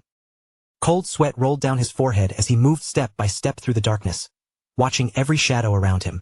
He clicked his tongue softly, then muttered under his breath that no matter how many times he came here, this place still made him feel like his heart was about to stop. Even after coming here again and again, walking through a forest filled with demonic beasts was enough to make anyone feel like death was brushing against their back. Before long, he reached the appointed meeting spot. Standing there in the gloom, he recited the familiar phrase, "When lightning strikes down from the heavens, it shall punish the sinners seated upon the throne. I am squad leader 2, Crone, and I request an audience with a comrade." After his voice faded into the forest, nothing happened for several tense moments. Then, from within the thick shadows nearby, another figure quietly stepped into view. The newcomer looked Crone over carefully, his gaze sharp even in the darkness, before finally speaking. "Squad leader Crone, why have you come here in the middle of the night, when our cause is already standing right before its decisive moment? This is exactly the kind of time when one careless move could ruin everything." Crone immediately stepped closer, his expression tense. That is precisely why I came here, comrade. Our cause is starting to go wrong even now while we are standing here. The other man's face darkened at once, his eyes narrowing. Going wrong? What exactly are you talking about? Tell me everything and leave nothing out. Crone did not waste a second. He explained that Lucian of House Valdic, the young noble who had only recently been appointed, had already become a serious obstacle to their plans. According to Crone, Lucian had solved the mercenary sabotage problem in a single night, and because of that unexpected achievement, everything had changed. Security across the entire fortress had tightened far more than before. The patrols were harder to avoid, the defenses were sharper, and because of that, their reconnaissance missions and intelligence gathering had become more and more difficult. And what made the situation even worse was this. Rumors were now spreading that Squad 4 had been completely wiped out because of Lucian's actions. As Crone continued, his hand tightened into a fist. That brat is far too unusual to be treated as nothing more than some ordinary child. Comrade, I believe we should change our plan and move forward with much more caution. The other man remained silent for a moment, listening without interrupting. Then, instead of answering directly, he asked a different question. And are you truly certain about this? I mean, joining hands with that man. As he said those words, more of the surrounding forest came into view, and the darkness around them seemed to grow even heavier. All around them, countless demonic beasts could be seen crouching among the trees, watching in silence from the shadows with their glowing eyes fixed on the meeting. Crone understood at once exactly who the other man was talking about. Even if they are only low-level demonic beasts, using magic to subjugate creatures like this is far from normal. I do not believe he is someone we can truly trust. The other man gave a slow nod, as if he had already thought the same thing many times. I understand your concern, comrade. To be honest, I do not trust either of them myself. His eyes shifted toward the monsters gathered around them, lingering on the beasts hidden between the trees. However, the reality is that Valdic's elite forces have already arrived. With only our own strength, we can no longer handle the situation properly. As long as our objectives still point in the same direction, then whether we like it or not, we have no choice but to use one another. A faint smile slowly crept across his face, thin and unsettling in the dim forest light. And that is exactly why the plan must remain unchanged. Crone frowned as soon as he heard that. What do you mean by that? The mysterious man's smile widened even further, and the look in his eyes grew colder. Because this is not a setback. This is a golden opportunity. A dangerous gleam flashed through his gaze as he spoke. A golden opportunity to get rid of Valdic's 2 lion cubs at the exact same time. But the moment those words left his mouth, a completely new voice suddenly echoed through the forest, cutting straight into their secret conversation. The voice was calm and casual, almost relaxed, yet the instant it rang out, it sent a chill down everyone's spine. I thought this might be simple, but of course it would not be that easy. There was even a faint trace of amusement in that voice. Bad feelings really never missed their mark. Both men froze where they stood. Crone's eyes shot wide open in shock, and he spun toward the direction of the voice almost immediately. How in the world did someone get here? Panic spread across Crone's face as he looked around the dark forest. I was extremely careful to make sure no one followed me. Even the other man could no longer keep his composure.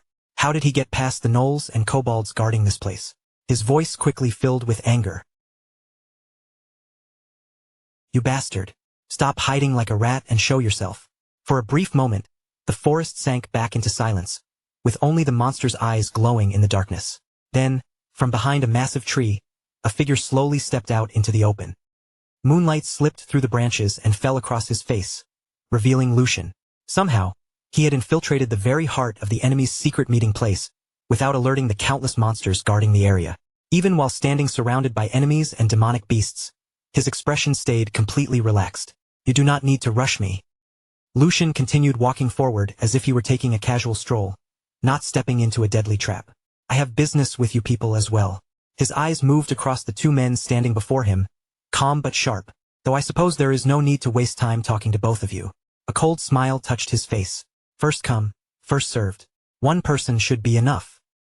At that exact moment, an intense aura began pouring out from Lucian's body. The energy gathered and took the shape of a wolf around him, looming with a terrifying pressure that made the air itself feel heavier. At the same time, Lucian lifted his arm and pointed his dagger straight ahead.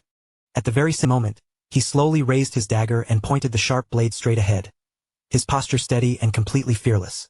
By then, The fight between Lucian and the squad leader had already erupted into full force, the atmosphere around them instantly turning tense and violent. Right from the opening exchange, Lucian kept giving ground step by step, sliding backward while the squad leader aggressively pushed toward him with one brutal attack after another. Even so, every single strike the squad leader threw out was intercepted flawlessly by Lucian, who mirrored his movements with astonishing accuracy and composure.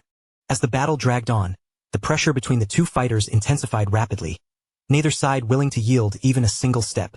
Their weapons crashed against each other again and again, sharp sparks bursting through the air with every collision, while the squad leader continued pressing forward relentlessly. Before long, however, the squad leader began paying the price for underestimating Lucian, as small wounds slowly started appearing across his body. Thin cuts opened around his neck and along different parts of his body. None of them were fatal, but they were more than enough to infuriate him.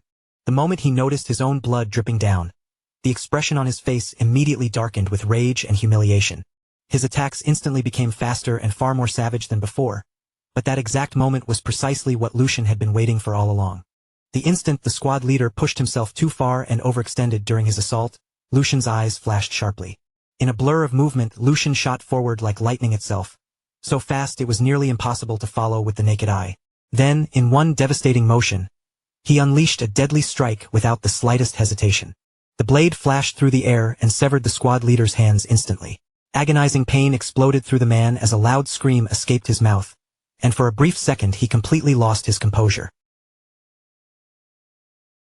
Lucian had no intention of wasting that opening. The moment the squad leader faltered, he surged forward immediately without slowing down. Before the man could recover even slightly, Lucian followed with another attack. Within mere seconds, the battle ended completely as the squad leader collapsed lifelessly onto the ground. Not far away, Karen watched the entire fight unfold with his own eyes, and disbelief spread across his face. Squad leader 1, one of their strongest fighters, had been utterly overwhelmed from start to finish. This makes no sense. Who exactly is this man? Karen stared at Lucian in shock while Lucian himself remained perfectly calm. Deep inside, Lucian knew everyone would panic if they discovered he had come here alone, but this was something he considered absolutely necessary. There was no better way to sharpen one's senses than true combat fought on the edge of death. And considering the danger that was approaching, he knew this was not something that could be handled while pretending to be noble and cautious. The threat ahead was far too serious to brush aside lightly, and Lucian understood that hesitation would only lead to disaster. After hearing those words, Karen fixed his eyes directly on Lucian and spoke with a cold voice. So you're just a hunting dog raised by House Valdic. But do you honestly think you can stop the cause with this alone? You'll never get anything out of me. His tone was stubborn, filled with defiance despite the situation. Lucian let out a faint laugh at those words, almost as if he found them absurd. The cause? He muttered coldly. You fools have no idea how that so-called noble cause of yours is going to swallow this land whole. The confidence in Lucian's voice sent a chill crawling down Karen's spine. His expression trembled slightly as he stared at him and asked in an uneasy, shaken voice, "What exactly do you mean by that?" Lucian's eyes immediately turned ice-cold as he answered him. What is about to happen in Bornholm from this point onward is nothing less than hell itself. The moment the imperial family discovers the existence of the mages, the imperial army will move without hesitation. Under the excuse of eliminating the source of chaos, they'll erase an entire city from existence. Lucian kept staring directly at Karen as he continued speaking, his voice remaining steady the entire time. Every word carried crushing weight despite his calm tone. The Empire's hatred toward mages goes far beyond anything you can imagine. Even if by some miracle your plan succeeds, it still won't change the ending. It'll be no different from walking straight off a cliff. The collaborator hiding behind all of you as a shield only cares about achieving their true objective. And once that black mage gets what they want, every single one of you will disappear without leaving behind even a trace. Those are beings feared even by other mages. Do you really think a monster like that is truly cooperating with you? Lucian's voice grew colder. To them, you're nothing more than prey waiting to be devoured.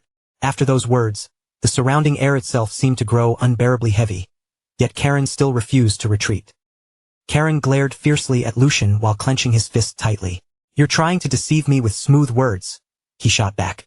I'll admit I'm surprised you even discovered the existence of the mage. But we're nothing like your empire. We only joined hands with a mage for the sake of liberation. We haven't fallen so low that we'd rely on something as disgusting as a black mage. Even while saying those words, however, A trace of hesitation quietly hid beneath Karen's confidence. Lucian noticed it immediately the moment it surfaced. Lucian slowly stepped forward, his cold gaze locking directly onto Karen's eyes. "Stop looking away and face reality," he said sharply, his voice cutting through the silence like a blade. "Those totem magic circles. Do you honestly believe methods like that are enough to control demonic beasts on such a massive scale? Magic is not omnipotent. Every miracle, every mystery, every impossible power comes with a price. And when that power is connected to life itself," Lucian's expression darkened further. "The cost becomes unimaginably enormous." He continued speaking without pause, his eyes fixed firmly on Karen. "If you still can't believe it, then think carefully. If such an easy solution truly existed, why did all of you have to suffer and spill so much blood until now? Why struggle for so many years? Why sacrifice so much? If finding a single mage could solve everything so easily, then none of this would have been necessary from the very beginning." Those questions struck Karen heavily. The words pierced through him like invisible arrows, forcing him to confront doubts he had desperately tried to bury deep inside his mind. Lucian continued relentlessly. "I can guarantee it. That bastard approached you first. They came claiming your goals aligned with theirs. They offered you power. They whispered exactly the things you wanted most to hear. They promised you the strength needed to achieve your dreams." For the first time, Karen's confidence visibly shook. Lucian narrowed his eyes and delivered the final blow to his beliefs. "That bastard didn't choose you because they respected you, and they certainly didn't choose you because they believed in your cause. They chose you because you were useful." Lucian's voice became mercilessly cold. "You were nothing more than pawns incapable of refusing their offer, tools that could be manipulated whenever necessary, and discarded the moment you stopped being useful." A suffocating silence filled the area after those words. It simply happened to be your turn this time. The crushing weight behind Lucian's words finally shattered the last resistance remaining inside Karen. As the horrifying truth sank deeper into his mind, the strength gradually left Karen's hand. His grip loosened until his sword slipped free completely and dropped downward. The weapon hit the ground with a heavy metallic sound that echoed through the tense silence surrounding them.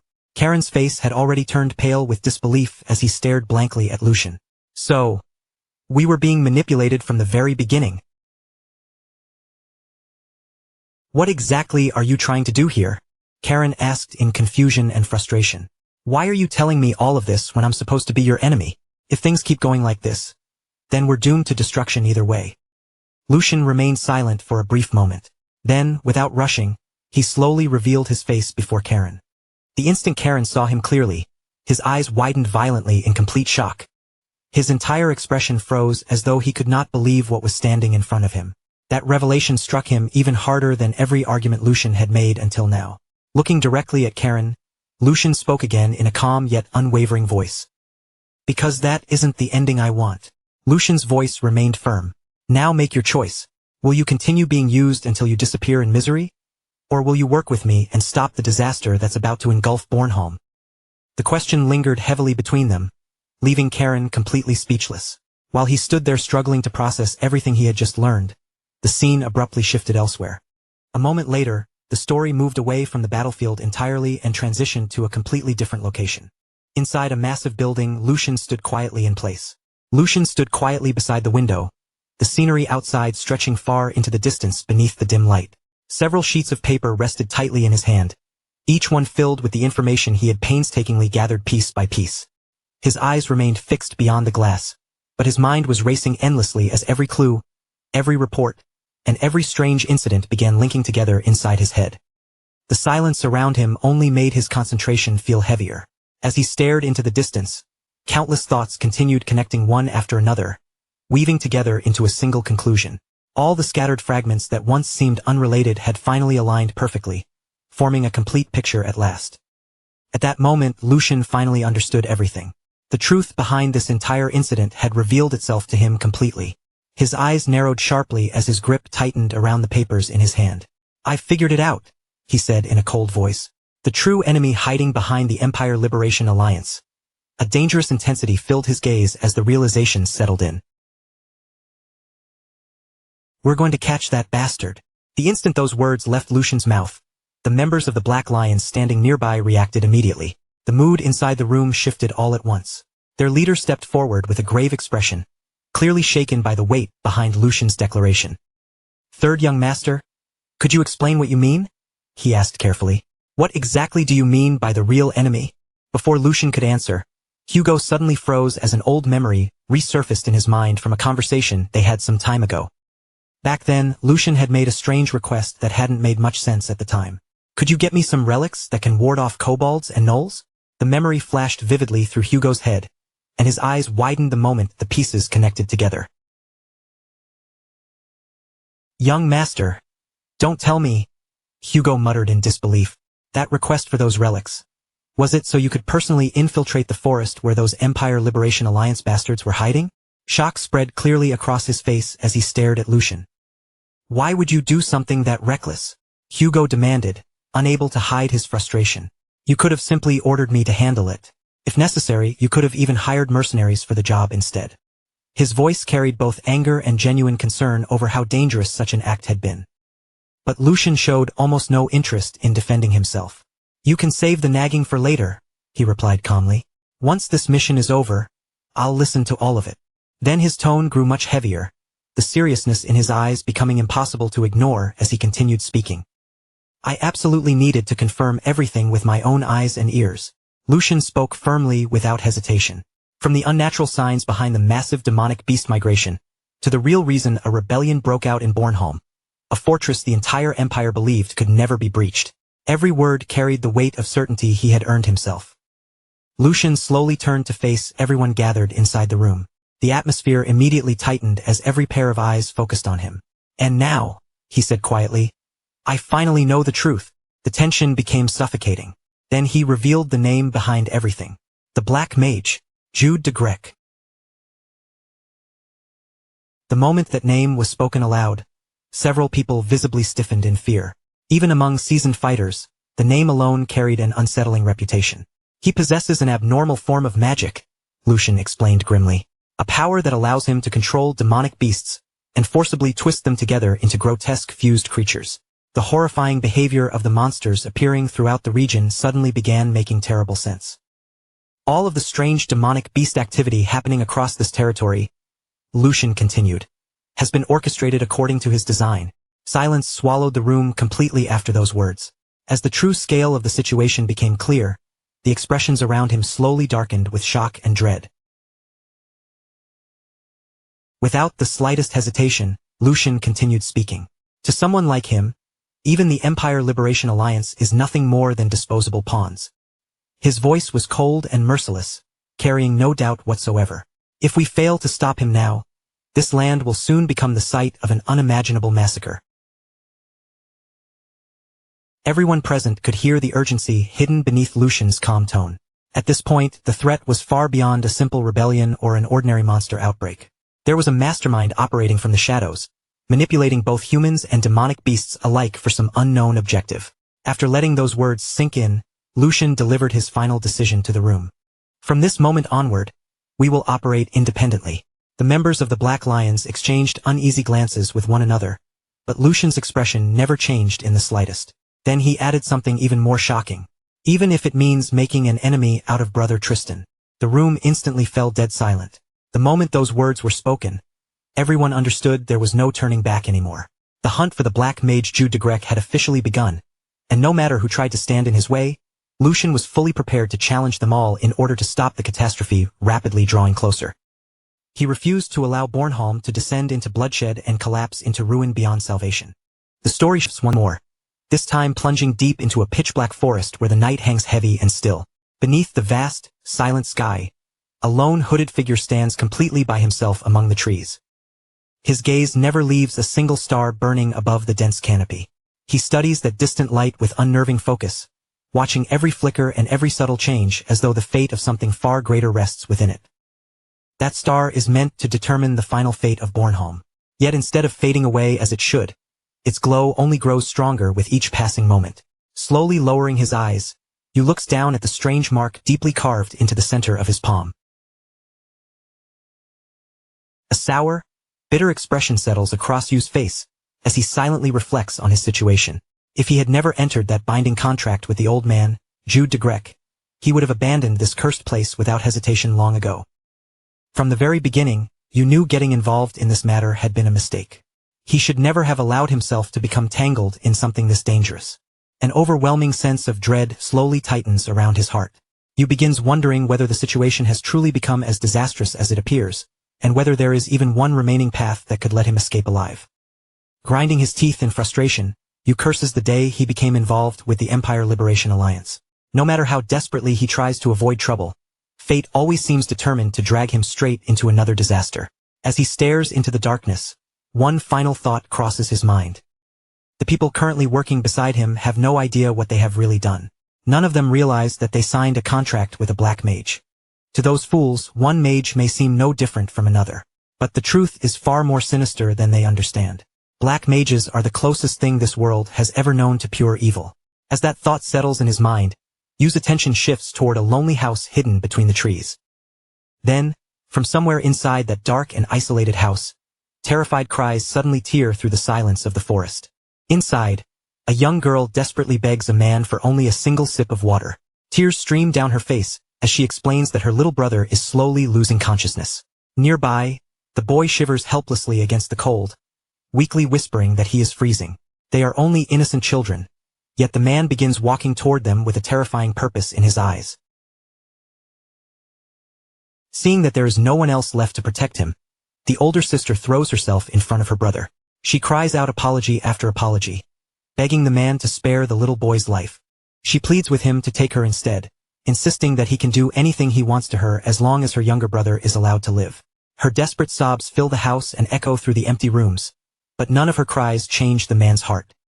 Without even the faintest trace of mercy, the cold-hearted man kills both children with horrifying precision, leaving the room drenched in silence.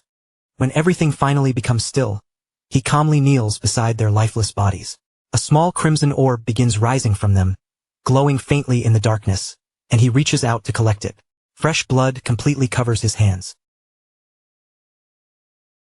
Dark red mana pulses around his body as he stares down at the crimson orb without a shred of emotion. In a low, indifferent voice, he remarks that the quality of this harvest is acceptable, but it is still nowhere close to being enough. Even after harvesting every child throughout the entire mountain valley, this pitiful little orb is all he has gained. Without the slightest hesitation, he swallows the crimson sphere whole. The moment it vanishes into his body, a violent wave of dark red energy explodes outward and wraps around him like a raging aura. His laughter bursts through the forest, loud, twisted, and completely insane. With sickening pride, he declares that true progress has always required sacrifice. And now, at last, the time they have been waiting for is drawing near. The beginning of an event powerful enough to shake the foundations of the entire world is almost upon them. His unhinged laughter continues rolling through the valley as his eyes gradually begin to change. The whites of his eyes turn completely black, while his pupils ignite with a disturbing crimson light. That demonic crimson glow burns inside his eyes. The following day, the story shifts dramatically to the harsh borderlands known as the Halian Front, where an enormous military encampment sprawls across the barren, unforgiving land. Inside the commander's tactical tent, a military aide stands respectfully before Tristan. With his posture straight and his voice carefully controlled, he begins delivering the latest intelligence report. He informs Tristan that every remaining member of the Valdic Knights stationed at Bornholm Fortress has officially departed. According to the report, they are expected to reunite with the main army in exactly 3 days.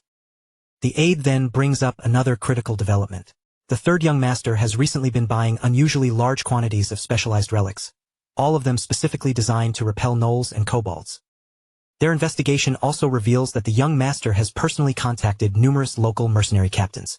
Through those meetings, he has assembled a fighting force far larger than anything that would normally be needed for simple peacekeeping work. Everything he has done points to the same conclusion. He is acting entirely on his own. After reviewing all the evidence, it has become painfully clear that the young master has already discovered the hidden truth. Tristan absorbs every word without showing even a flicker of surprise. After a long pause, he calmly remarks that the boy managed to uncover that much after all. To Tristan, it is only natural. The young master carries the proud blood of the Valdic family, and someone born with that blood could never have the submissive nature needed to return home empty-handed. Tristan then gives a calm and simple order. Leave the third young master alone. In his eyes, the more recklessly the boy moves, the more useful he will eventually become. The young master is nothing more than a perfect stepping stone for the greater objective Tristan has in mind. Hearing that, the aide respectfully lowers his head in understanding. But Tristan soon turns his sharp eyes back toward him and quietly asks whether he still has any doubts lingering in his mind about the entire operation. The aide hesitates for a brief moment before honestly admitting that he still cannot fully grasp Tristan's true intentions. He carefully lays out his concerns, explaining that a rebellion on such an enormous scale is far beyond anything the Empire Liberation Alliance could accomplish through its own strength alone.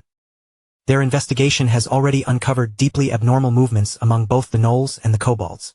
Entire tribes are behaving in ways that completely ignore the long-established balance of power across the region, strongly suggesting that a massive war is about to erupt. Every clue they have gathered points toward the direct involvement of powerful mages. The aide continues, explaining that the Empire Liberation Alliance has clearly joined hands with those dangerous mages, and is now preparing to strike the main castle while it remains unprotected. Yet even with all of that information in hand, Tristan never ordered troops to defend the castle. Instead, he commanded the entire army to launch an all-out offensive against the rebellion's central force. The aide admits that eliminating the rebel leaders is important, but warns that leaving the castle exposed under these conditions will almost certainly turn it into a living hell. The moment those final words leave his mouth, Tristan's expression turns cold as ice. He looks directly at his subordinate and calmly calls him by name, Edwin.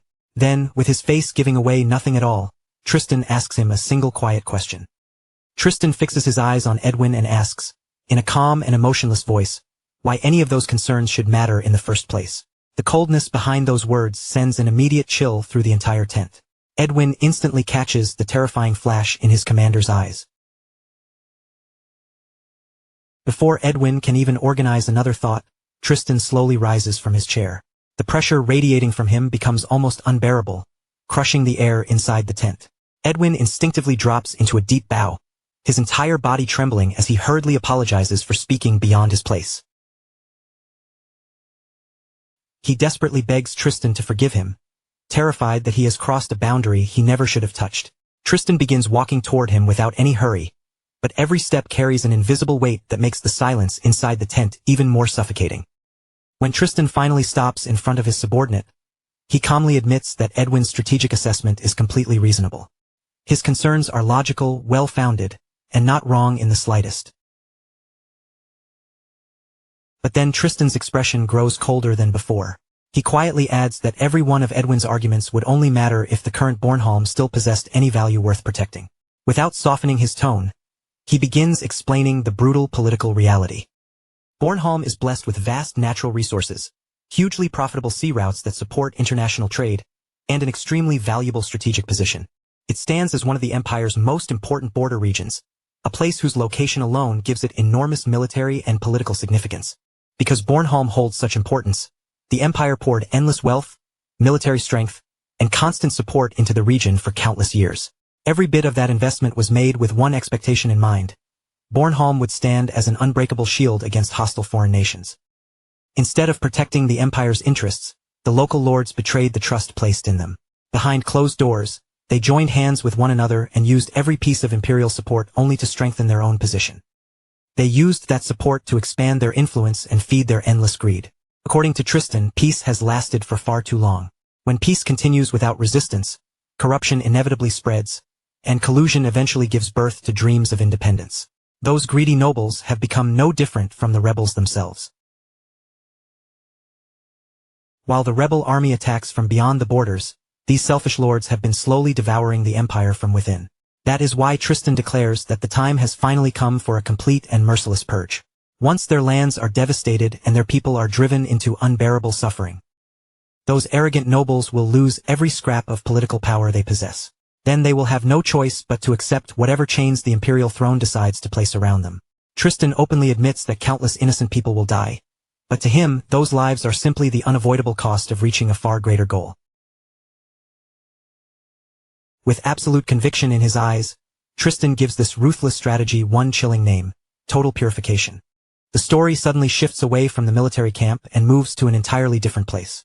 High above a magnificent coastal city, a lone man stands silently on top of a windswept hill.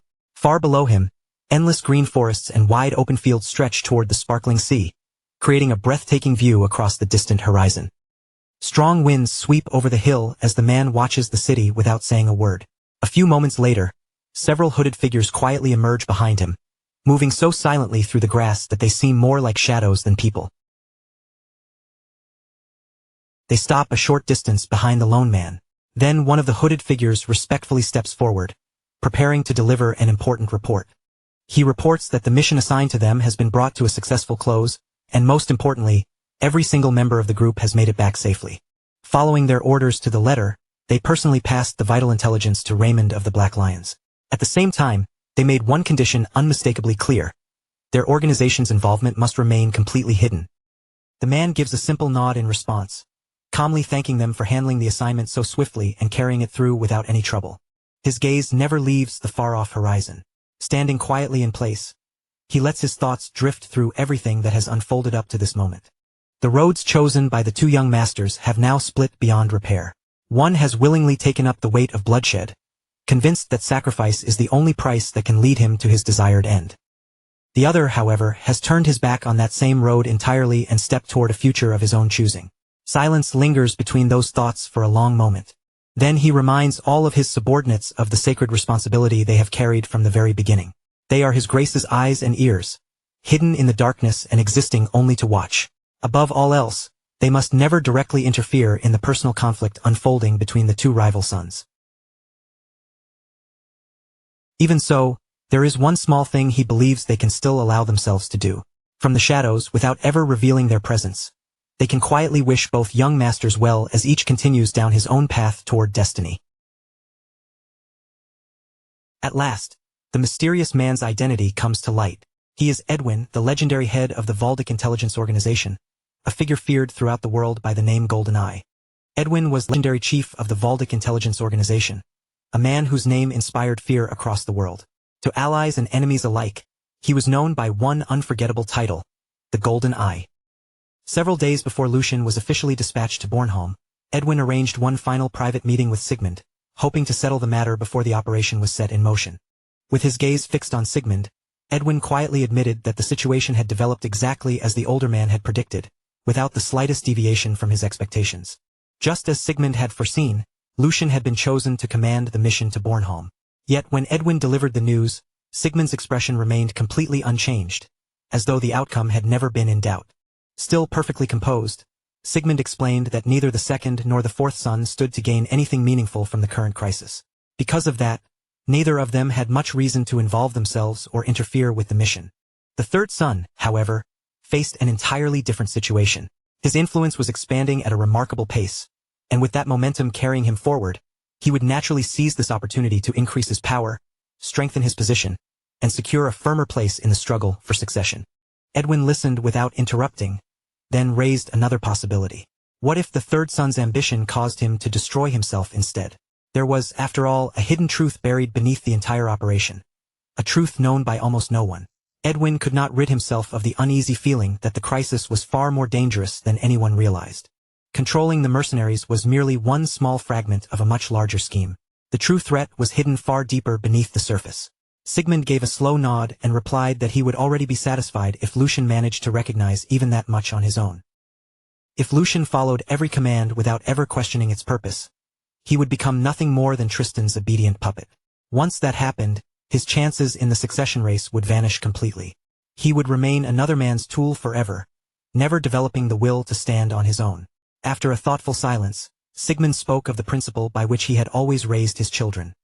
Sigmund explained that he had never placed only sweet and tempting fruit before them. Every road he prepared contained both opportunity and suffering, because children could not truly mature unless they faced painful choices and found the strength to overcome them. If Lucian could read the direction of events, uncover what was truly happening, and willingly choose a path different from Tristan's, then Edwin was to ensure that no person and no obstacle prevented him from moving forward. When Sigmund finished, both men turned in silence toward the portrait hanging nearby. It depicted Lucian's late mother, and the moment their eyes settled upon her face, the entire room seemed to grow still. Gazing at the portrait, Sigmund softly asked Edwin to fulfill this request not as a subordinate obeying his ruler, but as an old friend paying respect to a woman they had both once treasured and admired. The history shared between the three of them required no further words. Edwin understood immediately. He lowered his head with solemn respect, then accepted the responsibility in a firm voice, confirming that Sigmund's orders had been received and would be carried out. When dawn finally broke across the horizon, the massive gates of the city slowly groaned open, revealing the pale morning road beyond the walls. The soldiers soon began to march out in long, disciplined columns. Row after row of armed men passed through the gates, leaving the safety of the city behind as they prepared to advance toward the front lines. Mixed among the regular troops were numerous companies of mercenaries, their mismatched armor and weapons making them easy to distinguish as they joined the enormous military operation. Before the army departed, countless soldiers were forced to endure painful farewells with the families and loved ones who had come to see them off. Mothers wrapped their arms around their sons and held them for as long as they could, struggling desperately to keep their tears from falling during what might be their final embrace. Wives clung tightly to their husbands, terrified that this departure might be the last time they ever felt those familiar arms around them. Nearby, children stared up at their fathers with innocent, confused eyes, unable to understand why they had to march away. Grief, fear, and whispered prayers filled the ground outside the city gates. Families remained rooted in place, watching helplessly as the people they loved disappeared farther and farther down the road. From the window of their room, Lucian and Hugo silently watched the departure below. As the seemingly endless river of troops flowed through the gates, Hugo observed that nearly every soldier available had been sent toward the battlefield. Only the smallest force necessary to defend the city had been left behind. The moment Lucian heard that, he understood that the worst possible outcome was no longer merely a fear. It had already begun. His features tightened, and a dark wave of frustration slowly spread across his face. His thoughts returned to everything he had already attempted. Lucian had personally delivered every scrap of intelligence in his possession to Tristan, including the information obtained from the Liberation Alliance and every separate conclusion he had uncovered through his own investigation. He had used every method available to him, exhausting every possible argument in an effort to stop this reckless military operation before the first soldier ever left the city. Tristan, however, had rejected each warning without the slightest hesitation. He had insisted that the danger was nothing more than a diversion fabricated by the rebels, designed only to distract them from their true objective. That single response had completely reshaped Lucian's understanding of the entire crisis. In that instant, all the scattered clues came together, forcing him to accept one horrifying conclusion. Tristan Valdick had known the truth from the very beginning. He had not been deceived, nor had he misunderstood the enemy's intentions. Fully aware of the consequences, he had deliberately chosen to proceed down this path. Tristan truly intended to allow Bornholm to fall into enemy hands. In his distorted view, the destruction and sacrifice of the city would eventually serve some greater purpose. To Tristan, preserving his personal vision of order and balance mattered more than the survival of thousands of innocent people. Even if Bornholm burned to the ground and entire families were massacred, he would regard their deaths as an acceptable price for the ideal world he wished to create. Lucian reflected on that truth with deep bitterness. Despite all the cruelty and violence he had witnessed throughout his life, he had never imagined that a person could coldly accept slaughter on such an enormous scale. To those who stood at the very summit of power, thousands of living people had become nothing more than figures written across a report. Their fears, families, and futures carried no weight whatsoever. Once Lucian reached that conclusion, the final traces of hesitation vanished from within him. There was no longer any reason to restrain himself. Hugo, standing quietly at his side, gave a small nod of agreement. At that same moment, several familiar figures entered the room behind them. The newcomers were the same informants who had once operated under Edwin, secretly moving through the shadows while gathering valuable intelligence on his behalf. Lucian turned toward them, his eyes cold and his resolve unshaken. After studying each man in silence, he calmly issued his command. They would proceed tonight exactly as planned. There would be no postponement and no alteration to the strategy. Their purpose was clear: before the night ended, they would hunt beasts. Deep within the vast forest, an enormous tower rose far above the surrounding treetops. A suffocating darkness poured from the structure, spreading an oppressive aura through the woods, as though the tower itself were poisoning everything nearby.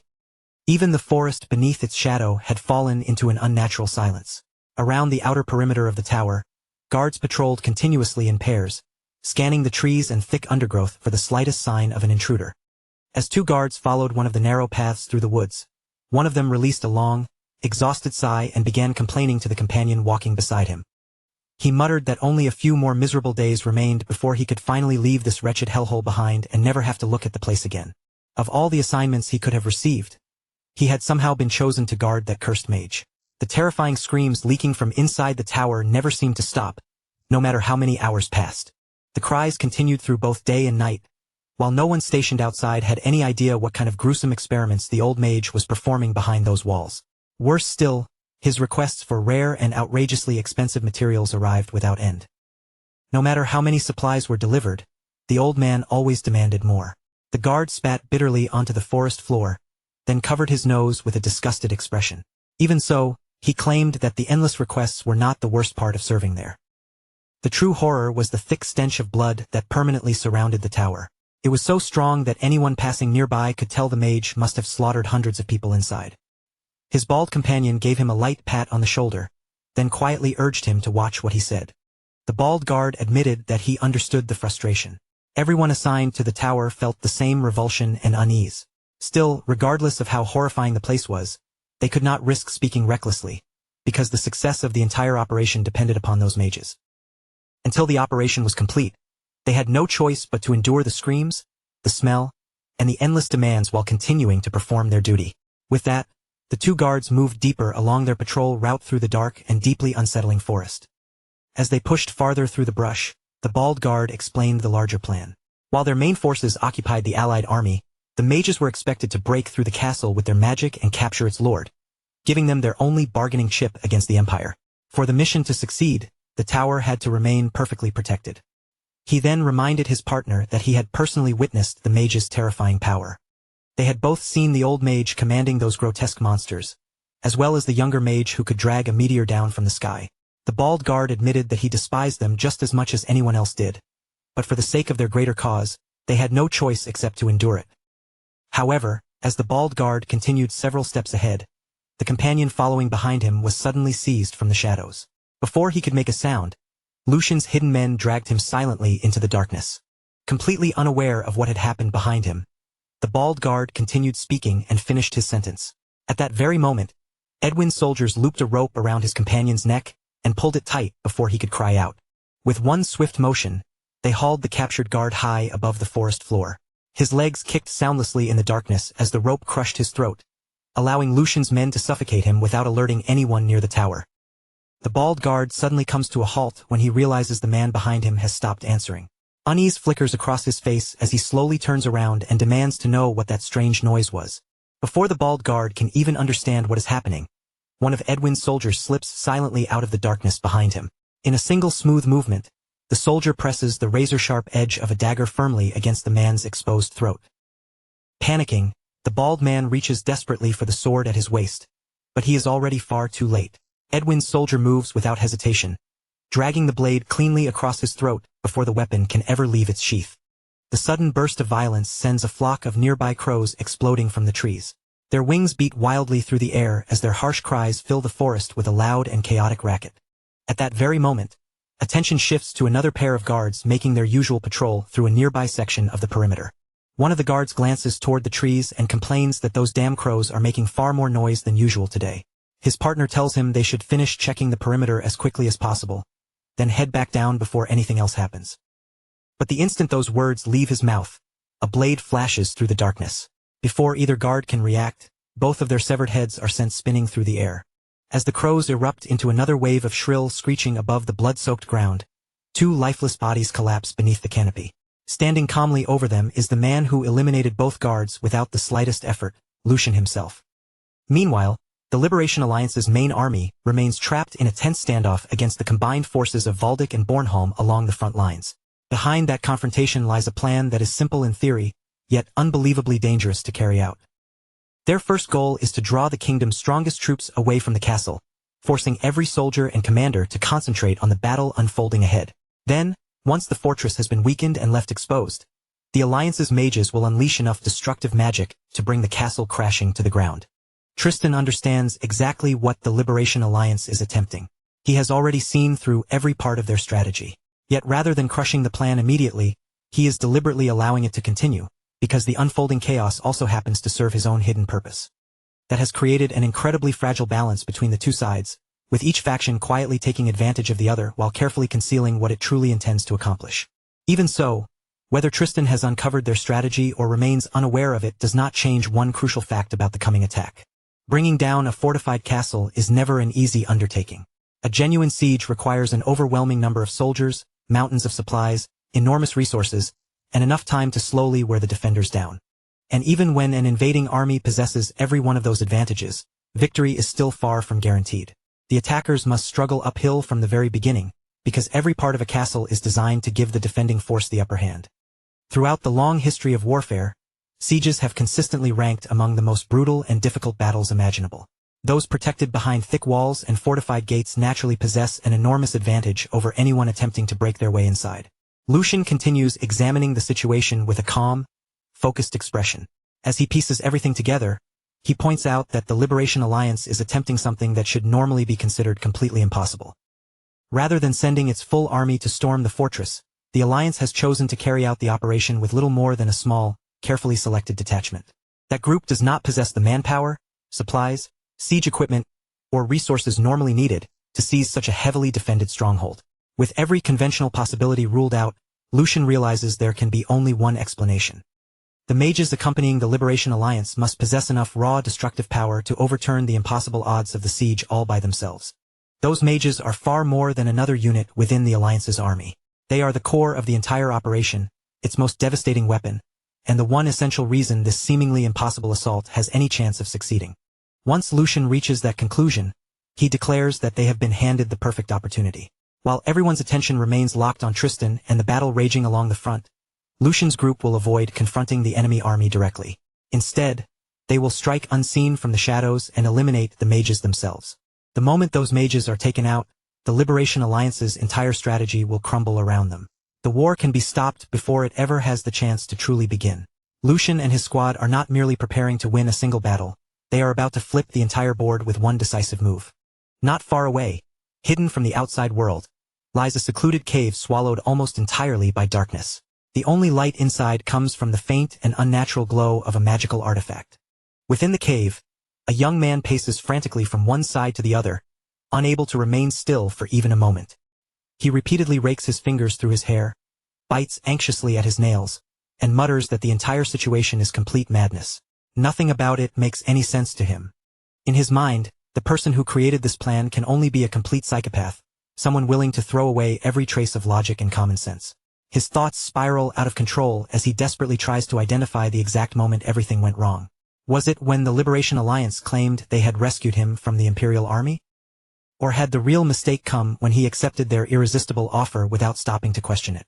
The more he remembers, the more furiously he curses Jude, the old man who manipulated him with almost insulting ease. That cunning old fox had been playing him from the very start. From the beginning, Jude had deceived him without showing even the slightest hesitation. The old man promised that all he had to do was cast a single lightning spell at the proper moment, and once the task was complete, he would receive his full reward. Trusting that simple explanation, the young mage accepted the deal without realizing he was walking willingly into a carefully prepared trap. Worse still, he had signed a magically binding contract. If he broke the agreement, a terrible curse would permanently erase half of his mana. Now that he finally understands how thoroughly he was tricked, he can blame no one but himself for being foolish enough to fall for such an obvious scheme. His breathing becomes heavier and more uneven as despair closes in around him. He had always suspected that the job would involve something questionable, perhaps even outright illegal, but the truth is far worse than anything he imagined. Only now, when there is no time left to escape, has Jude finally revealed what the mission actually requires. They expect him to release enough lightning magic to blast the castle gates apart so completely that nothing recognizable remains behind. Rage surges through the young mage as he curses Jude yet again. He demands to know why that deceitful old man concealed the real objective until the very last moment, when every possible chance of running away had already disappeared. He grabs fistfuls of his own hair as the horrifying truth settles over him. Because of the binding contract, he has no freedom left at all. No matter how terrified or unwilling he may be, he must obey every order exactly as he was instructed. Jude has spent months preparing for this operation, patiently positioning every person and every resource with extraordinary care. Each piece has been arranged so precisely that victory now seems almost impossible to prevent. The magical power assembled for the attack is already more than sufficient to erase the castle gates in a single instant. Once that barrier vanishes, the soldiers defending the fortress will be left completely exposed. What comes afterward will not resemble a fair battle in any sense. It will become a one-sided massacre. And the terrible consequences of that massacre will reach far beyond the walls of the castle itself. If he helps the Liberation Alliance carry out this attack, losing his place at the academy will be the least of his worries. People across the entire world will blame mages for the catastrophe, and fear will rapidly turn into hatred. Before long, mages everywhere will be hunted down without mercy until their kind is driven toward complete extinction. Crushed beneath fear, guilt, and bitter regret, the young mage desperately searches for even the smallest opening that might let him escape this nightmare. Unfortunately, every possible path has already been closed. The guards assigned to him have watched him constantly. Their eyes have followed his every movement so closely that he has been unable to take even a single step without being noticed.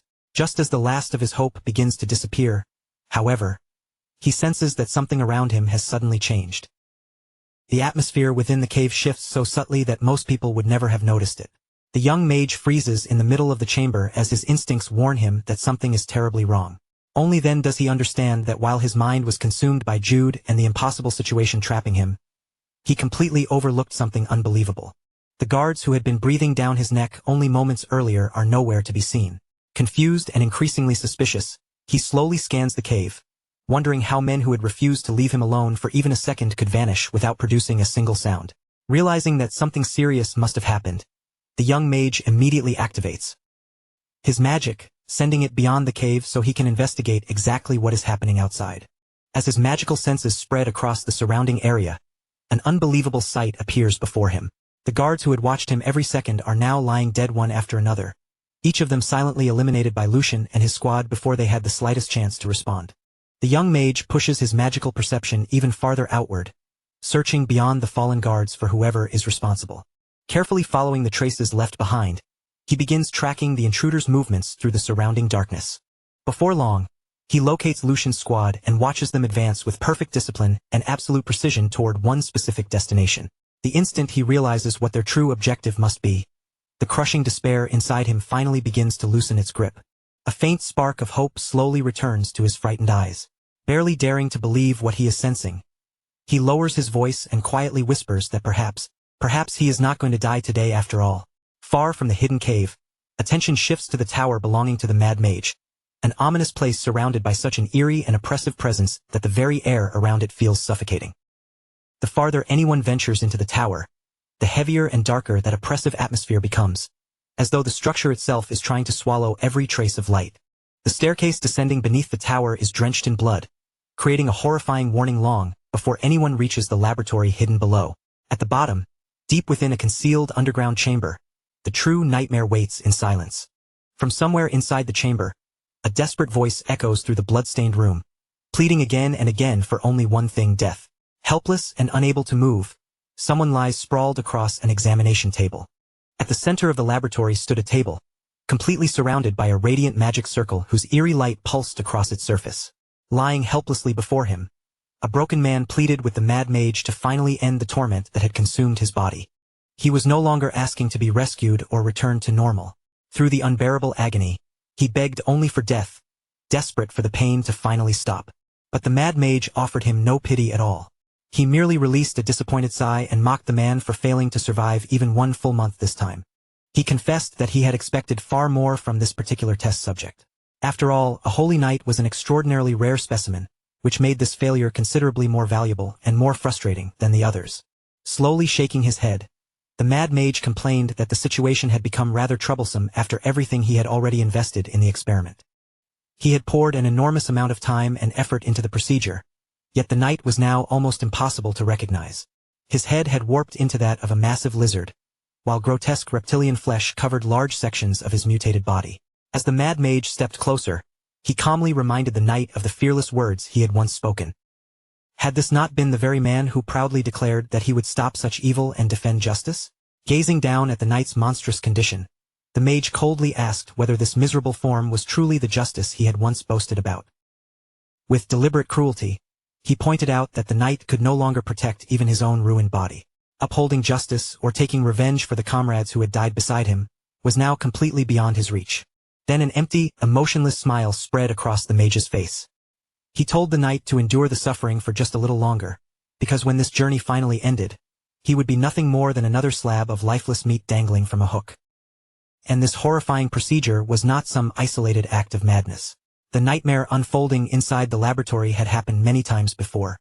The Mad Mage had already carried out countless inhuman experiments on victim after victim, casually treating every human life that entered his hands as disposable material to be used and thrown away.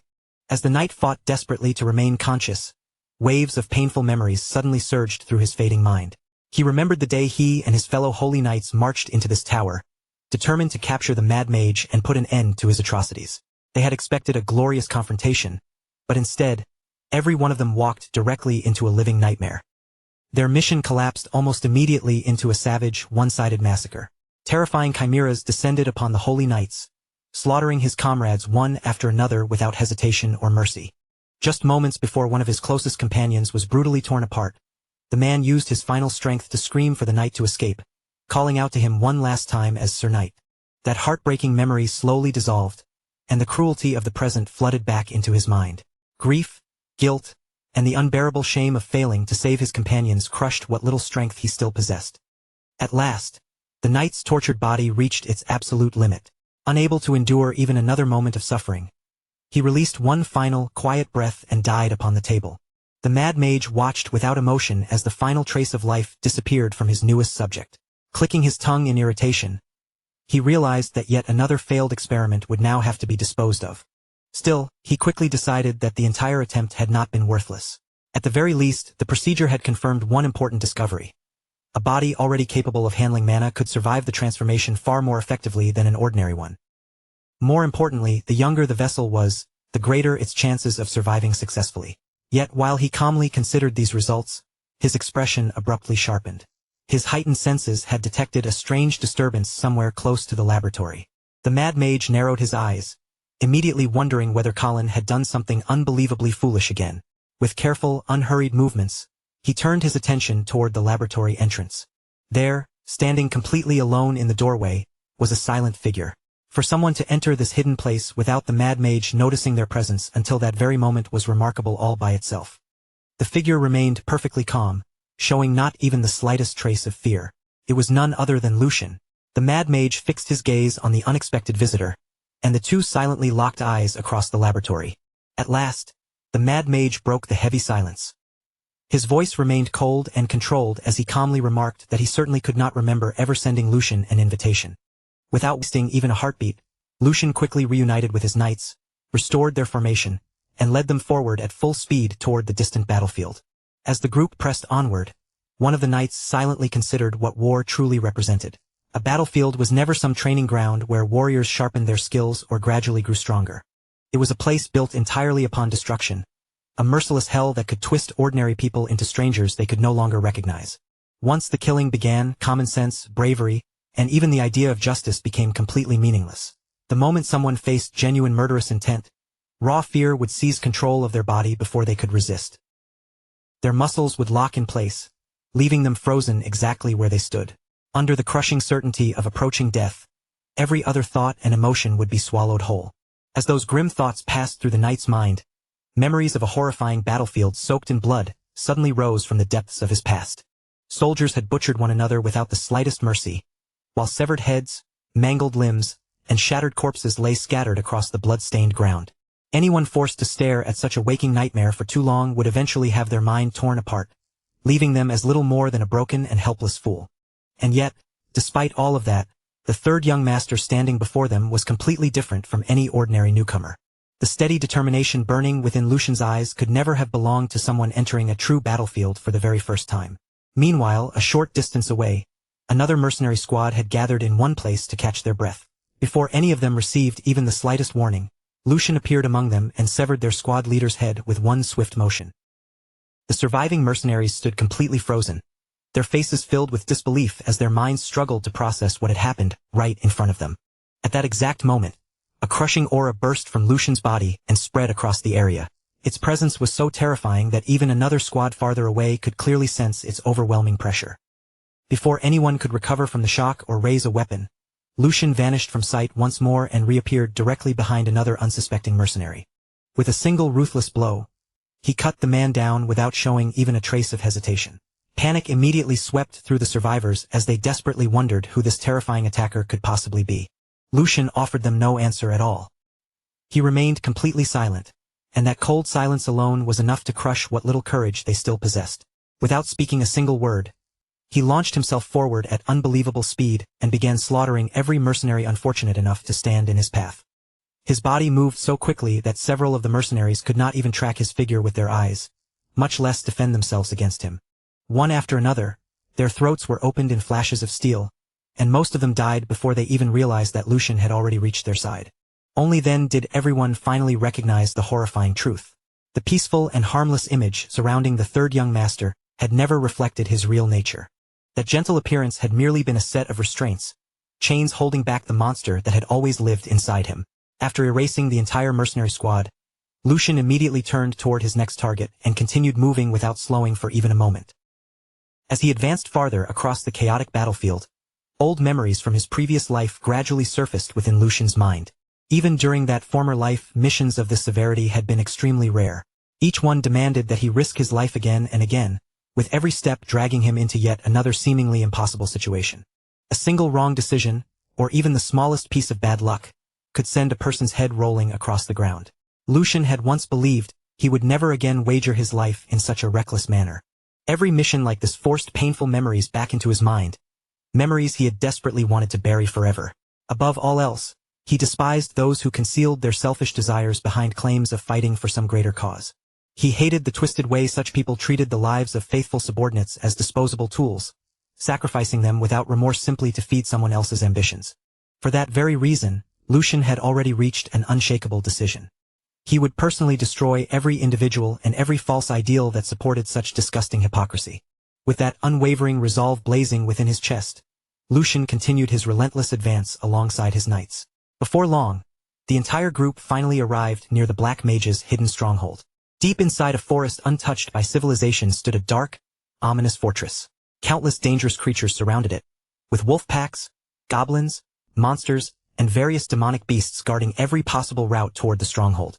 The instant the fortress came into view, one of the knights understood that they had finally reached their destination.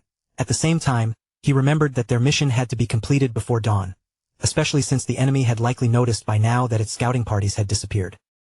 Fortunately, Hugo and the Mercenary Corps were still buying them precious time by keeping the enemy's forces occupied elsewhere. However, that temporary advantage could not last indefinitely. Strangely enough, the knight felt no anxiety beneath the mounting pressure. Instead, he welcomed it, believing this was exactly the kind of tension such a dangerous mission required. Everything he had witnessed only deepened his faith in Lucian's judgment and in every decision that had led them this far. Then, with perfect calm, Lucian announced that he would confront the Black Mage personally, while the remaining knights carried out a different responsibility.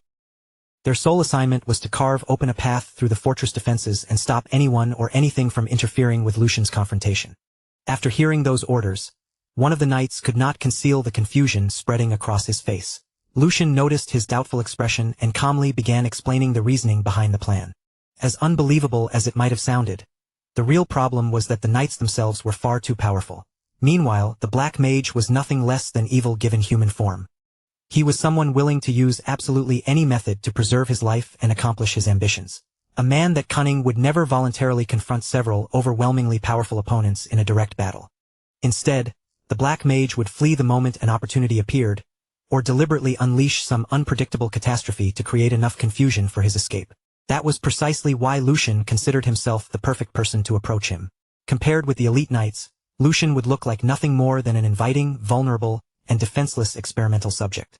With a little good fortune, the Black Mage might underestimate him and lower his guard. That brief opening would give Lucian the perfect opportunity to suppress him before he could understand the danger. Lucian made certain that everyone understood his choice had nothing to do with chasing personal glory. It was not the result of reckless confidence, nor was it based on blind and foolish optimism. Every detail of the plan had been formed through careful judgment and cold, practical logic. Lucian also reminded the knights that everything he had accomplished so far should already serve as more than enough proof that his decisions deserved their trust. Those words caused the elderly knight to remember something the young blonde knight had once told him. Even after all this time, the phrase remained clear in his mind. Extraordinary times demanded extraordinary choices. As the old memory returned, the elderly knight unconsciously began comparing Lucian with the former blonde young master. There was an unmistakable similarity in the way both of them inspired confidence in everyone around them. Even while standing in the middle of an extremely dangerous situation, Lucian faced his companions directly and assured them that they could safely place their faith in him. With complete confidence in his voice, He promised that he would return alive and that, once everything had ended, they would all celebrate their victory together. The moment they heard that promise, every subordinate accepted the third young master's orders without the slightest hesitation. All lingering doubt vanished from their faces, replaced by firm and unwavering determination. Without wasting another precious second, Lucian launched himself forward and leaped directly toward the enormous horde of monsters and demonic beasts guarding the fortress. The creatures immediately stiffened and froze in place as they sensed the suffocating aura pouring outward from Lucian's body. Before any of the monsters could recover or even begin to react, Lucian charged straight into their ranks and started cutting them down one after another. Wolves, goblins, and every other beast that dared block Lucian's path were cut down without mercy. As he tore deeper through the horde, bodies collapsed one after another, soon covering the forest floor in a gruesome trail of destruction. Not a single monster possessed the strength to halt his relentless advance. No matter how fiercely they rushed him, Lucian kept moving forward, leaving only shattered bodies and devastation behind him. Without slowing his pace for even an instant, Lucian continued straight toward the hidden fortress. As the bloody trail behind him grew longer, the scene returned to the present, where the Black Mage finally sensed that Lucian had arrived. The Black Mage turned his gaze toward the approaching night, and his expression immediately tightened. With clear displeasure, he admitted that Lucian's sudden appearance had made the situation far more troublesome than he had anticipated. He remembered Lucian's earlier declaration, that he would put an end to these evil deeds and deliver justice himself. Even so, the Black Mage calmly acknowledged that this unexpected confrontation might still prove useful to him. His eyes soon drifted toward Colin, and suspicion began forming in his mind. The Black Mage wondered whether Colin had secretly arranged something behind the scenes, because he simply could not believe Lucian had located the hideout and reached it alone, without anyone noticing his approach. At last, Lucian stood face to face with the demonic priest. The moment he witnessed the priest's twisted work with his own eyes, a fierce wave of anger surged through him, burning hotter with every horrifying detail he saw. Despite that rage, Lucian remained completely silent. Seeing no response, the demonic priest sneered and mocked him for apparently having nothing to say. Then, with an indifferent shrug, he added that words were never truly important anyway. What interested him far more was the reason Lucian had traveled all the way to this hidden place. The priest admitted that he had wanted to meet Lucian for quite some time, his unsettling gaze slowly traveling over the young man from head to toe. With disturbing admiration, the priest praised Lucian's golden eyes, radiant skin, perfectly proportioned body, and astonishingly young age. He remarked that the fools from the Liberation Alliance had not exaggerated Lucian's remarkable appearance in the slightest. Lucian merely stared back at him in icy silence. His face remained completely still, refusing to give the priest even the smallest reaction or hint of emotion. The priest continued, comparing Lucian to one of his earlier specimens. That previous subject had already been an extraordinarily rare case, even possessing the ability to learn swordsmanship, yet the priest claimed that placing it beside Lucian would be nothing short of an insult. In the priest's eyes, Lucian was unquestionably a specimen of the highest possible grade.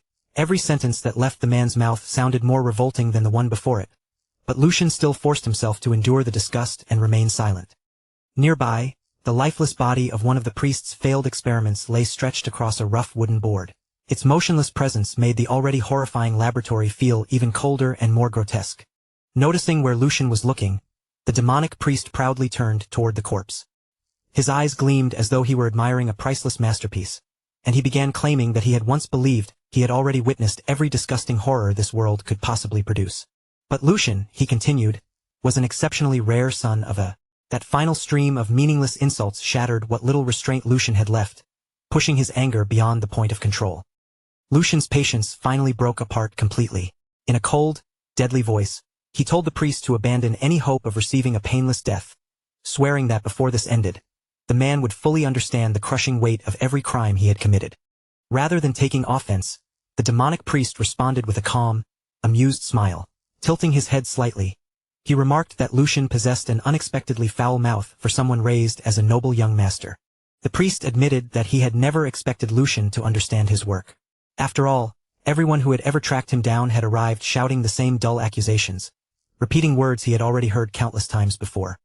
Even so, he considered their meeting extraordinarily fortunate. Lucian had willingly stepped into his laboratory, placing an incredibly rare and valuable specimen directly within his reach.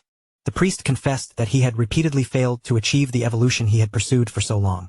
However, as he stared hungrily at Lucian, he seemed utterly convinced that this new specimen could finally change everything. Hearing the word evolution, Lucian briefly frowned in confusion. Lucian had no idea what kind of evolution the madman was referring to. The demonic priest immediately noticed that uncertainty in his eyes and began explaining the warped beliefs that had driven all of his actions. He said Lucian probably viewed him as nothing more than a murderer who controlled demonic beasts and unleashed them to slaughter innocent people indiscriminately. According to the priest, the world carelessly grouped men like him together with black mages, treating them as a plague that needed to be wiped away. But from his perspective, such judgment was born entirely from ignorance. He believed it exposed humanity's limitations as an unstable and fundamentally inferior species. As those chilling words continued, the color slowly drained from his eyes until both of them became completely black. A terrifying pressure immediately spread throughout the laboratory, filling every corner with a suffocating demonic presence. With his twisted philosophy growing darker by the second, the priest declared that the human body itself was the clearest example of complete inefficiency. Human beings, he claimed, were weak in both physical structure and durability. Even worse, they willingly imprisoned themselves behind meaningless social rules, outdated beliefs, and irrational emotions that prevented them from ever breaking through their natural limits. To the priest, those very weaknesses exposed the true nature of humanity. Throughout his deranged speech, an unsettling smile remained fixed across his face, making him resemble a demon wearing human skin rather than an actual man. Lucian listened without interruption, allowing the priest to reveal every layer of madness hidden inside his mind. Then, without showing the slightest hesitation, the demonic priest reached down and lifted one of the experimental corpses nearby, cradling the body with an almost affectionate tenderness. Smiling proudly, he announced that his purpose was to strip away every impurity within humanity and guide the entire species toward true evolution. The instant those words left his mouth, his hand tightened around the corpse's face and crushed it effortlessly. The bones gave way with a sickening crack. Blood burst outward in every direction, splattering across the floor, the walls, and everything else surrounding the priest. Even Lucian, who had already witnessed countless horrors, was genuinely shaken by the madness unfolding directly before his eyes. For a brief instant, shock broke through his otherwise controlled expression. The demonic priest threw back his head and released a chilling laugh. Then he demanded that Lucian show him proper respect and willingly offer himself as tribute to the priest's great purpose. In return for that obedience, he promised that Lucian would not be treated like some mindless experimental object. Instead, the priest claimed he would handle him as a precious specimen, one fully aware of what was happening to him. Lucian answered immediately, his voice colder than ice. He called the priest's speech an unbelievably long-winded way of expressing complete nonsense, then reminded him that thousands of innocent people had been deliberately manipulated and driven to their deaths in the name of this so-called evolution. For the first time, genuine surprise crossed the priest's face. The priest admitted that he was impressed Lucian had uncovered so much of the truth behind his plans. However, his surprise quickly vanished, and he calmly insisted that this knowledge changed absolutely nothing. As their exchange neared its end, the unnatural darkness slowly withdrew from his eyes, restoring their original color. Yet the overwhelming demonic aura surrounding his body did not weaken in the slightest. Remaining perfectly composed, the demonic priest insisted that every truly great cause required countless specimens, along with endless rounds of experimentation, failure, and repeated trial and error. In his view, anyone who seriously wished to reshape the world had to accept that sacrifices were unavoidable. Since Lucian had been born and raised within House Valdic, the priest believed he, of all people, should understand that cruel reality better than anyone else. Lucian had heard enough. Without wasting another word on the madman, he slowly reached for his dagger and drew the blade, its edge emerging with quiet, deadly purpose. Keeping his eyes locked firmly on the priest, Lucian replied that his reasoning was every bit as twisted as that of every criminal who tried to disguise unimaginable atrocities behind noble ideals. He then told the man to carve one truth permanently into his mind. Among all those who constantly insisted the world was broken, not one had ever succeeded in putting his own life in order first. To Lucian, the man before him was nothing more than an egomaniacal lunatic hiding his madness behind grand ambitions. That merciless judgment immediately struck a nerve. The priest's smile vanished, his expression darkening as he declared that he had originally planned to preserve Lucian as a top-grade specimen. Before the priest could finish his threat, Lucian started to answer.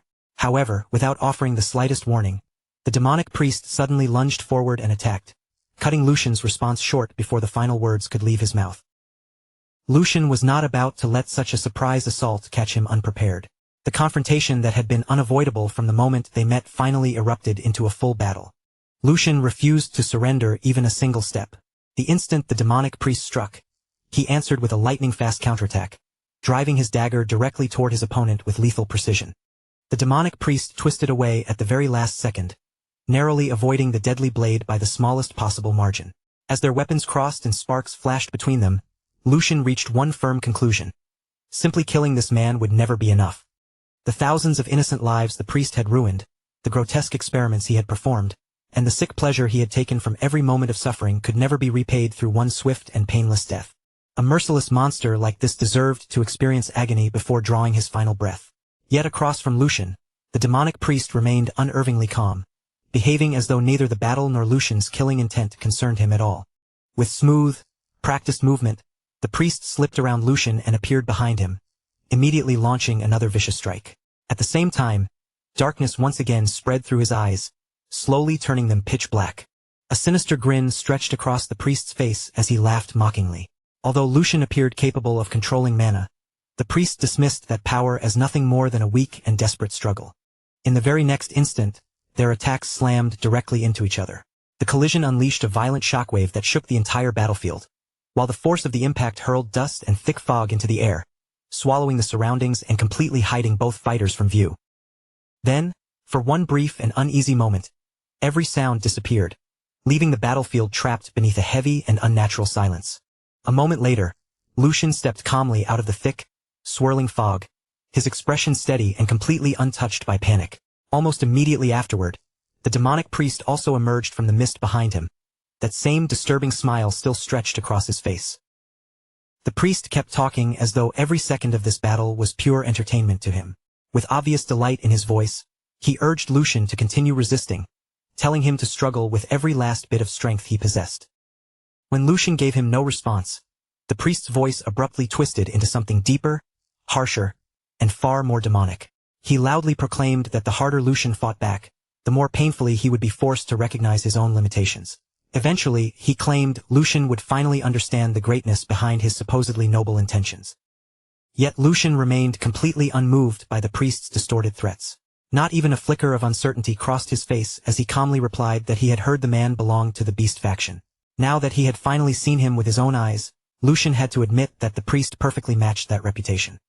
Lucian then landed firmly on the ground, planting his feet without the slightest hesitation. His fingers tightened securely around the handle of his dagger as he steadied his posture and prepared himself for the next violent exchange. With an icy look fixed on his opponent, Lucian told the priest to keep barking for as long as he pleased.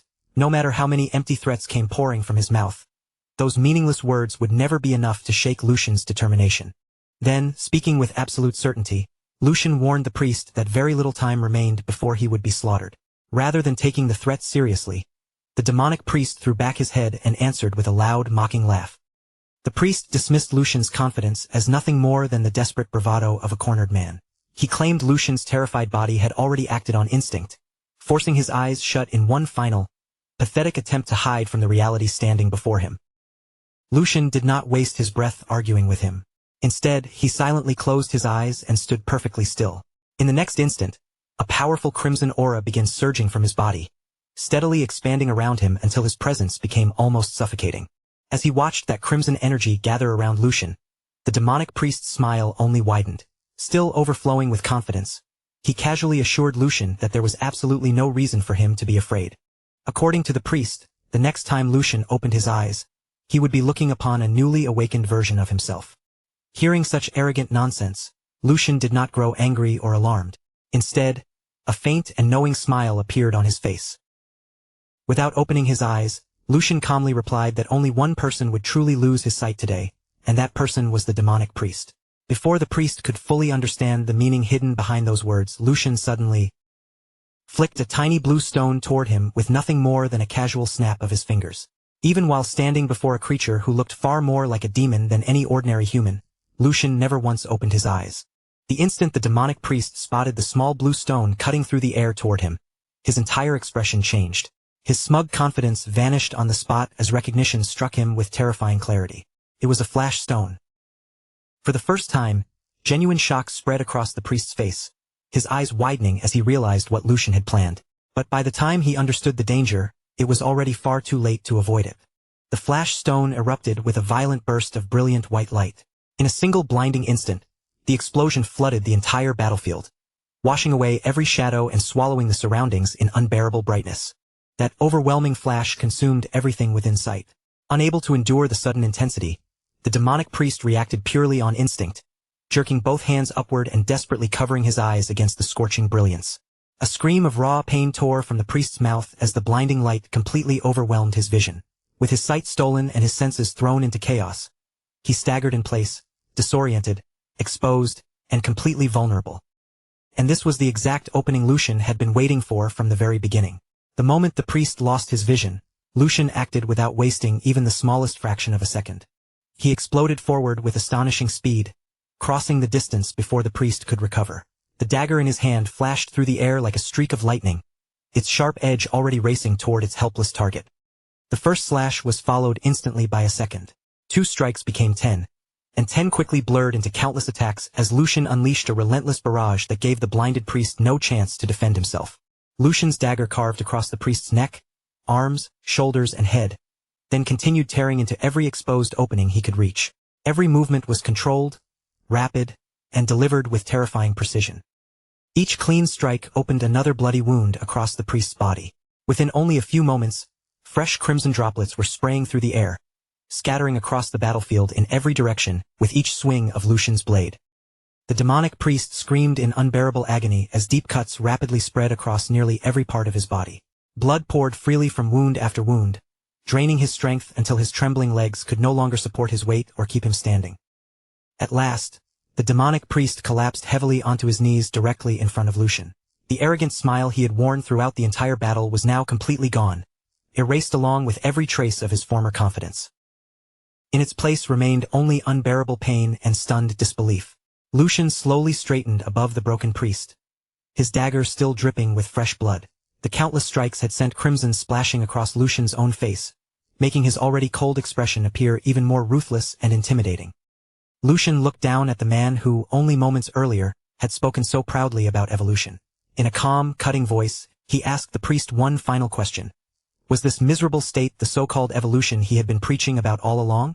The demonic priest could only stare up at Lucian in complete disbelief, unable to understand how the specimen he had planned to capture had instead reduced him to his knees. He had driven to his knees before a child who was not even old enough to be considered an adult.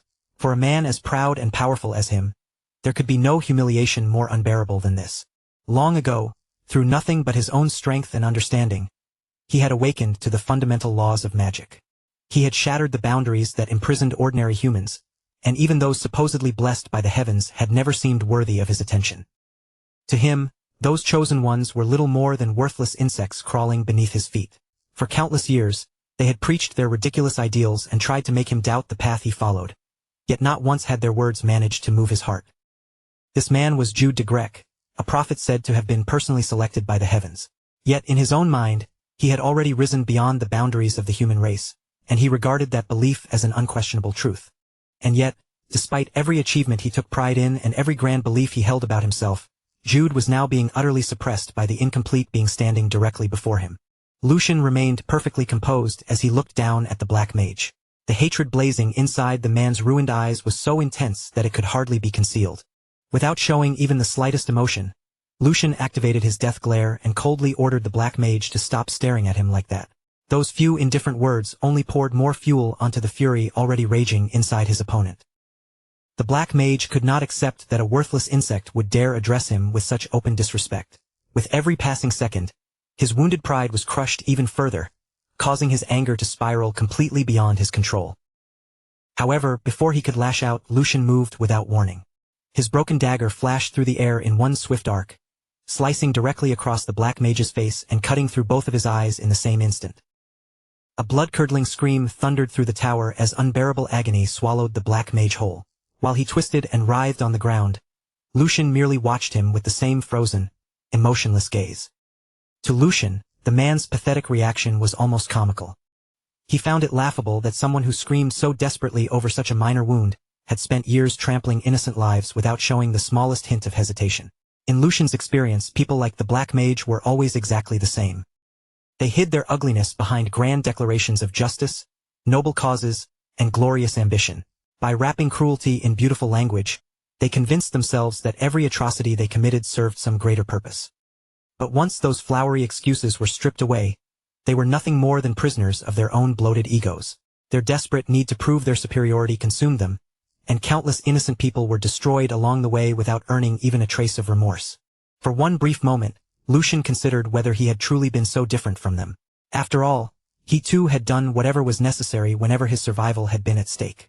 However, one crucial distinction had always separated him from monsters like this.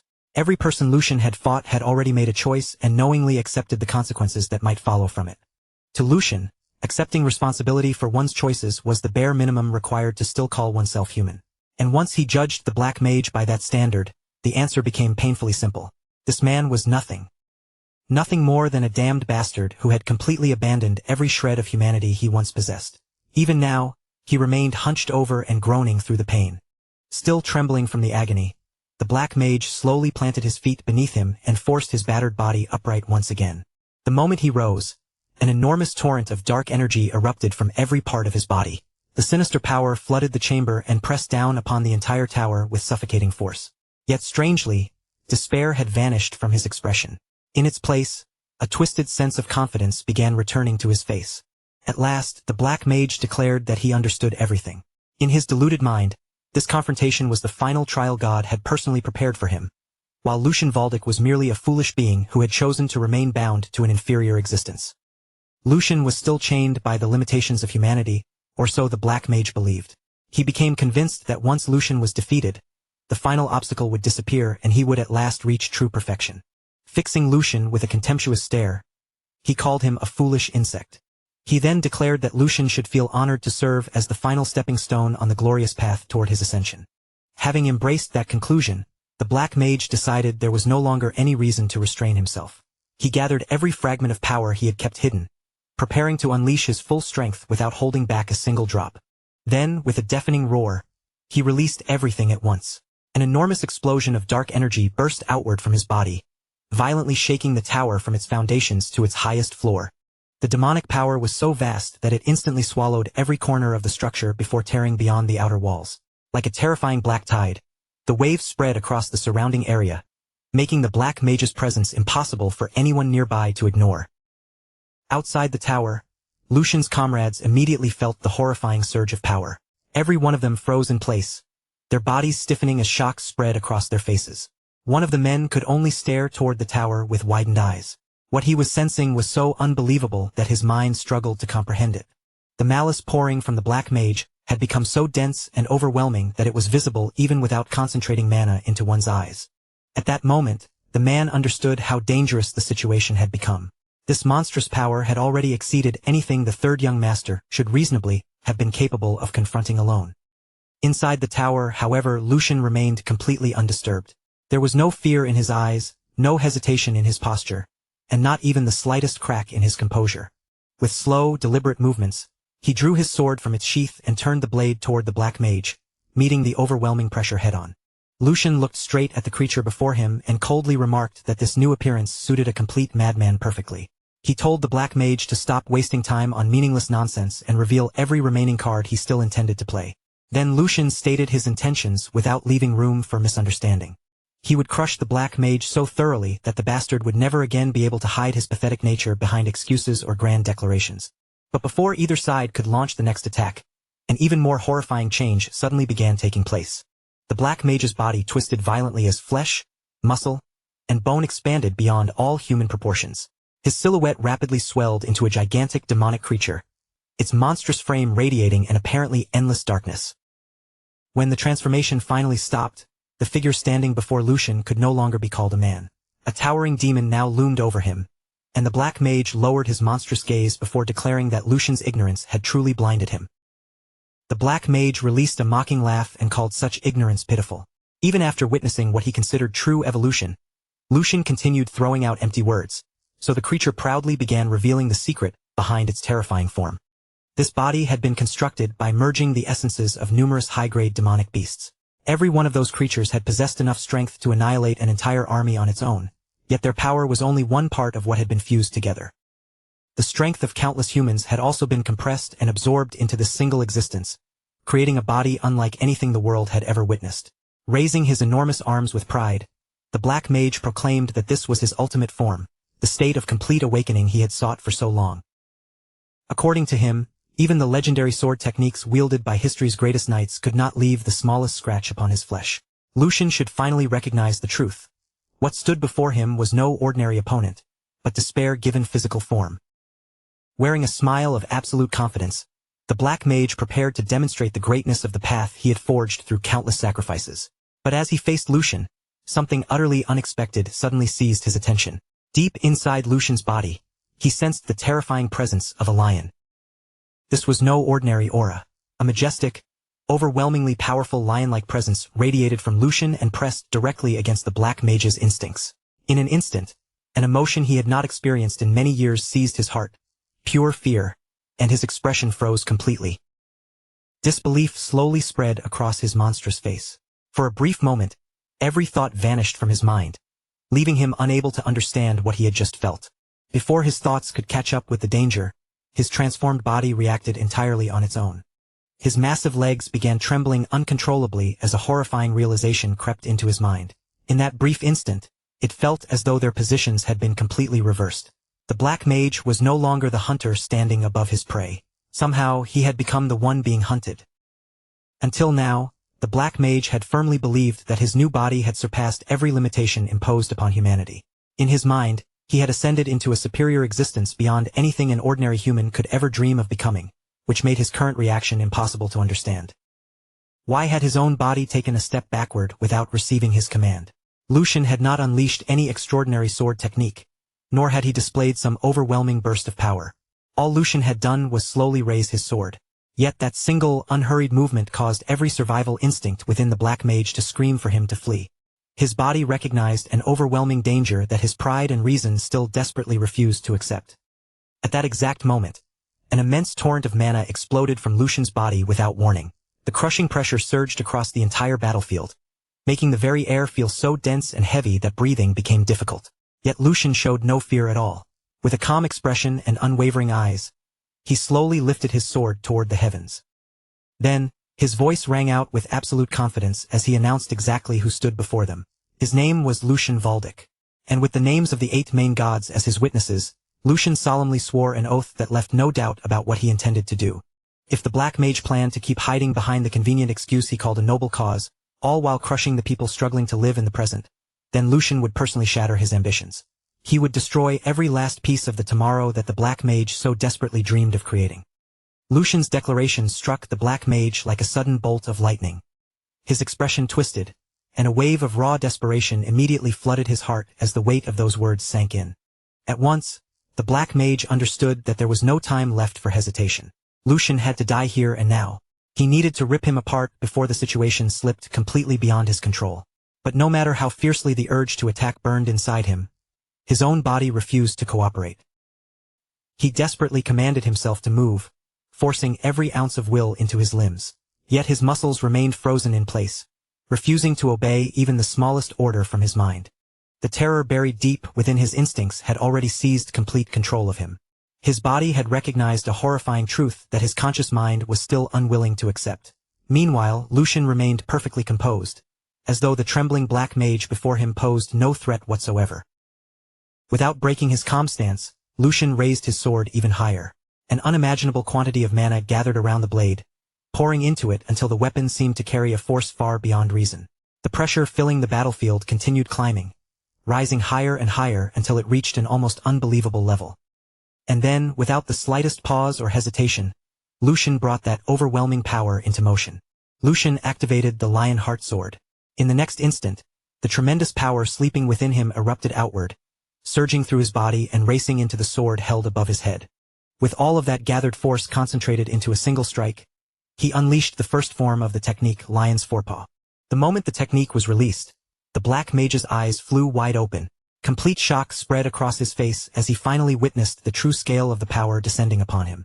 Only then did he finally understand why his body had refused to move, no matter how desperately he had ordered it to attack. The difference between Lucian and himself was simply too overwhelming. The gulf separating their strength was so enormous that his instincts had already surrendered before the battle could even begin. Long before his mind understood the danger, his body had accepted that resistance was utterly hopeless.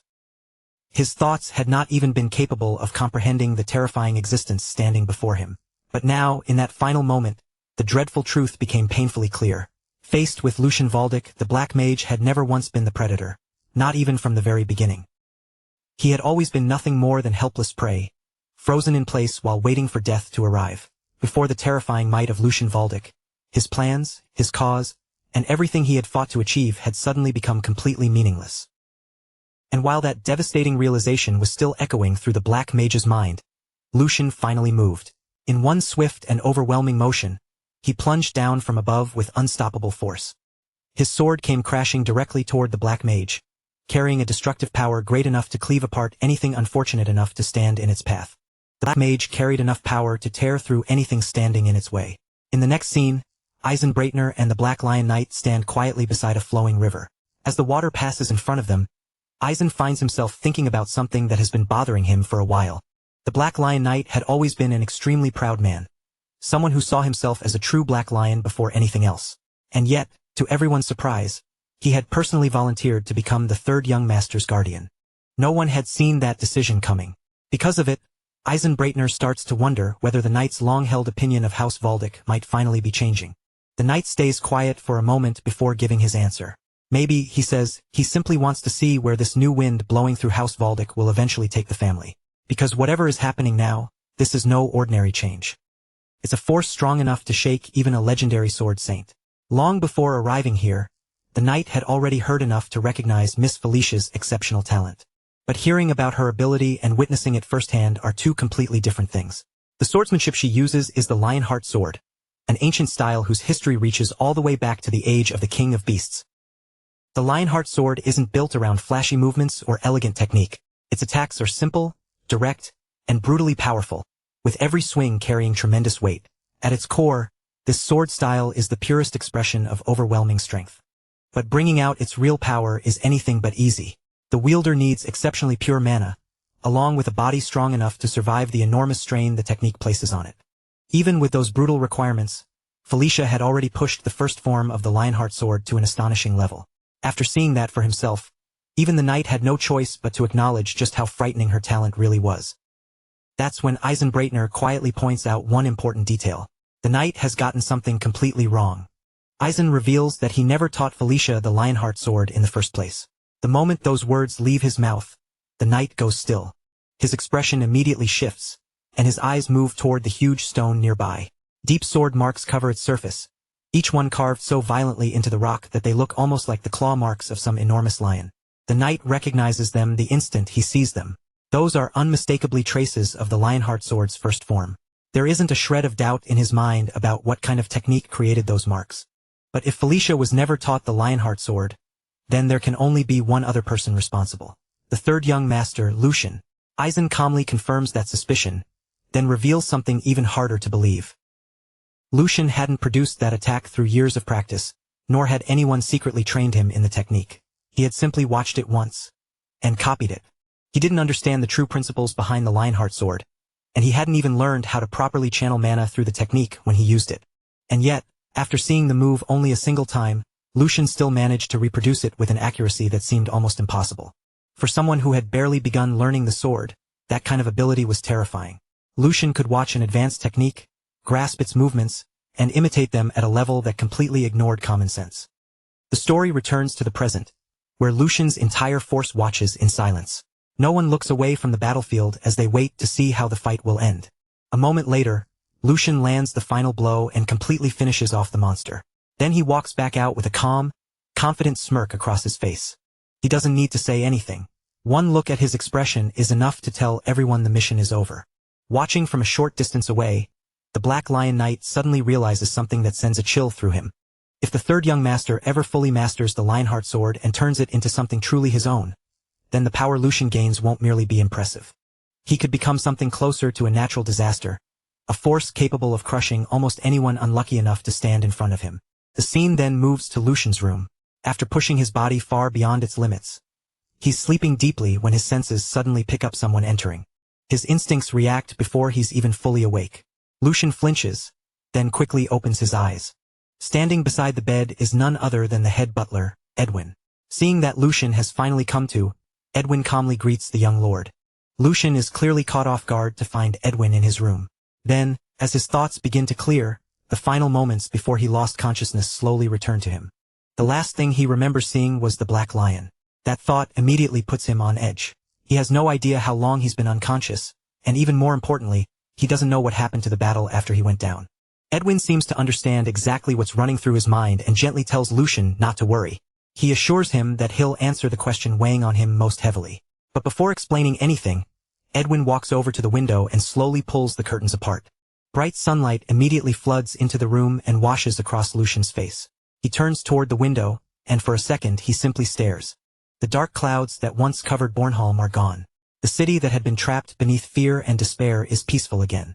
Down below, ordinary life has returned to the streets. People can finally move through the city without that constant fear hanging over their heads. Edwin explains that none of this would have been possible if Lucian hadn't willingly thrown himself into danger and stopped the disaster before it spread any further. But he also reminds Lucian of something important. He doesn't have to carry every burden alone. For now, there is only one thing Lucian needs to worry about: resting and giving his exhausted body time to recover. Edwin also reminds him that plenty of people care deeply about him. They had been worried about his condition the entire time, and Lucian shouldn't forget just how much his safety matters to those around him. Later that night, Lucian and Edwin leave the mansion together and walk through the busy market at an easy pace. The city feels completely different now. The tension that once filled the streets is gone, and Bornholm is finally enjoying the peace that had been taken from it. As they walk, Edwin tells Lucian that he had actually been unconscious for nearly 3 full days. Edwin goes on to explain Sir Raymond's diagnosis. Lucian's body is fundamentally different from that of an ordinary person, and because of that unusual constitution, forcing out power far beyond his limits placed an even heavier strain on him than it would have on someone else. The backlash was severe, but fortunately, it didn't leave any permanent damage. At this point, Lucian simply needs proper rest and enough time for his body to recover on its own. In other words, there's nothing else he needs to be worried about right now. Hearing that, Lucian gives a slightly embarrassed smile and admits that he still has a long way to go. Looking back at what happened, he knows one of his biggest weaknesses is still allowing his emotions to take over before he thinks through the consequences. If he wants to keep growing stronger, that's something he'll have to learn to control. At the same time, Lucian can't ignore the fact that his reckless choice produced an unexpectedly good result. Because of that one incident, Jude vanished without leaving behind a single trace, and everything that came afterward unfolded far more smoothly. From Lucian's point of view, the risk had been enormous, but the final outcome still brought more benefit than harm. The moment Jude's control magic disappeared, the Nulls and the Kobolds lost the force keeping them in line and immediately turned on each other. With no one left controlling them, the two sides tore each other apart until both were completely wiped out. And just like that, the Empire Liberation Alliance lost one of the most dangerous hidden weapons it had been relying on. That unexpected turn completely shifted the balance of the larger battle and gave the Valdic forces a huge advantage in the war against the Empire Liberation Alliance.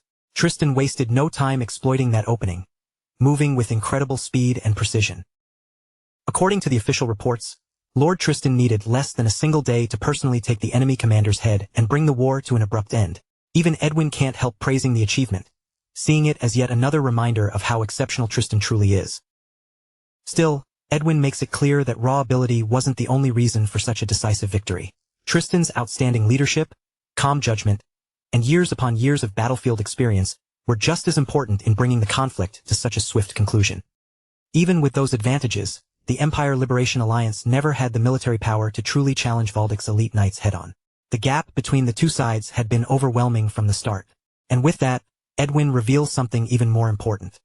The conflict had dragged on this long not because Tristan lacked the strength to finish it. Lord Tristan had been holding back on purpose, already thinking about how Bornholm would need to be reorganized afterward. Rather than rushing toward a quick victory, every move he made was calculated with the city's long-term stability in mind. Edwin adds that this entire approach had been personally approved by His Grace, the Archduke himself. But then he makes one thing very clear. Lucian's situation was completely different. Edwin knows Lucian already understands what separates his actions from Tristan's carefully controlled campaign. As he says this, the last trace of warmth leaves his face.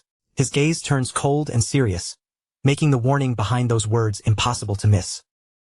Edwin turns to leave, but Lucian suddenly gives a quiet laugh and calls after him, saying he really is a terrible actor. If his father and elder brother had truly planned everything exactly the way Edwin claimed, then Lucian's actions would have done nothing but throw ashes over every plan they had so carefully prepared. But Lucian doesn't believe that for a second. The father he knows would never see things that way. Instead, Lucian believes his father would quietly watch over a child who had chosen his own path and was prepared to bear every consequence that came with it.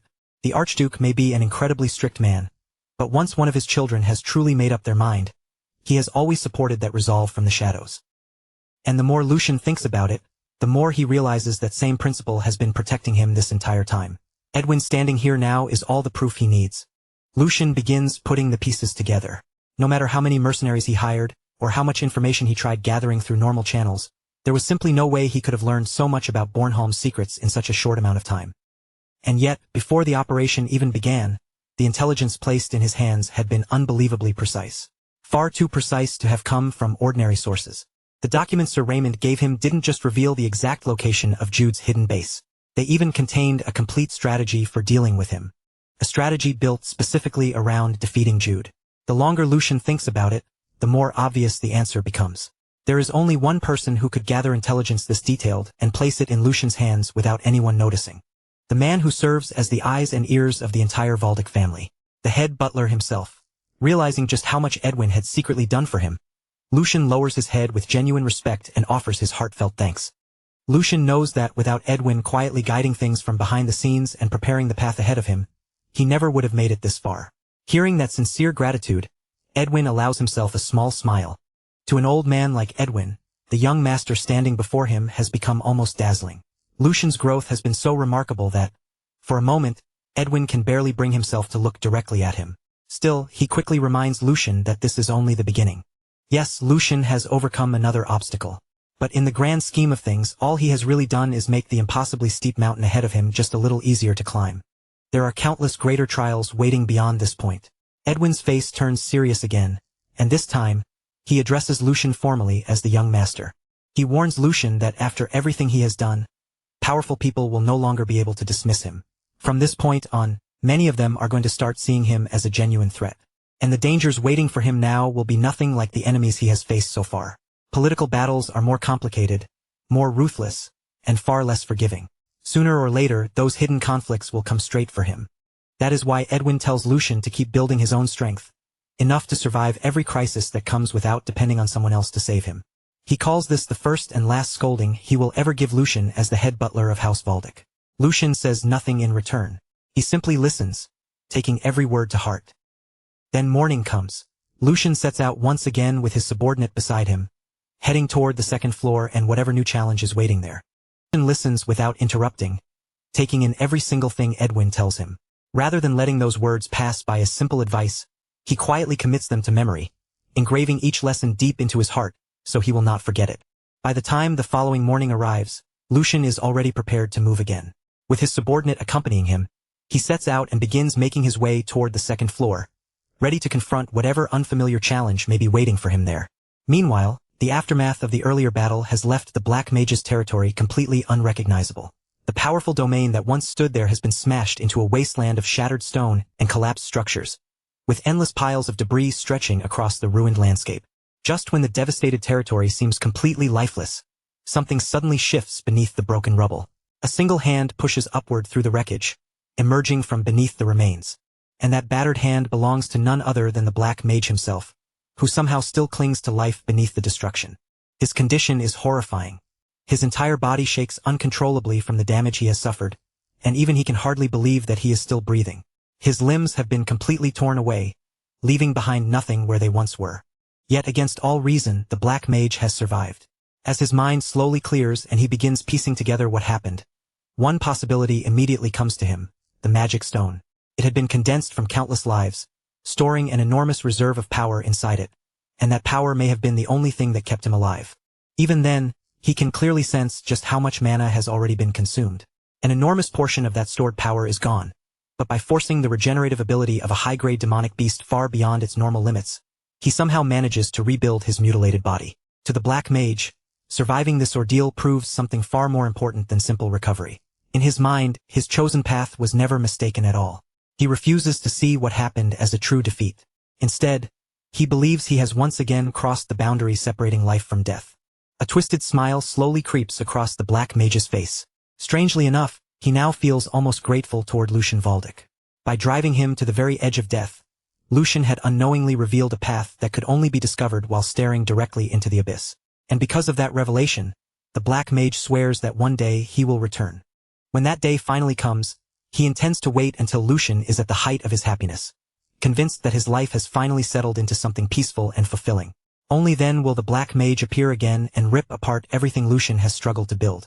He even tells Lucian, as though speaking to an absent enemy, that he should eagerly await that future moment. But before he can savor the thought any further, the green-haired mage quietly appears behind him. In a calm voice, the man explains that their contract had never been dissolved, so he remained nearby and kept watch in case anything unexpected happened. Even the green-haired mage looks genuinely surprised to find the Black Mage still alive after everything that happened. He remarks that there should be a limit to how stubborn one person can possibly be, before admitting with clear annoyance that this unexpected survival has made the situation far more troublesome. He goes on to complain that the Black Mage could have at least finished things properly instead of leaving behind this mess. The green-haired mage then casually reveals that he had already gone through the trouble of tampering with the magic tower specifically so that the old geezer would remain unaware of what was happening. The instant those words reach him, the Black Mage slowly turns his head. His eyes lock onto the green-haired mage with a murderous glare so intense that his entire intention is obvious. At last, he realizes that this man had been pulling strings behind the scenes all along, and the earlier betrayal alone was already something he could never forgive. Yet after betraying him and interfering with everything, the green-haired mage has actually dared to stand before him again as though nothing happened. Rage surges through the Black Mage. He wants nothing more than to tear the man apart piece by piece, toss what remains into an experimental solution, and keep him alive until he is begging for death. For the green-haired mage, however, there is one fortunate detail. The Black Mage decides not to kill him immediately. In his current condition, using the man as a potion to replenish his depleted strength would be far more useful than simply ending his life on the spot. The green-haired mage hears the threat without showing the slightest panic. Calmly, he tells the Black Mage that he is free to do whatever he wants, assuming, of course, that he is actually capable of doing it. If the Black Mage were still in his normal condition with all of his strength and power intact, that threat might have meant something. But with him reduced to this weakened state, the situation is entirely different. Having said that, the green-haired mage makes his own decision. It is finally time, he declares, to return the order to its original owner. Without giving the Black Mage another second to react, the green-haired mage releases an overwhelming surge of mana. The energy gathers around him and is immediately driven straight toward the already battered man, erupting from his hands in a devastating attack that strikes the Black Mage head-on. The Black Mage's expression changes instantly. In that brief moment, he finally understands what the green-haired mage has truly been planning from the beginning, and the realization hits him just as hard as the attack itself. This man never intended to help him recover at all. Instead, he has been waiting for the perfect chance to eliminate him while he is too weak to resist. With almost insulting casualness, the green-haired mage bids farewell to his former customer before sending a torrent of flames directly toward him. The fire surges forward and completely engulfs the Black Mage's body. Already too severely injured to defend himself or escape, he is swallowed by the roaring flames without being given even the smallest opening to flee. Only moments later, the Black Mage's damaged body disappears within the inferno. What little remained of him after his regeneration is steadily consumed until the flames leave almost nothing behind. And this time, his survival finally comes to an end. Once the fire dies down, the terrifying Black Mage is gone completely, leaving behind nothing more than a small pile of ashes. A breeze soon passes through the devastated territory, sweeping over the shattered ground.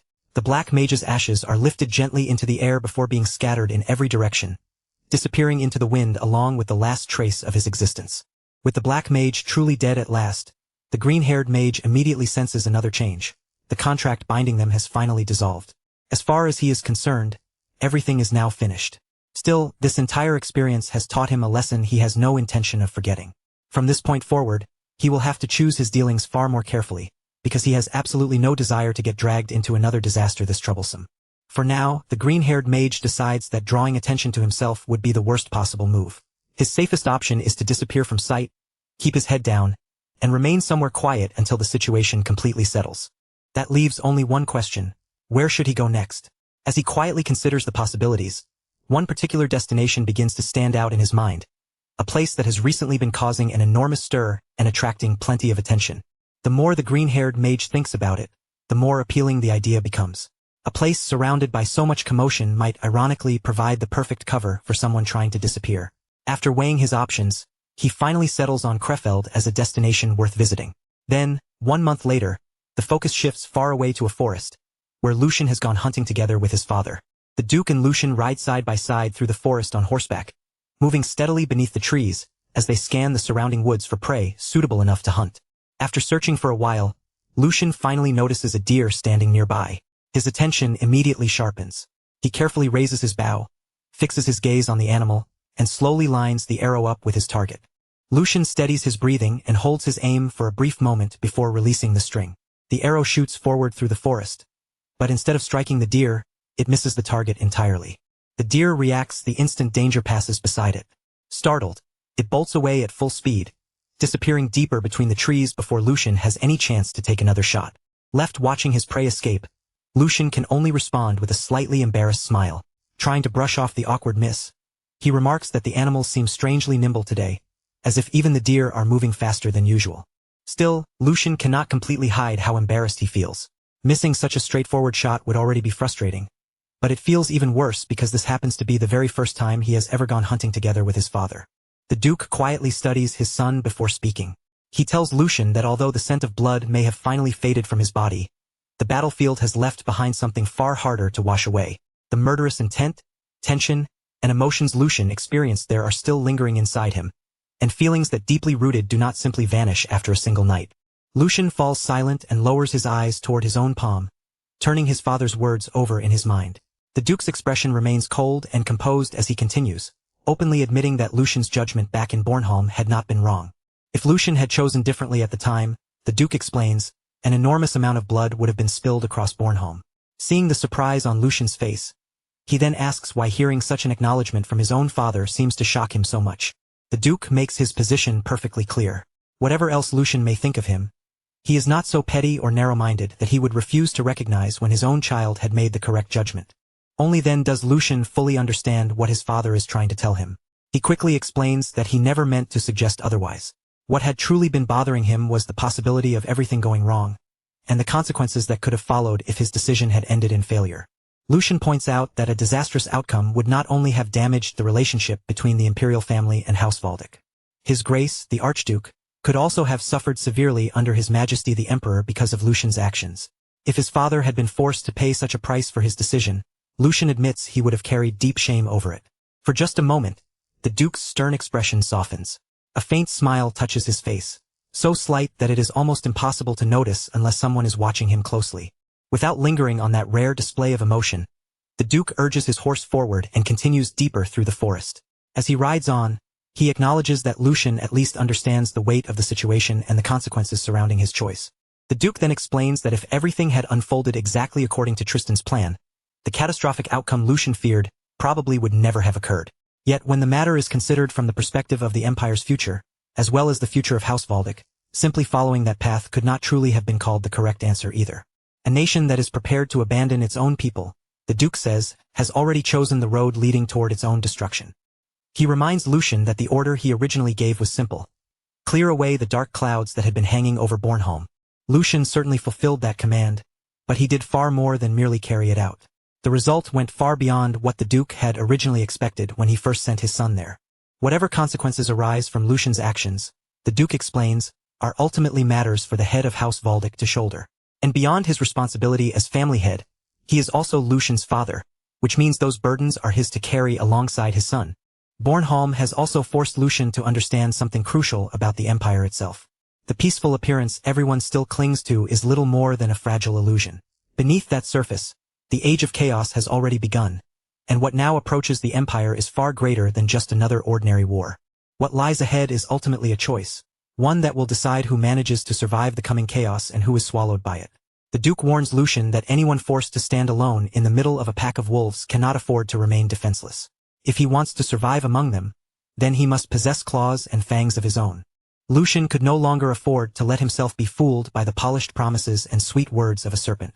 If he wanted to survive what lay ahead, he had to learn to recognize deception before it ever reached him.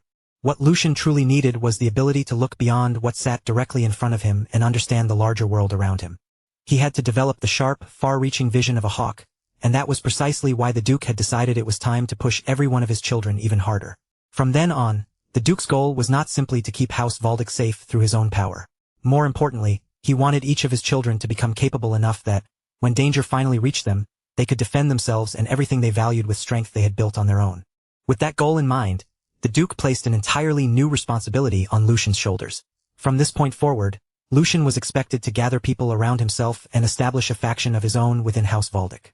The moment those words left his father's mouth, Lucian froze in stunned disbelief. Of course, Lucian knew there was nothing particularly unusual about such an order. Successor candidates in House Valdic had been forming their own factions for generations, and everyone understood why. Without loyal supporters standing behind them, trying to accomplish anything meaningful inside a family this powerful was nearly impossible. After all, power was more than simple authority. It represented a person's capability, influence, and position at the very center of competition. Even so, the entire faction system continued to exist only because the head of House Valdic deliberately allowed it. Noticing the look on Lucian's face, the Duke quickly made sure his son understood exactly what he meant. He had no intention of allowing Lucian to reach the wrong conclusion. Giving him permission to create a faction did not mean the Duke had already selected him as the future successor.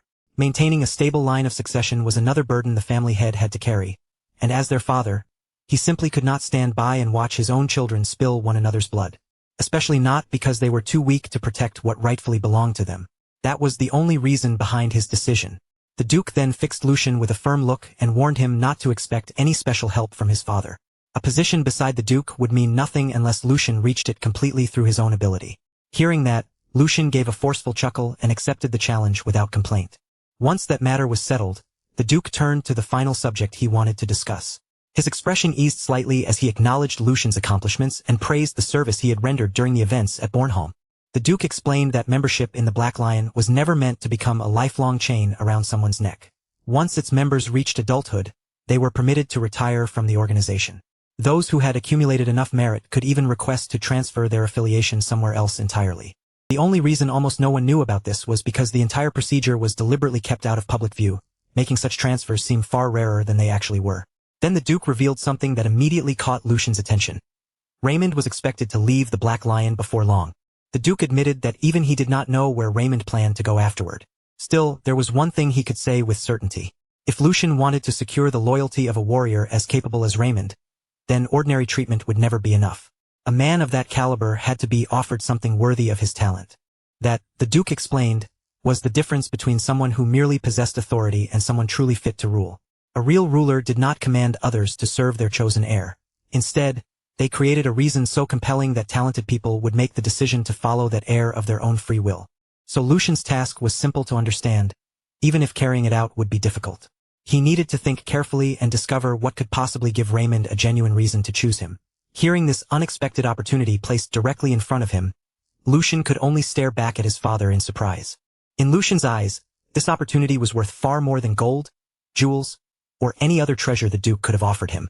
Raymond was already a complete and battle-tested talent, possessing exceptional strength, deep experience, razor-sharp instincts in combat, and practically every quality one could ask for in a powerful warrior. Lucian understood almost instantly just how valuable such a person would be to him. At this exact stage, when he was only beginning to build power of his own, someone like Raymond was precisely the kind of ally he desperately needed. His thoughts naturally returned to all the missions he and Raymond had endured side by side, and to the trust that had gradually formed between them through those shared experiences. But Lucian was realistic enough to know that simple camaraderie would not be enough. Their history together alone could never guarantee that Raymond would willingly pledge himself to Lucian. If he wanted Raymond's loyalty, Lucian needed to offer something that a true warrior would find almost impossible to reject. It had to be something so valuable, so extraordinary, that the moment Raymond understood its true worth, he would willingly lower his head and choose to follow. As Lucian searched his mind, only one possibility stood out. The instant the answer became clear, he made his decision, swung down from his horse, and walked directly toward his father. Standing before the Duke, Lucian lowered himself into a respectful bow and thanked his father sincerely for placing such an opportunity in his hands. He also understood that hesitation would only waste the momentum he had just gained. Determined to act immediately, Lucian asked for permission to leave House Valdic for a period of time. Although he kept his outward expression under control, inside Lucian was already grinning with excitement as the beginnings of his plan took shape. The Duke, meanwhile, heard the determination in his son's request, and found it impossible to completely hide the pride and happiness rising within him. A broad, satisfied smile gradually appeared across the Duke's face, as he watched Lucian move forward without hesitation. In his eyes, this was the first genuine step his son had taken toward creating power that belonged entirely to himself. And while his father watched proudly, Lucian's thoughts had already raced far beyond the present moment. The time had finally come to strengthen the forces around him in earnest. Lucian had no intention of approaching this half-heartedly, either. Raymond might be the first person he intended to recruit, but Lucian's ambitions certainly did not end with him. There were still plenty of things Lucian planned to accomplish once he began moving. His preparations were only getting started, and above everything else, one especially important goal remained in his mind. He intended to devote serious attention to the development of real nectar. Lucian was officially recognized for supporting the battle from the rear, where his efforts had stopped the enormous wave of migrating monsters before it could spread beyond control and threaten an even wider area. That achievement was publicly highlighted as one of the decisive contributions behind their eventual victory, giving Lucian a clear share of the credit for bringing the dangerous situation to an end.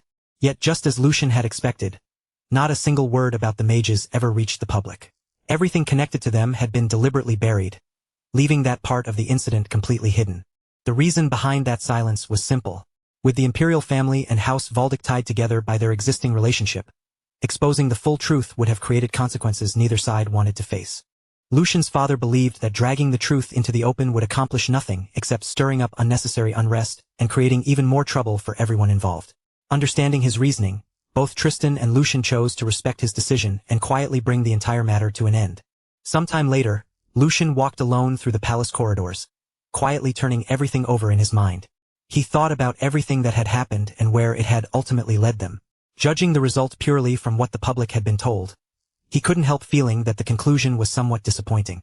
Even so, Lucian felt relieved that things had ended this way. Exposing the hidden truth would not have benefited any of them. If anything, it would have opened the door to endless complications, dragging countless people into a mess that could easily have thrown everything into chaos. And in Lucian's eyes, his father had already done more than enough for him. Not only had he officially allowed Lucian to begin expanding his own power, but he had also revealed another important piece of news. Raymond would soon be stepping down and retiring. With those complicated matters finally behind him, Lucian entered another room in noticeably higher spirits. The moment he saw Hans, he happily congratulated him on receiving his promotion and officially becoming a butler. Lucian reminded Hans that this was only another step forward and that the two of them would keep climbing together until they reached the very top.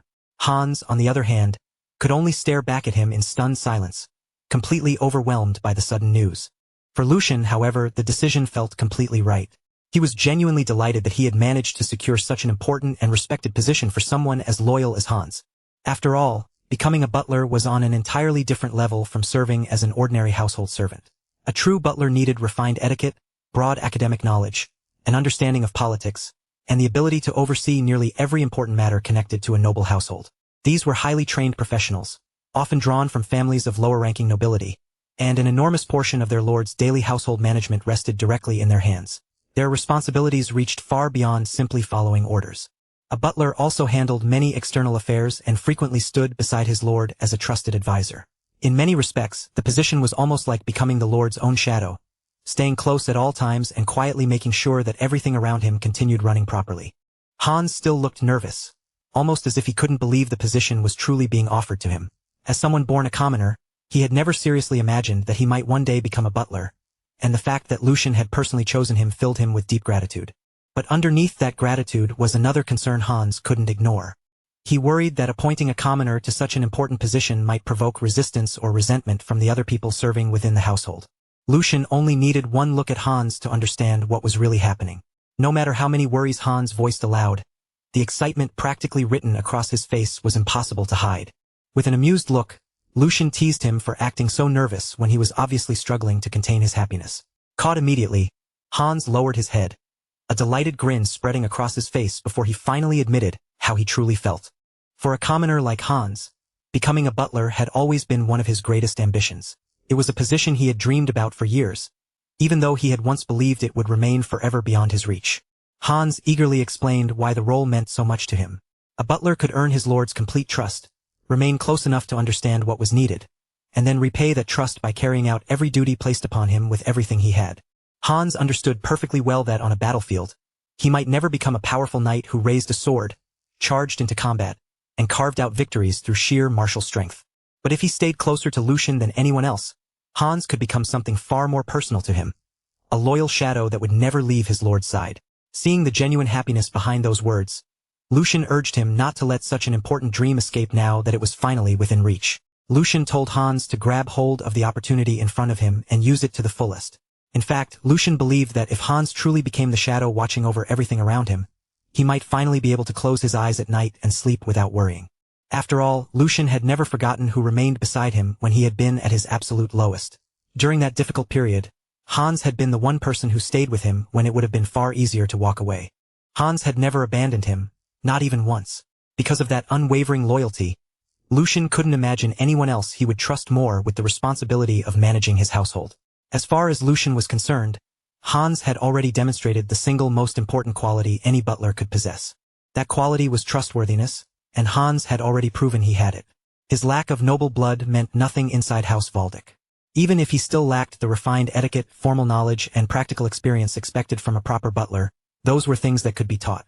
And if Hans needed a place to learn everything required for the position, there could hardly be anywhere better than House Waldeck itself. The household could provide all the training and experience he needed. The only thing Hans truly had to develop on his own was greater confidence in himself. Lucian assured him that confidence was the only missing piece, and once Hans found it, he would be more than capable of handling the role. Then Lucian reached out and handed him a small pocket watch. It wasn't an extravagant gift, only something simple and personal. But the simplicity of the present didn't lessen the meaning behind it. Lucian made it clear that from this moment onward, he would be relying on Hans and expecting him to carry those new responsibilities at his side. From that day forward, Hans would officially serve as the butler of House Waldeck. As he carefully held the small pocket watch between his hands, the weight of what had just happened finally sank in, and emotion immediately began to overwhelm him. Watching Hans clutch that modest gift so carefully, Lucian suddenly understood just how much meaning something so small could hold when it represented recognition, trust, and the beginning of an entirely new life. In the end, that little pocket watch was enough to steer one child's future onto a completely different path. It gave Hans the chance to reach for a dream he had carried for years, a dream he had once believed someone of his birth could never possibly achieve. Later that night, Tristan stood alone before a large fireplace. His hands were clasped firmly behind his back, and he remained motionless as his eyes followed the flames dancing and twisting inside the hearth. As the firelight flickered across his face, Tristan's thoughts slowly returned to the conversation he had shared with his father earlier. Every word from that exchange still lingered heavily in his mind. His memory carried him back to that moment. Sigmund Waldeck had gestured toward the soldiers standing guard at the gate, drawing Tristan's attention to them before calmly asking whether he could see those men from where he stood. Tristan followed his father's gaze toward the guards and answered without hesitation. In his usual calm manner, he confirmed that yes, he could see them clearly. Sigmund Waldeck then rested one hand firmly on Tristan's shoulder. His expression made the purpose of the conversation clear. He had not summoned his son there to scold him, condemn him, or punish him for what he had done. Because Tristan had not turned his back on the responsibility placed before him. He had faced that burden directly, accepted that the decision belonged to him, and ultimately chosen a course of action with his own judgment. Sigmund Waldeck explained that this was simply part of the fate awaiting anyone who chose to stand above others and lead them. There would inevitably be moments when a leader had to make harsh, painful, even seemingly cruel decisions, especially when no choice before them offered a clean or easy answer. Still, Sigmund warned him that before making any decision of that weight, there was one crucial truth Tristan could never allow himself to forget, no matter how powerful or confident he became. He needed to remember why the banner of House Waldeck flew from the highest point of their stronghold. He needed to remember why their defensive walls rose so high and why the enormous gates protecting their home had to be built strong enough to withstand any threat. Above everything else, Tristan had to keep one question in his heart. What were all those walls, banners, soldiers, and sacrifices truly meant to protect in the first place? Back in the present, Tristan remained before the fireplace, staring silently into the burning flames as his father's words repeated themselves in his mind and forced him to reconsider the way he had viewed everything. Tristan admitted to himself that there had once been a time when he genuinely believed no one in that place could stand on the same level as him, much less challenge or surpass him. Now, however, he finally understood how foolish that belief had been. What he had mistaken for absolute confidence was really nothing more than arrogance. Tristan could no longer deny Lucian's strength, so he accepted Lucian as a true rival, and acknowledged that from this point forward, Lucian had also become his enemy. A full month passed after those events. By then, Lucian was far from the palace, riding on horseback along the road with his knight traveling beside him as they continued toward their next destination. When they finally arrived, Lucian lifted his gaze ahead, unable to hide the excitement in his expression. At last, he had reached the very heart of the empire, the capital of Tiberan. Before him stretched a breathtaking snow-covered city, built around an enormous Gothic castle that dominated the entire skyline.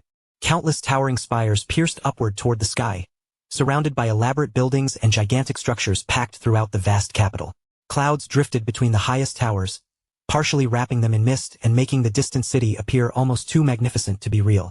A smile spread across Lucian's face as he absorbed the overwhelming view before him. Seeing Trum with his own eyes was far more impressive than anything he had imagined beforehand. The capital was enormous, easily more than 10 times larger than an ordinary territory. Lucian's attention soon shifted toward the defenses surrounding Tiburon, and he remarked that the capital's walls had to be even more extraordinary when seen up close.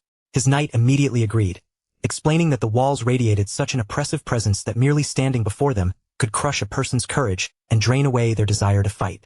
The massive walls rose from the snow in a shade so pale they were almost white, making the entire structure look strangely unreal against the frozen landscape. As they continued forward, the knight finally gave in to his curiosity and asked why Lucian had traveled all the way to the capital in the first place. He had been personally assigned to escort Lucian on this trip, and that alone told him there had to be something more behind the journey than a simple vacation. The knight pointed out that his grace had actually permitted the third young master to travel such a long distance for what, on the surface, looked like a rather pointless and wasteful trip.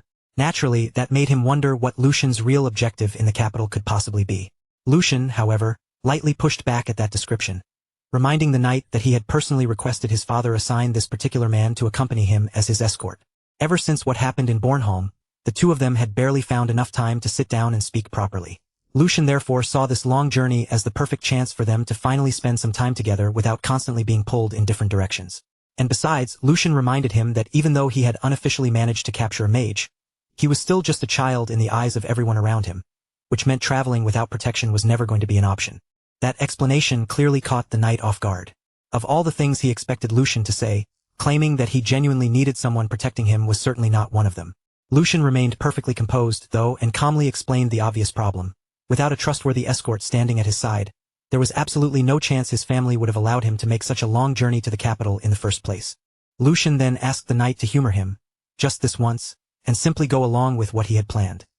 He even promised that coming on this journey would not be something the knight ended up regretting, especially after all the trouble Lucian had already dragged him through before. Hearing that, the knight finally gave in. A hint of anticipation entered his expression as he admitted that he was actually curious to see what kind of surprise Lucian intended to throw at him this time. Lucian answered with nothing more than a quiet smile, keeping his real thoughts entirely to himself. Calling what lay ahead a mere surprise would have been a serious understatement. From Lucian's point of view, the knight had already walked straight into the trap the instant he agreed to accompany him on this journey to the capital, and there was no reason to reveal that just yet. By the time their business in the capital came to an end, Lucian fully intended to make sure the knight's loyalty belonged firmly to him. That goal was already beginning to take shape inside his mind, and Lucian had no intention of letting the opportunity slip away. With the first step of his plan decided, he determined that their initial destination in the capital would be the Creator.